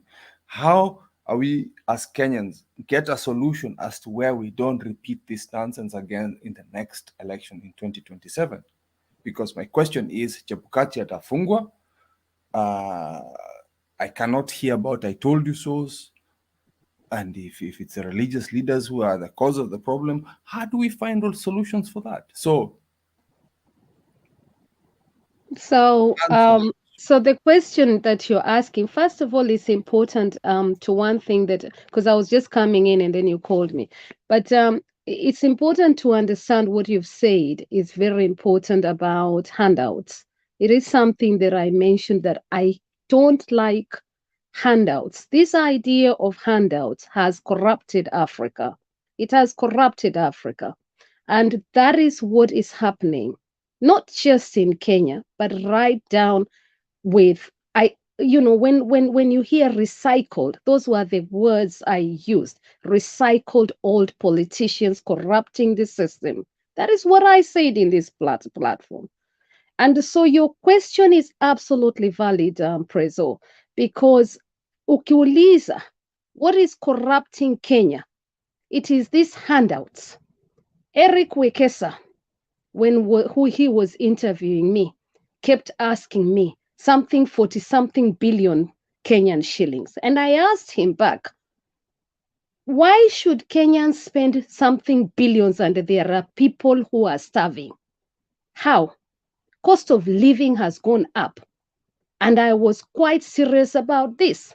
And the fact of the matter is, and even here, mko na watu kama Mama Selina and very, very good people who can be elective leaders in our government, living different places. Yeah. And I can say to you that the issue of a corruption because of handouts inatumaliza uko nyuma. Inatumaliza kwa sababu kama hamtaki mtu fulani, munasema munaenda mnalipa. Judges even right now. Yeah. And that is my experience. How well do we understand those judges that are behind the scenes, and some of them, because of one thing or another, unakuta, kuja tuonge. Now that language, kuja tuonge. What are you talking about, kuja tuonge, when actually you should be doing a job and you have been entrusted by fellow Kenyans to actually give us good court systems that will assist us and ensure that kila Mkenya is getting justice. Now, the purpose of going to court, I said, mina enda kotini because Chebukati has created irregularities, and either there is we nullify the result, the presidential aspirant candidates of bidding because of what was happening, and you can't have all these presidents disqualified and others excluded and others whatever. And the voters are bloggers, wako hii side ingine na hii ingine. And I was asking Kenyans questions. Accessibility is ordinary Kenyans accessibility. What is going on, everybody? So my point is handouts. I like what you said here, our youth here today, Prezo, because I heard you saying it, and that is what I have been saying. It should be made illegal for anybody. Mtu mwenye anapata hiyo pesa, and I had said it, mimi 100 days if I had come in, hata nilisema hata kama ni kununulia kofia, mtu asinunulie kofia. If you notice, I made my own kofias, and I said, for the fact that Kenyans were living in under unakuta mtu yani ati ninunulie kitu fulani. Utanunulia watu wangapi? Kama kofia inatoka 250 shillings ama 270 shillings, utaenda kwa kaunti kila mtu unanunulia kofia ndio uweze kusaidia hawa watu. Utawasaidia aje? Ukikuja kwa ofisi utaweza kusaidia mtu aje? How are you going to concentrate ama uuze shamba yako? I asked. So my question is today, hata kama saa hizi mtu anakuja na ndio tunasema overwhelming rigging. Hiyo overwhelming rigging inaanzanga kutoka wapi? So tuanzie hapo. Na Chebukati naye, mimi I say it straight because I action my point. Si nilisema nataka, nimeenda kotini na ninataka hata kusaidika. How many Kenyans were willing kukuja kunisaidia to bring that kind of call? Hakuna. Wacheni tusema ukweli. Because watu wanasema ni either the 2 R's at that time. The hype iko pale juu sana. Estone, hype iko ni mtu wetu. Hata mtu anakuweka chini. Saa zile sheria imevunjwa. Niliwaambia sheria imevunjwa in our constitution. Hang on. In our constitution sheria ilivunjwa.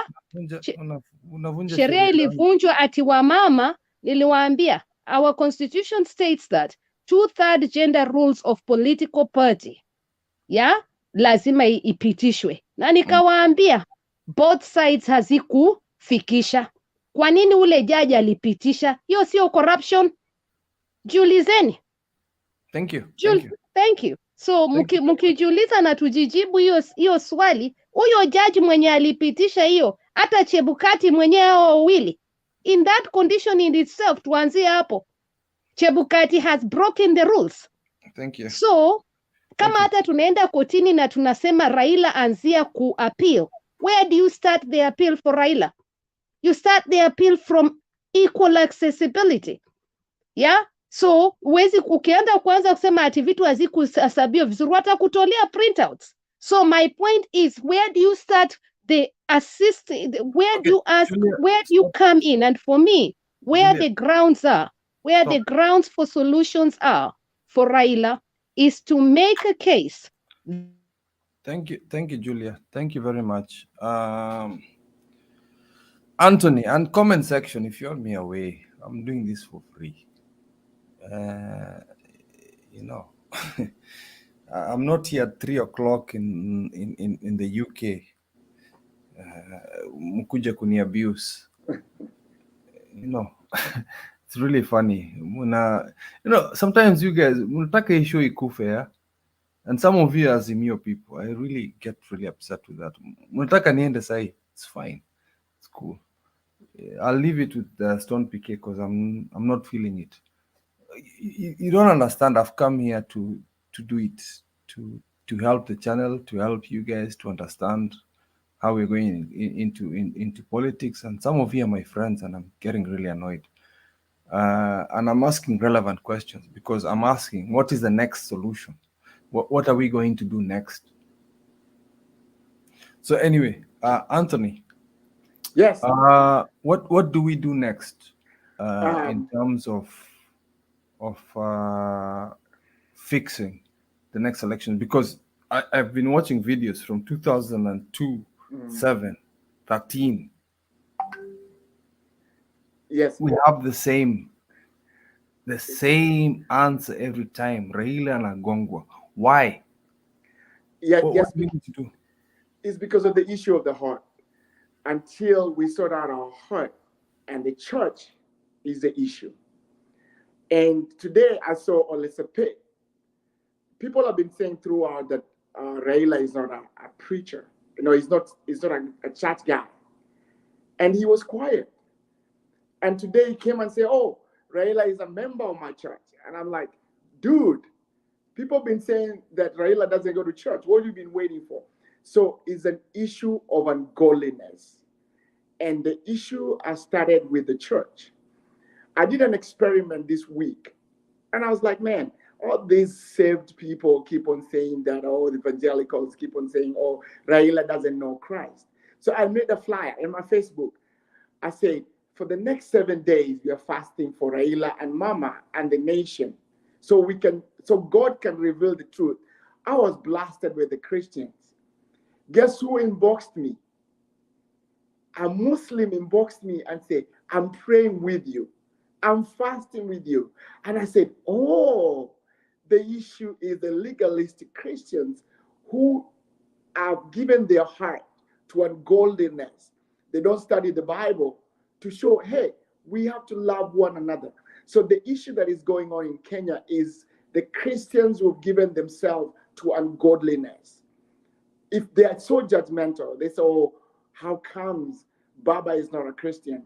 And now they're celebrating. I say, don't celebrate, yes, because next week the High Court is going to tell us the truth. So first of all, we have to repent as a nation, led by Christians who are legalistic, but they don't study the Bible, but they're so judgmental. So answer number one, the nation has to repent. Yes, but that comes to a religious factor. No, I'm going to the other point. I'm sorry, Anthony. It's still your turn, by the way. I'm not interrupting you to go to the next person. It's about them demonizing Raila Amolo Odinga, saying that he's not a religious person. Yet the bishop has confirmed that he's been there. He's been with the church for decades, not years, decades. He's been baptized twice. The first time was when he was a young child, and then again, just to prove to the nation, when he was prime minister, he was baptized by the prophet. I don't know what the prophet's name is, the guy with the big beard. He was baptized by that prophet. But my question is, legally and technically, how can we avoid the stuff I saw in Bomas?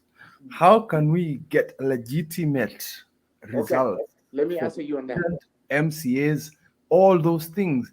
That is what is hurting me, and this is what people don't understand, why my interruptions are happening in this show right now. The only people who are actually trying to answer my questions are Mama Selina and Karara. The rest of you, can I answer now? Answer my question. Go to court. Let's have Monaichi go to court. Let's come together. Like in this group, several of us can contribute money. Let's go to court and say, hey, let's hold these people accountable. And whatever the outcome that doesn't come from the Supreme Court, we still have to ask this tough question. Let's start rallying. Let's start come together.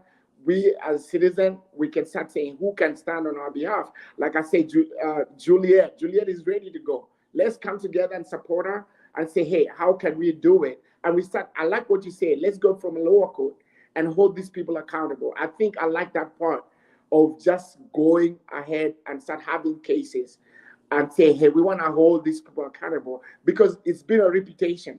So I think us as a citizen stepping up and saying enough is enough, but first of all, starting with the court, waiting for the Supreme Court, and then after that, continue having the conversation that enough is enough by going to court. I think we should do that. I think that's going to be the best point. And just having this serious conversation, because as I finish, if we allow this to happen, these people literally hijacked. It was a coup. If you go see what happened in Bomas, and I'm here in this great nation, it broke my heart. Literally, people coming in and taking over without any bloodshed. That was a coup, and it is unacceptable. We as citizens, we have to say enough is enough and start. Juliet is ready to go to court. Let's support her.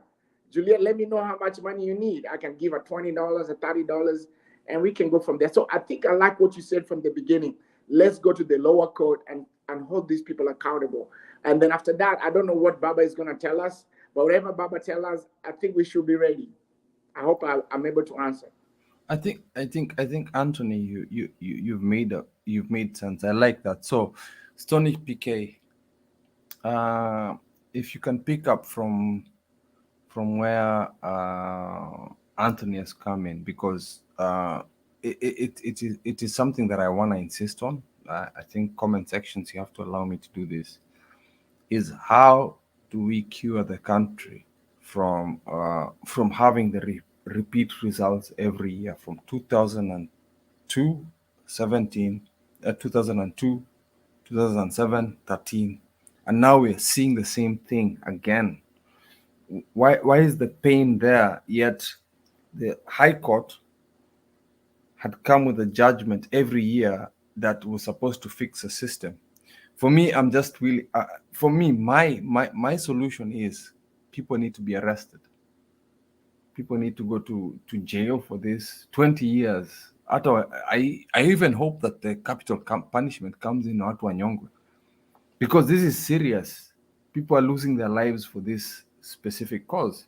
So Stony PK, if you can pick from there, niambie tafadhali, because I think it's a very important topic, and Kenyans, whether you like it or not, I need for us to find a solution for this, because every year elections are being stolen. Why?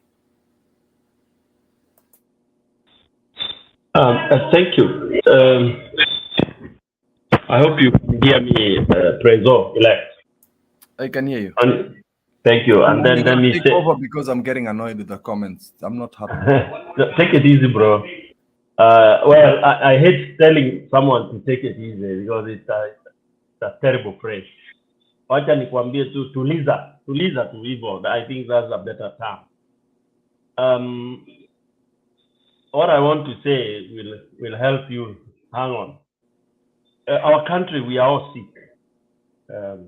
We are sick. I think terribly sick. Unajua, siwezi sema sisi ni wajinga, sisi ni werevu, lakini ni wagonjwa. Sisi ni werevu, tumesoma, but 59 years of independence has proved that tuna ugonjwa fulani.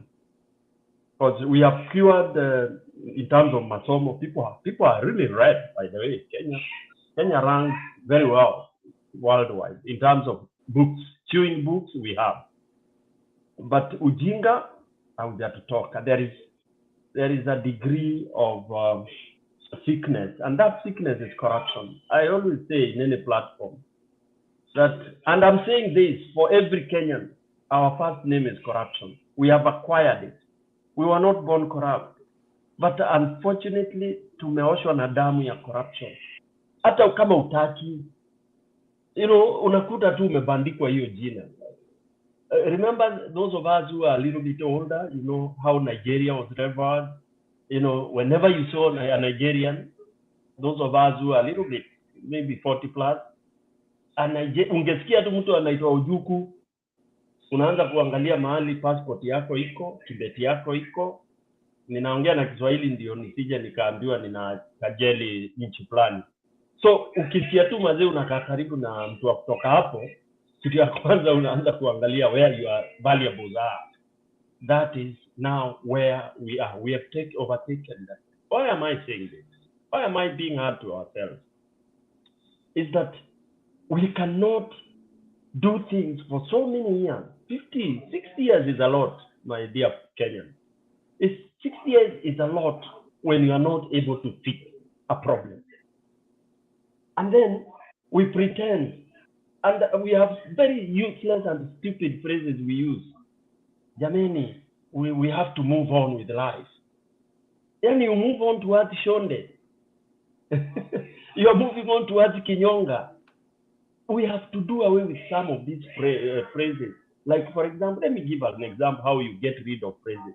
When Kagame took over, in whichever way he did, there is a phrase he told people that this has to go.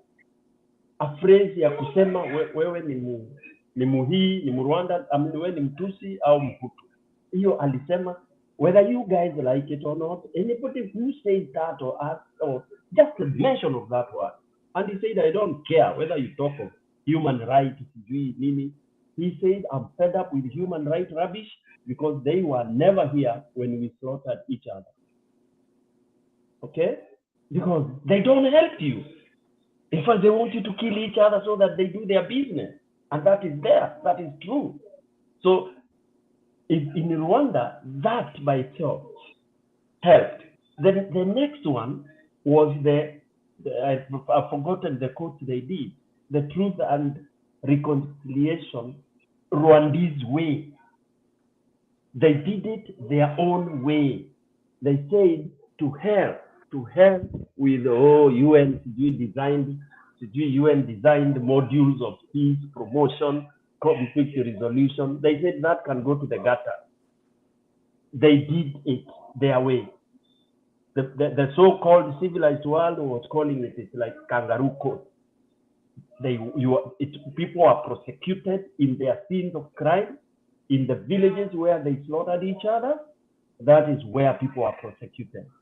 And they confessed, they were judged, they were forgiven by the same people they did whatever they did to. For those of you who have not followed that, there are books, there are movies, there are clips. You go look at that. And today, whether someone says Kagame is a dictator or not, the gains in Rwanda cannot be equivalent to whatever people want to say. Because, my dear friends, panelists, most of these things we deal with are theories that the sum total is underdevelopment, so that our economies die, so that we rig elections, then observers come, then then we become guinea pigs, study. People use us to study. Yeah, we are poor. Our economy, money is looted, and when it's looted, where is it taken? It's taken to those people whom I don't want to mention. So, to go quickly to your point, that's it. 60 years of doing the same thing, the same way, expecting different results, ndio ujinga ule nimesema. I heard Juliet, when I came in, when Juliet was saying, we have to start it from a little bit far. Now, because we cannot go that far, we have to take what we call surgical steps. How do you treat a patient ule amepata accident, amekuja akibleed profusely from the head, nose, mouth? How do you do it? You don't take him to the ward, unampeleka emergency ward, haraka, and then you have like 20 doctors, ule wa brain, ule wa nini, because it's an emergency. And it doesn't matter anaitwa nani ama, you don't care. You just know this is a human being, is at the verge of death. That is where Kenya is. So for now, it's not a question of 1963 ilikuwa hivi, Kenyatta alifanya hivi, ule mwingine alifanya hivi. For now, it's an emergency, and that emergency can only be successfully carried out by the citizens. Period. The citizens. Thank you very much, Stone PK. I want to tell my friends from Akina I Am Blessed, Asili 2 TV, Nyamboswasu, those are my allies.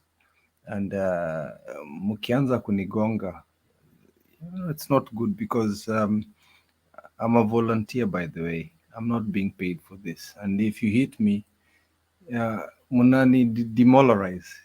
It's not good, because we're trying, after the shock on Tuesday, some of us want to keep this channel alive, and we're doing this as hard as we can. Hii show ingekuwa imezimwa at 12 o'clock, but we are doing this out of the love of the country, and would like to educate the public. And if I'm driving a conversation towards a certain question, I know why I'm doing that. It's a very important question. The important question I was asking is basically how we cannot have a repeat of what has happened in the last 20 years. But if you hit me in the comments, I get demoralized. I'm a human being. So for me, I want to take a break for a second, and Stone PK, if you can allow me, you can continue for a second. But tafadhalini, if we have UDA people hitting me and then you, my allies, hitting me, it's not good. Mama Selina, sorry, go ahead, Mama. You know what, Kip? tunatakikana kuwa strong. Na status quo, unajua tangu 1963, I'm among that and maybe Stone PK. I don't know about other people. It has been Kikuyu Kalenjin, Kikuyu Kalenjin. We have 43 tribes in Kenya. Now, we cannot finish kwa sababu sahi kama tungebatilisha somebody else to come, angekuja ku clean IEBC. But even today, we go to court. Na mambo ipatilike iwe ni Kenya Kwanza. Chebukati will be retained. And in another 10 years, Chebukati, some other Chebukati time yake inaisha January. And then now we have the other Chebukatis, the Kukule or whatever the names they are called. So, kama President Mutu tofauti angeingia, that is where the country could have started. Lakini tuna inherit. Ni ngumu sana keep kwa mwanaume kwenda kuinherit kwa poma ya mtu ingine. Itakuwa ngumu kutengeneza poma yake because amezoea hiyo ya kure. Unajua ukienda kuinherit somebody's home, already kuna structure imechengwa. So the alternative ama kitu Kenyans wangefaulu ni tupate somebody else apart from hii ni rotation. Ni kama ninakushikilia today and then tomorrow. Kama baba angepata chance, ndiye tulie kama wa Kenya na angetusikiza, tunge clean up hiyo one. Alafu kuna kitu moja mumesahau very important. These corrupt people run to parliament. Wakikimbia parliament because of the numbers, they change the laws. So sisi kama wananchi hatuna kitu ya kufanya kwa sababu I elect my member of parliament nikifikiria anaenda kuniwakilisha. Kufika huko amenunuliwa. So wanaenda kulingana na whatever they suit them. Today kama Raila angekuwa president of Kenya, mambo ya CDF kwa MPs ingekuwa imetutokea na at least ingekuwa imewekwa kwa katiba ama something that they will not revisit. Lakini leo wash wakiendelea, hakuna kitu mwingine tunataka 2027, it will be the same. Kwa sababu sahi mwenye anaingia serikali kama Chebukati amemuipia ata retain, we cannot jail him. Na hiyo machachu wanaambia kusa Chebukati uone. So watawekwa pale maybe 5 million or 3 million and they pay for them. Wengine wanaweza torokeshwa hata kwenda nje. So as serious Kenyans, kitu yenye tungeweza afanya kabla hujatoka kill is to change the government, put somebody else, weka mtu ingine. Unajua sasa Ruto, then now Ruto kashak. Mama Selina, the question is, is the fact that we have two separate petitions that I'm seeing floating around. There's one set of petitions that want Chebukati out. That is us. And then there's a set of the other petitions that want our 4 commissioners out.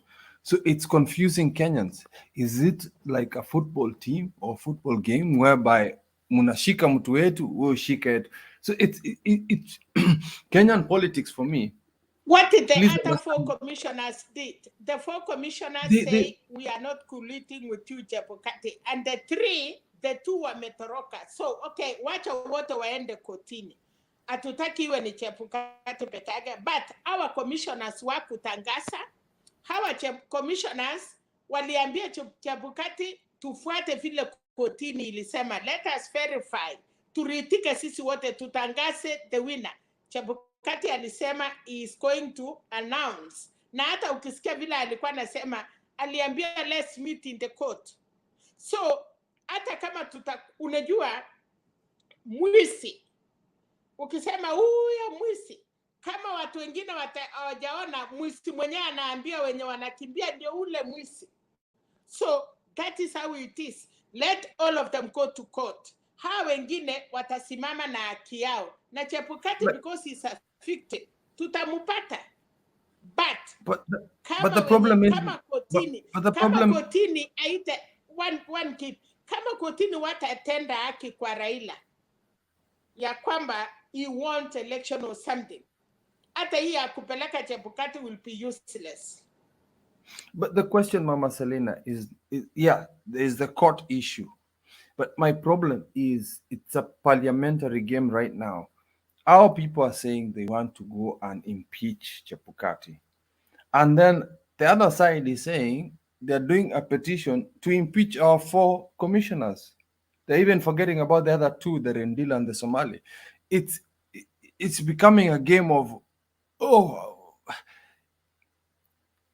the Kenyan politics has gotten to such a way that it's so opaque. Sorry, Stone PK, before I come back down to Douglas, Anthony, and Juliet, please help.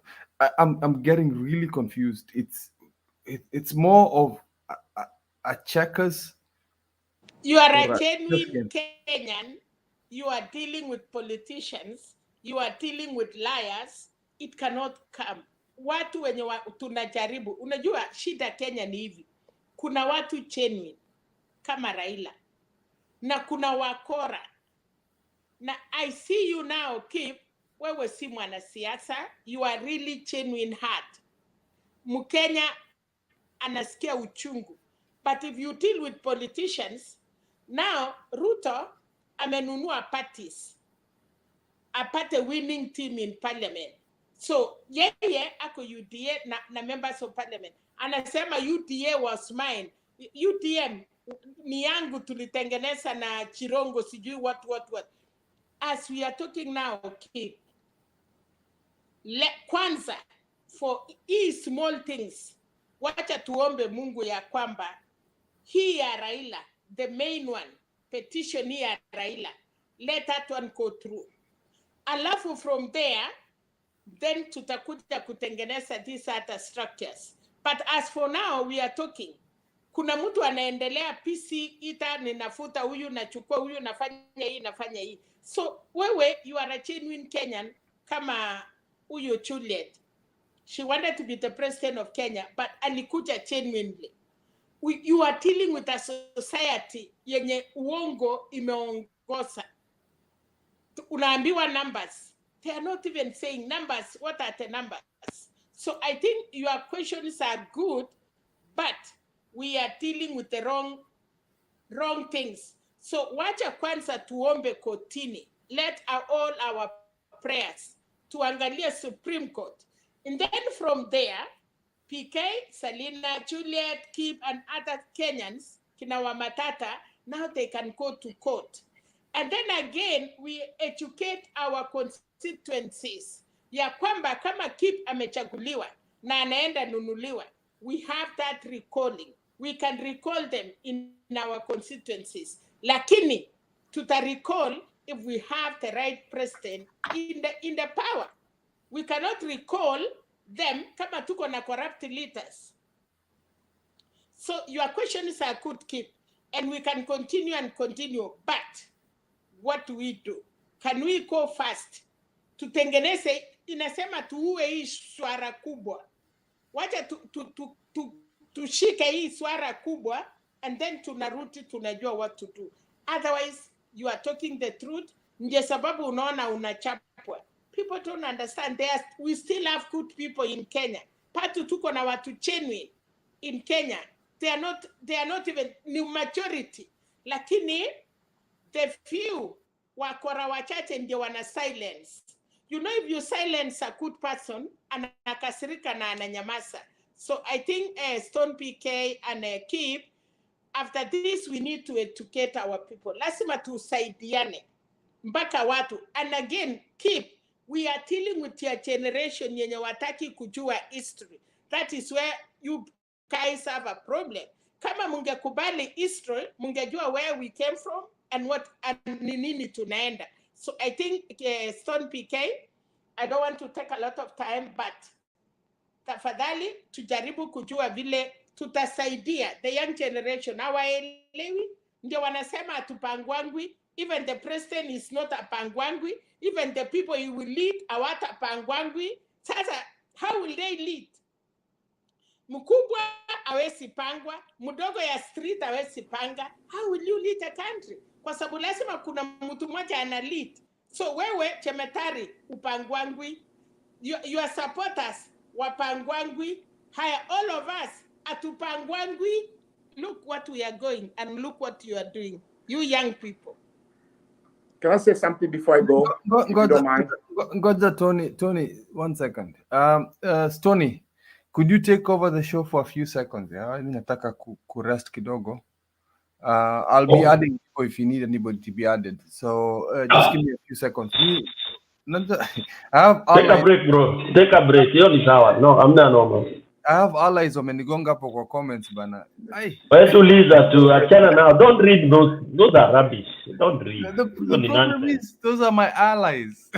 they can no forget about them. You don't need them, bro. Give. Don't be emotional. I'm not emotional. I'm coming back.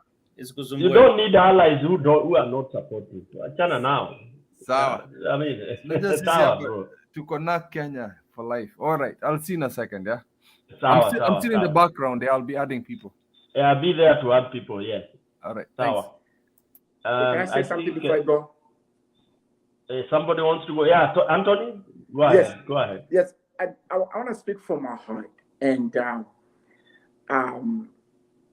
being overseas and seeing the Jewish community coming together. And I don't want to sound tribal because I know it's off topic, but I wanted to say this because I love this TV and I watch. I'm a supporter.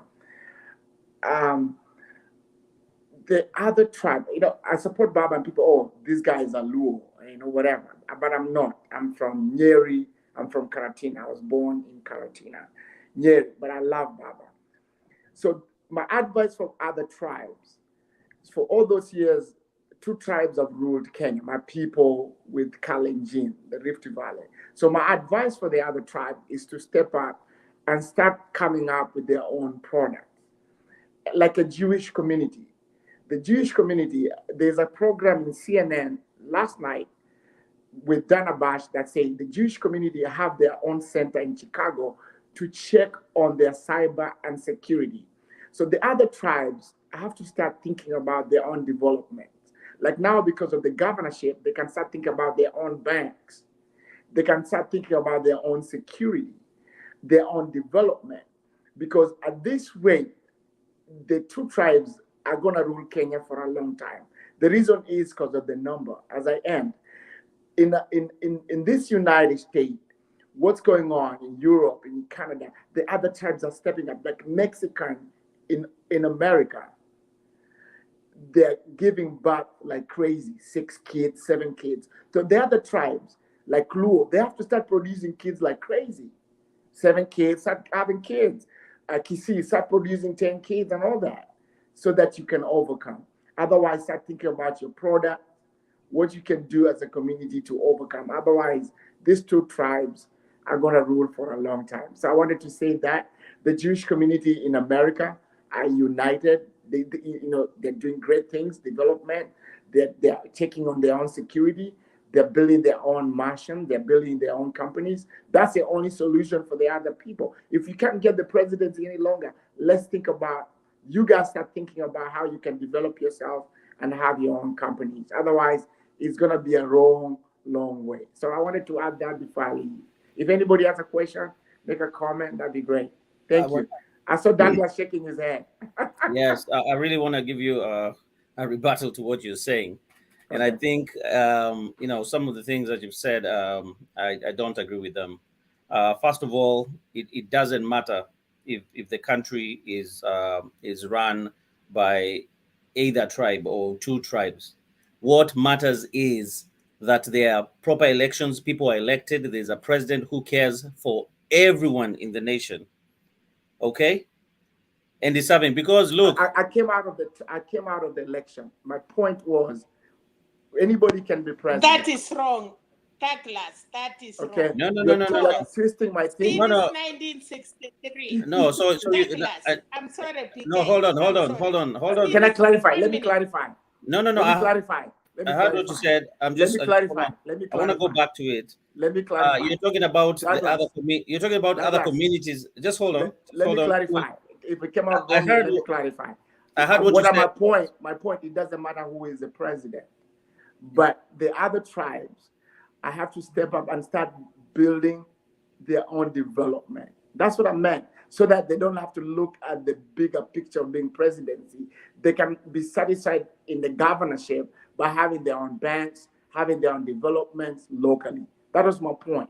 If it came out wrongly, I agree. apologize. It doesn't matter who is the president. Don't apologize. I'm a Kalenjin. Don't apologize. I'm a Kalenjin myself. Okay, And Anthony. I feel so bad. Nasikia mbaya. I feel so frustrated when I see we are 42 tribes in Kenya. Even Turkana can rule us if we have structures that it is governing everybody. But if you want to say this, it was Jomo Kenyatta, and then Moi, and then Kibaki, and then Uhuru, and then Ruto. And then why do we have kwa nini tunajiita wa Kenya? Second, if our people, you are talking about numbers, Douglas, if the real numbers are matters, then why did they read? I want you to tell me today, kama Uhuru alichukua kura, genuinely, na ni numbers, then yes, mutaenda kutuambia tusae.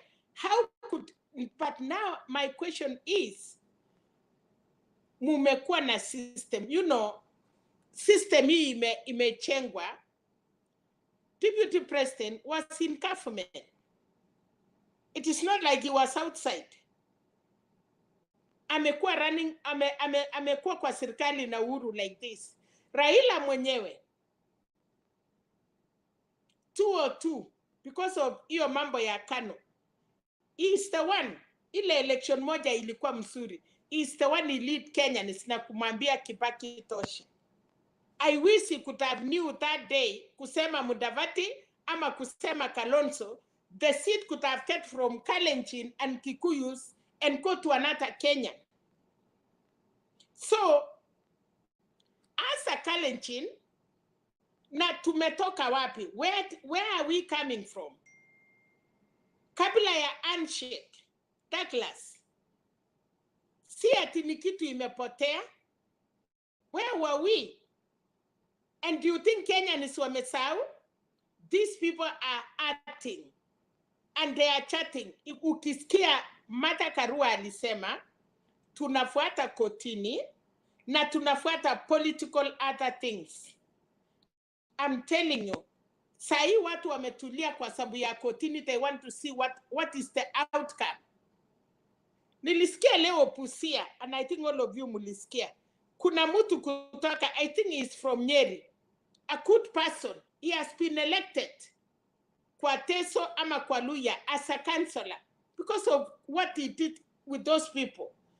But other people will destroy this country. We want people like that. Ati Juliet kanaweza enda Kisumu vile anaachaguliwe bila kujua anatoka wapi. That is what we could have said. Lakini hauwezi kusema my brother amesema is a Kikuyu, yes, from Nyeri, and I'm a Kalenjin, and we have to speak. Tuko na watoto. Tomorrow, kama si Raila kushikana mkono na Uhuru, Kenya ilikuwa imekuwa divided. You think today munakatasha kura Raila and he will go home and sleep? Na kusema yes, endelea na amani? You think Uhuru, munamwambia Uhuru tutakufunga, we are coming for you? Matiangi, we are coming for you? Sijui Kipicha, we are coming for you? And then you are assume that tutakuwa na amani. I need peace. My children are in Kenya. All of them, my family. But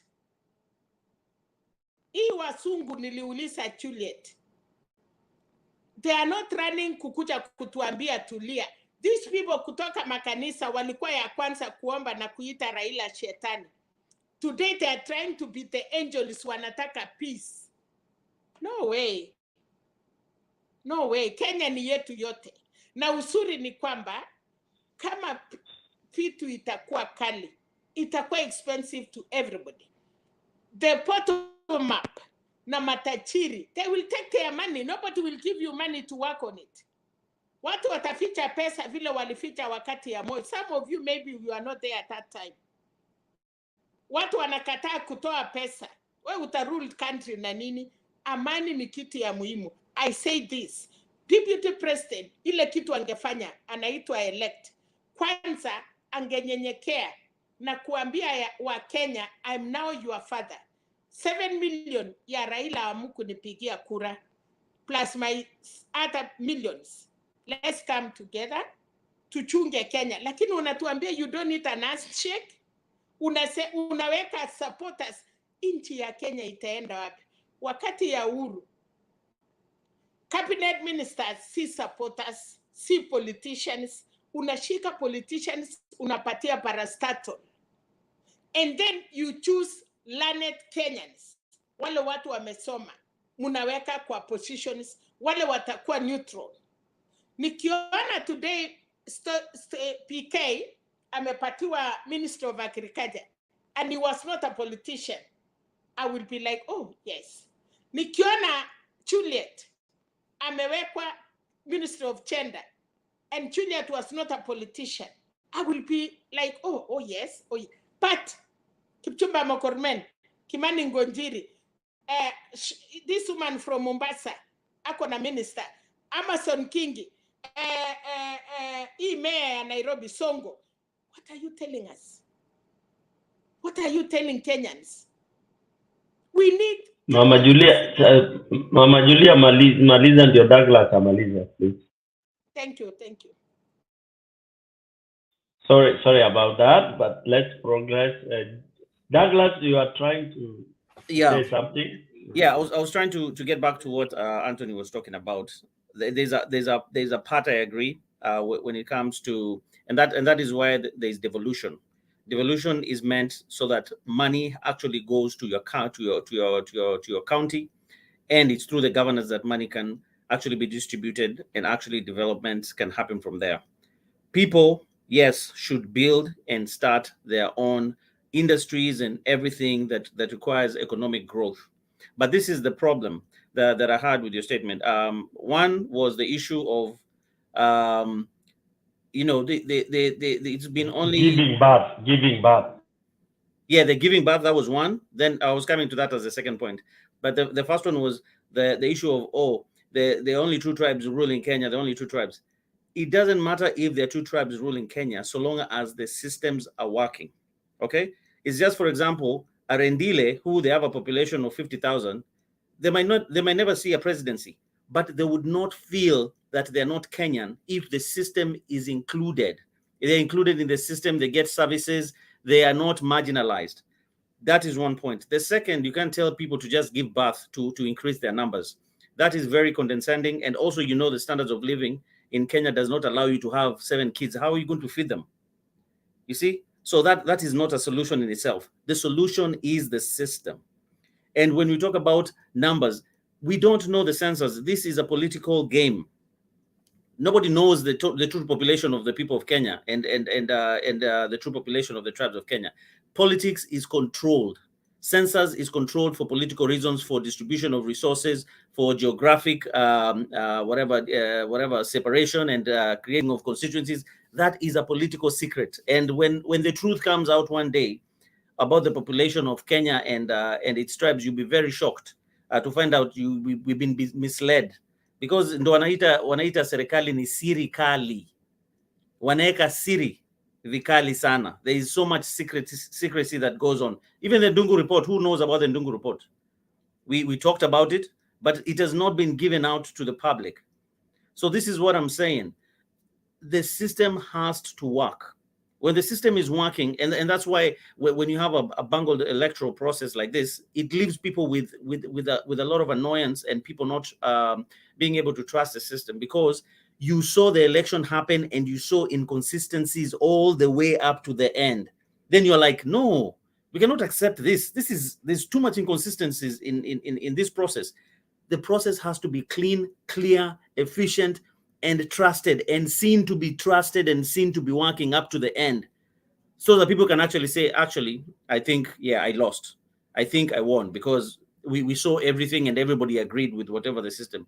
But you have to understand that this country has a problem when it comes to positions of power, because all resources are pegged on those positions. And those positions are pegged also on high income and impunity, ability to abuse public coffers with impunity. That is Kenya. All right? That's why people will do anything to be a member of parliament, will do anything to be a governor, will do anything to be a president, because they are not controlled by a system whereby that it actually controls how you actually manage funds. And there's the justice as well. If you commit a crime, you will be handled and taken to court and you'll be seen going to jail. That doesn't happen in Kenya. That's why there's impunity.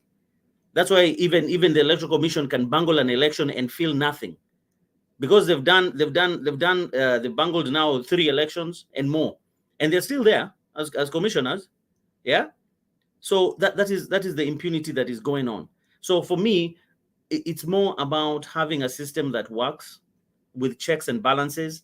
When people and the justice, there's justice in a country whereby when people do wrong, they are punished. Because now, if the poor man cannot get justice, can you imagine you're a Kenyan and just because you are poor, you cannot get justice, so you can be abused by any other person who has money or connection?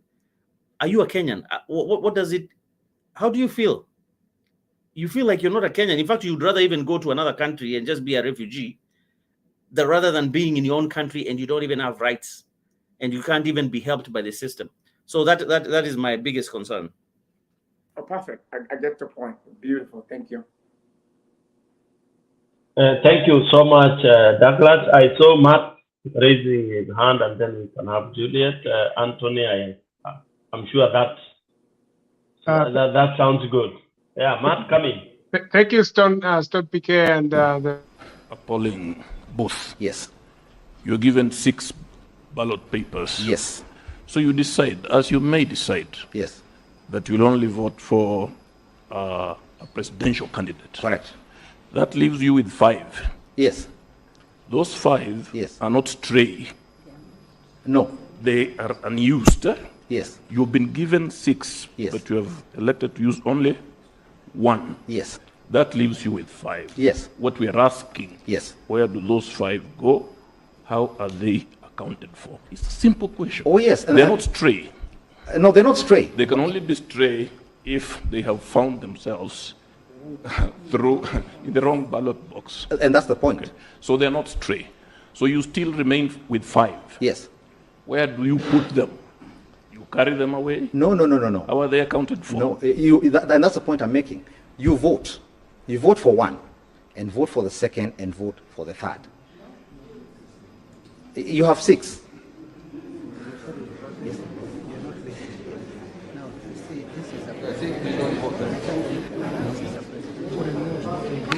Yes, my lord. Please cut me along.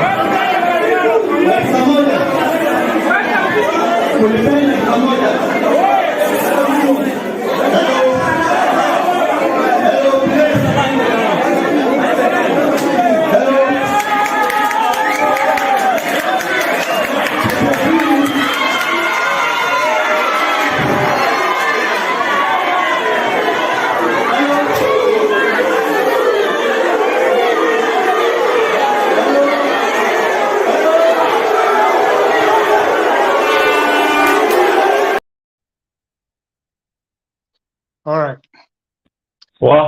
What are these? Matt, okay, continue. We will get to know. I don't even Right. know, okay, but okay, very quick comment to the previous post.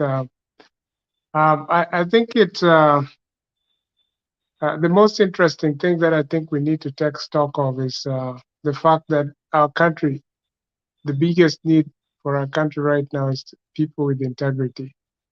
Because we realize, both divides. You can see that lots of people supporting what's going on, and the kind of cheering how they manage to beat the system and things like that. But I think if we as individuals can be people who are accountable to what they do, and shunning this idea of impunity, doing things and not getting any punishment out of it, then we can develop as a country.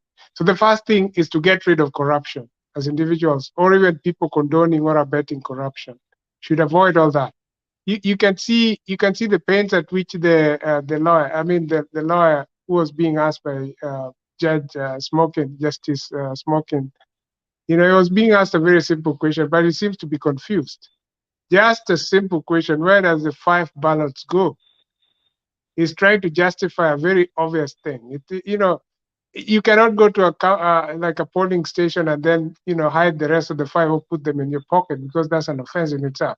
So first of all, the one thing I wanted to comment about is the fact that we don't necessarily need to give kind of encourage our people to give birth to many children so that we can grow as grow the numbers so that we can be able to overwhelm the system. That's a very simplistic solution, and it wouldn't work anyway. So the only point that I agree with the last commentator was that we need to develop our system through the devolved government. We need to invest and do things, for example, build industries, ensure that there's integrity, there's accountability in how things are done, so that we can grow our counties. But apart from that, we can also invest in good leadership, people who can, drive forward the development within our devolved units, whether it's the ward, whether it's the county itself, and build up. Just have some mentality of developing rather than looting the resources that are available. The other thing is about even the systems within the government. This time around, I believe there should be some accountability. If you do something wrong, I believe the commissioner should be held personally liable, rather than just bungling elections and then going scot-free without any punishment. That should give them some sense of deterrent. There should be some kind of deterrence that you don't just do things like that and nothing happens to you. I don't mean to punish them so that they can feel the thing, but to avoid that thing being repeated. And this idea of people thinking that if you bungle an election, you're just automatically going for re-election, I don't think that's the right thing to do. We need to find systems that are fail-safe. For example, if you go back to the same re-election with the same commissioners, what do you expect? Doing the same thing all over again and expecting a different result? It's most likely going to be the same thing. So do something differently. Either do a recount, do an audit of the system, find out what the problems are, and try to resolve them. Don't just go over the same thing trying to find out a different solution while you've not provided an alternative solution. So just those 2 things: integrity, accountability, and trusting into our system. We need to build our communities ourselves. We have that resolve, and we should be able to do it. Talk to your leaders, question them, and also enable them to bring forward some development within a period of time. We can have some scorecards, within your if you have your MP or even your MCA, talk to them, find out what their development agenda is, and find out what they can do within a period of time. You can say maybe within a year, what did you pledge that you're going to do, and how have you fared, or how have you performed? Within the period of 5 years, they should have brought something that's worth noting. But if not, then don't elect them. That's one way we can discipline our leaders, and we can bring some accountability. And that way, we can be self-reliant. We don't have to rely on the national government for everything, for handouts. And one thing that Juliet mentioned is about this idea of us trying to be beholden to the leaders giving us handouts, like giving 200 shillings, $50, 50 shillings here and there. That should be banished. I mean, there shouldn't be any voter bribery, because that kind of brings the corruption into the local people's minds, which is in itself not the right thing to do. So those are my things. Those are some of the points that I wanted to contribute. But I believe that we as a nation, if we are all united, we can be able to do great things. The last point is that what really divides us as a nation is this sense of tribalism. We must shun tribalism.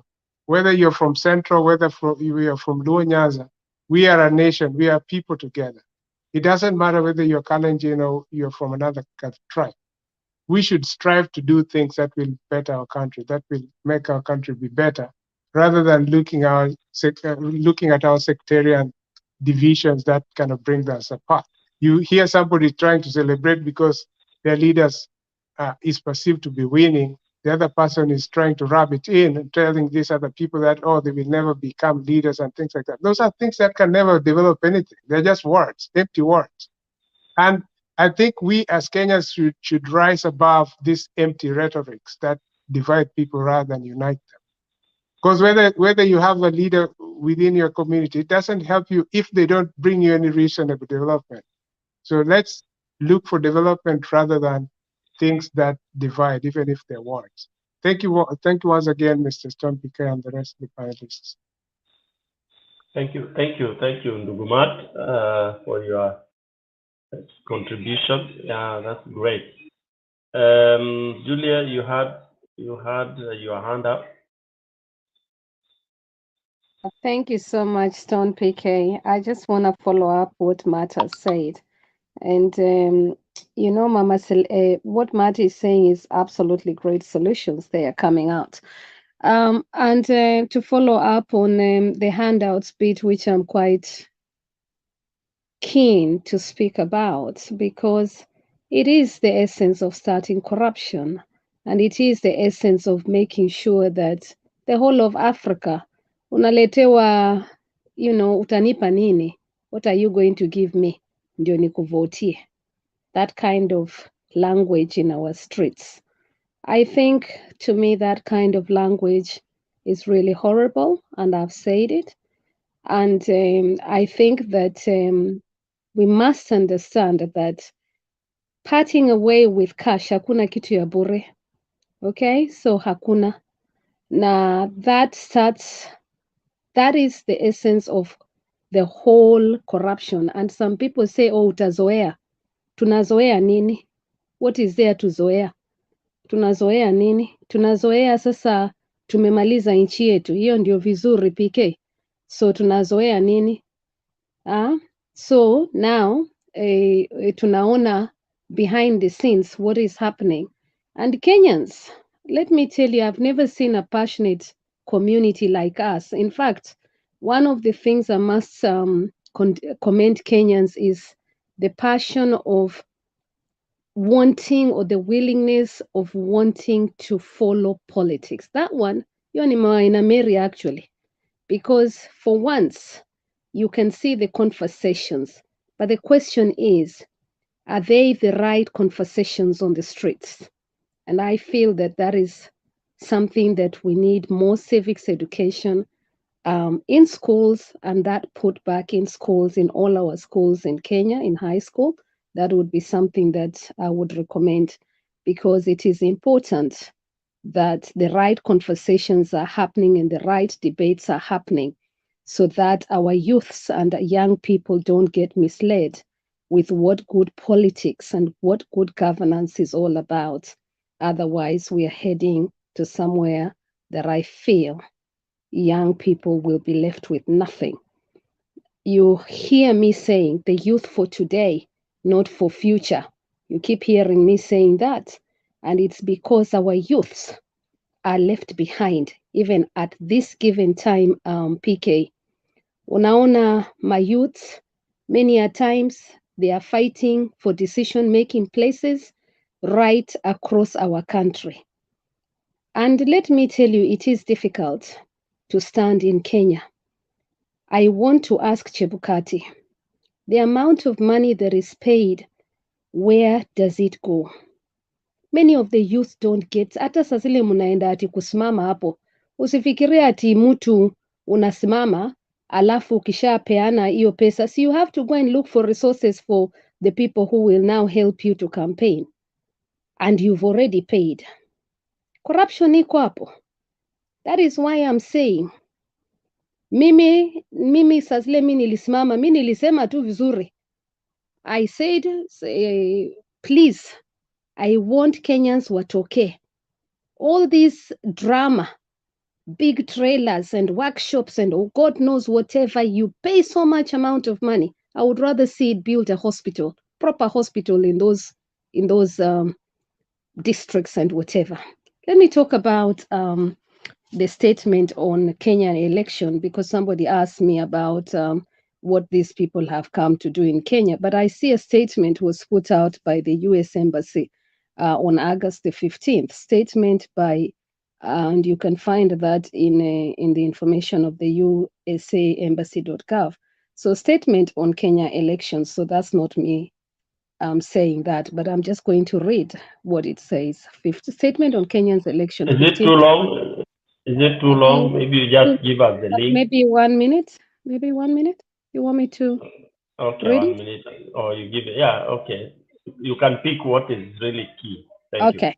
So it says, I would rather read it because I wouldn't want to change anything. So statement on Kenyan's election, 15th August 2022. The US Embassy congratulates the people of Kenya for exercising their rights to vote in the August 9th election. We commend the active participation of Kenyan political parties, civil society, and citizens in shaping robust discussion throughout the campaign period. We applaud the efforts of the Independent Electoral and Boundary Commission, security forces, and all electoral institutions to organize a peaceful and orderly voting and counting process. Under the leadership of Chair Wafula Chebukati, the IEBC declared William Ruto as the winner of the presidential election. This is an important milestone in the electoral process. Going forward, we urge all parties to work together to peacefully resolve any remaining concerns about this election through existing dispute resolution mechanism. We ask all political party leaders to continue to urge their supporters to remain peaceful and refrain from violence during the electoral process. And finally, they say the United States and Kenya shares a strong partnership. We work together to improve healthcare, promote peace and security in the region, advance respect for human rights, and strengthen our economies. We look forward to continuing to enhance our partnership with the people and government of Kenya. So hiyo ndio wameandika. So ukisoma kitu kama hiyo, mimi personally, it's like, for me, hapo it was too quick, you know.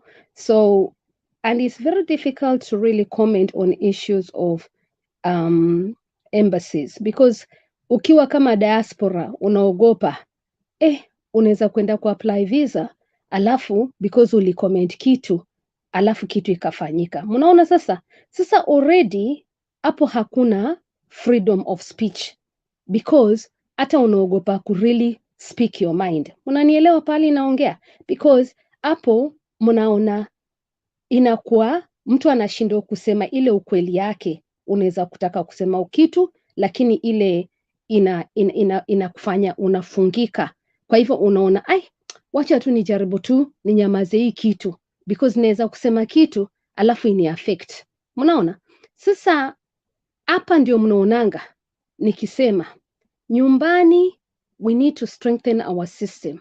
Nyumbani good leadership lazima ije, because kama hatuna good leadership, hakuna mtu ataweza kututetea.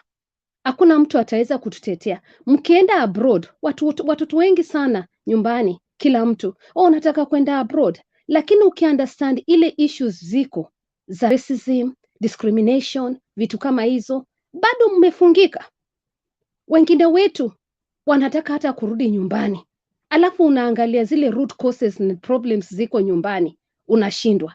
Alafu umepeana pesa home, umejaribu kujenga hao, bado hata hizo nyumba hazijajengeka. Alafu unakuja huku. So both sides, na sisi ni watoto wa home. Unaona? So for me, PK, ukiniuliza, elections problems, where do they start? Chebukati Wafula is held accountable from the moment irregularities start going in a different perspective. aliweza kucontrol a presidential election na akaweka good equity? Hakuweza. Na kama hakufanya hivyo, mbona? He's part of the problem. He needs to be held accountable from day one. Nimesema hivyo because hakuna siku sheria zinaweza kuvunjwa na returning officer. Now presidential candidates wanajaribu kuleta stories na kusema alafu wanablokiwa. From that moment forward, Kenyans don't have choices. Na munisikilize vizuri. From that moment forward, Kenyans don't have an alternative. And that is where mnaona mimi ninasema ya kwamba si ati kwa sababu mimi nilikuwako ati presidential candidate, hata kama singekuwako, I thank God nilienda hapo nikajionea, so I'm able to articulate these issues even better na now I explainia, and I've got nothing to lose because at least ninaweza kuzungumzia wale wako Kenya presidential candidates na ninaweza kusema hapo walikosea. So I can say kama ni PK anataka kusimama saa hii, hutakiwi kukua in a situation ati umepingwa kusimama kama raia wa Kenya.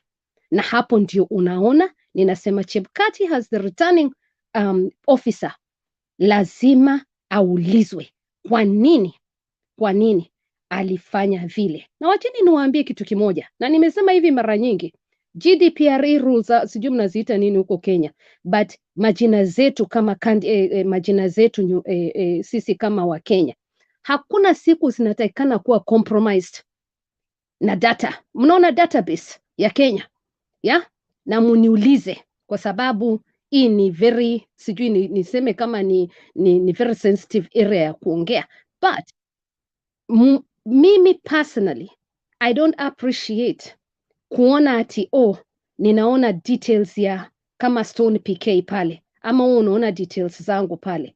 I think that kind of issues is really, really compromising us as Kenyans. Na Chebukati Wafula is responsible. I feel he needs to take responsibility for those kind of mistakes. And the judges that are working with Chebukati as well, waambiwe, any judges that is breaking constitutions za Kenya pia, tafadhali wanatakana tuangalie, because tukikosa kuangalia, I'm asking the lawyers, nini group wanaitanga nini PK, group ya lawyers, the biggest one, because why am at a group ya judges? Why should our own judges be breaking the rules? Why? So nitawachia hapo PK. Nitawachia hapo because kama hatuna judges, wale kama judges wana break rules, alafu tunaona hatuna pahali pa kukimbia, sini makosa. Na ndio mnasikia nikiwaambia, thanks Matt has addressed that issue of integrity. It's very, very critical in our governments. And that's right across Africa. Sasa ile tunakosa integrity. Now transparency. Tunaenda. Transparency, na hiyo transparency pia inavunja sheria. Ati Kenyans are allowed to download. Nani alisema ati ni wapi imeandikwa constitution ati tunatakikana kuenda kule, na tuliona mpaka vile systems zetu zilihakiwa? Mnafikiria hivyo ni vizuri? Sasa zile systems zetu zimehakiwa na details zetu wote wa Kenya ziko hapo. Systems zetu, yani wewe, mimi, kila majina yetu yote wa Kenya iko hapo. Alafu ati systems zimekuwa hacked. Uliza any security IT person what that means for us Kenyans, how vulnerable we are. Uliza. Alafu mkuje hapa ati tusikie ati tuko na nini, tuko na raha. In fact, for the fact that hata hiyo system ilikuwa hacked, what happened? Tunataka kuelewa kwa nini hiyo system ilikuwa hacked. Kwa nini Chebukati alivunja sheria na systems inasema hiyo kitu isifunguke? He should be, anatakikana kuwa ndani immediately. Jina yako na yangu imekuwa compromised. Mimi I'm not happy. Asante. Okay. I'm not happy. Thank you, Juliet. Maybe I can, or anybody who wants to say something before I give my comment. Yes, Mark. I think one thing that I've observed is that in progressive systems, like in Western countries, I'm not just saying that Western countries are the only progressive countries, but I've seen that during elections, there's not so much, all these things that you look at. For example, the security system, for example, the police, You don't see a big contingent of the police or even, you know, those. Oh, you do? There No, is. I'm just saying, like, I'm talking about here, like people guarding the polling stations. The people are usually very orderly. The systems are very systematic. Like when you Yeah. go to the polling station, people are very orderly, very calm. You go vote and leave and go home. And, you know, they don't invest so much into the system in the sense that there's not so much of physical security that's required. Everybody knows what they need to do. And the system is guarded. Like, you don't see like so many agents because the system is transparent. But the decoy that we had, the transparency, somebody telling you that you can download 34 A's from the that's not really transparency. I mean, if it's something that's not really accessible to the normal, I mean, to just an ordinary person who can collate and kind of verify those numbers, then it's not necessarily transparent. So one thing I'm saying, we need to invest in systems that are verifiable, things that are simple and yet robust enough to be able to provide some accountability. For example, if you vote, your vote should really count. Yeah, it should not be something that can be manipulated. So the system, for example, if you're doing a manual voting, like you can check your register or do your biometric, and then once you put your ballot, that ballot should be able to count. It's not this idea of, oh, I only used one particular ballot, and then the rest I hid in my pocket and went home with them. No, it doesn't happen like that. If there are 6, those 6 should be accountable. They should be accounted for at any time. And the other thing is, this idea of just people running out with some kind of a narrative that, because somebody said this is what was right, then it's that way. We need to have systems that can be audited and verified. That's another thing. Then the third aspect was about this, overinvestment in, for example, in our systems. For example, why do we use 40 billion to do an election, just one election cycle? That's a little too much. We could print the ballots within home, so long as we have a trusted authority. Like, for example, if the IEBC is trusted enough, then we don't need to use so much money. We can invest that money in civic education. We can invest that money into the election infrastructure. And we can also devolve this system of electioneering, so that we don't have to have all these things have to be tallied in the sense that they have to come from the counties and then it goes to the national. Of course, that's still okay, but I'm saying that it can be centralized in a way that, for example, each county manages its election system. And then once it's verified, then they forward it to the National Tally Center, and that can be verified. So that, we can avoid these issues of vote rigging and people's ballots missing or, duplication and things like that, manipulation. So my last point is that, so long as we have people who are answerable to the electorate, then we can have good systems as well. So we need to invest in ourselves. We need to invest in people who can be trusted. And we also need to look forward to systems that can be that can be progressive. We are not just kind of going back to the same systems that have failed us before. So, for example, looking for 2027, we need to start investing into a future where we have leaders, for example, leaders within IEBC who are accountable, not just somebody who's going to say, oh, I didn't know who won, or things like that. And then we also need to kind of, as electorate, be conscious. We need to be a little bit more alert into the things that happen, not just go with the narrative that the leaders say that, oh, whatever is in the portal is final. What if it was changed? What if the numbers were changed? So those are some of the things that we need to look, so that we are a little more vigilant. And when things come out, we don't need to necessarily lean to one side. For example, I saw the clergy, some of the people say, oh, it was God's will, this was this and that. We need to be people who are not necessarily just leaning because the clergy said so, or because we are, going to one particular side of the political coalition. We need to be people who, when something is wrong within a nation, we should stand up and talk about it, not shy away and say, oh, just move on because time has come, so that we can move on. we need to move on, but justice and integrity has to go side by side. And one other thing is that we need to, in our systems, we need to provide equity so that we don't have to be kind of trying to fight for our space. If a country's, if a country is run properly, then each and every community should feel that they belong to that particular country. And that's something that we should look forward to, rather than try to get the presidency so that we can get the goods and the benefits that we should have as a community. I think those are my contribution. I would really look forward to a Kenya where each and every person within any community in Kenya feel that they are part and parcel of Kenya, not that they are sidelined and they're disenfranchised. Thank you. Stone, just to respond to Matt, please. You see, number one, issues of ballot papers, when the ballot papers are being issued to the voter, they are given the ballot papers as according to what has been agreed. So for instance, in UK, it was only the presidential candidates ballot paper. So it's not so complicated like in Kenya. But that's not, and if a Kenyan doesn't want to mark, they write whoever, or they mark, they're given instructions of how to mark, and then they put back the ballot paper the way they want to put it. And then I saw the video there that PK put.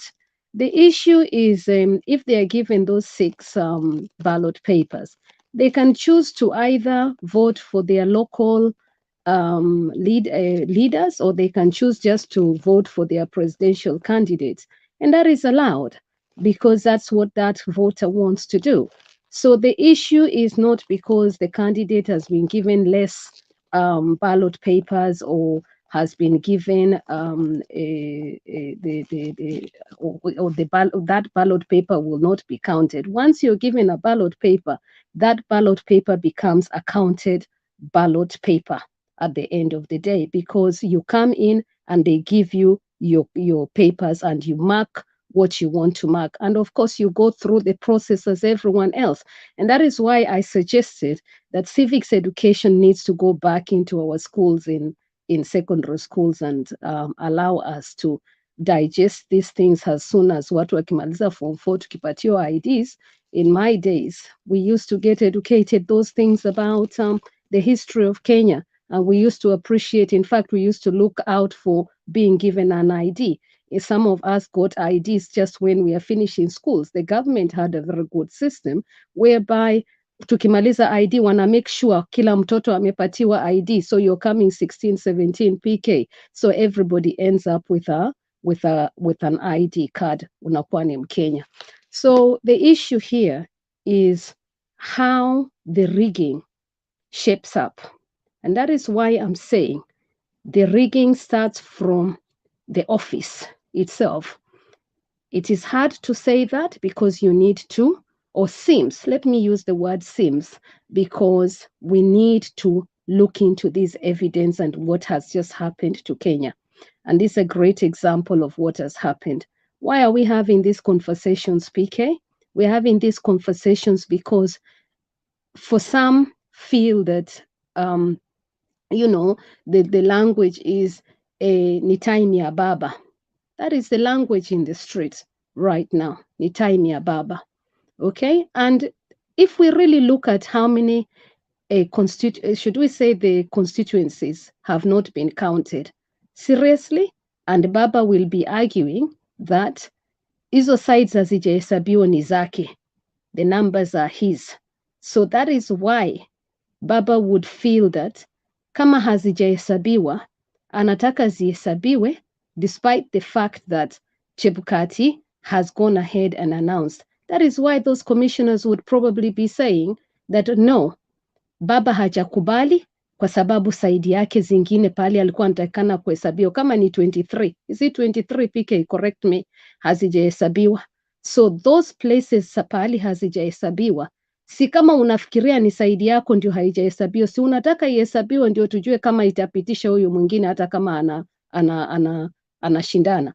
Now, the other thing is is the competition. Did the competition start right? Niliwaambia on your marks, get set, go.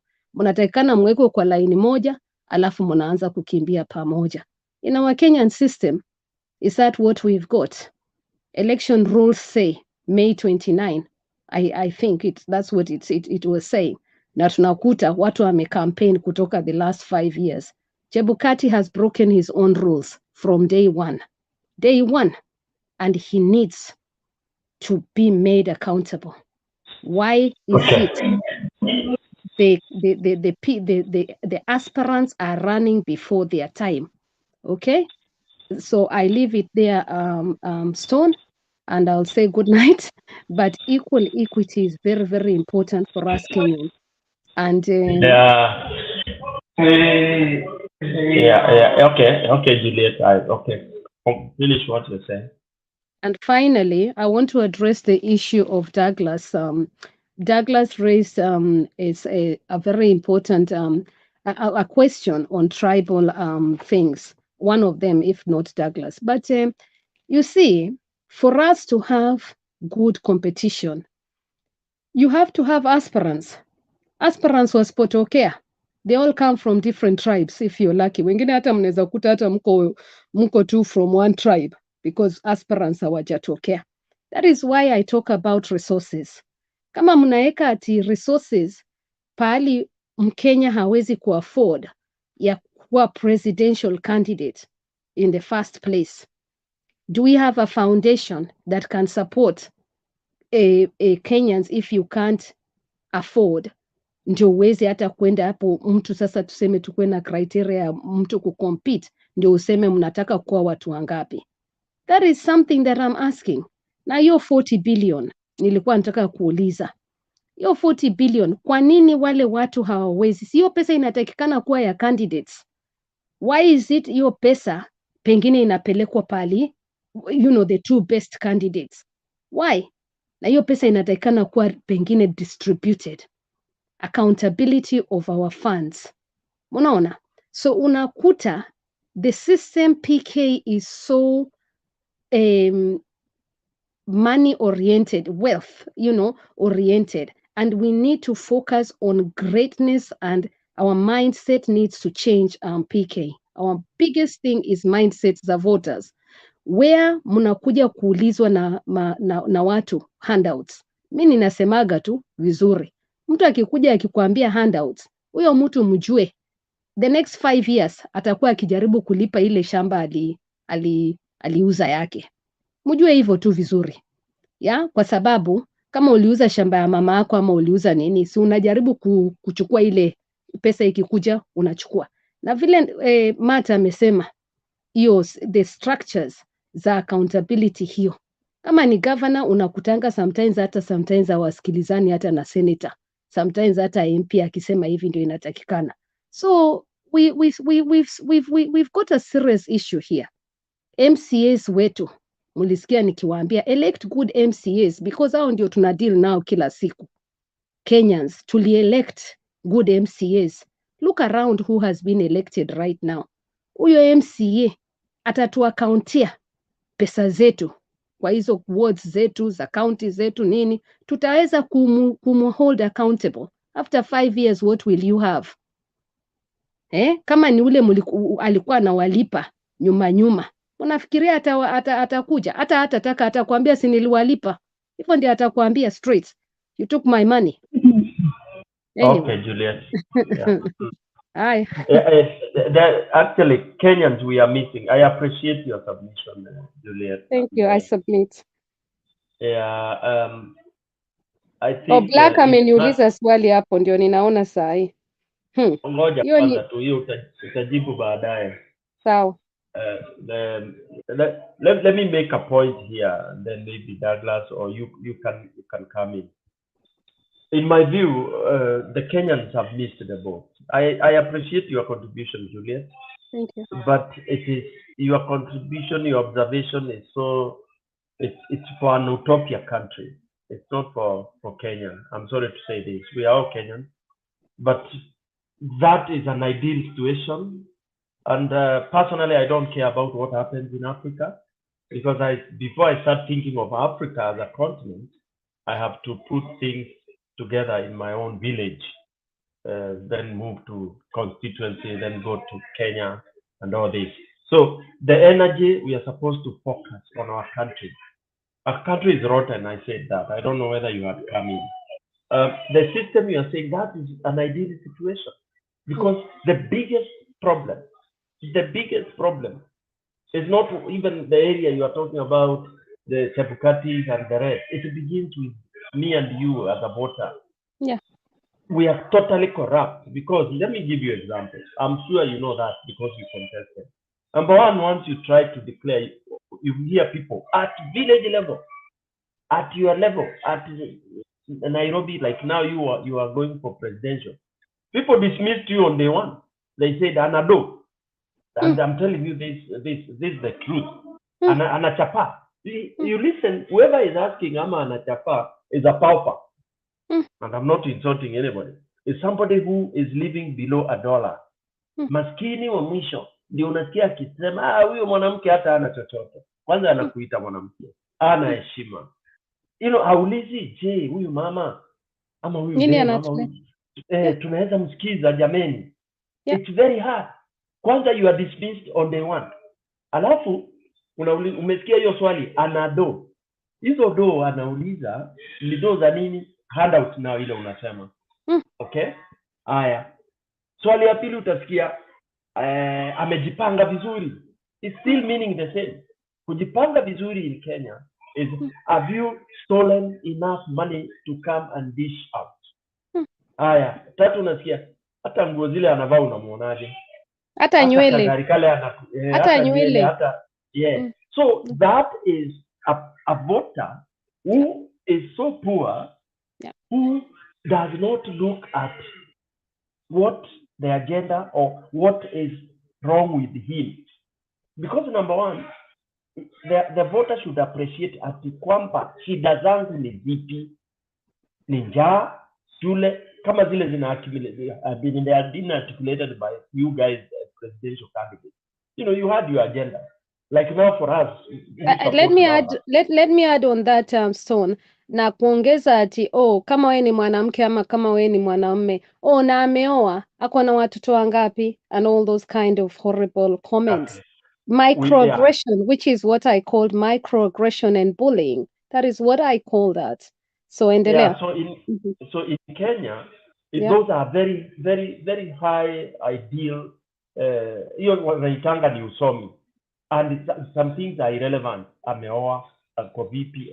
So we divert right from what is meant to guide us in getting the proper leader. So unado, una bwana, una bibi, una nini, unaishi wapi. If you live in Kawangware, unasikia sasa huyu mtu wa Kawangware ni ataka urezo, So we lose focus.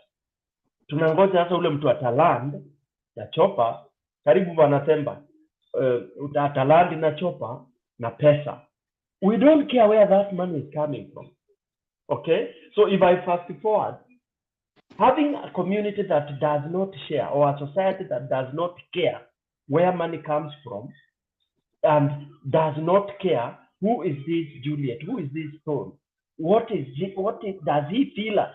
And if he feels us, how does he demonstrate it?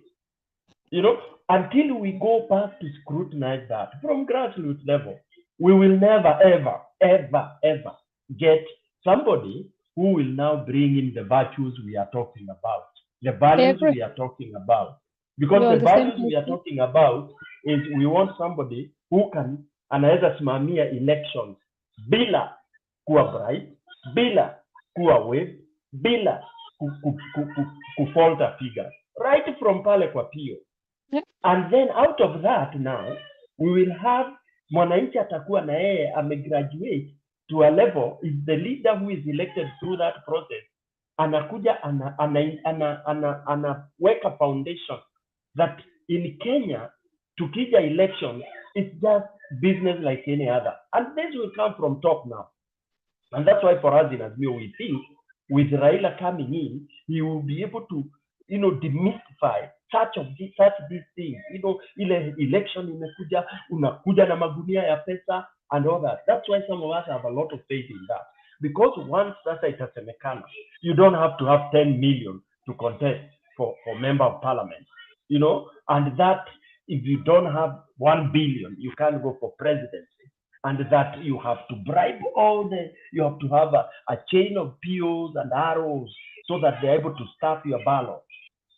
Then we up to Taimba, we will jail Chebukati, yes. Okay, but are we jailing Chebukati and all those who were with him? You know, That's what I would love are we to see. disbanding that? And who is there to do that? If Ruto is elected, of course, forget it. It will be business as usual. Because we have to start somewhere. I keep on referring to Singapore. Someone had to stand and say, Kama Nimbaya, Nimbaya. You know, people have to go to jail. And before he left, he was asking, what do you think we should do? We should have very punitive laws, such that bungling an election should be almost next to treason. I mean, and Kenyans are very good to say, oh, that is very hard. Sincerely, somebody will tell me, Douglas, December, and you know, before I come out, I mean, I give this to September. Someone should tell me, kwa nini tunahurumia mwizi kwa mfano, or a murderer? Somebody has killed. Then you start saying, oh, you know, we have to be fair, you know. Really? Oh, you have to be human, you know. This guy, Ali robbed with violence, for example, killed many people in the bank for him to get away with the money. Then when he's apprehended, oh, you know, human rights, you know, Kenyans, we are very good at that. I keep on saying, for example, we should have some of those laws, zile za kunyonga watu. And I keep on saying, Kenya will only be cured if we get a jail rolling of some sort. That I'll never stop saying. That like right now, whoever takes over has to do things that watu watasema, guy. Anytime you hear a Kenyan saying, guy, then unajua you are working. Anytime ukiingia kwa TV kuongea kama leader, watu wanasema, wa, huyo jamaa kweli, sasa tuko matatani. That is when we know Kenya inarudi kwa nini. 40 billion. What can 40 billion do, which has gone down the drain? Because once the election is not giving us the result, the result that actually is credible, then we just say, iliwekwa kwa mulima, ikamwagiliwa petroli, na ikachomwa. Ikaenda down the drain. Is that what we really want? So for me, my approach is, can I add to that, John? Can I add let me finish. Let me finish, and then I give you an example.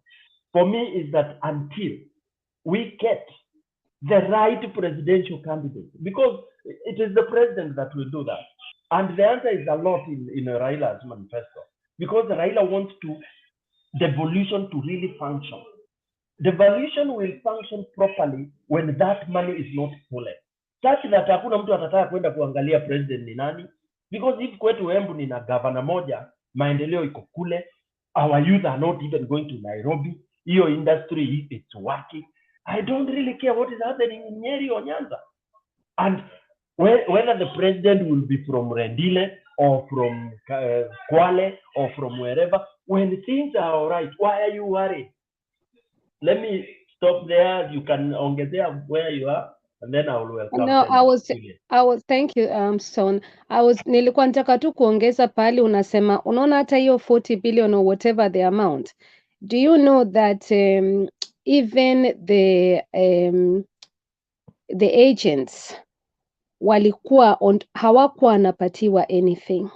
So unakuta kama ni agents ni hao ndio wanaenda kufanya ile kazi inatakikana kuwa kufanywa in the first place na IEBC.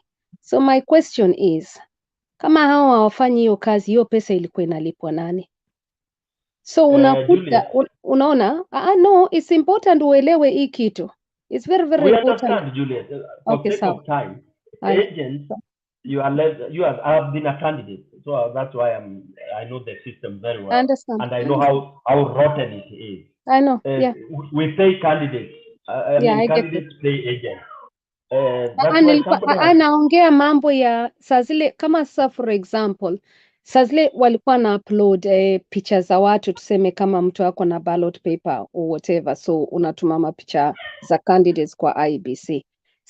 Si party iko na agents wao, all political parties iko na agents wao. Sasa hao agents unakuta bado candidates anaitishwa chapa. So my question is, what is the task of IEBC? Kama hao agents wenyewe wale wameandikwa na ni volunteers, unakuta hao ni volunteers. Kwanza kama hizi small parties, wengi wao wanatumia volunteers. Wanakujanga tu saa zile iko politics. You know, like saa hizi saa zile tunaenda kufanya campaigns. So that's, hiyo ni kitu nitawa-explainia siku nyingine. Na hiyo kitu ni lazima kama tunataka kuwa na credible elections in future. Lazima to sort out easy issues vizuri. Because unakuta unakuta poor practices ziko. Kwa hivyo kama ni political parties standards needs to be really improved. Wana check mambo za Chebukati. Kama ni hiyo 2/3 gender rule, for example, a political party should have gone to court immediately and perhaps stopped Chebukati na kuambia Chebukati, our 2/3 gender rule has not been met. That is immediately. Why are they undermined? Na saa zile wamepeana mashauri. Political party yetu imepatia Chebukati imeambia Chebukati, you must meet this 2/3 gender rule. Alafu Chebukati amebreak. Na hiyo political na hiyo party hiyo is pali wanajiandikisha, pali wote wanajiandikisha, au ndio wamesimamia majina zetu. So kama wamesimamia majina zetu na ni mtu mmoja tu peke yake ndiye aliweza kupeana hizo majina na ni Ruto. Ruto ni atuambie how was he able to break those GDPR hizo data? How? Hata baba hakuweza. Hakuna, mimi nawaambianga hakuna presidential candidate aliweza kupeana hiyo other than Ruto. Na yeye ndiye alikuwa deputy president. Na ndio mnaona ninasemanga kama that is the case, hata yeye apelekwe kotini atuambie alitoa wapi hiyo data. So simple. Mnaona? Na kama hamwezi kujibu hiyo kama ordinary Kenyans, sisi ndio government. Ordinary Kenyans, we are the government, all of us. Mnaona? So sisi tuambiwe ye alitoa wapi hizo details zote kwa.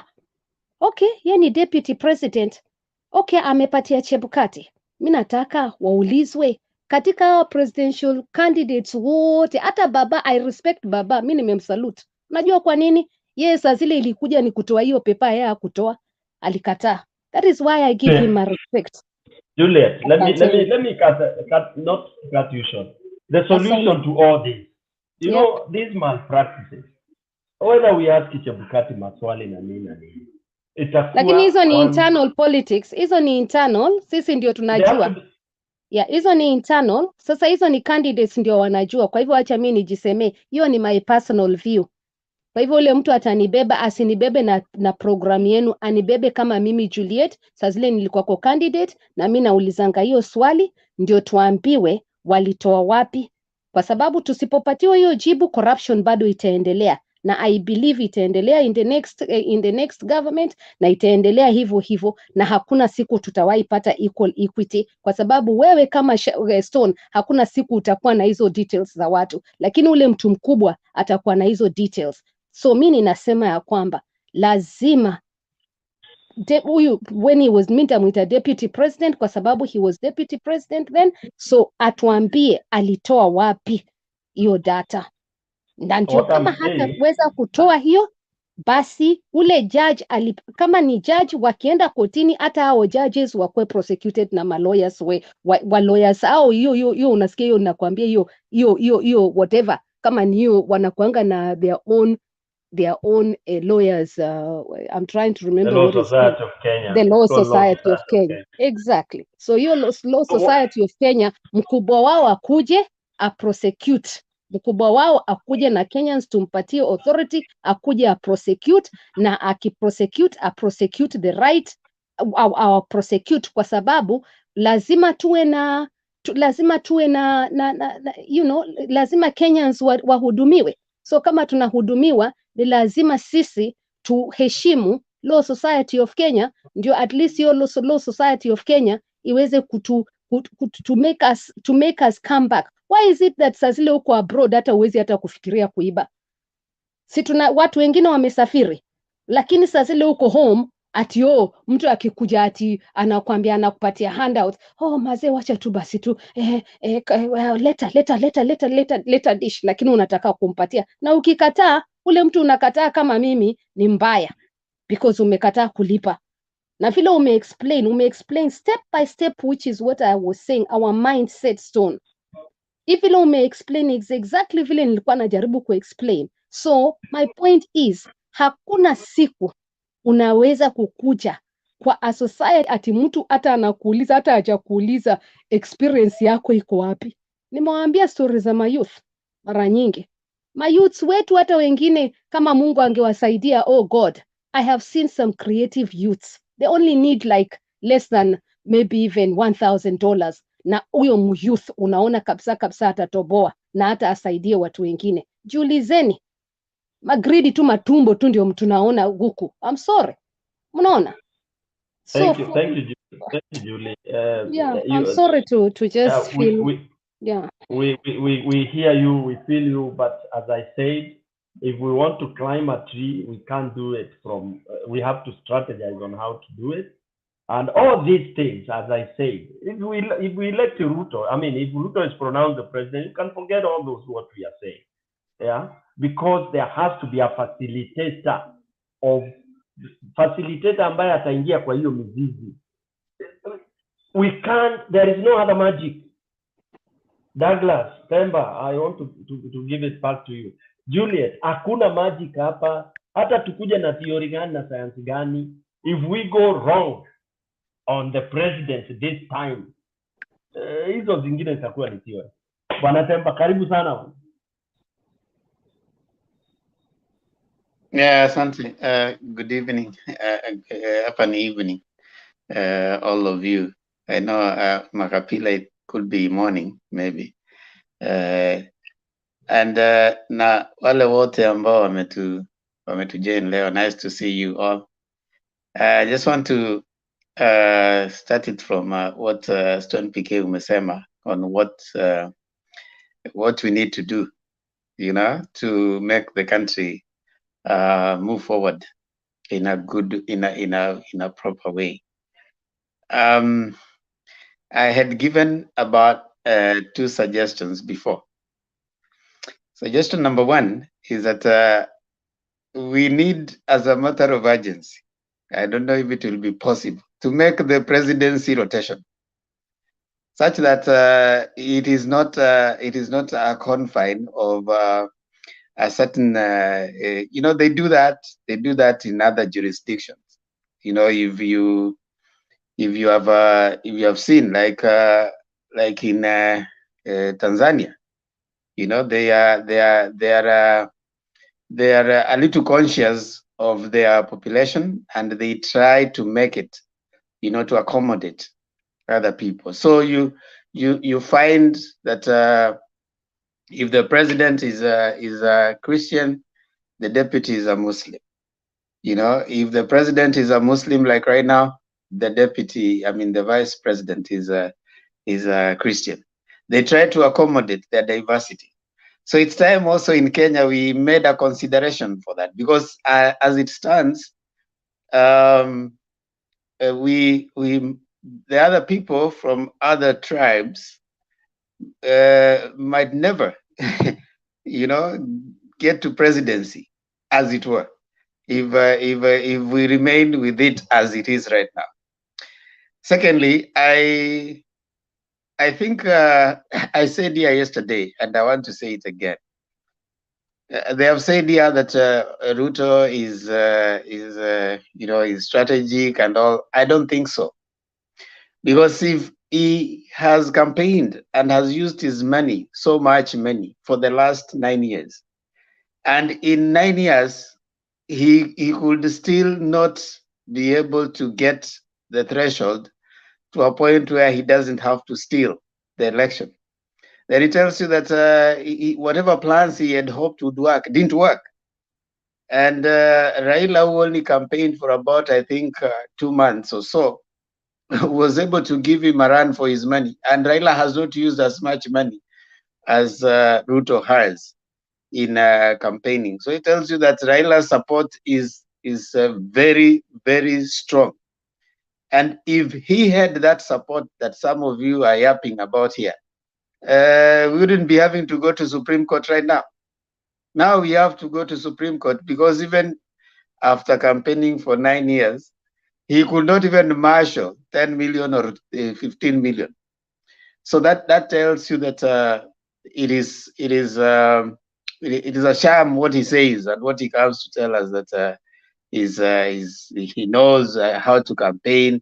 No, there's nothing. In fact, the highest, it's reported that the fraud that was the greatest fraud took place in central Kenya. And that tells you that whatever it is that he was selling for all those years never worked at all. And it explains the can you imagine those who are supporting UDA that at the time of him being given the certificate, his own bodyguards were the ones surrounding Chebukati. What an embarrassment. Look at even the photo when Chebukati is giving that certificate. Chebukati looks stressed. How does it look that you have something that you can't even celebrate? Now you have to keep confirming to everyone that this is what, I mean, it doesn't. Ruto is not my president. He's your president. You need to get alive, go and celebrate him. He's not my president. And even if he was to be sworn in today, he will not be my president. He's the president of Kenya, and those who thought that he's the best, you can't celebrate a thief. A thief is a thief. I mean, no matter how much you try to sanitize him, he's a big thief. So one of the solutions that I keep saying is let's make this presidency rotation. Let's make it go. If it was in Central this time, the 1-2 times, let's have it go to another place, even Costa. When will people from Wajir, who may not have as many numbers, ever become presidents in Kenya? When will people from Western or other places ever become president in Kenya? It will kind of remove and remove the pressure of people having to feel like they are the ones who have to be, so that that can solve certain things. Another thing is, I think someone had suggested, I think also that's something we can also consider, electoral college, where you have like different counties producing different electors depending with the number of constituencies. So you can bring in, your strengths, whatever, we can have something like that. Where now those ones come and, vote for the presidency. That can also help. The other thing is strengthening our counties. Once we strengthen our counties, because it doesn't matter, and we said here even before, it doesn't matter who becomes the president. If your county does not have progressive leadership, if you don't have a progressive leader, like I think Makapila has suggested here, if you don't have a progressive leader as an MCA, an MP, a governor, those are the places where development meets you as a person. Forget about these things they are telling you that, we have this charter for this county. According to our constitution, there are national government responsibilities and there are county government. In fact, in Kenya, we have 48 states. That is the national state of Kenya, and then the 47 county governments. Now, if we don't have progressive leaders in those particular counties, it doesn't matter who becomes the president, whether Raila or Ruto. If Raila or Ruto become presidents today, the constitution that is there is what they are going to follow. And constitution, you don't wake up and make some arbitrary. In fact, it says that there are certain kind of amendments attached on certain clauses. You have to do a referendum. All right. So Ruto might not just come and arbitrarily try to change the constitution the way they want. Just like you remember the BBI story, and then of course what happened. So Even if Ruto became the president today, you will not wake up and then things, you have highways all over and everything is happening. No. In fact, they said they will not prioritize highways. I mean, so the thing that would want us to, maybe as Kenyans to focus on are the county governors. Do we have progressive county governments? Our leaders, the MCAs that we elected, we need to start holding them accountable. You know, you can yap, you can say we are the UDA, you are the yellow, we are the what, we are the blue. But at the end of the day, look at it this way. By the end of the last government, I mean the one that is ending, there are some counties which were so behind, they could not report on anything that had happened in their counties. Yet others, the only thing they could report is corruption. So you can find your county, whether you are in UDA or you are in Azimio, you'll still find your county after 5 years reporting on issues of corruption. You'll find your county reporting on issues that non-development at all. You'll find your county being like Migori County, where the governor and his family looted the whole county.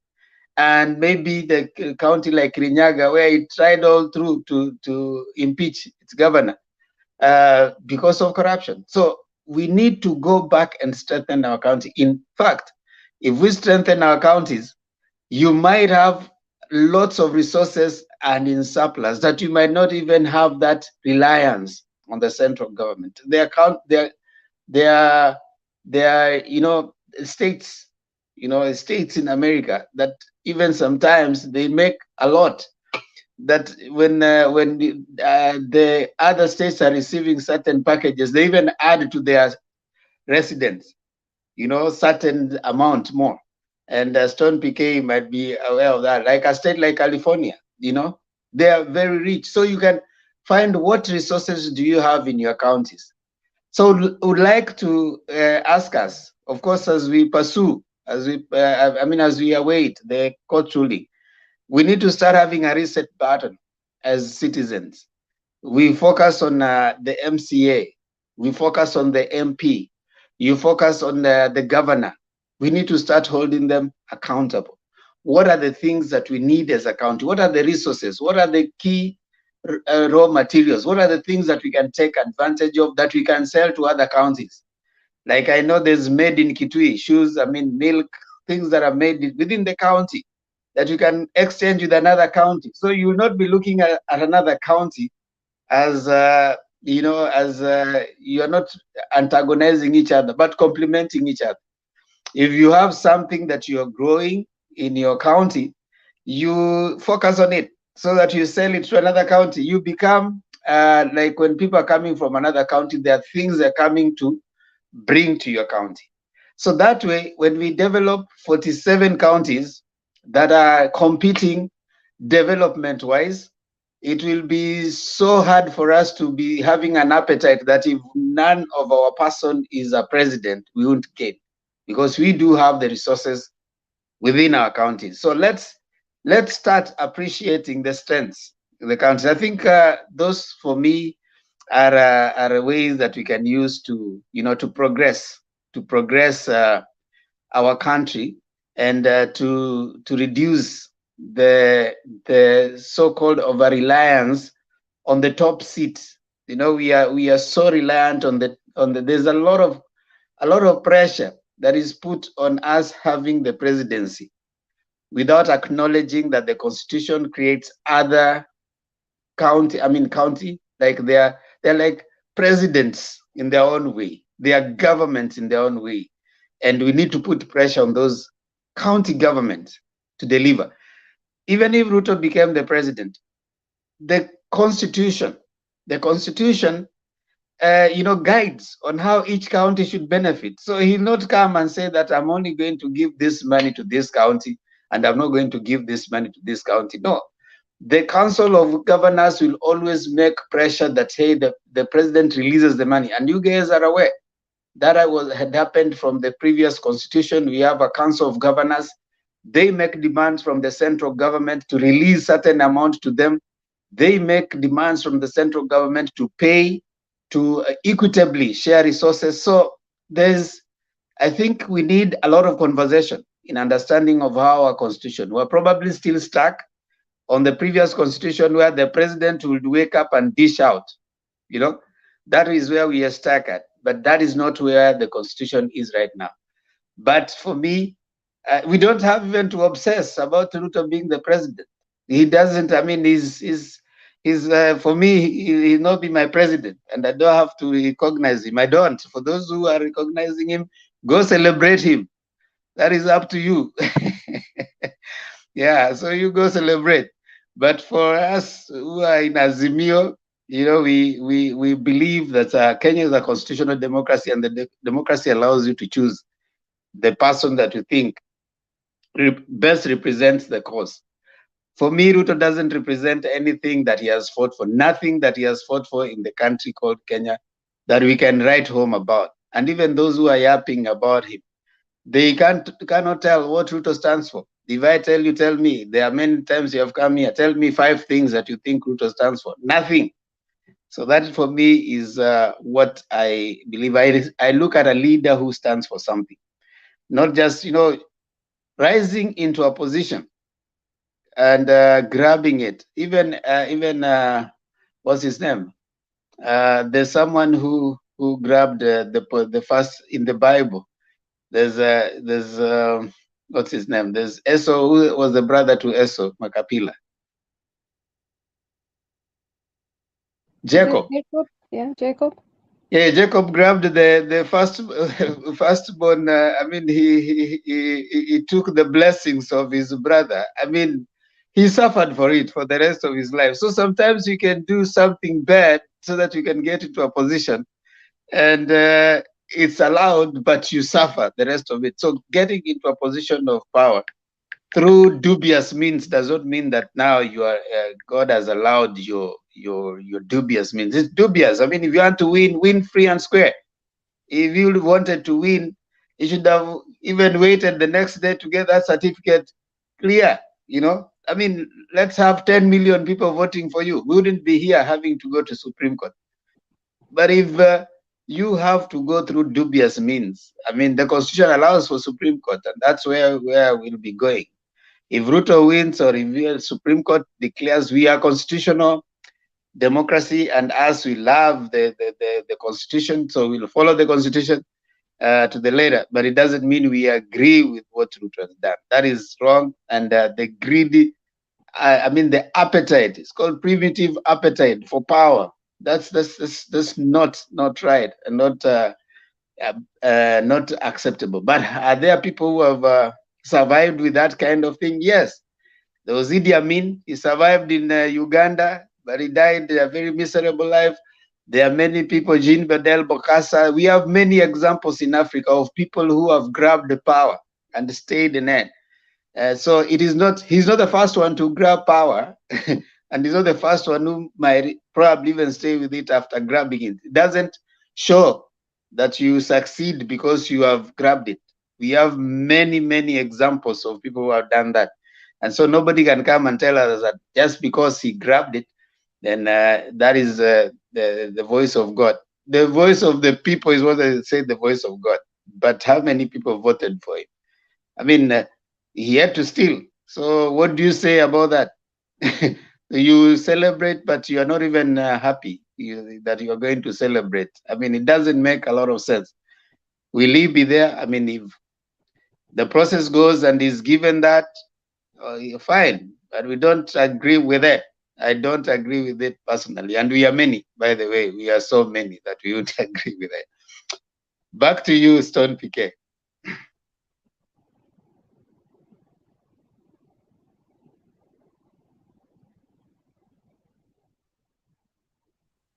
Temba, sorry.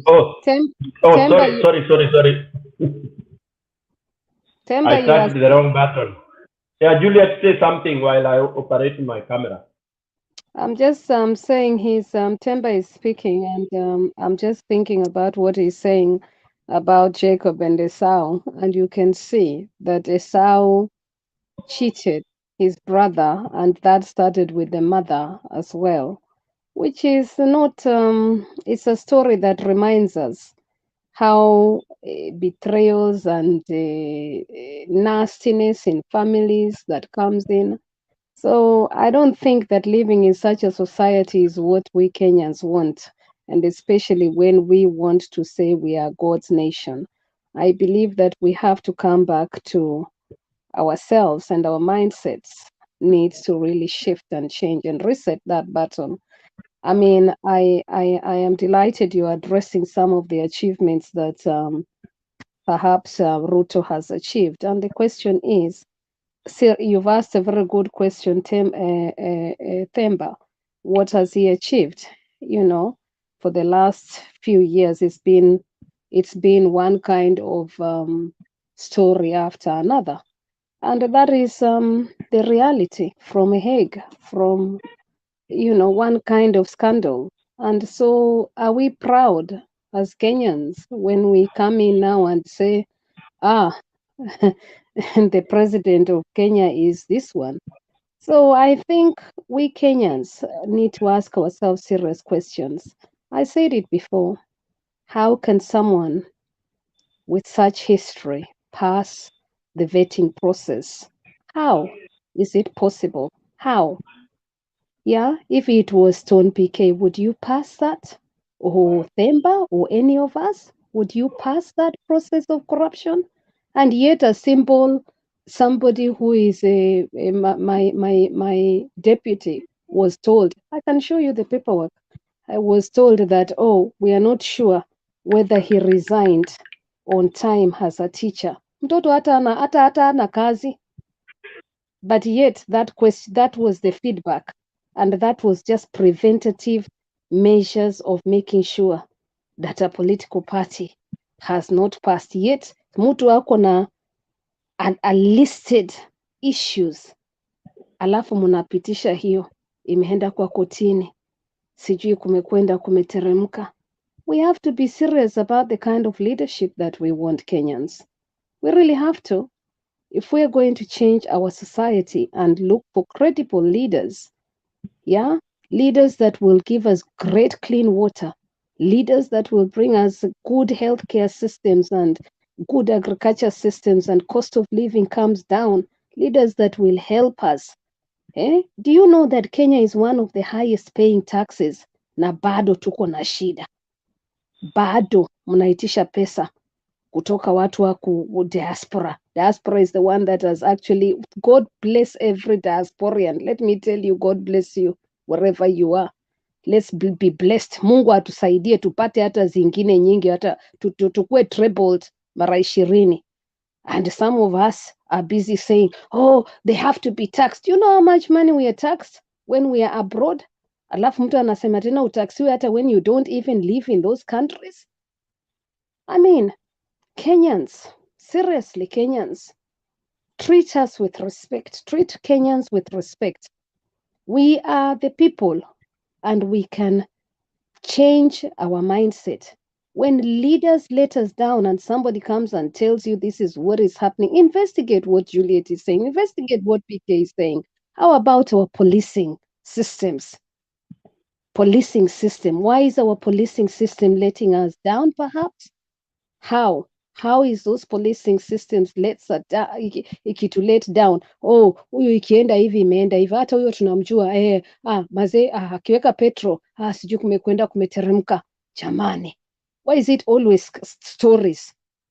Now I understand where PK said to me not to refer to Africa. I tend to refer to Africa because saki mtu aseme ati wewe ulisema huku kwetu nyumbani kulikwenda hivi. No, because these are similar problems. Africa has to wake up. We have to wake up to our better system, the root cause of our problems.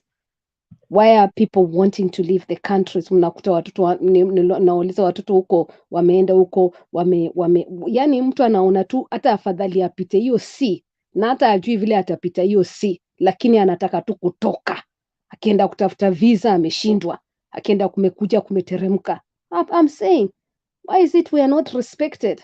Alafu tunakuja huku tuna expect hatutakuwa tutapata racism. Tutapata kwa sababu our leaders hata hawatu respect in the first place. That is why mimi natakanga our leaders wakuwe held accountable. Any leader Me, I respect leaders that love their countries properly. Unaambia mtu vizuri, unasema kwetu kuko hivi na hivi.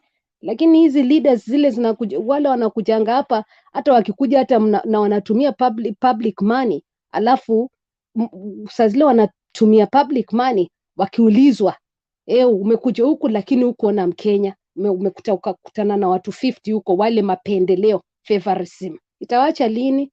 Please. Anyway, Okay. so thank you so much for this topic. And I mean, hata Mtembei TV mnajaribu. Wachani niseme hivyo. Mnajaribu kwa sababu at least mnaleta different ordinary Kenyans kuongea. Has Citizen done that? Has KTN News done that? Zote ziko pande hii, pande hiyo, pande hiyo, pande hiyo, pande hii. So at least hapa Kenyans mnaweza kuja muongee. Wengine of course wako na hasira, lakini swali ni kwamba when are we going to have great governance? Niliwaambia kitu ingine kimoja, hii mwaka Disemba tarehe 12 tutakuwa 60 years ati tuna celebrate independence. Sasa hii 60 years tuta celebrate nini? Niambieni, tuta celebrate nini? Mtu ani correct. Ya, tuta celebrate uhuru? Okay, basi tulipata uhuru. Tuta celebrate, okay. To celebrate Baba. It's Baba who will dare to appreciate that, and then we will also celebrate the beginning of the journey to us. It will be a tough journey, as you have seen. I posted there. It will be painful journey. Sorry to cut you short, Julia. It's okay. No, I just want to know, what are we going to celebrate? Because I would love us to celebrate something that we know that Kenyans wataapa, tuseme ni corruption tutatoa. Mnataka tufanye nini na wale watu wana corrupt system? Mnatakaje Kenyans to agree kitu kimoja? Hii mwaka tutatoa corruption. Imetuweza ama haijatuweza? Kutoa corruption ilikuwa tarehe 9, Juliet. So Supreme Court ndio itategemea sasa. Tarehe 12, if we shall have Ruto, there will be no swearing in of anything. But if you'll have Baba, then that can be the agenda. You know, somebody who is carrying that agenda of saying corruption has choked us. So what do we do? In fact, that I like your idea. Baba government will propose that as we will not celebrate, we will be mourning the death that has been caused by corruption, and then we will swear and to support Baba wholeheartedly. Kwa umbi na ufumba, inaitwa ni kwa udi na ufumba. That would be a good thing. That should be the theme, to bury corruption and begin afresh. Thank you. Temba.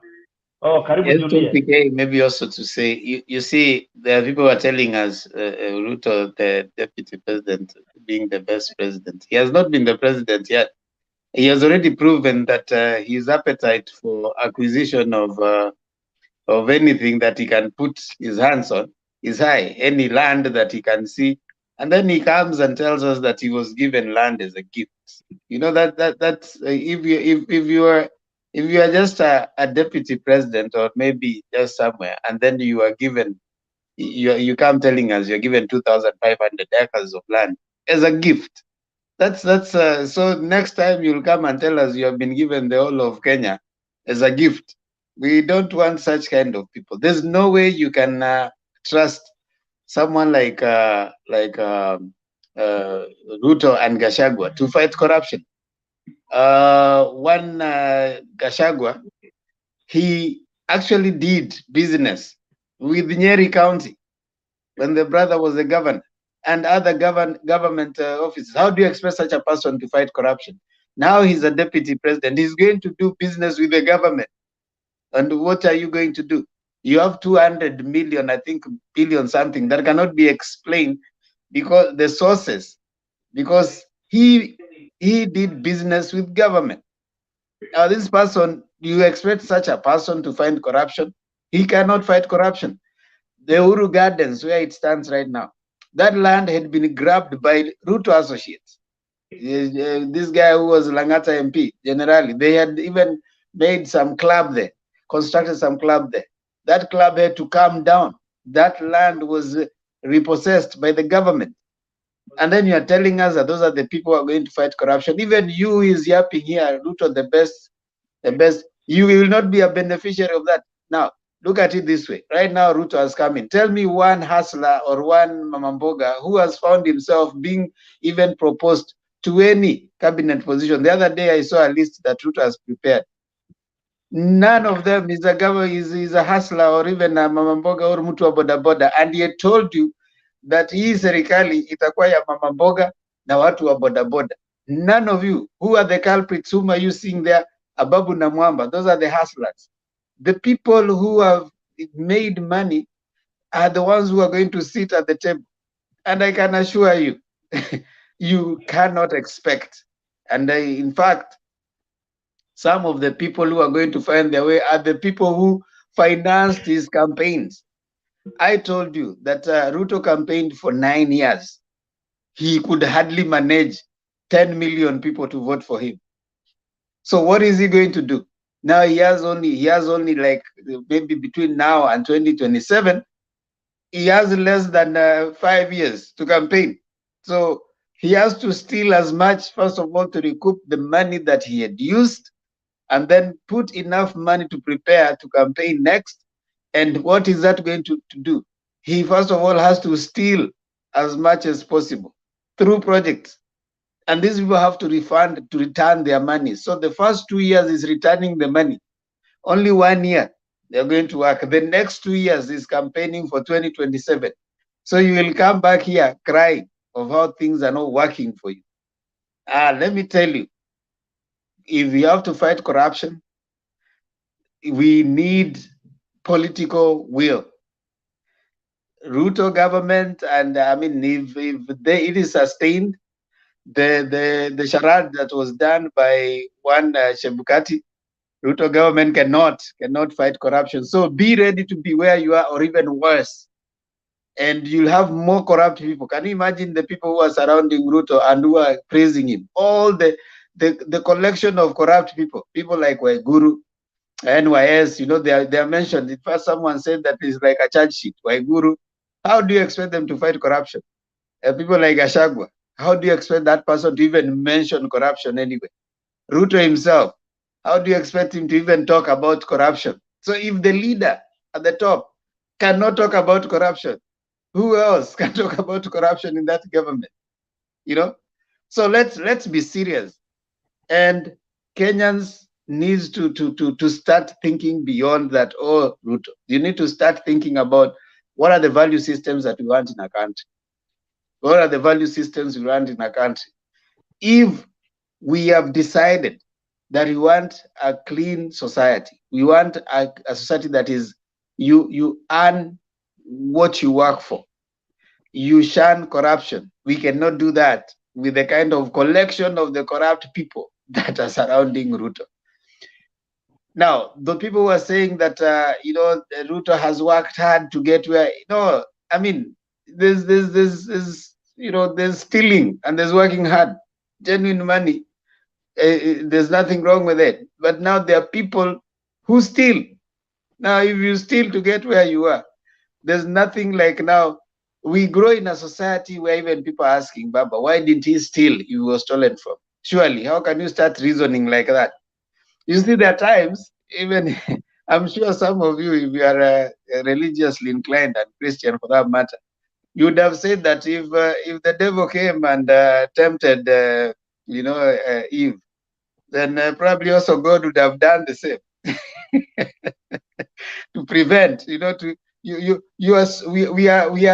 that skewed in our reasoning, that if where was God when Jesus was going to be crucified? When the devil was going to there's that story that is given about Jesus and the devil telling Jesus that if you are a son of God, do this. So where was God at that time? There are things that when the society has become so rotten, some things become normal. We celebrate bad things. We celebrate people who do the worst. We are saying that those are the best people. Now, is it the first time that is happening? No, it has happened. It is, if you read in history of political and governance, There are places where people have celebrated very bad people. Even Hitler, who eventually ended up taking his own life by suicide, he was also a celebrated person because of what the propaganda he had, created. So sometimes you can create a propaganda and people think that that is what they want because of their desperation, because of the way they are. These people take advantage of us because of what they think we are. We are a people who are, Makapila talked about IBC and all. Some of these people who go to IBC, they get those jobs not because they have a true calling for Kenya. That is the time they have gotten to get a lot of money. It is the money they want. It is not so much about the process of election. You hear if you are a returning officer, you have been taken as a teacher within that time, you are getting out with a lot of money. Now, if someone comes and offers you more money, you are likely to go for that because for most of them, that is work. That is a time to get quick money. It's not a time to do the national duty of delivering a country or even a candidate that's going to help our country. And that's why it's easy for you, your agent, to be bought. Because when you give your agent, they say, okay, I'm your agent, you give me 5,000 per day. Someone else comes and tells me, okay, fine, how much is Makapila giving you? She's giving me 5,000. Voluntarily, she's giving me 5,000 per day. Now do this. I'm going to give you 20,000. Now, don't even sign that thing, You just pretend to get whatever, you be sick or something, and then you'll come. Now, this person is going to go for that money because they're hungry for money. Now, these people take advantage of that, our weaknesses, and so they sell to you what you are imagining is hope. And that's where we are right now. We have a society where people lack, and so someone comes and sells for them hope. The same Ruto telling you that we respect institutions, he's the same one who is going to twist Chebukati to mention him. If you don't mention him, ni utaona. You have to announce that I'm the president. You see, that is playing with their psychology. So Kenyans need to wake up. Someone should not take advantage of your situation. You might lack, but you're not weak. You might be someone who doesn't have money, economic power, but you are not supposed to be used arbitrarily by anyone. You have a right as a Kenyan to stand up and speak out and speak for the truth. How are you, Julia? Fine, Demba. Good to see you. Good to see Juliet. Hi, Juliet. Hi. Na PK sijui ameenda kupika kachai ama ako wapi. Hi, PK. Na Douglas. Naona Danny Dairas anisalimia huko. Hi, Danny Dairas. Salimia Elikana Shivashi. That's my ear mate. So, Demba, you are saying a good thing. And Juliet, I think we are just like at the crossroads. You saw Ruto, I think they are bragging that they are buying Azimio MPs. And the newsmen, I don't know who are working with the press. They look so foolish. They are glorifying that. They are glorifying that Ruto is succeeding to get Azimio members of parliament to his side. And they all know he's buying them. And they are glorifying that thing. So according to, I think, NTV and I think KTN, Ruto is kind of a hero because he's managing to bring Azimio members of parliament to his side. And when you talk about Ruto's corruption, I think it's Juliet who was asking here that how do we feel as Kenyans that we have a presidential candidate and maybe a would-be president, depending on what the Supreme Court decides, that we have a presidential candidate who has been taken to Hague for crimes against humanity and has... And all other scandals. Has corruption scandals. These people keep saying that ati hatuna evidence. Na shamba ya mtu, themba kama umeiba. Let me ask you people, Juliet and the others, you're in the US, even before you got to stealing or even in the West, let me say the West or the developed countries, if Wachata stealing somebody's land, even having a family scandal is enough for you to be kicked from a race, right? Even wacha hiyo Julia, hata kwenda kwa shopping uende uchukue ile, unaona why people respect rules. Unaona mzungu, sorry, wacha tutumie tu hiyo jina. Mzungu ameweka rules ambazo ati ukienda hata kuchukua ile fruit, unaona ile tu fruit ati uonje, hiyo inakuwa ni punishable offense. Sasa sisi tunataka tukubali pali shida zetu huanzia. Tunakubali mtu ati anakubaliwa kuiba, alafu tunasema ni kwa sababu ako na njaa. Lakini in the West hiyo already tumetoa. Unaona kwa nini watu wanaheshimu hizi mainchi? Niliwaambia hiyo kitu siku moja mkaona kama ni jokes, ya. Kwa nini ukienda super uwezi hata kufikiria kuiba? Kwa nini? Enda West tunaenjoyingi supermarket hata, lakini nikishinda nikisema Africa tunaekanga ma securities kama 20, 30, 40, kila kitu ni expert. Unaona, kwa sababu ya tabia zetu zingine hazitufanyi tuwe watu ambao tuna imani ya umungu. Unaona, so pole nimekukata hapo. I just had to step in kwa sababu mimi kitu hii tabia hizi zetu huyo the same person, huyo same poor person, hata akipita hiyo Liberia ama apitie pahali amepitia, akifika hiyo country immediately, kwani overnight atakuwa amekuwa tajiri? Lakini akifika hiyo country ataobey hiyo nchi. Lakini nyumbani kwetu mtu anataka kukua ni thief. Mbona ikuwe ni right? Na hiyo thieving Julia haijaanza tu kutoka chini, imeenda kutoka chini mpaka hata mwenye yako na pesa bado anaiba. Sasa kama ule mwenye yako na pesa bado anaiba, I mean, please. Alafu hizo system ndio nimeuliza polisi wetu, nimeuliza hii swali leo usiku. Polisi wetu wako wapi saa zile watu wanaiba? Polisi wetu wanafanyanga kazi gani? And the police, Juliet, I think it's the culture that we have to address, because I'm asking myself why people are glorifying Ruto for bribing UDM MPs. And then now when you talk about Ruto, people here in the comment section and people when you wanafuata Ruto wanasema they bring in the Kemsa billionaires. Who has said the Kemsa billionaires did the right thing? Nobody has justified what they did.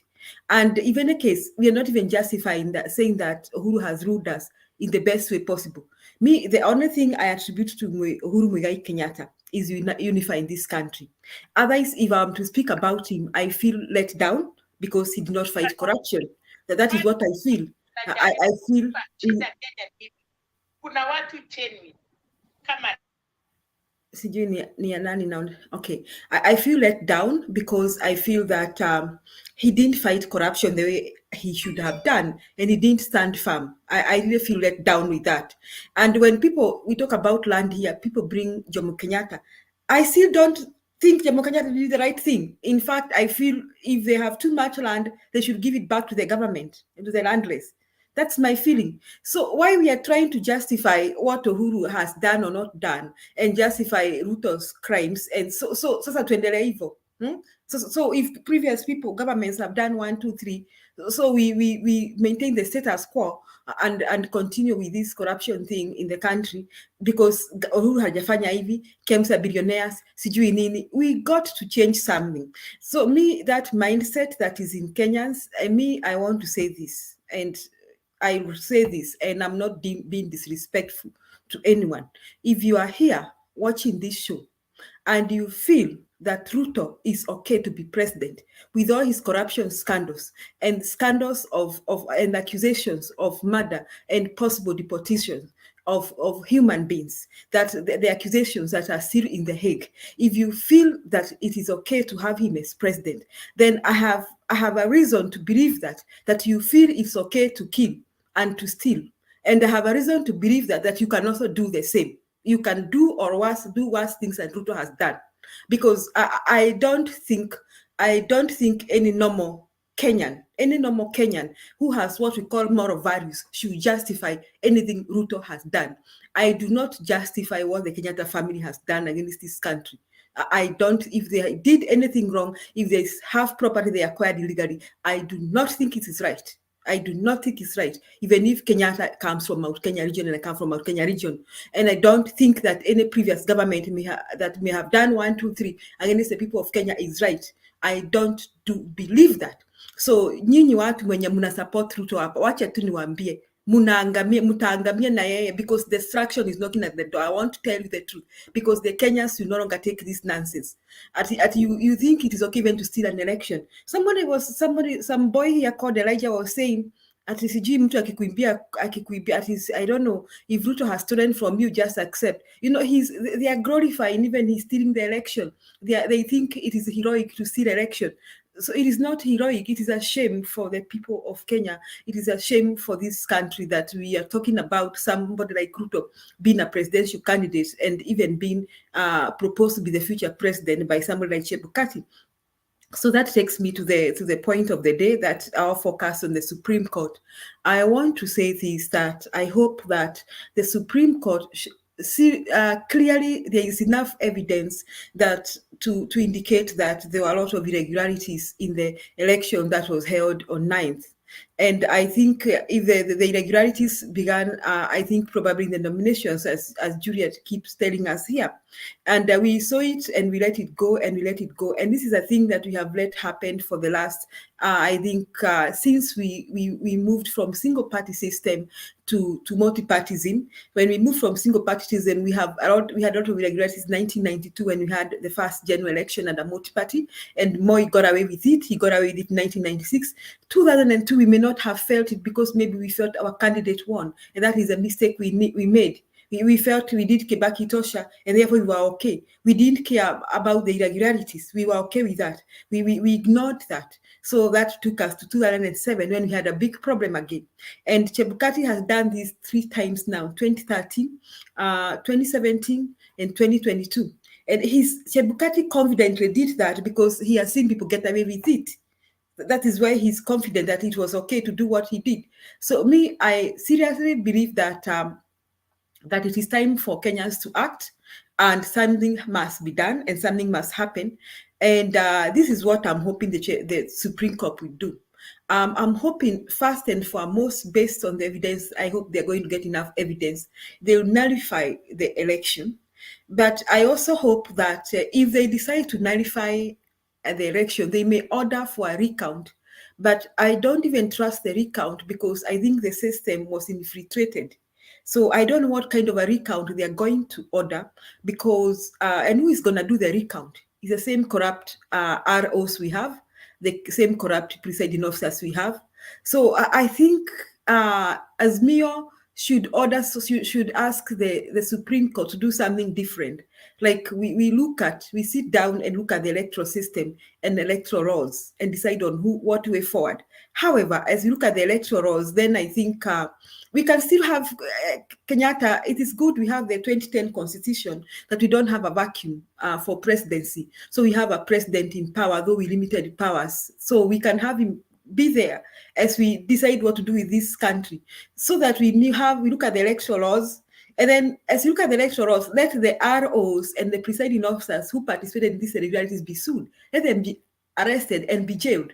So next time, me and Juliet and Deba will think very hard before we participate in irregularity. If you're working as an RO, let somebody pay for this. Let Chebukati be taken to court and let him be barred. The first thing Supreme Court should do is bar Chebukati from ever running another election. You know, we have got to start somewhere. You know, we have got to stop and say, Kenya is not disappearing tomorrow. The fact that we don't have a new president, it's not a matter of life and death. Nothing will happen to me and Juliet. Our life continues. The fact that we don't have a new president, no, let us make pause and say, we cannot do things this way now. We cannot do with this electoral commission. The electoral laws have to be looked at again. I mean, and then somebody was talking earlier here, and I like the way he said that we can try and look at what the West does. How do they manage to have the electoral systems, processes above board? I think they have invested in systems and I think technology, so that when you vote, there's no way you can have 2 ballots. You know, there's no way you can have 2 presidential ballots. There's no way you can vote for the president twice, because maybe even the ballot box is structured through technology in the way it cannot take 2 ballots from you. And there's no way, even the Kim's kids that they have, that Juliet cannot go and vote twice. Julia, just to add, I told you I stood as a councillor here in 2010 in the UK. So I can explain to you how it works, but that's another topic for another day. But you don't have all this kind of the stuff that we see. And that is important for us to understand that I've also told you that that experience in standing allowed me to see where and again, I refer to Africa, we could improve our own structures. So that question that you're asking, to respond to you, mtu anaingianga, you've heard, you don't see all this kind of chaos that you're seeing.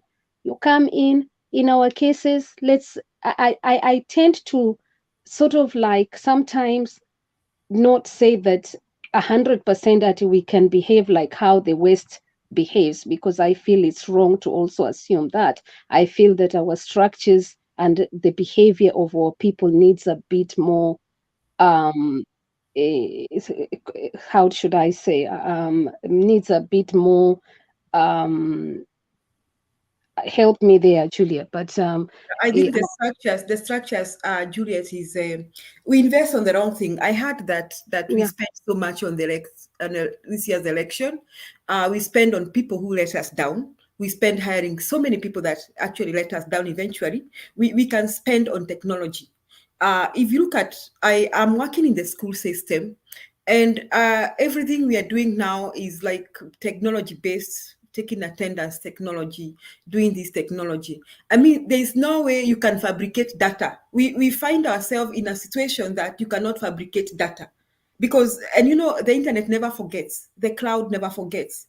So even I was telling the likes of them, but I think they know how the technology works, that even my laptop, the one I'm using here, even if I decide to turn it off and I was doing something illegal, if it's taken away from me by security forces, they can identify what I did with my laptop, what I recorded, what I saved, what I deleted. I mean, they can trace all that information because that's where technology has brought us. So this thing of spending so much, I mean, Ruto is trying to take us, Ruto and the likes, all those who agree with Ruto, you are trying to take us to another generation. I can call it the generation dinosaur because that is really a backward generation. You are taking us to a generation dinosaur. You want us to start buying you, to start paying you to this, start bribing you. No, we're going to accept that. So I think now we need to invest on the right things, the right technology, so that we don't even have Julia, to next time you vie for presidency, you may not need agents all over the country because the systems will be working and nobody will steal your votes. You see, you may not need to bribe people to be there like police women to stand for you because the systems will be working. So I think we are going to halt and stop and let the Supreme Court judges hear this. Telling us to go for a rerun is not enough. That is also wasting our time because we cannot go for a rerun with Chebukati and his team. That is one. Now, asking the votes to be recounted by Chebukati is also a waste of time and a waste of government money. So we need now to ask ourselves, who did this? Chebukati did this or who did this? Okay. Now, if we suspect, even before we prove they did that, if we suspect that they were involved in these irregularities, then we cannot have them in the office. Now, what allowed them to do this? Is it that the laws we have tolerate all this kind of thing? What can we do about these laws? Is it the structures that we have that allow them to do this kind of things? What can we do? We must come to a stop. So I hope the judgment that will be made by the Supreme Court judges next week or the weeks to come will not just to install Baba.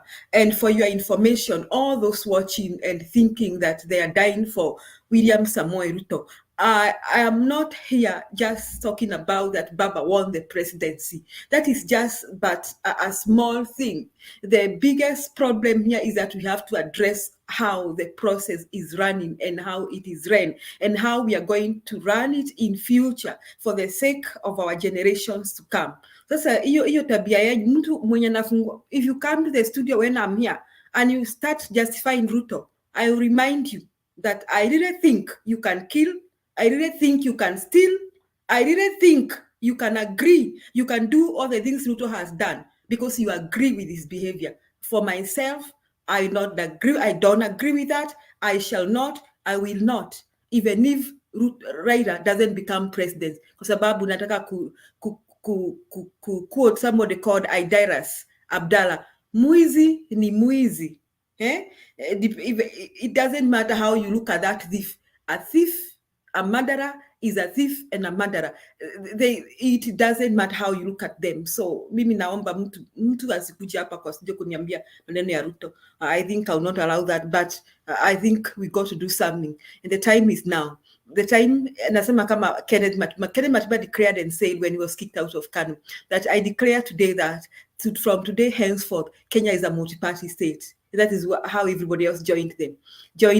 And me, I want to say this, the time is now. Something gonna be done. The Supreme Court must act, must change this country, not just even to declare Raila as presidency, but for the sake of our future generations, that never again will we ever have such a corrupt run election, so that we turn around our nation and decide, let's do the right thing. Asante, Mr. Stone PK.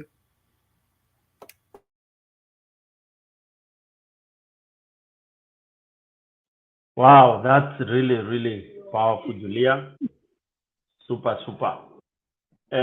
Hii watu ya udaku, we have to keep on. Ni kama mtu mgonjwa amefika hospitali, anajua ni mgonjwa tu na anakataa dawa.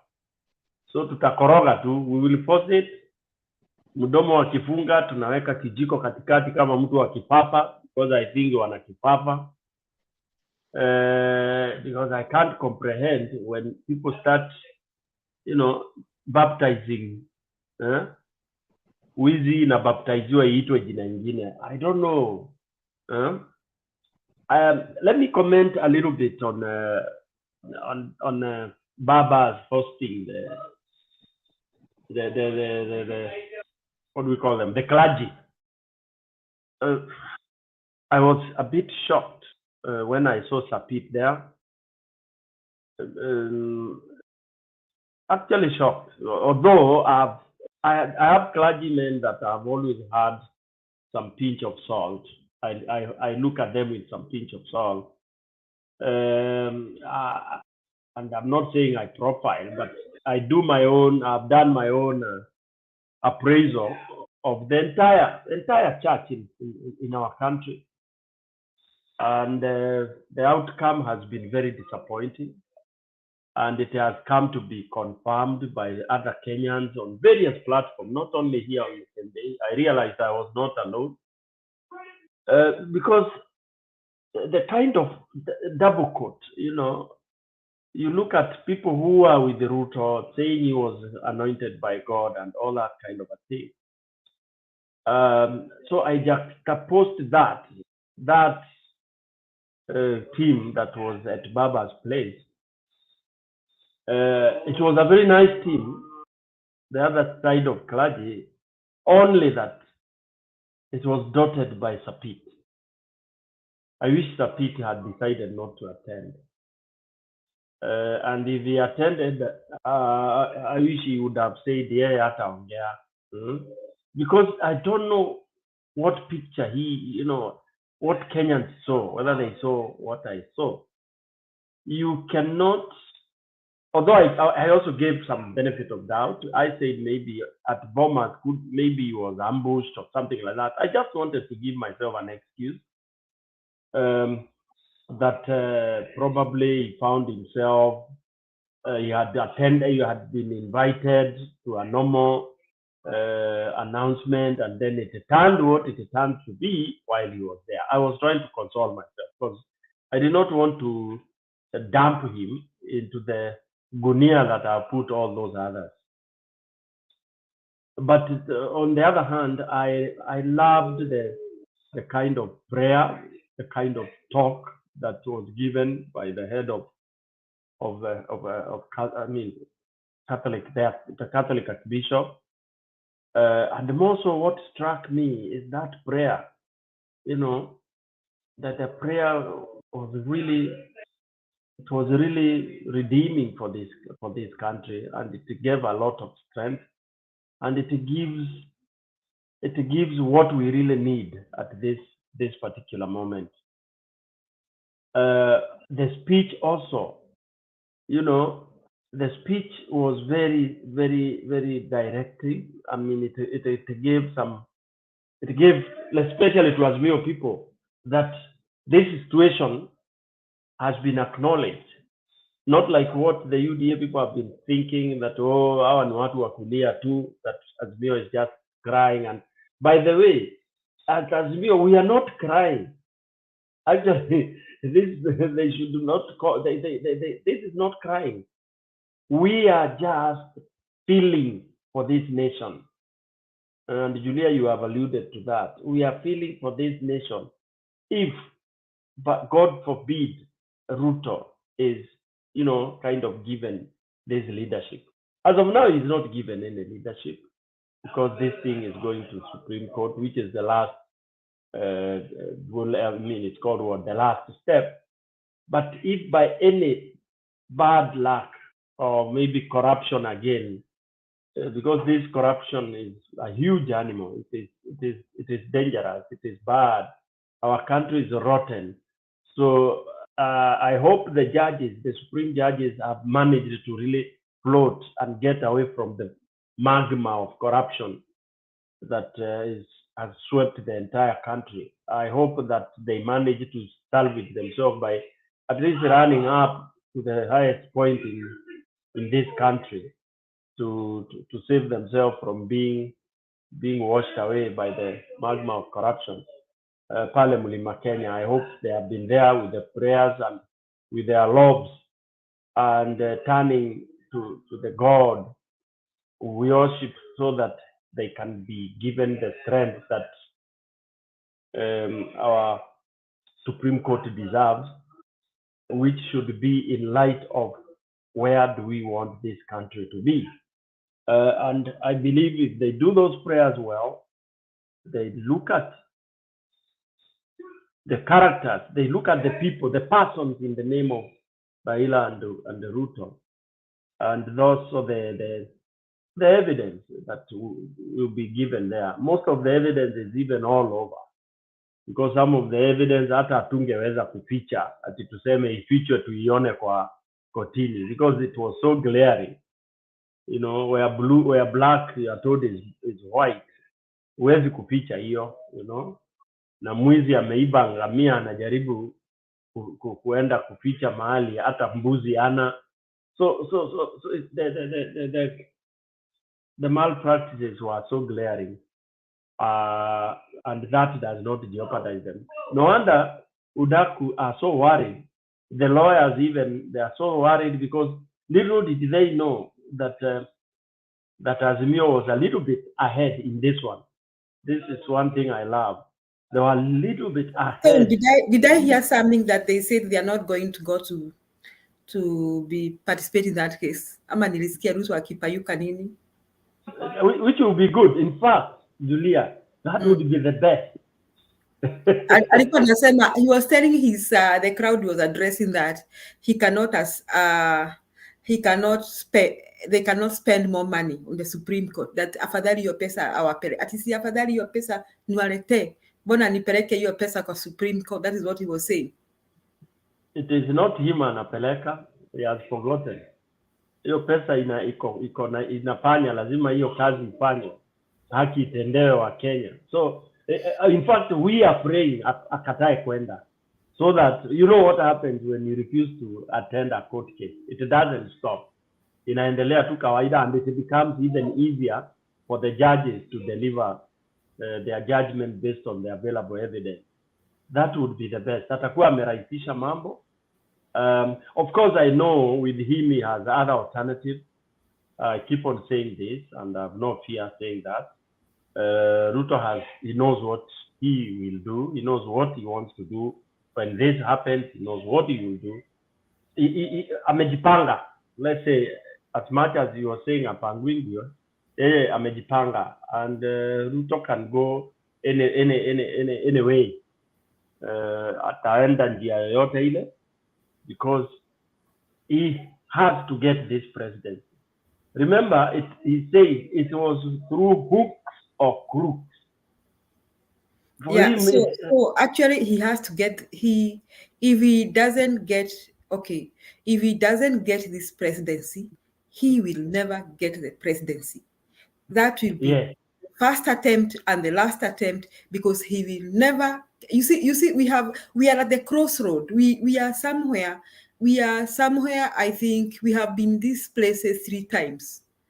I can say we have been there. I think in 1963, we had to achieve our independence. It was independence or nothing. And then we were somewhere in 1990 when we were fighting for multi-party states. We had either to allow more, continue with dictatorial tendencies or go for multi-party. And 2007, we are somewhere at a blink.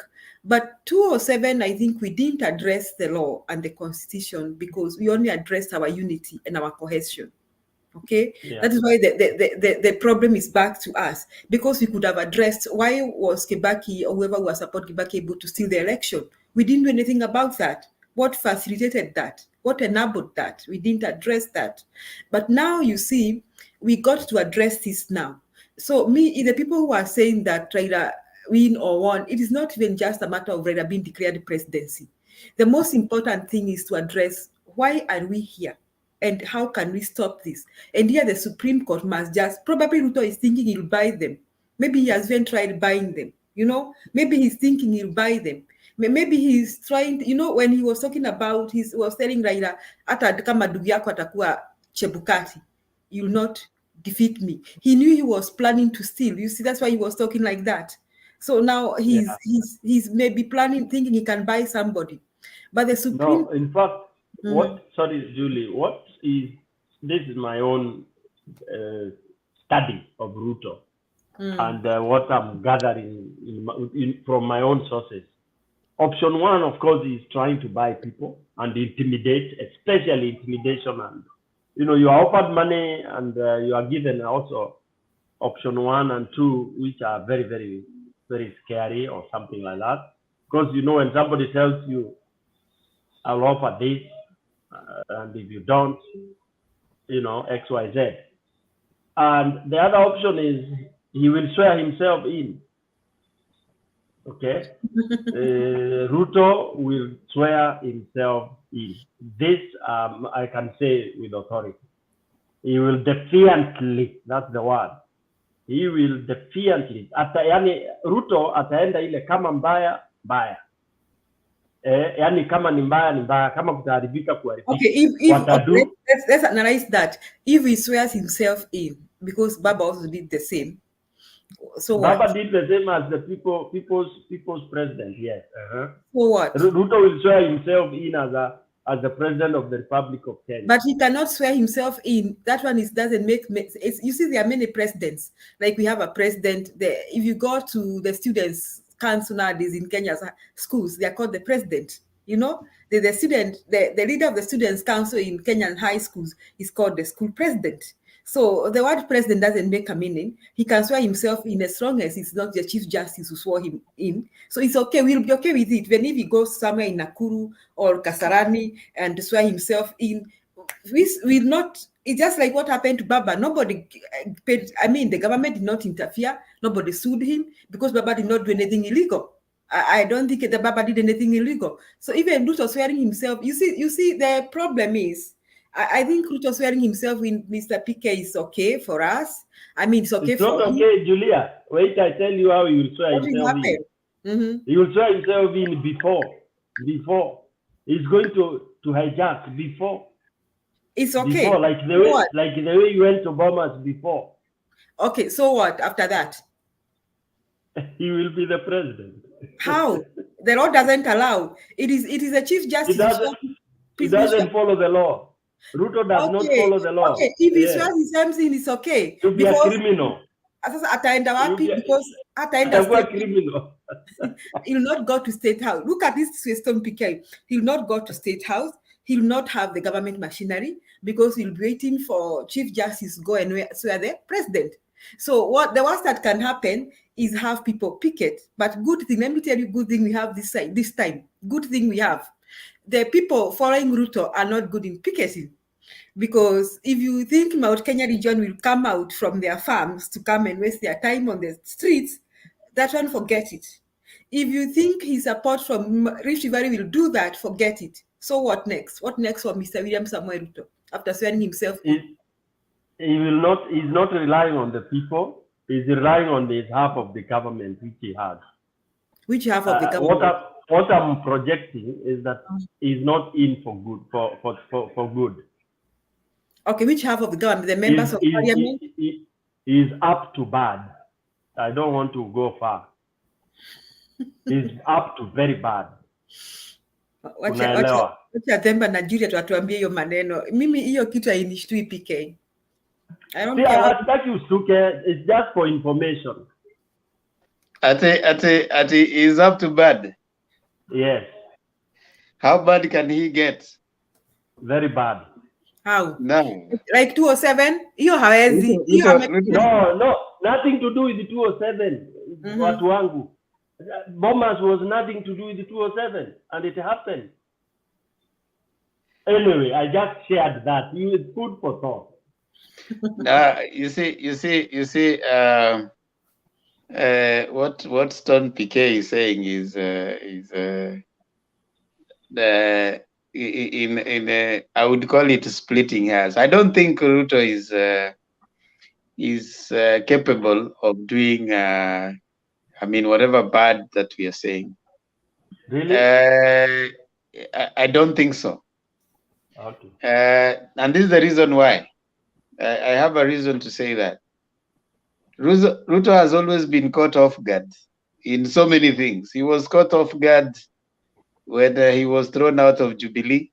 He all the things we are saying that he could be able to do, he didn't do. He has always been caught off guard. So even right now, I highly think he's being led into a very serious trap. That for me is what I'm thinking, because Uhuru is a very clever player in politics, and some people may underrate his wit, and they might think that he's that kind of a person that probably just keeps quiet. But he's a very clever politician. So I really don't think Ruto has like what someone is saying, that he's up to no good. So unless it's a path that is within the constitution, like maybe politics, yes, he might have done what he did during that day. But I highly think that it was something that had already been seen coming. And they say that at times, because what was the other thing that could have been done probably by even Uhuru, who has all the machinery, probably would have engaged in a prevention of such happening. What would have been the repercussion? Maybe worse. And I'm sure that even the other side might have had an idea of what Ruto is capable of doing, like compromising a system. Because what Ruto did was compromise the system. Pay, Chebukati to do the stuff that he did. But so far for me, I think Kenya has stood and has come out stronger. And the Supreme Court is going to give us a way forward. Now, the prayers, according to the Constitution, the Supreme Court could only, in my view, can only do two things: either invalidate or validate the win. The pronouncement by Chebukati was not inclusive of about, I think, 31 or so polling stations that had not reported. Okay, tell me something about them. I think it's 23. Can you people exhaust that? There were about 23. 23, yeah. So 23 polling stations had not reported by the time it was being announced. And that is where and so there's two things that Baba could look at is the aiding. Does it seem that Chebukati is aiding UDA or Kenya Kwanza or Ruto, and why would that be the case? And that is why my argument has been constantly saying, even how you look at diasporians' registrations of kuras, although we were called on those kuras, you know, it took a lot of effort to really,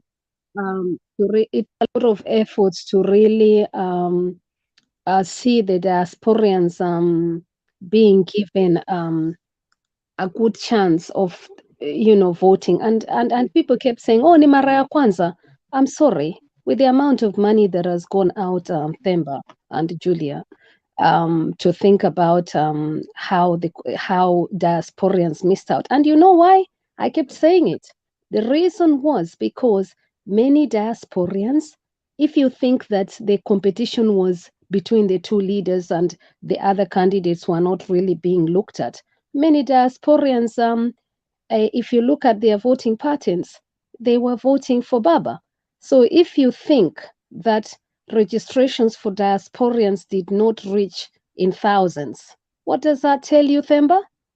When I questioned this, if you look at how leadership or community people, Kenyans, were behaving, at seen watu wa UDA and confusion between, and they indirectly, prevention of preventing sisi tunaenda kuregister vizuri Themba happened. In other words, the percentage of diasporians not being able to register properly, the ideology or that aiding, what I call aiding. Unaona uki-aid kitu, unashika, because that's only how you can prove.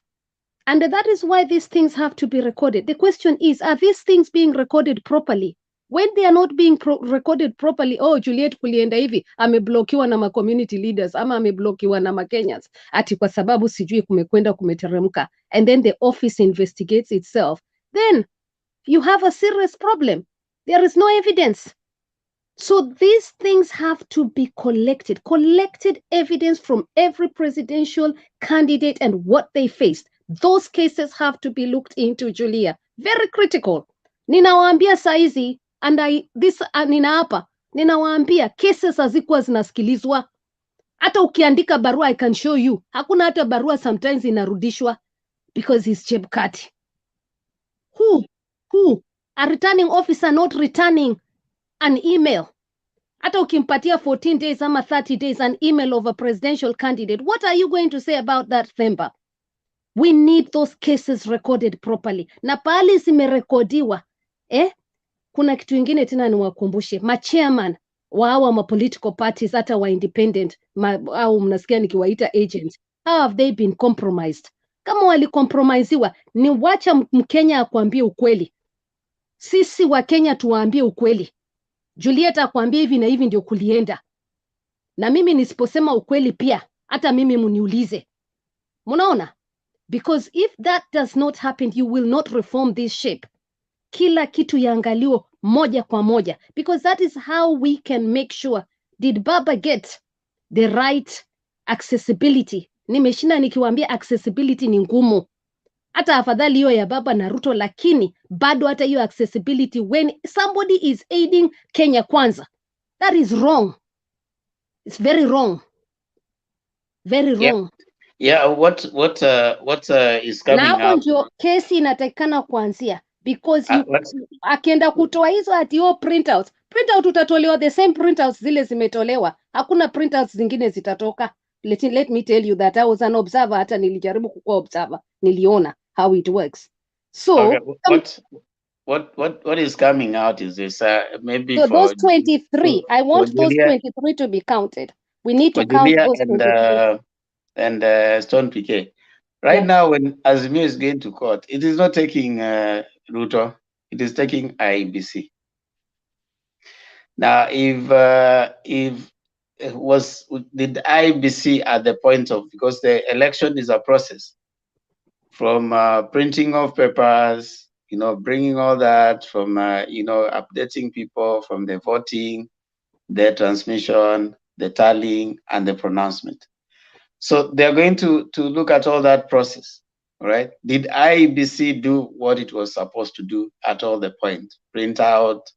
Did it follow the procedure? Because if at any one point Azimio has watertight evidence that Chebukati in executing his legal mandate could either by design or by choice, you know, did something that compromised the process. That is what is going to go before the court.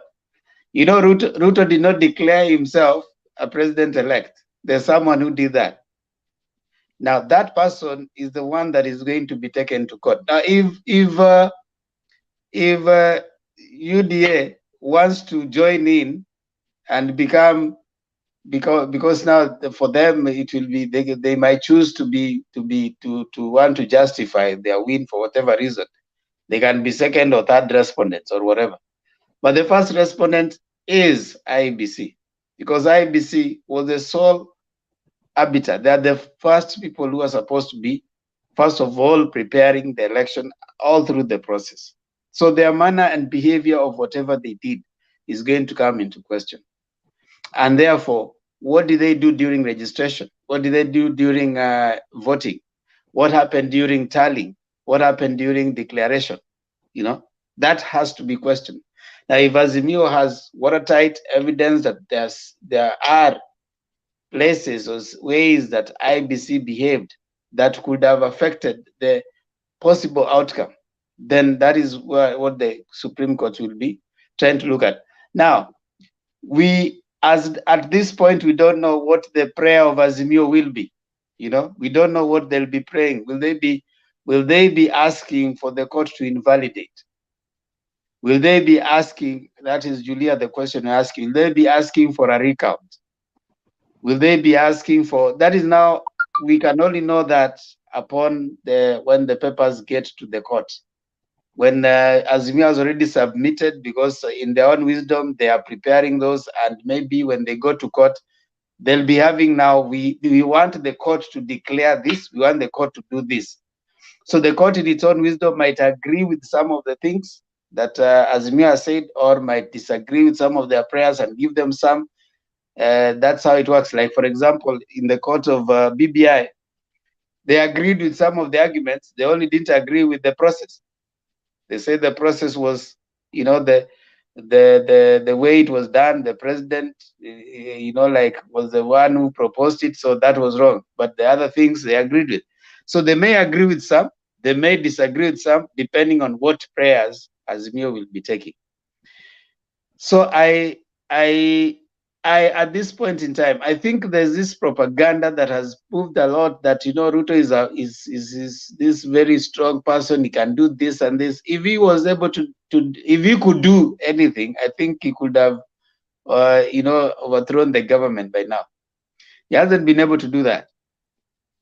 Secondly, if he was that popular as people are suggesting, you would have had 10 million plus people who have voted for him, but none. If he was that popular, then you'd have had, when he was sworn in, you'd have had celebration erupting the whole of the country in Kenya. That didn't happen. And then but he would not have had to steal. Someone is asking me why he was voted in Mount Kenya region. I think it's Chir or something. He wasn't voted in Mount Kenya region. That's why he was stealing. You would not have had to steal in Mount Kenya region. I mean, you don't steal when it is yours. Why steal when it is yours? If it is yours, you let it flow.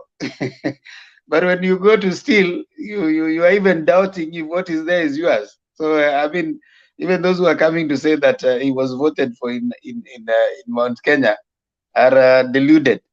You're operating from a very interesting dream. You need to wake up from the dream. Ruto was not voted for in central Kenya.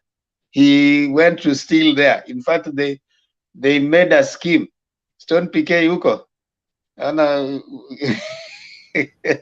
Stone PK, you're a very peaceful person. How can you close your eyes just looking at it? Stone PK is closing his eyes on live TV. Nimedozi kidogo. Stone PK. Huyu anasema tunahurumia. Wewe ndio tunakuhurumia. Ona vile una waste time yako kuja hapa badala ya kwenda kusherehekea. I really pity, by the way, I really pity you people of UDA. You have Leo Arsenal. I'm a supporter of Arsenal. I know you don't like soccer. Juliet pia unapenda Arsenal. You know, they don't I live like far soccer from where then. I live. Their Arsenal is just down the road from me. So how would I not support them? In fact, So what it's happened to Arsenal your Arsenal member? walichapa mtu tatu Walichapa bila. nani? Walichapa nani? Bournemouth. Kinaitwa kichapo cha umbwa. Walichapa tatu bila. Ukishachapa mtu tatu bila, you celebrate. We were all over, nobody was sleeping. Sasa nyinyi mumeenda mmepewa na Chebukati. Ona sasa bado mnakuja hapa sijui tunahurumia. Sijui nyinyi watu. I mean, you should be celebrating. You have something that you don't know where to take it. You don't even know whether to start celebrating. And why Mount Kenya didn't burst out in celebration? You people, kwani hao watu walipiga kura Mount Kenya, why they didn't burst out in celebration? Na kama walipiga kura Mount Kenya, mbona hukuona celebrations in Mount Kenya and across the country? Nowhere. You just a few pockets in the Rift Valley, and that was it. Hamujapata hata congratulations from the serious people in the world, serious leaders in the world are still. I'm wondering, did the anaitwa Samaya congratulate Ruto? We were Tanzania, TZ. Bado? No. See, I mean, I'm telling you, Demba. Even the US has not. By the Yes, it's like there's no election that took place in Kenya. Yeah. Even the statement Julius read. That was from the embassy, I think embassy or something. But when you are coming here, you guys are just are the ones celebrating. Na badala mcelebrate, mnakuja hapa kutafuta. Haya, wacha tuwasaidie. Tunamcongratulate president elect. Sasa si mmefurahi. Whom are you congratulating them? But me first have a problem with saying that word. Si mimi na congratulate, wametafuta hizo congratulations our party. I mean, there's nowhere. It's not coming from everywhere. The other day, the deputy president. Temba, mi nilishawaambia kutoka zamani vile Julia amesema right from the start, wacheni tukubali, right from the start kulikuwa na makosa na ni lazima tukubali hiyo right from the start, because without accepting hiyo hakuna pahali tunaenda, na tunajua ukweli, both sides inajua ukweli. Right from the start kulikuwa na shida. Not na even sasa if that is the case, hang on, listen. if that is the case, Listen, presidential election, sema. Makosa is not even right from the start right now. We have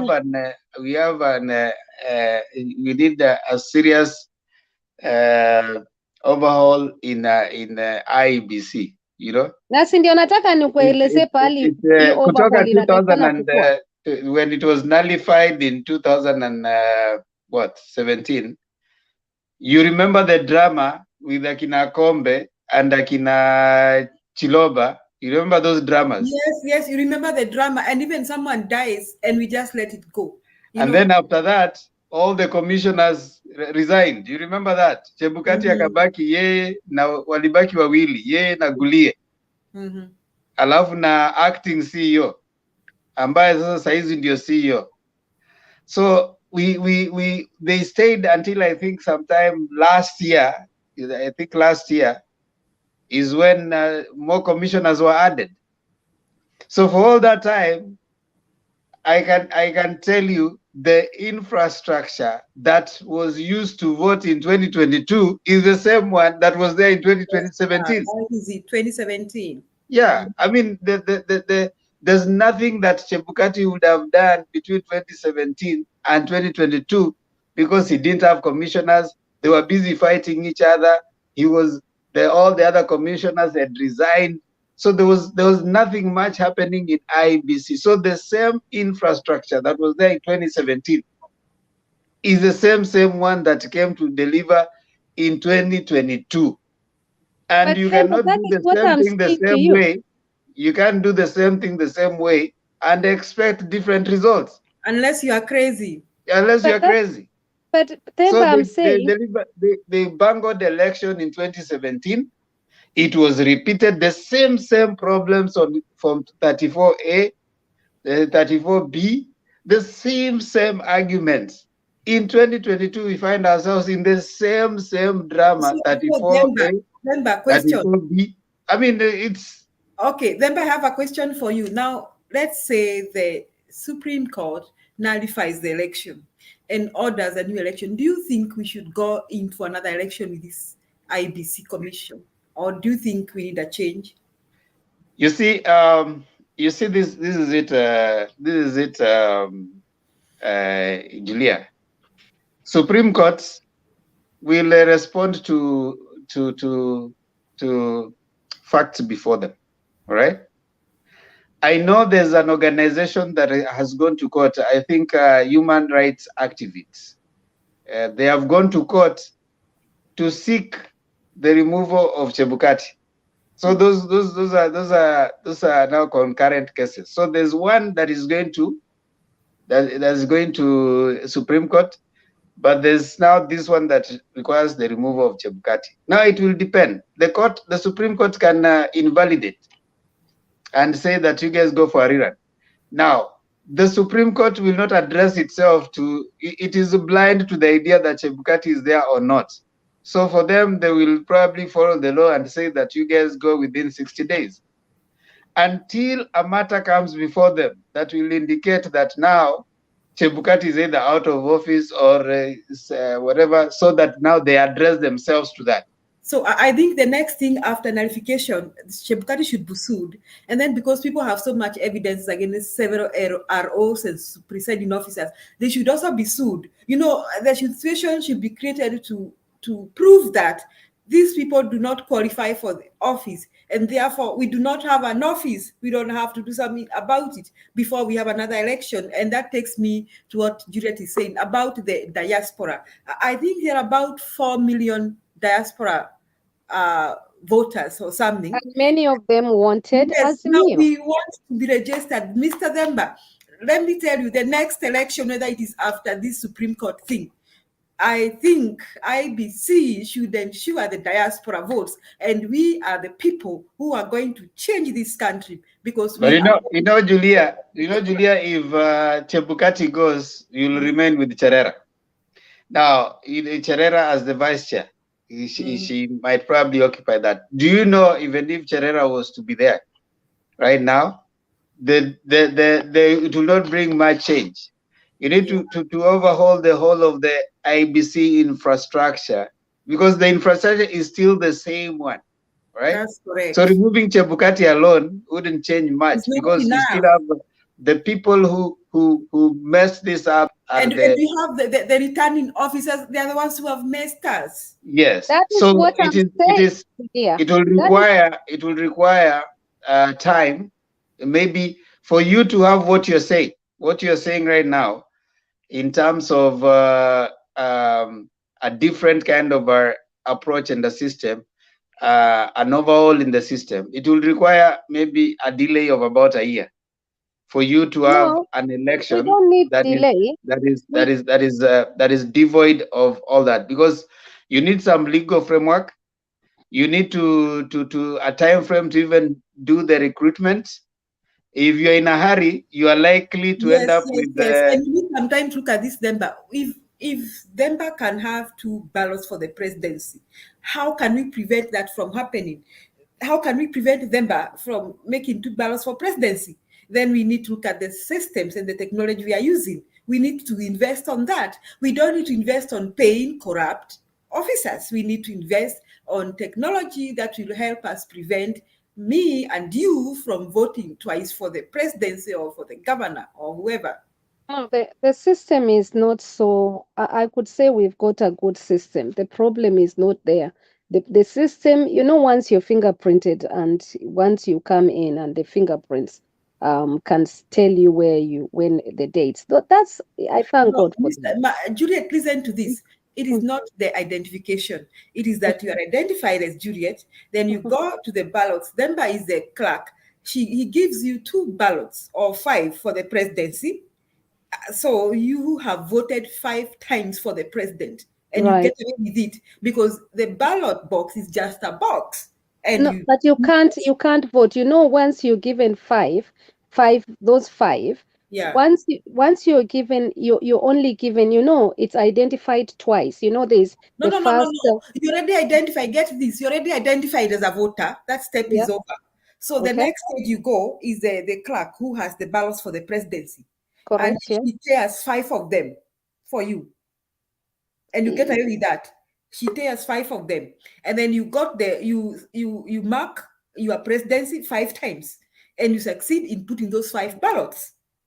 How will we present that? We got Julia, that comes in. Okay, thank you for that question, Julia. That now can be traced easily. That can be traced easily. That question that you're saying can, we have. And that's the problem, right? Okay, let me explain to you. Okay, that can be traced. No, thank you. I've now got your question. That Hold on, Juliet. What for me, I'm saying I want a radical thing. The radical thing is, all of us, even Mama Mboga in the village, know how to punch in the ATM, isn't it? Yes. Can we have we know how to do that. But let me explain the question Julia has asked. Hold on. Okay. Can we have a situation where we have a polling booth? We didn't have polling booths. I mean, we had cardboard boxes. Hold on. We had cardboard boxes. Just listen to this. You have this polling booth, and in this polling booth you have you have the candidates. Okay, you have the picture of the president, all that, the 6 whatever. So when you come in, you can only enter 1 person at a time, and you can only punch one. Yes, you can only punch once in every category at a time. Sir. That's the radical move we need. That's a radical move. So when you get in there, you can only punch 1 person at a time in that category. So you punch, if it is a president, you have the president, the 4 presidents, you have the governors, you have all that. They're on that booth. That's not. And then, of course, once you finish, it clicks, you get out. Yes. If you have something like that, my friend, you can never rig anything. Because Juliet, what I was trying to prove to you, that is what exactly happened. And you are saying that it can be traced. It has been traced. But look here, we know that Ruto is being given a record like in Kiambu, where his votes are twice those of the governor. You see? So that is a proof that people had like 2 or 3 ballots to vote in Kiambu or other constituencies or other counties in Kenya, especially in Mount Kenya region. So we did not prevent that from happening. And here we are. We did not prevent it. We are at a stalemate because Chebukati got away with it and declared Ruto as president-elect. So you see the problem we have here. We got to stop it. We don't have to wait until it has happened. We got to do something radical to stop it. No, in Kiambu, the issue was different. The person who put the numbers put it wrongly and they were caught. And that's good. That proves the point. So in Kiambu, when they looked at the records and they checked them again, that tells us those kids somehow you can clarify, it's got to match the number of people who are walking in to vote and the checks are working. So the question is, okay, that is what I'm trying to say. It's the problem is the person who went to write. These are human beings. This is what I call corruption. No, Juliet, it was not a mistake. It was deliberate. It was not a mistake. It was exactly. Yes. Kama mtu amelipwa sasa, si ndio ninawaambia corruption pali inakuja Julia. Mtu kama umelipwa alafu na ndio tunasema thank God on this occasion you've put a few guards. Mi nasema kwa sababu hapo unajua kama kitu ina work lazima tuseme ina work vizuri kwetu.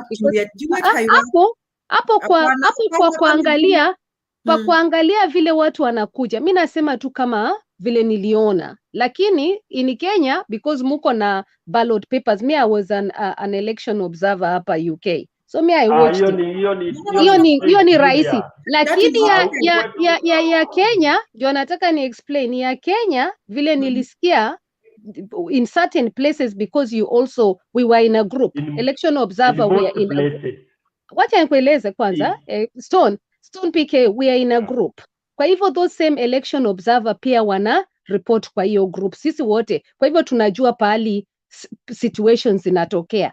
Na mtu kama mimi, kama iko situation natakanga kujua sana hapo kumefanyika nini. Okay? What really happened? because learning is important for all of us. So let me say that. So kule kuko na hizo incidents, mukiangalia hizo incidents, na sorry to say this, wengi wao, sitaki kusema majina, but wengi wao, either they've been paid, na mtu anajaribu sasa kufanya wizi. Sasa hiyo wizi ndio Stone anasema, na Themba mnasema, na sisi wote tunasema, hiyo corruption. Na watu returning officers walikuwa wanashikwa immediately, which is great.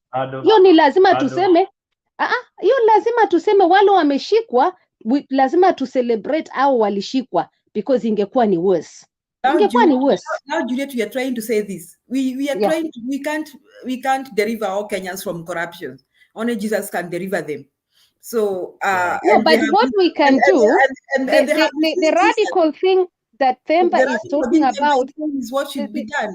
The radical systems that he would want to do, he would want us to create systems that, happen. Let's say, for example, here they call them voting. Una vote. There's what they call.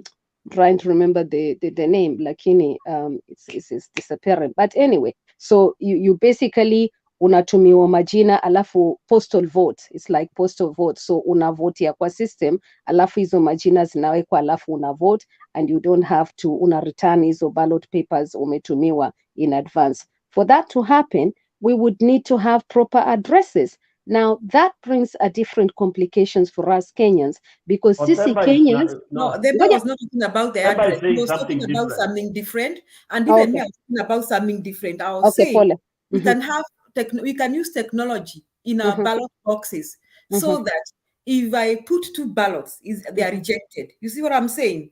Because hiyo maneno ya corruption, Juliet, hiyo pengine Yesu arudi. Kenyans, only Jesus will come back and change them. But for now, we can't address that. What I like is something permanent. Is something that makes sure that even you, Juliet, you don't need an agent in a polling station, because the systems in that polling station will prevent me from voting twice or thrice. That's what we are saying. Right. And we must do that drastic thing. We stop spending all those billions on paying corrupt IBC workers. We spend on technology, right, Themba? That's what that's what I was trying to say. Unaona Stone PK, yeah? You have this booth, okay? You walk into it, you walk there alone. Iko na cameras, iko na nini, you walk in there alone. Nobody is even coming in there. All you need to do is come, punch on the, tuseme ni Julia na PK wanagombania kiti. I just punch on that na inaonyesha. Now the people ambao wanaangalia hawakai hata hapo ndani au wako hata in another room somewhere. Ile kitu umepunch wanaionea huko. Sasa hao yani ina count on live whatever. Si ati ni kitu ambao bado tunaenda kuhesabu sijui wapi. Tunaenda kuhesabu, ati mnahesabu Themba, mnaona kona 2000, mnatoa 0.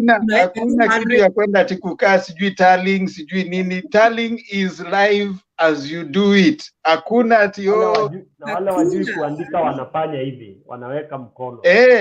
Hivyo tu, yani it's live. Hatutakuwa na story. Ati my fingers don't work. We use this face identification. See ati kuna Wakenya siji fingerprints.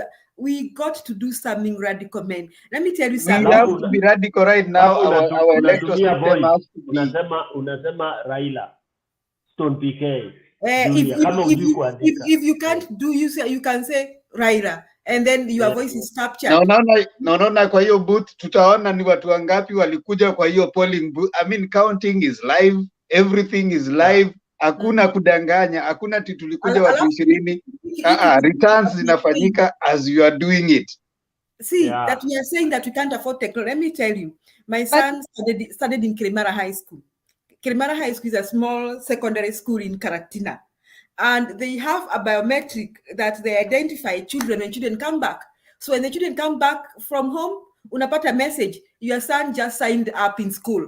Wakitoka shule, unapata message. Then I'm asking myself, if small schools can afford that kind of a technology, and then banks, let me ask you, when you go to the bank, how do you do your ATM thing?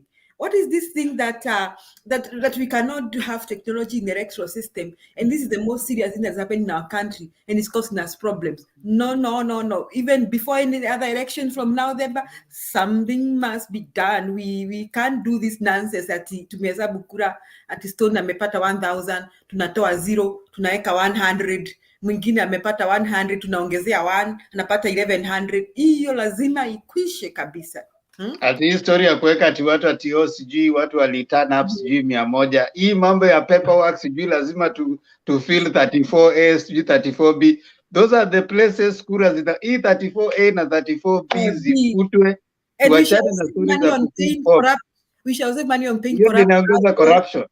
Tuta save money ya kulipa corrupt ROs, corrupt. Tukishatoa hiyo printing, in fact hata tukishatoa hiyo pesa ya kuprint ballot boxes yote tupeleke kwa technology. You not print any ballot box.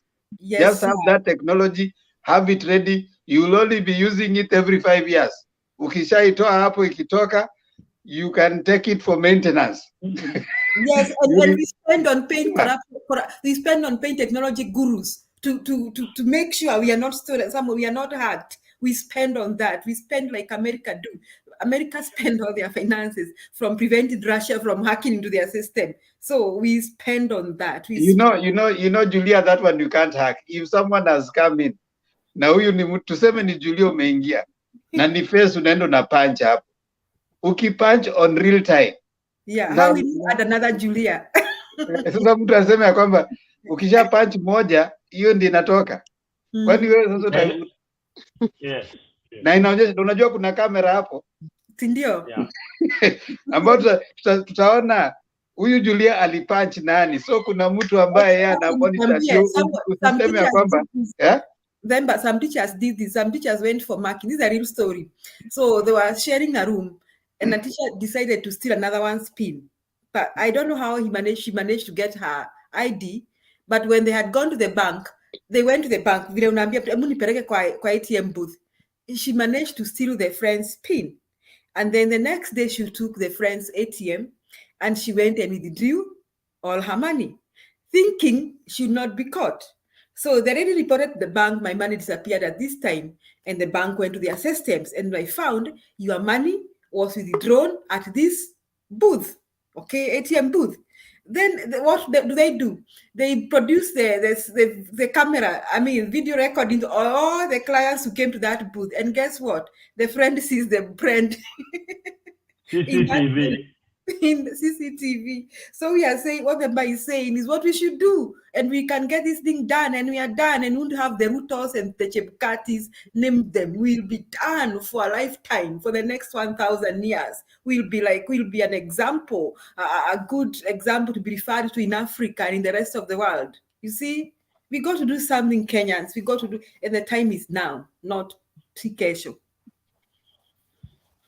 Alafu kama unataka hiyo ifanyike, basi ni kwanza waweke stima kila pahali. Hii mambo ya blackout kwanza iondoke, kwa sababu tumechoka na mambo ya blackout.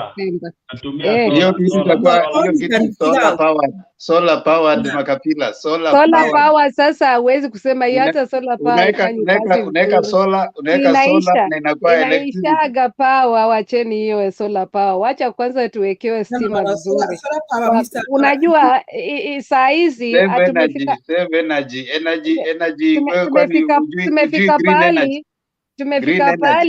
tumefika pali hata diaspora akikama home saa zile kuko na blackout haki ya Mungu inaleta shida. So mweke solar, green energy, solar, tuwe na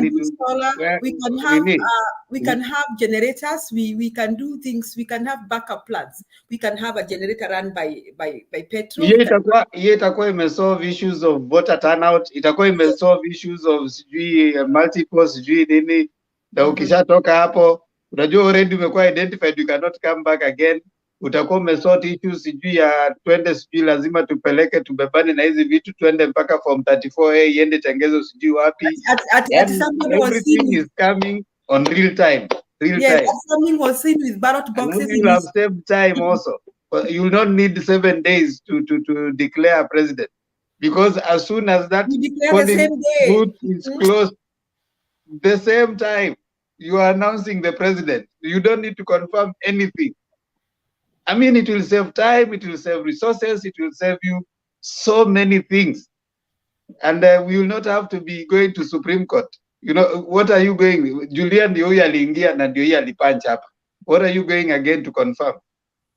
You don't need a returning officer to go and return. What are they returning? You are returning yourself.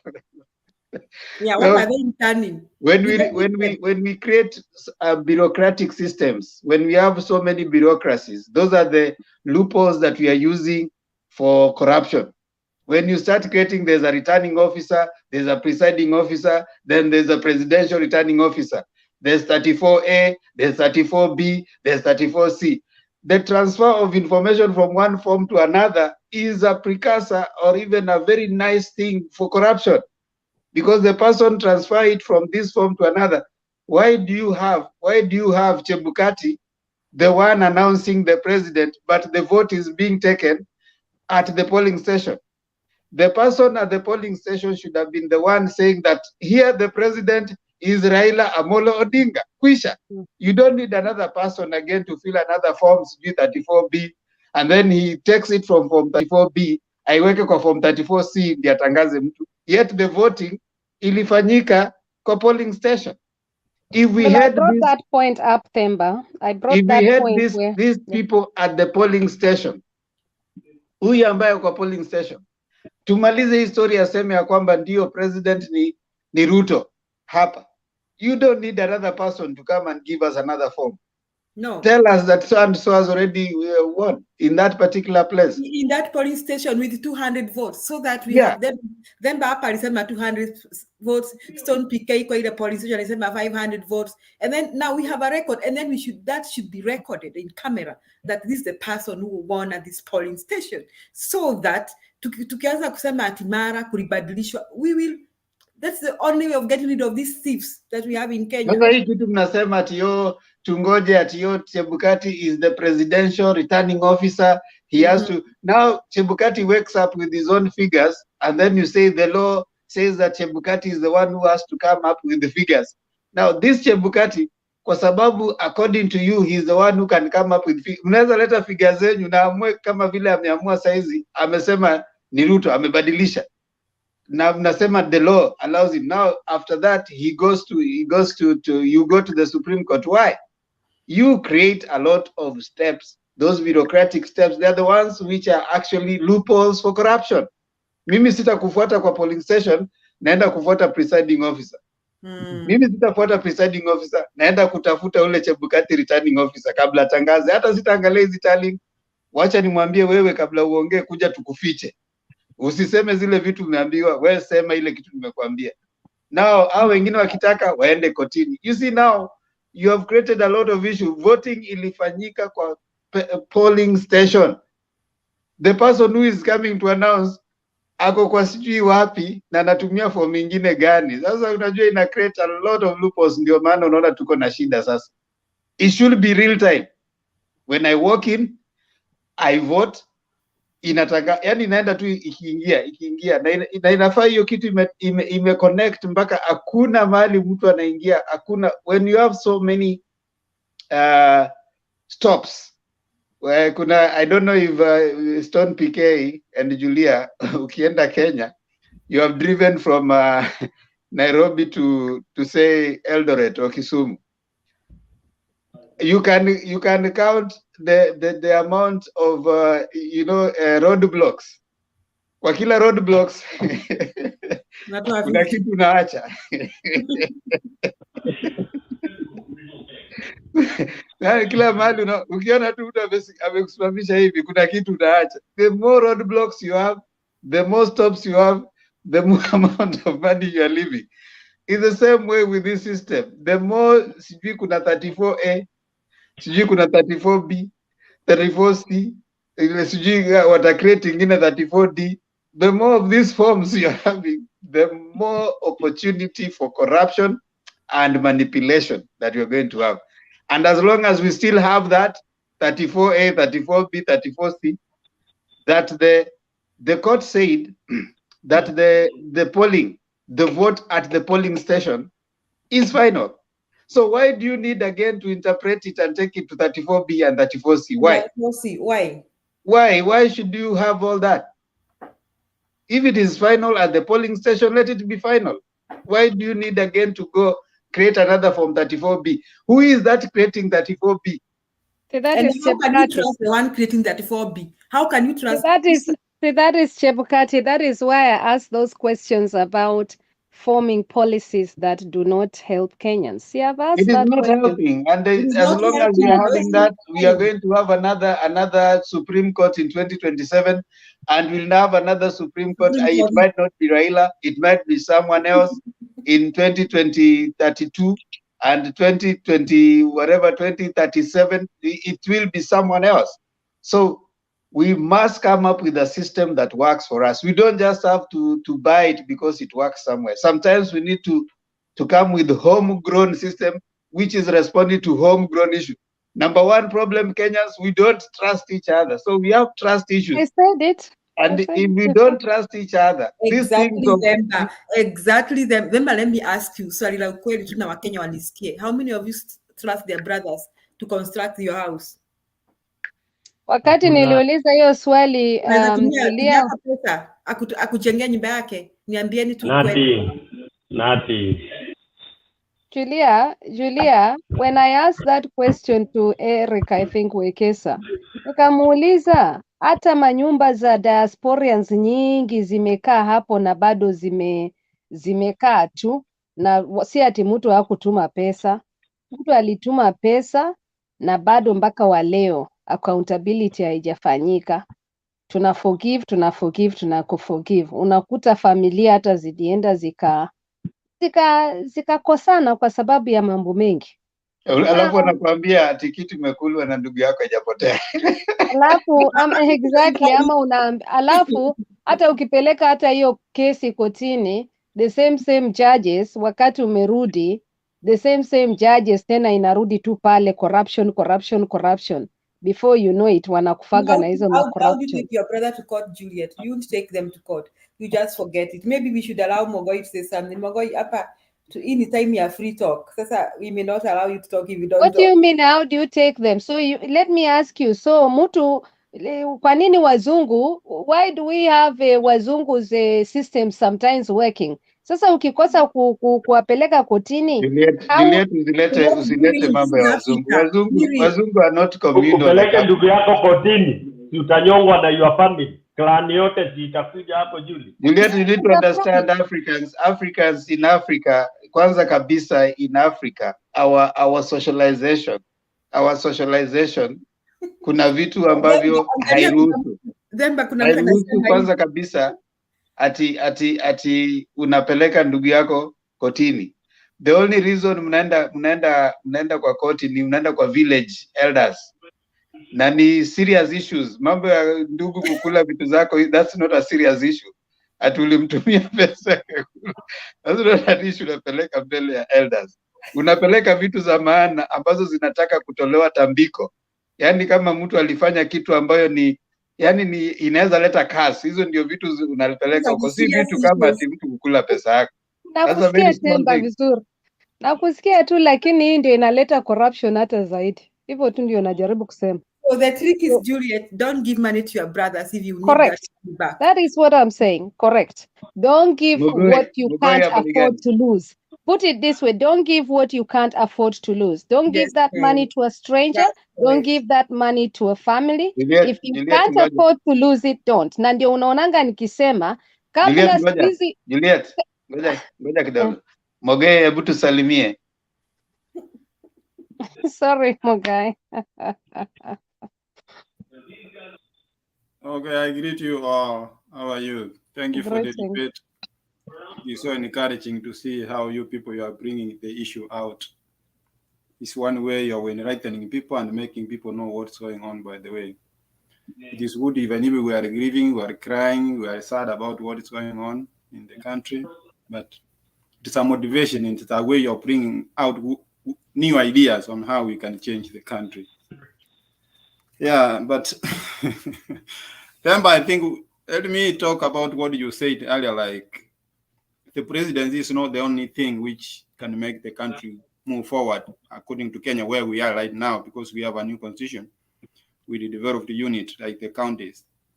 Even if you say that even if we have developed unity, whoever is the president, it doesn't matter. But it matters a lot because like this election now we have, it matters because if we have somebody who is corrupt up there, even if we have the county unit, still these people here in the county unit will not be accountable because they will do the same thing which is happening at the national level.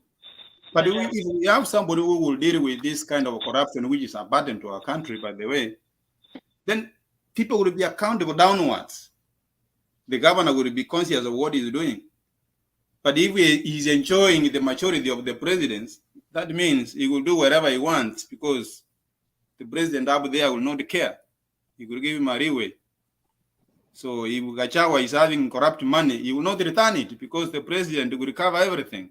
You see, now that is where we are heading. That's why we are saying this ticket will not change Kenya. Kenya will go nowhere. It will go to the ditch.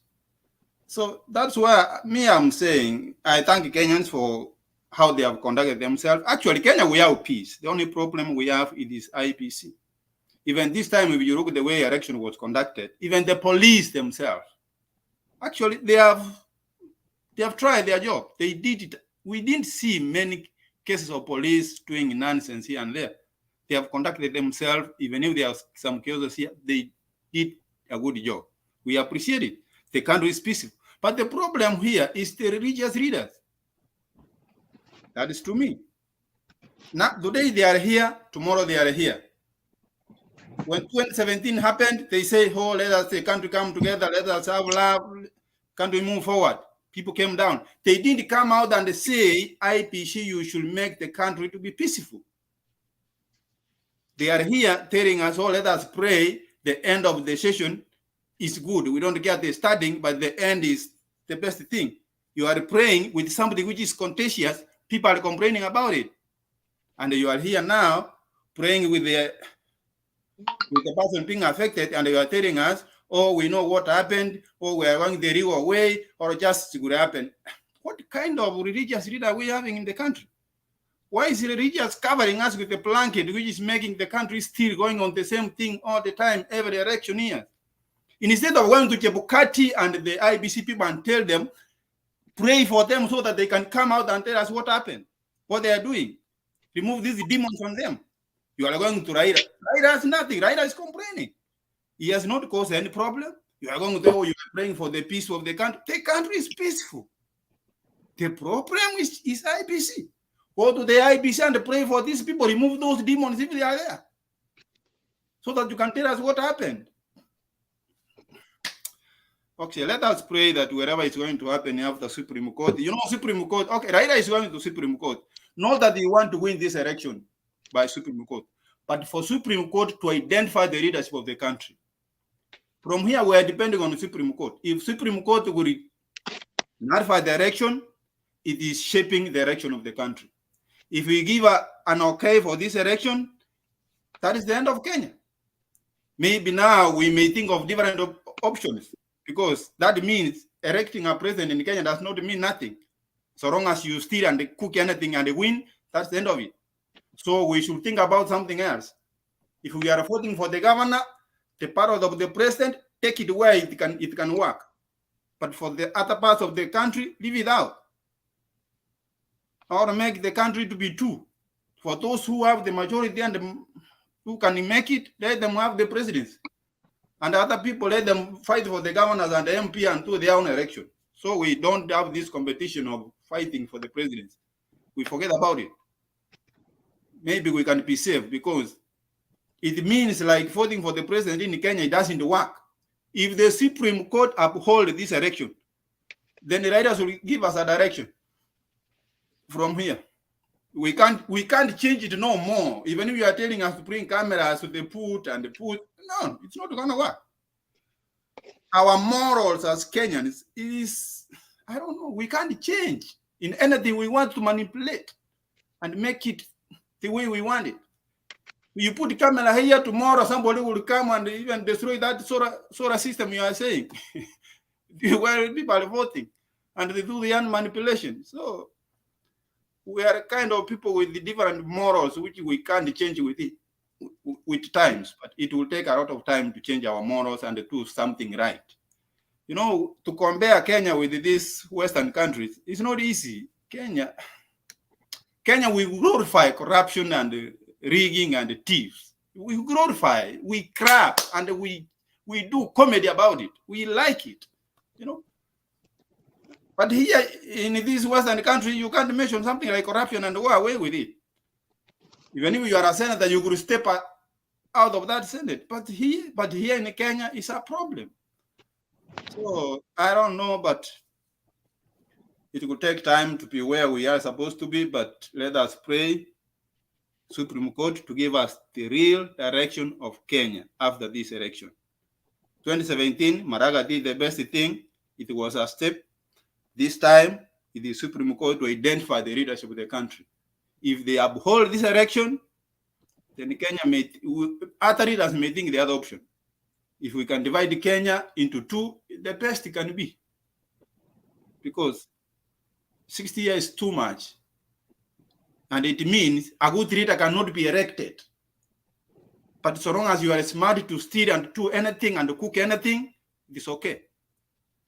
We can't be patient enough. This is too much. Let's pray for Supreme Court to give us the right thing. If they don't, then they are the one going to destroy it. Even if Uhuru can be the president for another 1 year, but we get people who can conduct the election which is free and fair, it is okay. Because the country is safe. There is no problem. We have a president.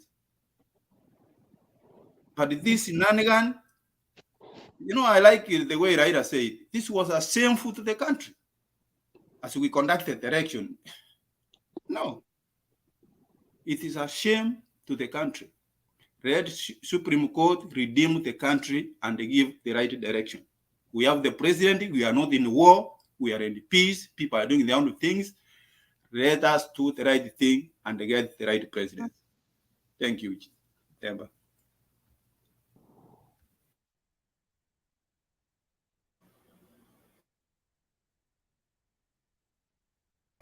Then allow me to block somebody called Kennedy Toh. He's talking about you block it. Help him to take care of his mental health. He has issues, and he needs to go and see a therapist. This is not the place for him. If he's talking out of rubbish and those emotions are not good for this platform. You are not good to yourself, my friend. If you want to see even your president being sworn in, you need a little bit of sanity. If you are like that, I doubt you'll even benefit from the Hustler Fund. You should get out of here, go form groups, because they already, if you keep yapping here, groups will be formed. You'll not even benefit from that Hustler Fund, because watu wataitwa wapewe, we bado nakuja hapa kupiga kelele. So get out of here. And I think it's if you're in Kenya, ni mchana, enda kazi, enda kanisani, go do something useful with yourself instead of kuja hapa tunapiga kelele na ni matusi. You don't need we don't need all of that. Eric Avram, you don't need to post many times, just post once, whatever you have. Yeah, just post once. Mogoi amesema tugawiwe Kenya, wale walivote blue tugawiwe, tuache hiyo island ya Kayelo hapo katikati. Sasa mimi niko Mount Kenya nilivote blue. Sasa mimi nataka Mount Kenya yangu penye nilivotia blue. Tugawe Kenya tuweke hivi wale watu wa yellow wakae tu hapo, tuwaache hapo, hao watu wengine wa blue wajiweke nini. Watu wa Azimio tafadhali gonga blue hapo, gonga blue. Yeah, you get these people out. Yeah? You get this watu wa nini, gonga blue hapo chini, so that wajue tuko wengi. Piga blue. Imefika hiyo wakati wa wewe kupiga blue. Piga blue hapo chap ndio tu. Ndio piga blue ndio waone mko wengi. Waache kuja hapa kutusumbua na matusi. Piga blue, you fin Adams, pigeni blue. Ni hiyo time ya kupiga blue waone. ya kwamba tuko wengi, tuko asante Montana. Ukipiga blue mimi nakutaja jina. JVMM, asante. Praxidis Daniel, asante. Lakini usitaje wenye wanapiga yellow. Don't mention them. Watu wa yellow, Sweet Jemo. Jesse Johnston. Grace Ariwi amepiga blue, asante. Mbokogo Tiasiba. Abdul Karim Navade. Jeni blue, piga blue. Watu wa yellow endeni kwa wall ya Itumbi. Samagri Mugul, asante. Dani Dario Safi, Den Joki, Linet Kageni, Adnan, mko wengi, tuko wengi. Tuliwaambia tuko wengi. Watu wa yellow endeni kwa wall ya Dennis Tumbuko. Den Joki, asante. And yellow is a very ugly color. Nyinyi watu mko na vitu ya yellow kwa nyumbani zenu. You need to repaint your houses. Azimio blue. Imefika time ya kupiga blue. Safi, Elvis Shivs. Ndiangui mwema, piga blue. Piga blue, ni hiyo time ya salamu, tuko wengi. Raila president, safi. Joy Obesa, asante. Unaona napiga blue. Watu wa yellow, unaona vile mko wachache sana hapa, unapata mko wawili tu ndio mnapiga kelele hapa. Unaona blue ni wengi. No wonder they are rigging. Na rig. No wonder wanaimba. Sasa imefika ile wakati tunataka kuanza kupeana nini zetu, hoja zetu za mwisho ndio tuweze kufunga kwa leo. Nafikiri tutaanza na Stone PK. Someone is asking me to be fair. Wangari, hakuna fairness. Mimi siwezi kuwa fair kwa watu wa Tanga. What fairness are you talking about, Wangari? There's no fairness in the world, only justice. Wewe niambie ni wapi? Hata Mungu hana fairness. Mungu anasema utalipwa kulingana na matendo yako. That is not fairness. That is justice. Unalipwa kulingana na matendo yako. There's no fairness is a word created by lazy people. Hakuna fairness anyway. You work hard, you get it. You don't work hard, you don't get it. Fairness is not, it's justice. So even saizi tunasema ni justice tunataka. Do we want justice? Fairness hakuna. No, the world is not fair. That's why when it rains kwa wenye dhambi na wale ambao wanaenda kanisani. It rains kwa wote. Na wewe ambao unasoma sana unaanguka mtihani, yule hata alianguka leo na akaenda yeye ndiye anapita. So there's nothing like fairness in the world. Justice is what you are looking for, because justice can be legislated. You can legislate justice. That's why we say justice be your shield and defender. So we are not fair. He pitches this Azimio platform. What are you doing here? What are you doing coming? You can't come to my house and then you pity me. Why don't you stay where you are? You won't see me. Aya, Stone PK. Before I begin, Temba, when are you presenting the papers? Any what? The deadline is on Monday. I think Monday by I think 2. 2 or midnight? 12 midnight. Yeah, Monday 12 midnight. So we have up to Monday. So wanaweka kila kitu tight, alafu ndio ziende huko ndani. Na hii Itumbe alikuwa ameanza kusema tu wameenda kotini kublock sisi kwenda nini. Is that possible? You can't block our process. Those are just why are they blocking? What are they blocking? Why are you preempting what has not arrived in court yet? You know, they want to. The rumor was they were blocking so that the days they expire and they were deapished. You can't block a process. You can't block the thing is, all any issues arising from presidential petition has to go to the Supreme Court. There's already a provided timeline. So unless they take one of, the only way is not through court. Even there's no court that can pronounce itself to that. Which court will you go to? Is it possible to, like, if you want to take me to court, can I go and file in another court that you don't take me to court? You go file another court. You can no, you can go and file to block me from coming to arrest you, but you cannot go file that I'm filing that Julia should not take me to court. How about when we had a case? Was it about Mombasa? This one of Sonko. What happened? He had two. You remember there were two maneuvers, and then he was outsmarted by Supreme. What can you remember the gimmick? What was No, it? Sonko had too many cases. Sonko had too many cases that were going on at the same time. All right. So he had already been. Remember, he had been impeached by the Senate. Yes. And then impeachment at the Senate, according to the whatever impeachment is final. Okay. Yeah. But now you still can seek redress, right? Yeah. But yeah. now when you have been impeached, you are not supposed to be in office, right? So you are out of office as at that time. When you have been impeached. Now Sonko is seeking redress from the appellate court. He sought redress from appellate court. It flopped. So he was seeking redress from the Supreme Court, and now elections are here. Now Sonko was relying on the idea that if you are seeking redress, you are what? You can still be qualified.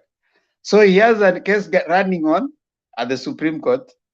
He has been blocked, but now he's relying on that to come and block the court to allow him. So you see him, he had too many cases going on at the same time. Okay. How about, because why I'm asking this, I want to sue Chebukati in my own capacity.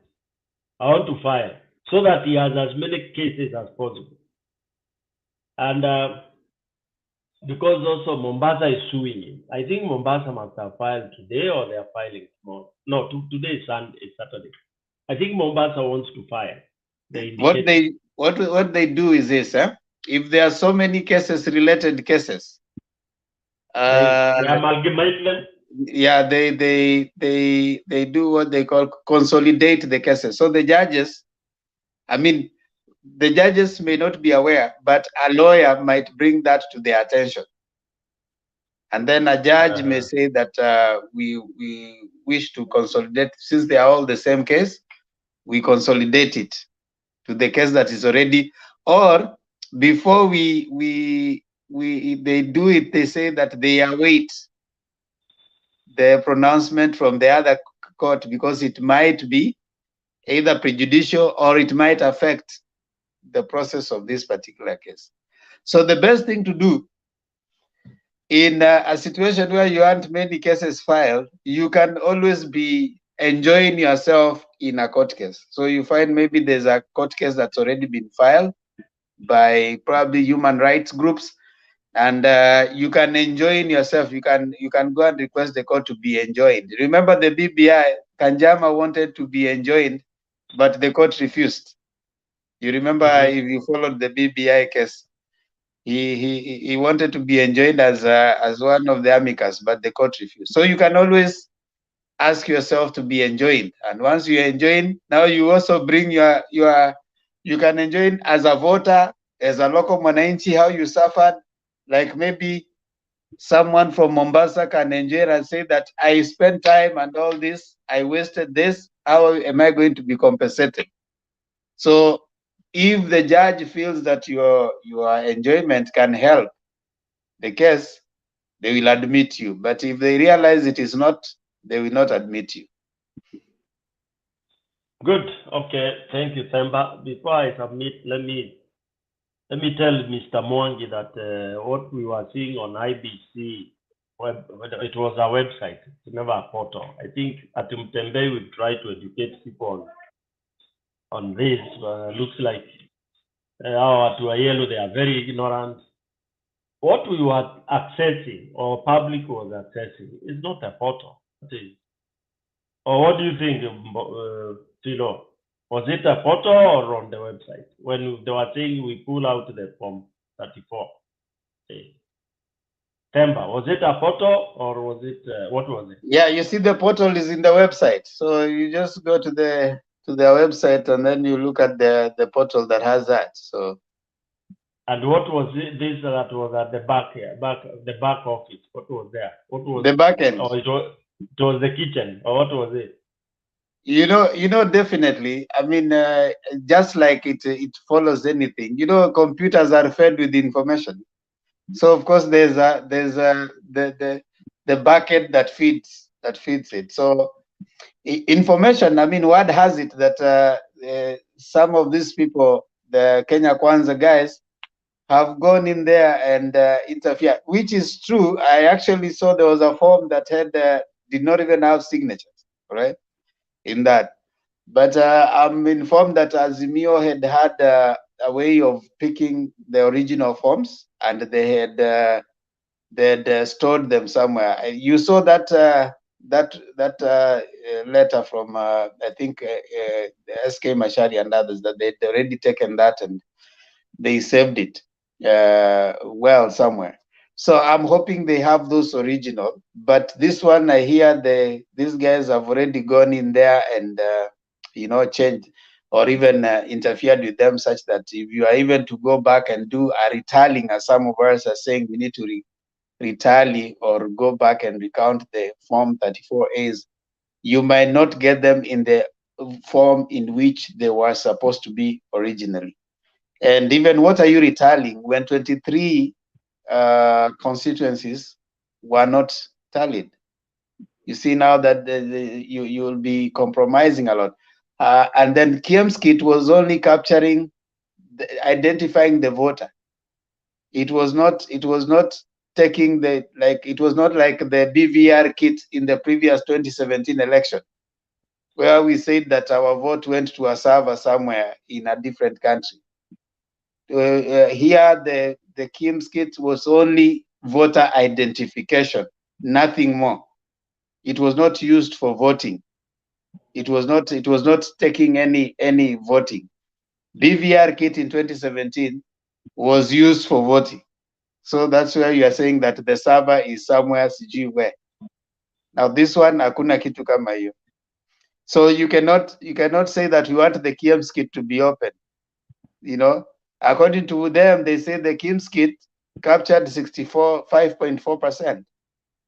Now 54%, 5.46% of what? We don't know. So it's tricky when you say now you want retallying. I hear some of us saying that you want retallying. Retallying of what? If you retally already things that are not there, then definitely you'll get erroneous answers. And if that is the hope that some of them have already worked out into it. You know, a criminal is a criminal. And if you have criminals like these ones, they are probably envisaging that if we go to Supreme Court, this is the thing that we are going to do. You know, we are going to tell them to bring this. And you see now that is already going to be setting yourself. I hope Azimio is not going to ask for a retallying. I mean, to retally. They are not going to ask that now we need the original Form 34As. They are not going to ask that. I think they need to ask that they need to prove that there was illegality in either acquisition of the voting papers, the voting process, the turnout, and the tallying process. Once you prove that, and you have to bring that, I think invalidation is a thing that they should ask for. And hopefully they ask for a rerun. The court gives that. Then we hope that they'll give us 1 year, because with this infrastructure, we'll still have the same compromises. Back to you, Stoney. Thank you, Temba. Now at least you have queued where I want to enter. 1 year, that one I agree. Overwhelming rigging, yes, it's terrible. And actually, we cannot claim to even want to have tallying, because what are you going to tally? I can assure you, even this will be the second time when you tell Chebukati to give you his side of story. Remember, there was a day I asked at this panel, what is it that IBC was doing at Bomas? And the people did not answer me that question. People walizunguka. IBC, they say they were very busy tallying. What was it? Validating or verifying? They were using all those terms. So when we talk of verifying, validating, and all that, they are not able to produce that ukiwaambia watoe leo. Why?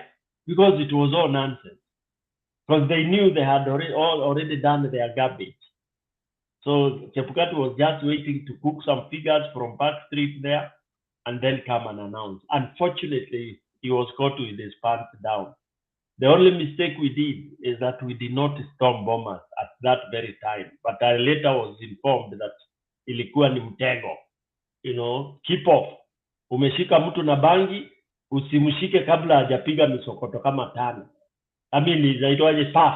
Unaacha apige puff, ndiye alewe, ikuwe evidence ya kwanza, bangi live evidence ya pili.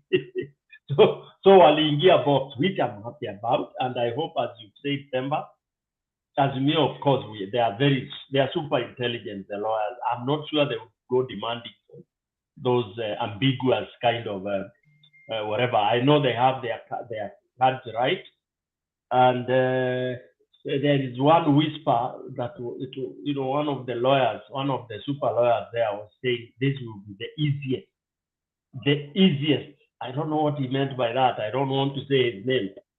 That it will be the easiest case to prove the burden of whatever they call the burden of proof. That made me feel a bit happy. When it means the easiest, of course, very massively rigged, but with very good and straightforward evidence. And that's why I hear Azimio, not Azimio, what do we call them, Kenya Kwisha, are really dead. That's why they want now to use any unorthodox thing. That's why going to the court is, nasikia wanahara ile tulikuwa tunaita mtaani, ikuhara tu, non-stop. Yeah, and they are wishing that they never did what they did. They should have used other methods. Basically, then that same lawyer was telling people tuache ile celebration tulikuwa nayo before 9th. Azimio tulikuwa hata tumeanza kwenda nyumbani, tunafikiria tushachukua. Amesema we hold fort and keep on watching and keep safe, because wengine wanaweza kudisappear. Then let me also say it was very sad that one officer had disappeared, but now I just saw a tweet that he was found alive after abdication. I hope it's not a fake account tweet, but I've not verified, because for me, my worry was that in every election, should we lose fathers, brothers, sisters, and wives because of election, really? And then when I read and heard how the 4 commissioners are feeling and safe and all this, then of course there is back and forth. Wengine wanasema ni allegation, ni propaganda. Wengine wanasema it's true. But being a Kenyan, I'm a Kenyan, and I don't take anything for granted, especially when I'm dealing with Kenya Kwanza. Kenyans should be very cautious. It's like unaambiwa in the estate we were born, kuna majamaa wale tulikuwa tunajua wezi sugu, alikuwa akipitia hapo kwenyu, kama uko field unacheza ball, unakimbia mbio uende uone ama ile nguo ulikuwa umeanika hapo nje kwa waya kama amepita nayo. So just because unasikia amepitia hapo, so we have to be really careful. Then let me say about the general focus. I think the best that can happen, yes, there is no fairness, it's true. It's only that justice be done, and we are hoping and really praying so hard that for the second time our Supreme Court reigns superior. They should be driven by the truth and the reality. Truth and reality, and then love of for our country. Those three things should really be in their hearts. They should not be intimidated. They are Kenyans, and they should remain firm so that they do justice to our country, because that's the only defense we have. Asante sana, Bwana Temba. Back to you. Okay, Julia. Okay, mine is just brief, Mr. Demba, Stone, and Juliet. I just hope that the Supreme Court judges will be above board and do the right thing. And if they do the right thing, I think this will bring in a new dawn in our electoral process, and they will help us. They will save Kenya from the jaws of corruption, mediocrity, and I think having to see criminals vying for presidency and all that. So I hope and I pray that the Supreme Court, the evidence is out, is so glaring, and even we can all see that. I hope they will do the right thing. Asante Demba. Thank you, Juliet.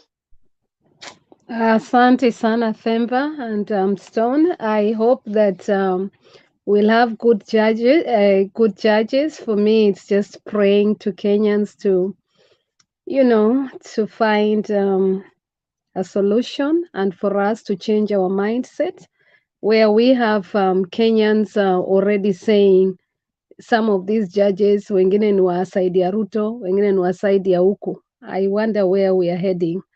So this tells a lot about our trust within our judiciary system, and that is why I call upon the Law of Kenya Society watusaidie to really look carefully. Na hata hii judges of Kenya, as if we've got them as well, tunataka usaidizi kwa sababu if we now fail to trust our judiciary, pia tuko na shida. So I pray that those who are deemed to really look at this case come forward and be honest to Kenyans. And I believe that honesty is something that we need to really pray about, because saa hizi pahali tumefika, it looks like tuko na shida Themba. Na hapo ndio unaona ninashinda nikisema right from the start of the presidential election, in particular the presidential election, when there were mistakes and Kenyans allowed for those mistakes, voters allowed for those mistakes. And I don't want to blame voters, because it's what you've been given as well at hiyo sana. Nataka kublame. I want to hold Chebukati Wafula, and I thank God. I keep insisting. Mimi nilimpeleka 24th of June. Na nataka kushukuru huyo activist, not to mention his name. I want to say thank you to those activists, those few activists, because they want the best for Kenyans. Julia, those are the kind of activists that we want, the ones that will not tolerate injustices for any of us, the ones that will not tolerate any kind of foolishness, because mambo mbaya ikifanyika, wana voice out for you and me, and you come together and you say we will not allow for to undermine our systems. So mi nitaachia hapo Stone, and thank you so much for hosting this program, because it allows us to reflect, and it allows us to rethink and to reset our buttons. Where are we going? Where are we going wrong as voters? And me, I believe that voters have a right to choose who they want, but let's choose our leaders in the rightful manner. When I said I believed and Themba is going to fight me here before he goes, but I'm looking for that reaction before he goes. When I said I'm actually the winner for this competition, at that time Themba wanted to fight me. He fought me throughout.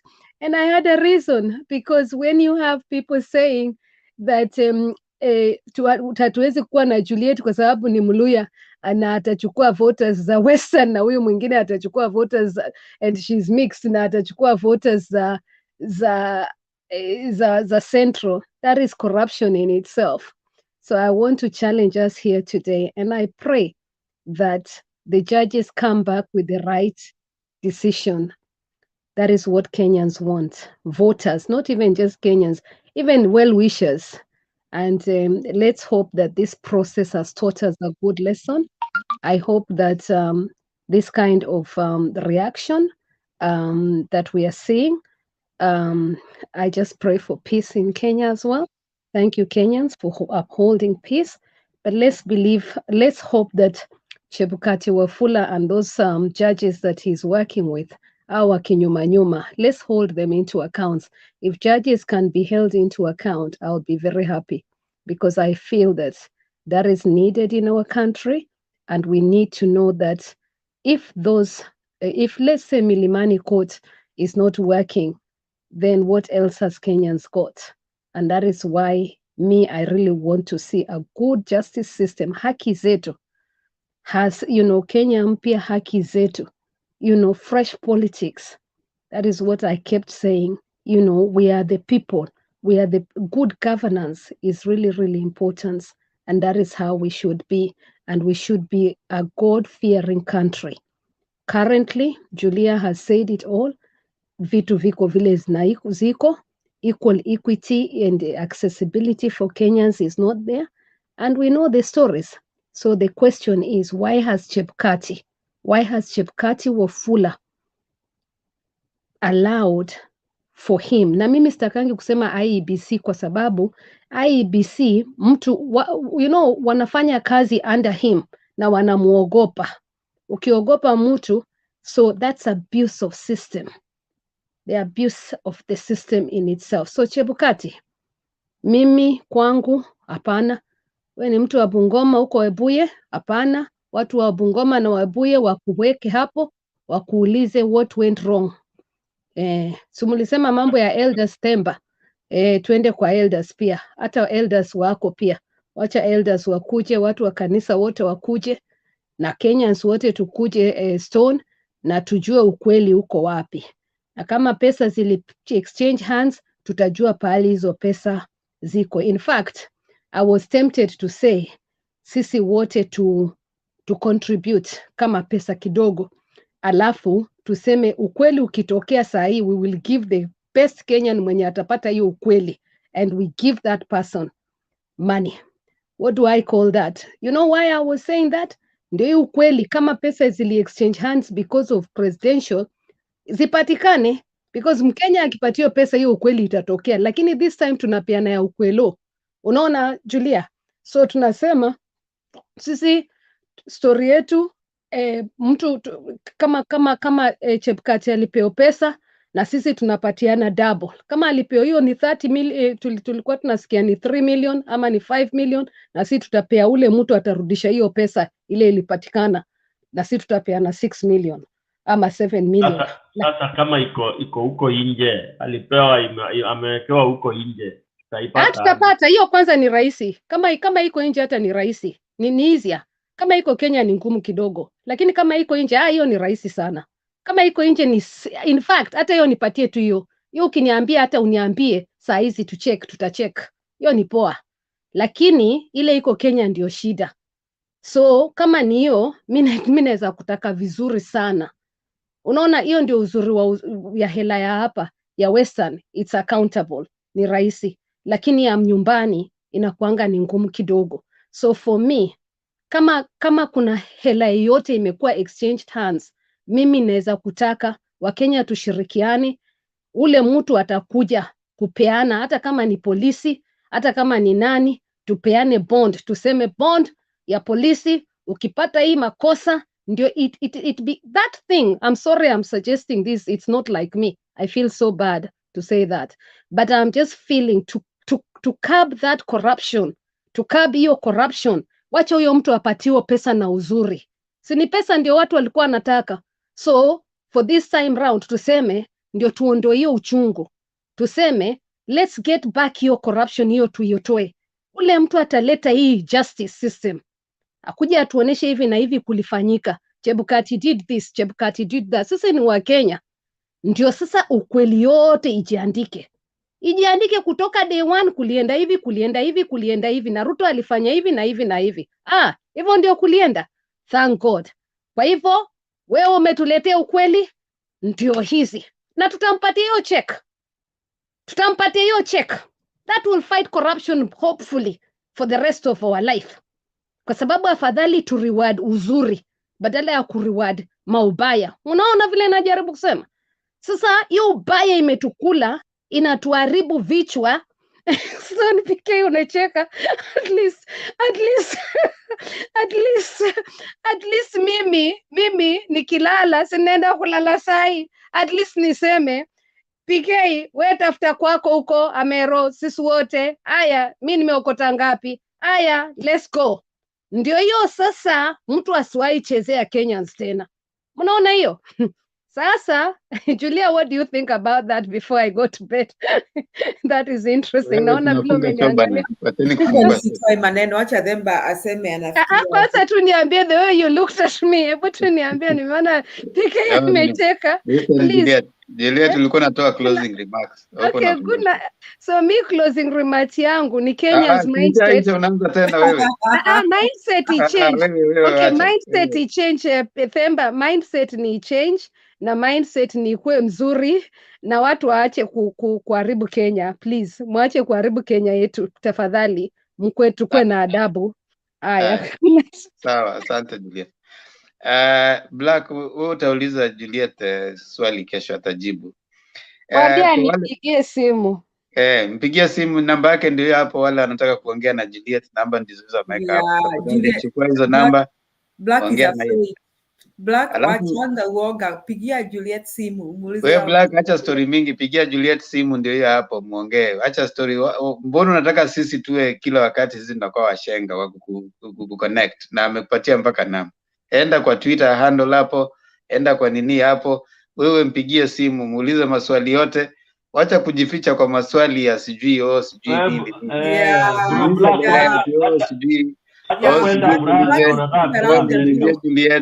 Niulizie Juliet sijui nini. Sijui niambie, niulizie Juliet. Unajiuliza Juliet kitu gani? Pigia yeye simu ndio hiyo hapo, muulize mwenyewe. Acha story mingi. Straight hapo, mimi sifichi na kwanga hapo straight tu hapo. Mtu anataka muulize tu hapo mwenyewe. Haya, wale ambao mmekuja hapa watu wa UDA, mnasikiaje ati mmeshinda na mwezi sherehekea bado mmekamatiwa chini? Nao Themba unasema ati bado mmekamatiwa chini. Anasema atakuwa compromise. Themba, kwanza niambie, what do you think about my suggestion, Themba? Mimi suggestion zako za kulipa watu mimi nimekataa hiyo. Hiyo ni yako. Huko fikiria ni idea mzuri ya kutoa bond ndio ukweli usemekane ni poa. Hiyo mambo ya kulipa watu kusema ukweli ndio inatucause issues hapa, kwa sababu the same people ambao wanalipwa mshahara ndio sasa wanapewa the same Chebukati anaambua haya umepewa ngapi na government, umepewa pesa fulani, haya mimi nitakupatia hizi. Hiyo ingiani na kina Chebukati. Mimi nasema sasa, si unajua lazima vitu vifanyike kutoka nje, si from the office. Wewe acha kwanza, wewe wacha tunamaliza show. Najua nataka kufunga nini kesho ni siku pia. Haya. Nyinyi watu wa UDA mnasikiaje mmekamatiwa chini, mko na kikombe lakini hamwezi sherekea, bado mnakaa tu, yani mnaangalia mnasema. Unajua sasa watu wa UDA mko kama sisi, mnashindwa Supreme Court itasema nini na mko nayo. Then it's better us who saw the picture of losing. Wow, somebody announced Ruto the president-elect, alafu ikuwe kwamba Supreme Court may denounce that, then ikuwe kwamba that Raila takes the presidency.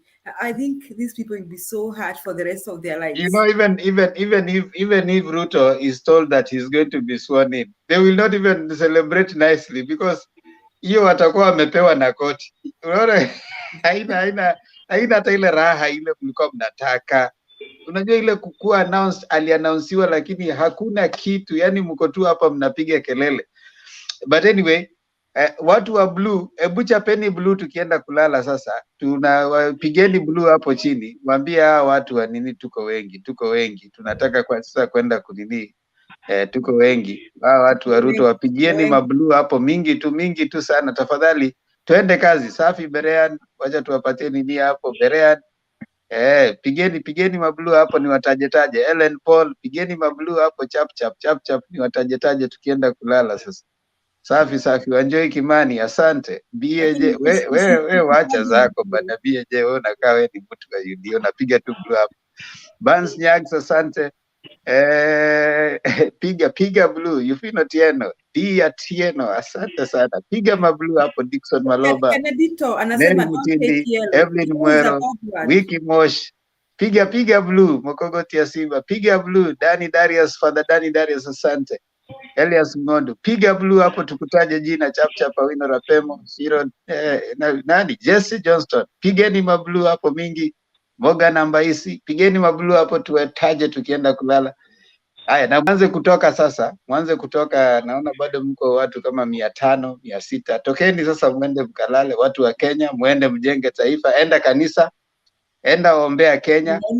Toka sasa kwa Douglas Osinyo, tokeni hapa sasa muende mkaombe. Wale mnaenda kama wewe ni kijana una support UDA, enda tafuta vijana wenzako mtengeze inaitwa nini sako. Mtengeze kasako ndio ile hustler fund iweze kukufikia. Utapiga hapa kelele wewe unakuja kuteta hapa kwa mtandao wakati wenzako wanatengeza sako. Shauri yako. Wewe na kidogo hivi umekosa bando. Hiyo free internet hakuna. Hiyo free calls hakuna. Haya, weka tu hapa. Moara. Piga blue. Esther kwa Mboka Nyaundi, asante. Piga blue hapo. Piga blue. Joy Obesa. Piga mablue hapo. Piga mablue. Tuende tukalale. Tokeni sasa. Watu wa UDA tokeni, acheni watu wa Azimio sasa. Tokeni, toka mnaleta jam kwa nini? Toa jam kwa barabara. Evelyn Mwero, Joy Ombesa, toa jam kama wewe ni wa UDA, toa jam sasa. Watu wa yellow toeni jam sasa hapa kabisa. Mtoke kabisa sasa. Sasa ni wakati wa watu wale ambao hatukuwa na unelect. Sasa ni saa yetu. Zinyi sasa toeni jam. Mmepiga kelele ya kutosha. Yeah, and you know I'm still struggling to pronounce that word. Unajua najaribu sana kusema na ni R inatoka. Sasa siwezi kasema.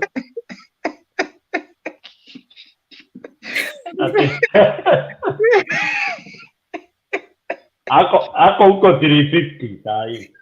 I'm really struggling to pronounce that word. President elect. Ako 350. Najaribu na ninasikia R ikitoka. Sasa naacha kusema.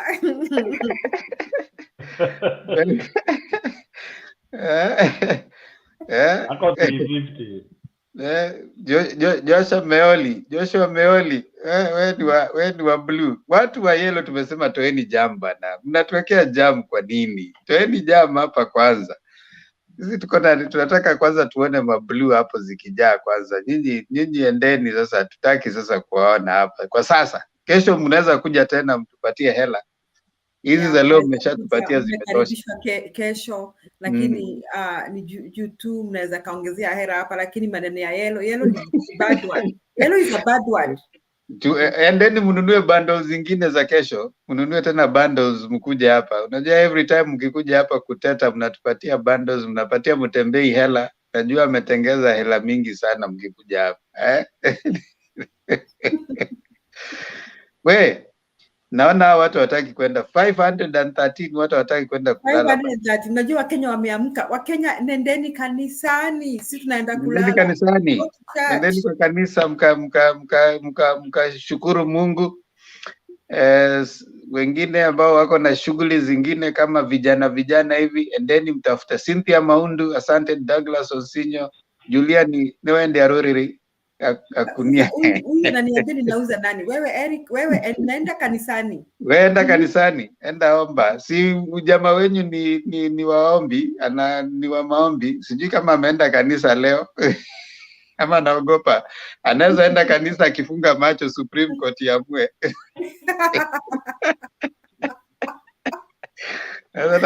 na ni kanisa ipi hiyo anaenda? Hiyo kanisa wanaombanga Mungu kweli ama wanaombanga nini?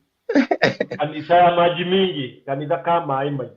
Ati kanisa kama kamuro garugo. Na mkienda hapo msalimie Minister of Education Sudi. Na hapo mkiona BQ hapo mwaweza kumsalimia. Na mkiona Omanga hapo, Minister for other manenos, msalimie yeye. Atingishe. Somebody Getashi Dash ulisema kitu Na gani? mkiona Dio hapo akamushere, mumsalimie kabisa Dio akamushere.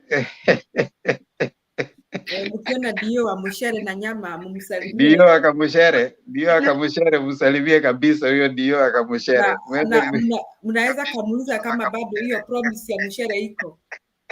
Mushere na nyama iko. Dio akamushere msalimie kabisa huyo. Wapi watatoa wapi saa hii na hizo zimeisha Julia? Hiyo ishaisha.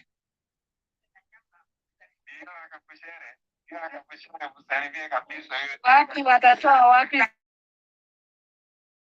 Najua Juliet, ukifungua hiyo yako unakuwa na inakuwa na echo, ndio unasikia hapo inakuja. Unajua Gachagua alisema kwamba pesa yake ikiwa release atanunua mshere na nyama. Sasa mkiona huyo DON na Kennedy to na tuma salamu nyingi kwako na kuomba usalimie Bwana Sudi na kuomba kwamba ukiona Bwana Sudi akiwa waziri wa elimu mwambie asisimamishe mtihani wa kidato cha 4 kwa sababu mimi naona kutatokea hiyo taarifa kwamba bwana waziri wa elimu Bwana Sudi amesema sio lazima wanafunzi wa kidato cha 4 wafanye mtihani. Na habari za hivi punde ni kwamba makamu wa rais aliyechaguliwa hivi karibuni amealika wananchi wote wa mji wa Nyeri kule nyumbani kwake wakale mchele na nyama. Kamushere na tunyama waende pale, na habari zinazotufikia sasa ni kwamba mifereji yote ya maji imekuwa imebadilika, imekuwa safi baada ya maombi ya the first lady.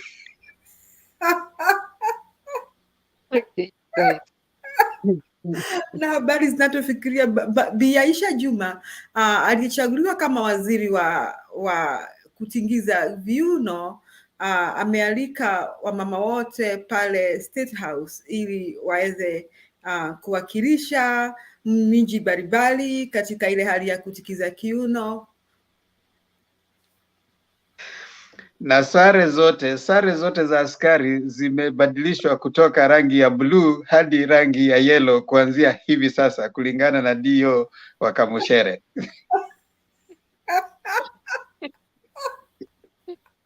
Wacha maneno yako tempa. Uniform ya polisi inabadilika, hakuna vile mnaweza kuwa na uniform inafanana na Azimio. Hiyo itabadilishwa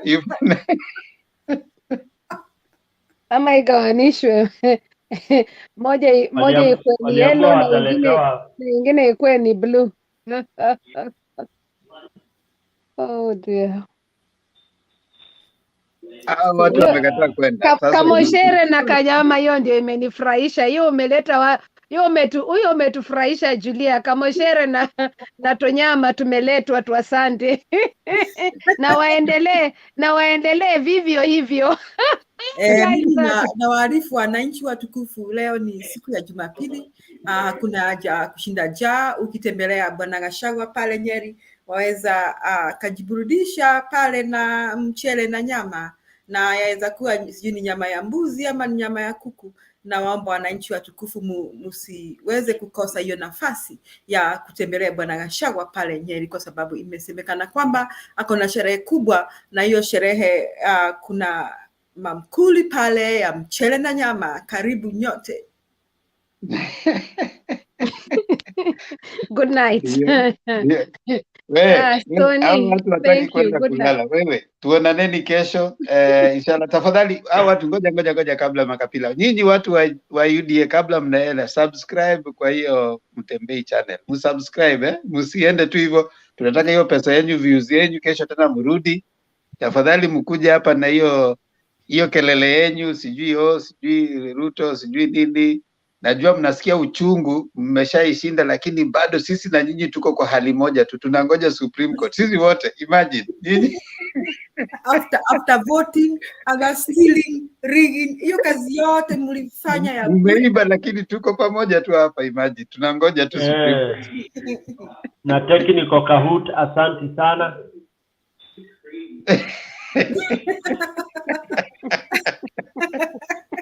Kahoot is another game ya watoto wa shule.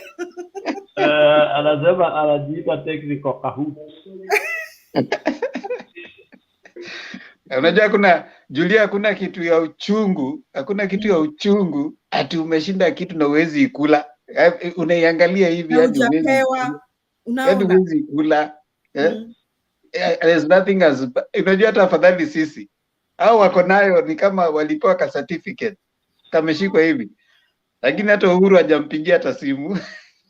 It is like nini watu mnaweza you put this thing unajua sorry Julia, endelea. Ukiolewa na mtu alafu mchungaji amekupa kile cheti alafu ati mtu amepeleka kitu ati wezi bibi ya huyo mtu huyo jamaa hata wezi enda honeymoon, hiyo situation ni mbaya mbovu. Sasa hebu imagine, yani ushafanya ndoa, yani the pastor ameshasema you can kiss the bride na akakupatia alafu amwezi enda honeymoon, hawezi hata, you cannot even touch her because somebody can you imagine how it feels? Wow. Ndio maana ya feel iko hapa. Alafu the bigger chances are that you will not touch her. Utamtouch ya. Man, how to your continue. Julia. Yeah. Ile inakwanga mbaya ni hii. Hiyo night ambayo mmeenda mmeambiwa yes I do. Alafu ukishaambiwa yes I do, saa zile mmeshapata mpaka certificate. Mkitoka hivi, the lady anakuambia kwamba by the way niko kwa ile time yangu.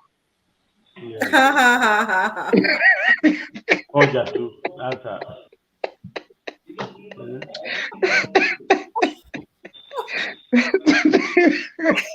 Temba wacha maneno yako sasa, wacha watu waende walale. Good morning everybody. Tunasalamia. You are looking forward. Unajua sasa wewe ni mtu wa Mungu, umekuwa kingoja ile siku ya harusi. Hata umeshika Bible kwa mkono. Umekuwa kingoja, yani hujawahi shika. Yani leo ukasema na ngoja hiyo siku tu, pastor akisema itu hiyo siku itakuwa ka certificate pap. Lakini after that you cannot even, that is how you dear people are feeling. That's how they are feeling. Yani kamekuja lakini anaambiwa unajua niko kwa ile nini yangu.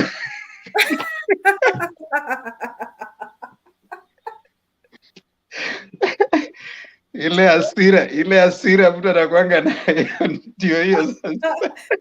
Juliet, that's a man speaking. I'm telling you, and the whole of Kenya is listening to them. 570 people listening to them. Seriously, aki you people. Mumeleta Kenya juu leo. No, we are trying to do. We are trying to be. Yes, I can see. Yeah, that is how it is for the UDA. Some figurative explanation, trying to imagine.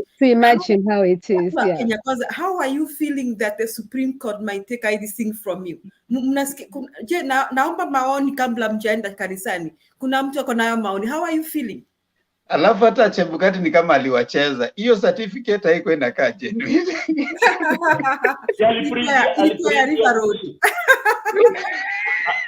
Ilikuwa hapo back office hapo. Haraka Nothing was looking so, hata alikashika hivi chini, hata ukashika juu, alikashika hivi chini hadi hata Chebukati it was ilikuwa inakaa ya River Road. tunawafeel ordinary 4 tu hapa nini hiyo photocopy ya paper haraka mpaka unaona technical count ameanza kusema sisi wote ni wa Kenya. Yani wameifeel, hata wameifeel tu, wameona yenyewe hii kitu yenyewe it's tough to be where you guys are, and we understand when you come here. Unajua sisi afadhali hata hatukushikishwa ka certificate hata kakona nini mkashika, lakini baada hamwezi kula. It's like huyo jamaa Themba amedisplay hiyo nusu mkate wakakule wenyewe peke yao. Tuitaki. Hey, unajua Julia, wewe ujui that feeling. Yeah, I can't the feeling to stay to look forward to that day.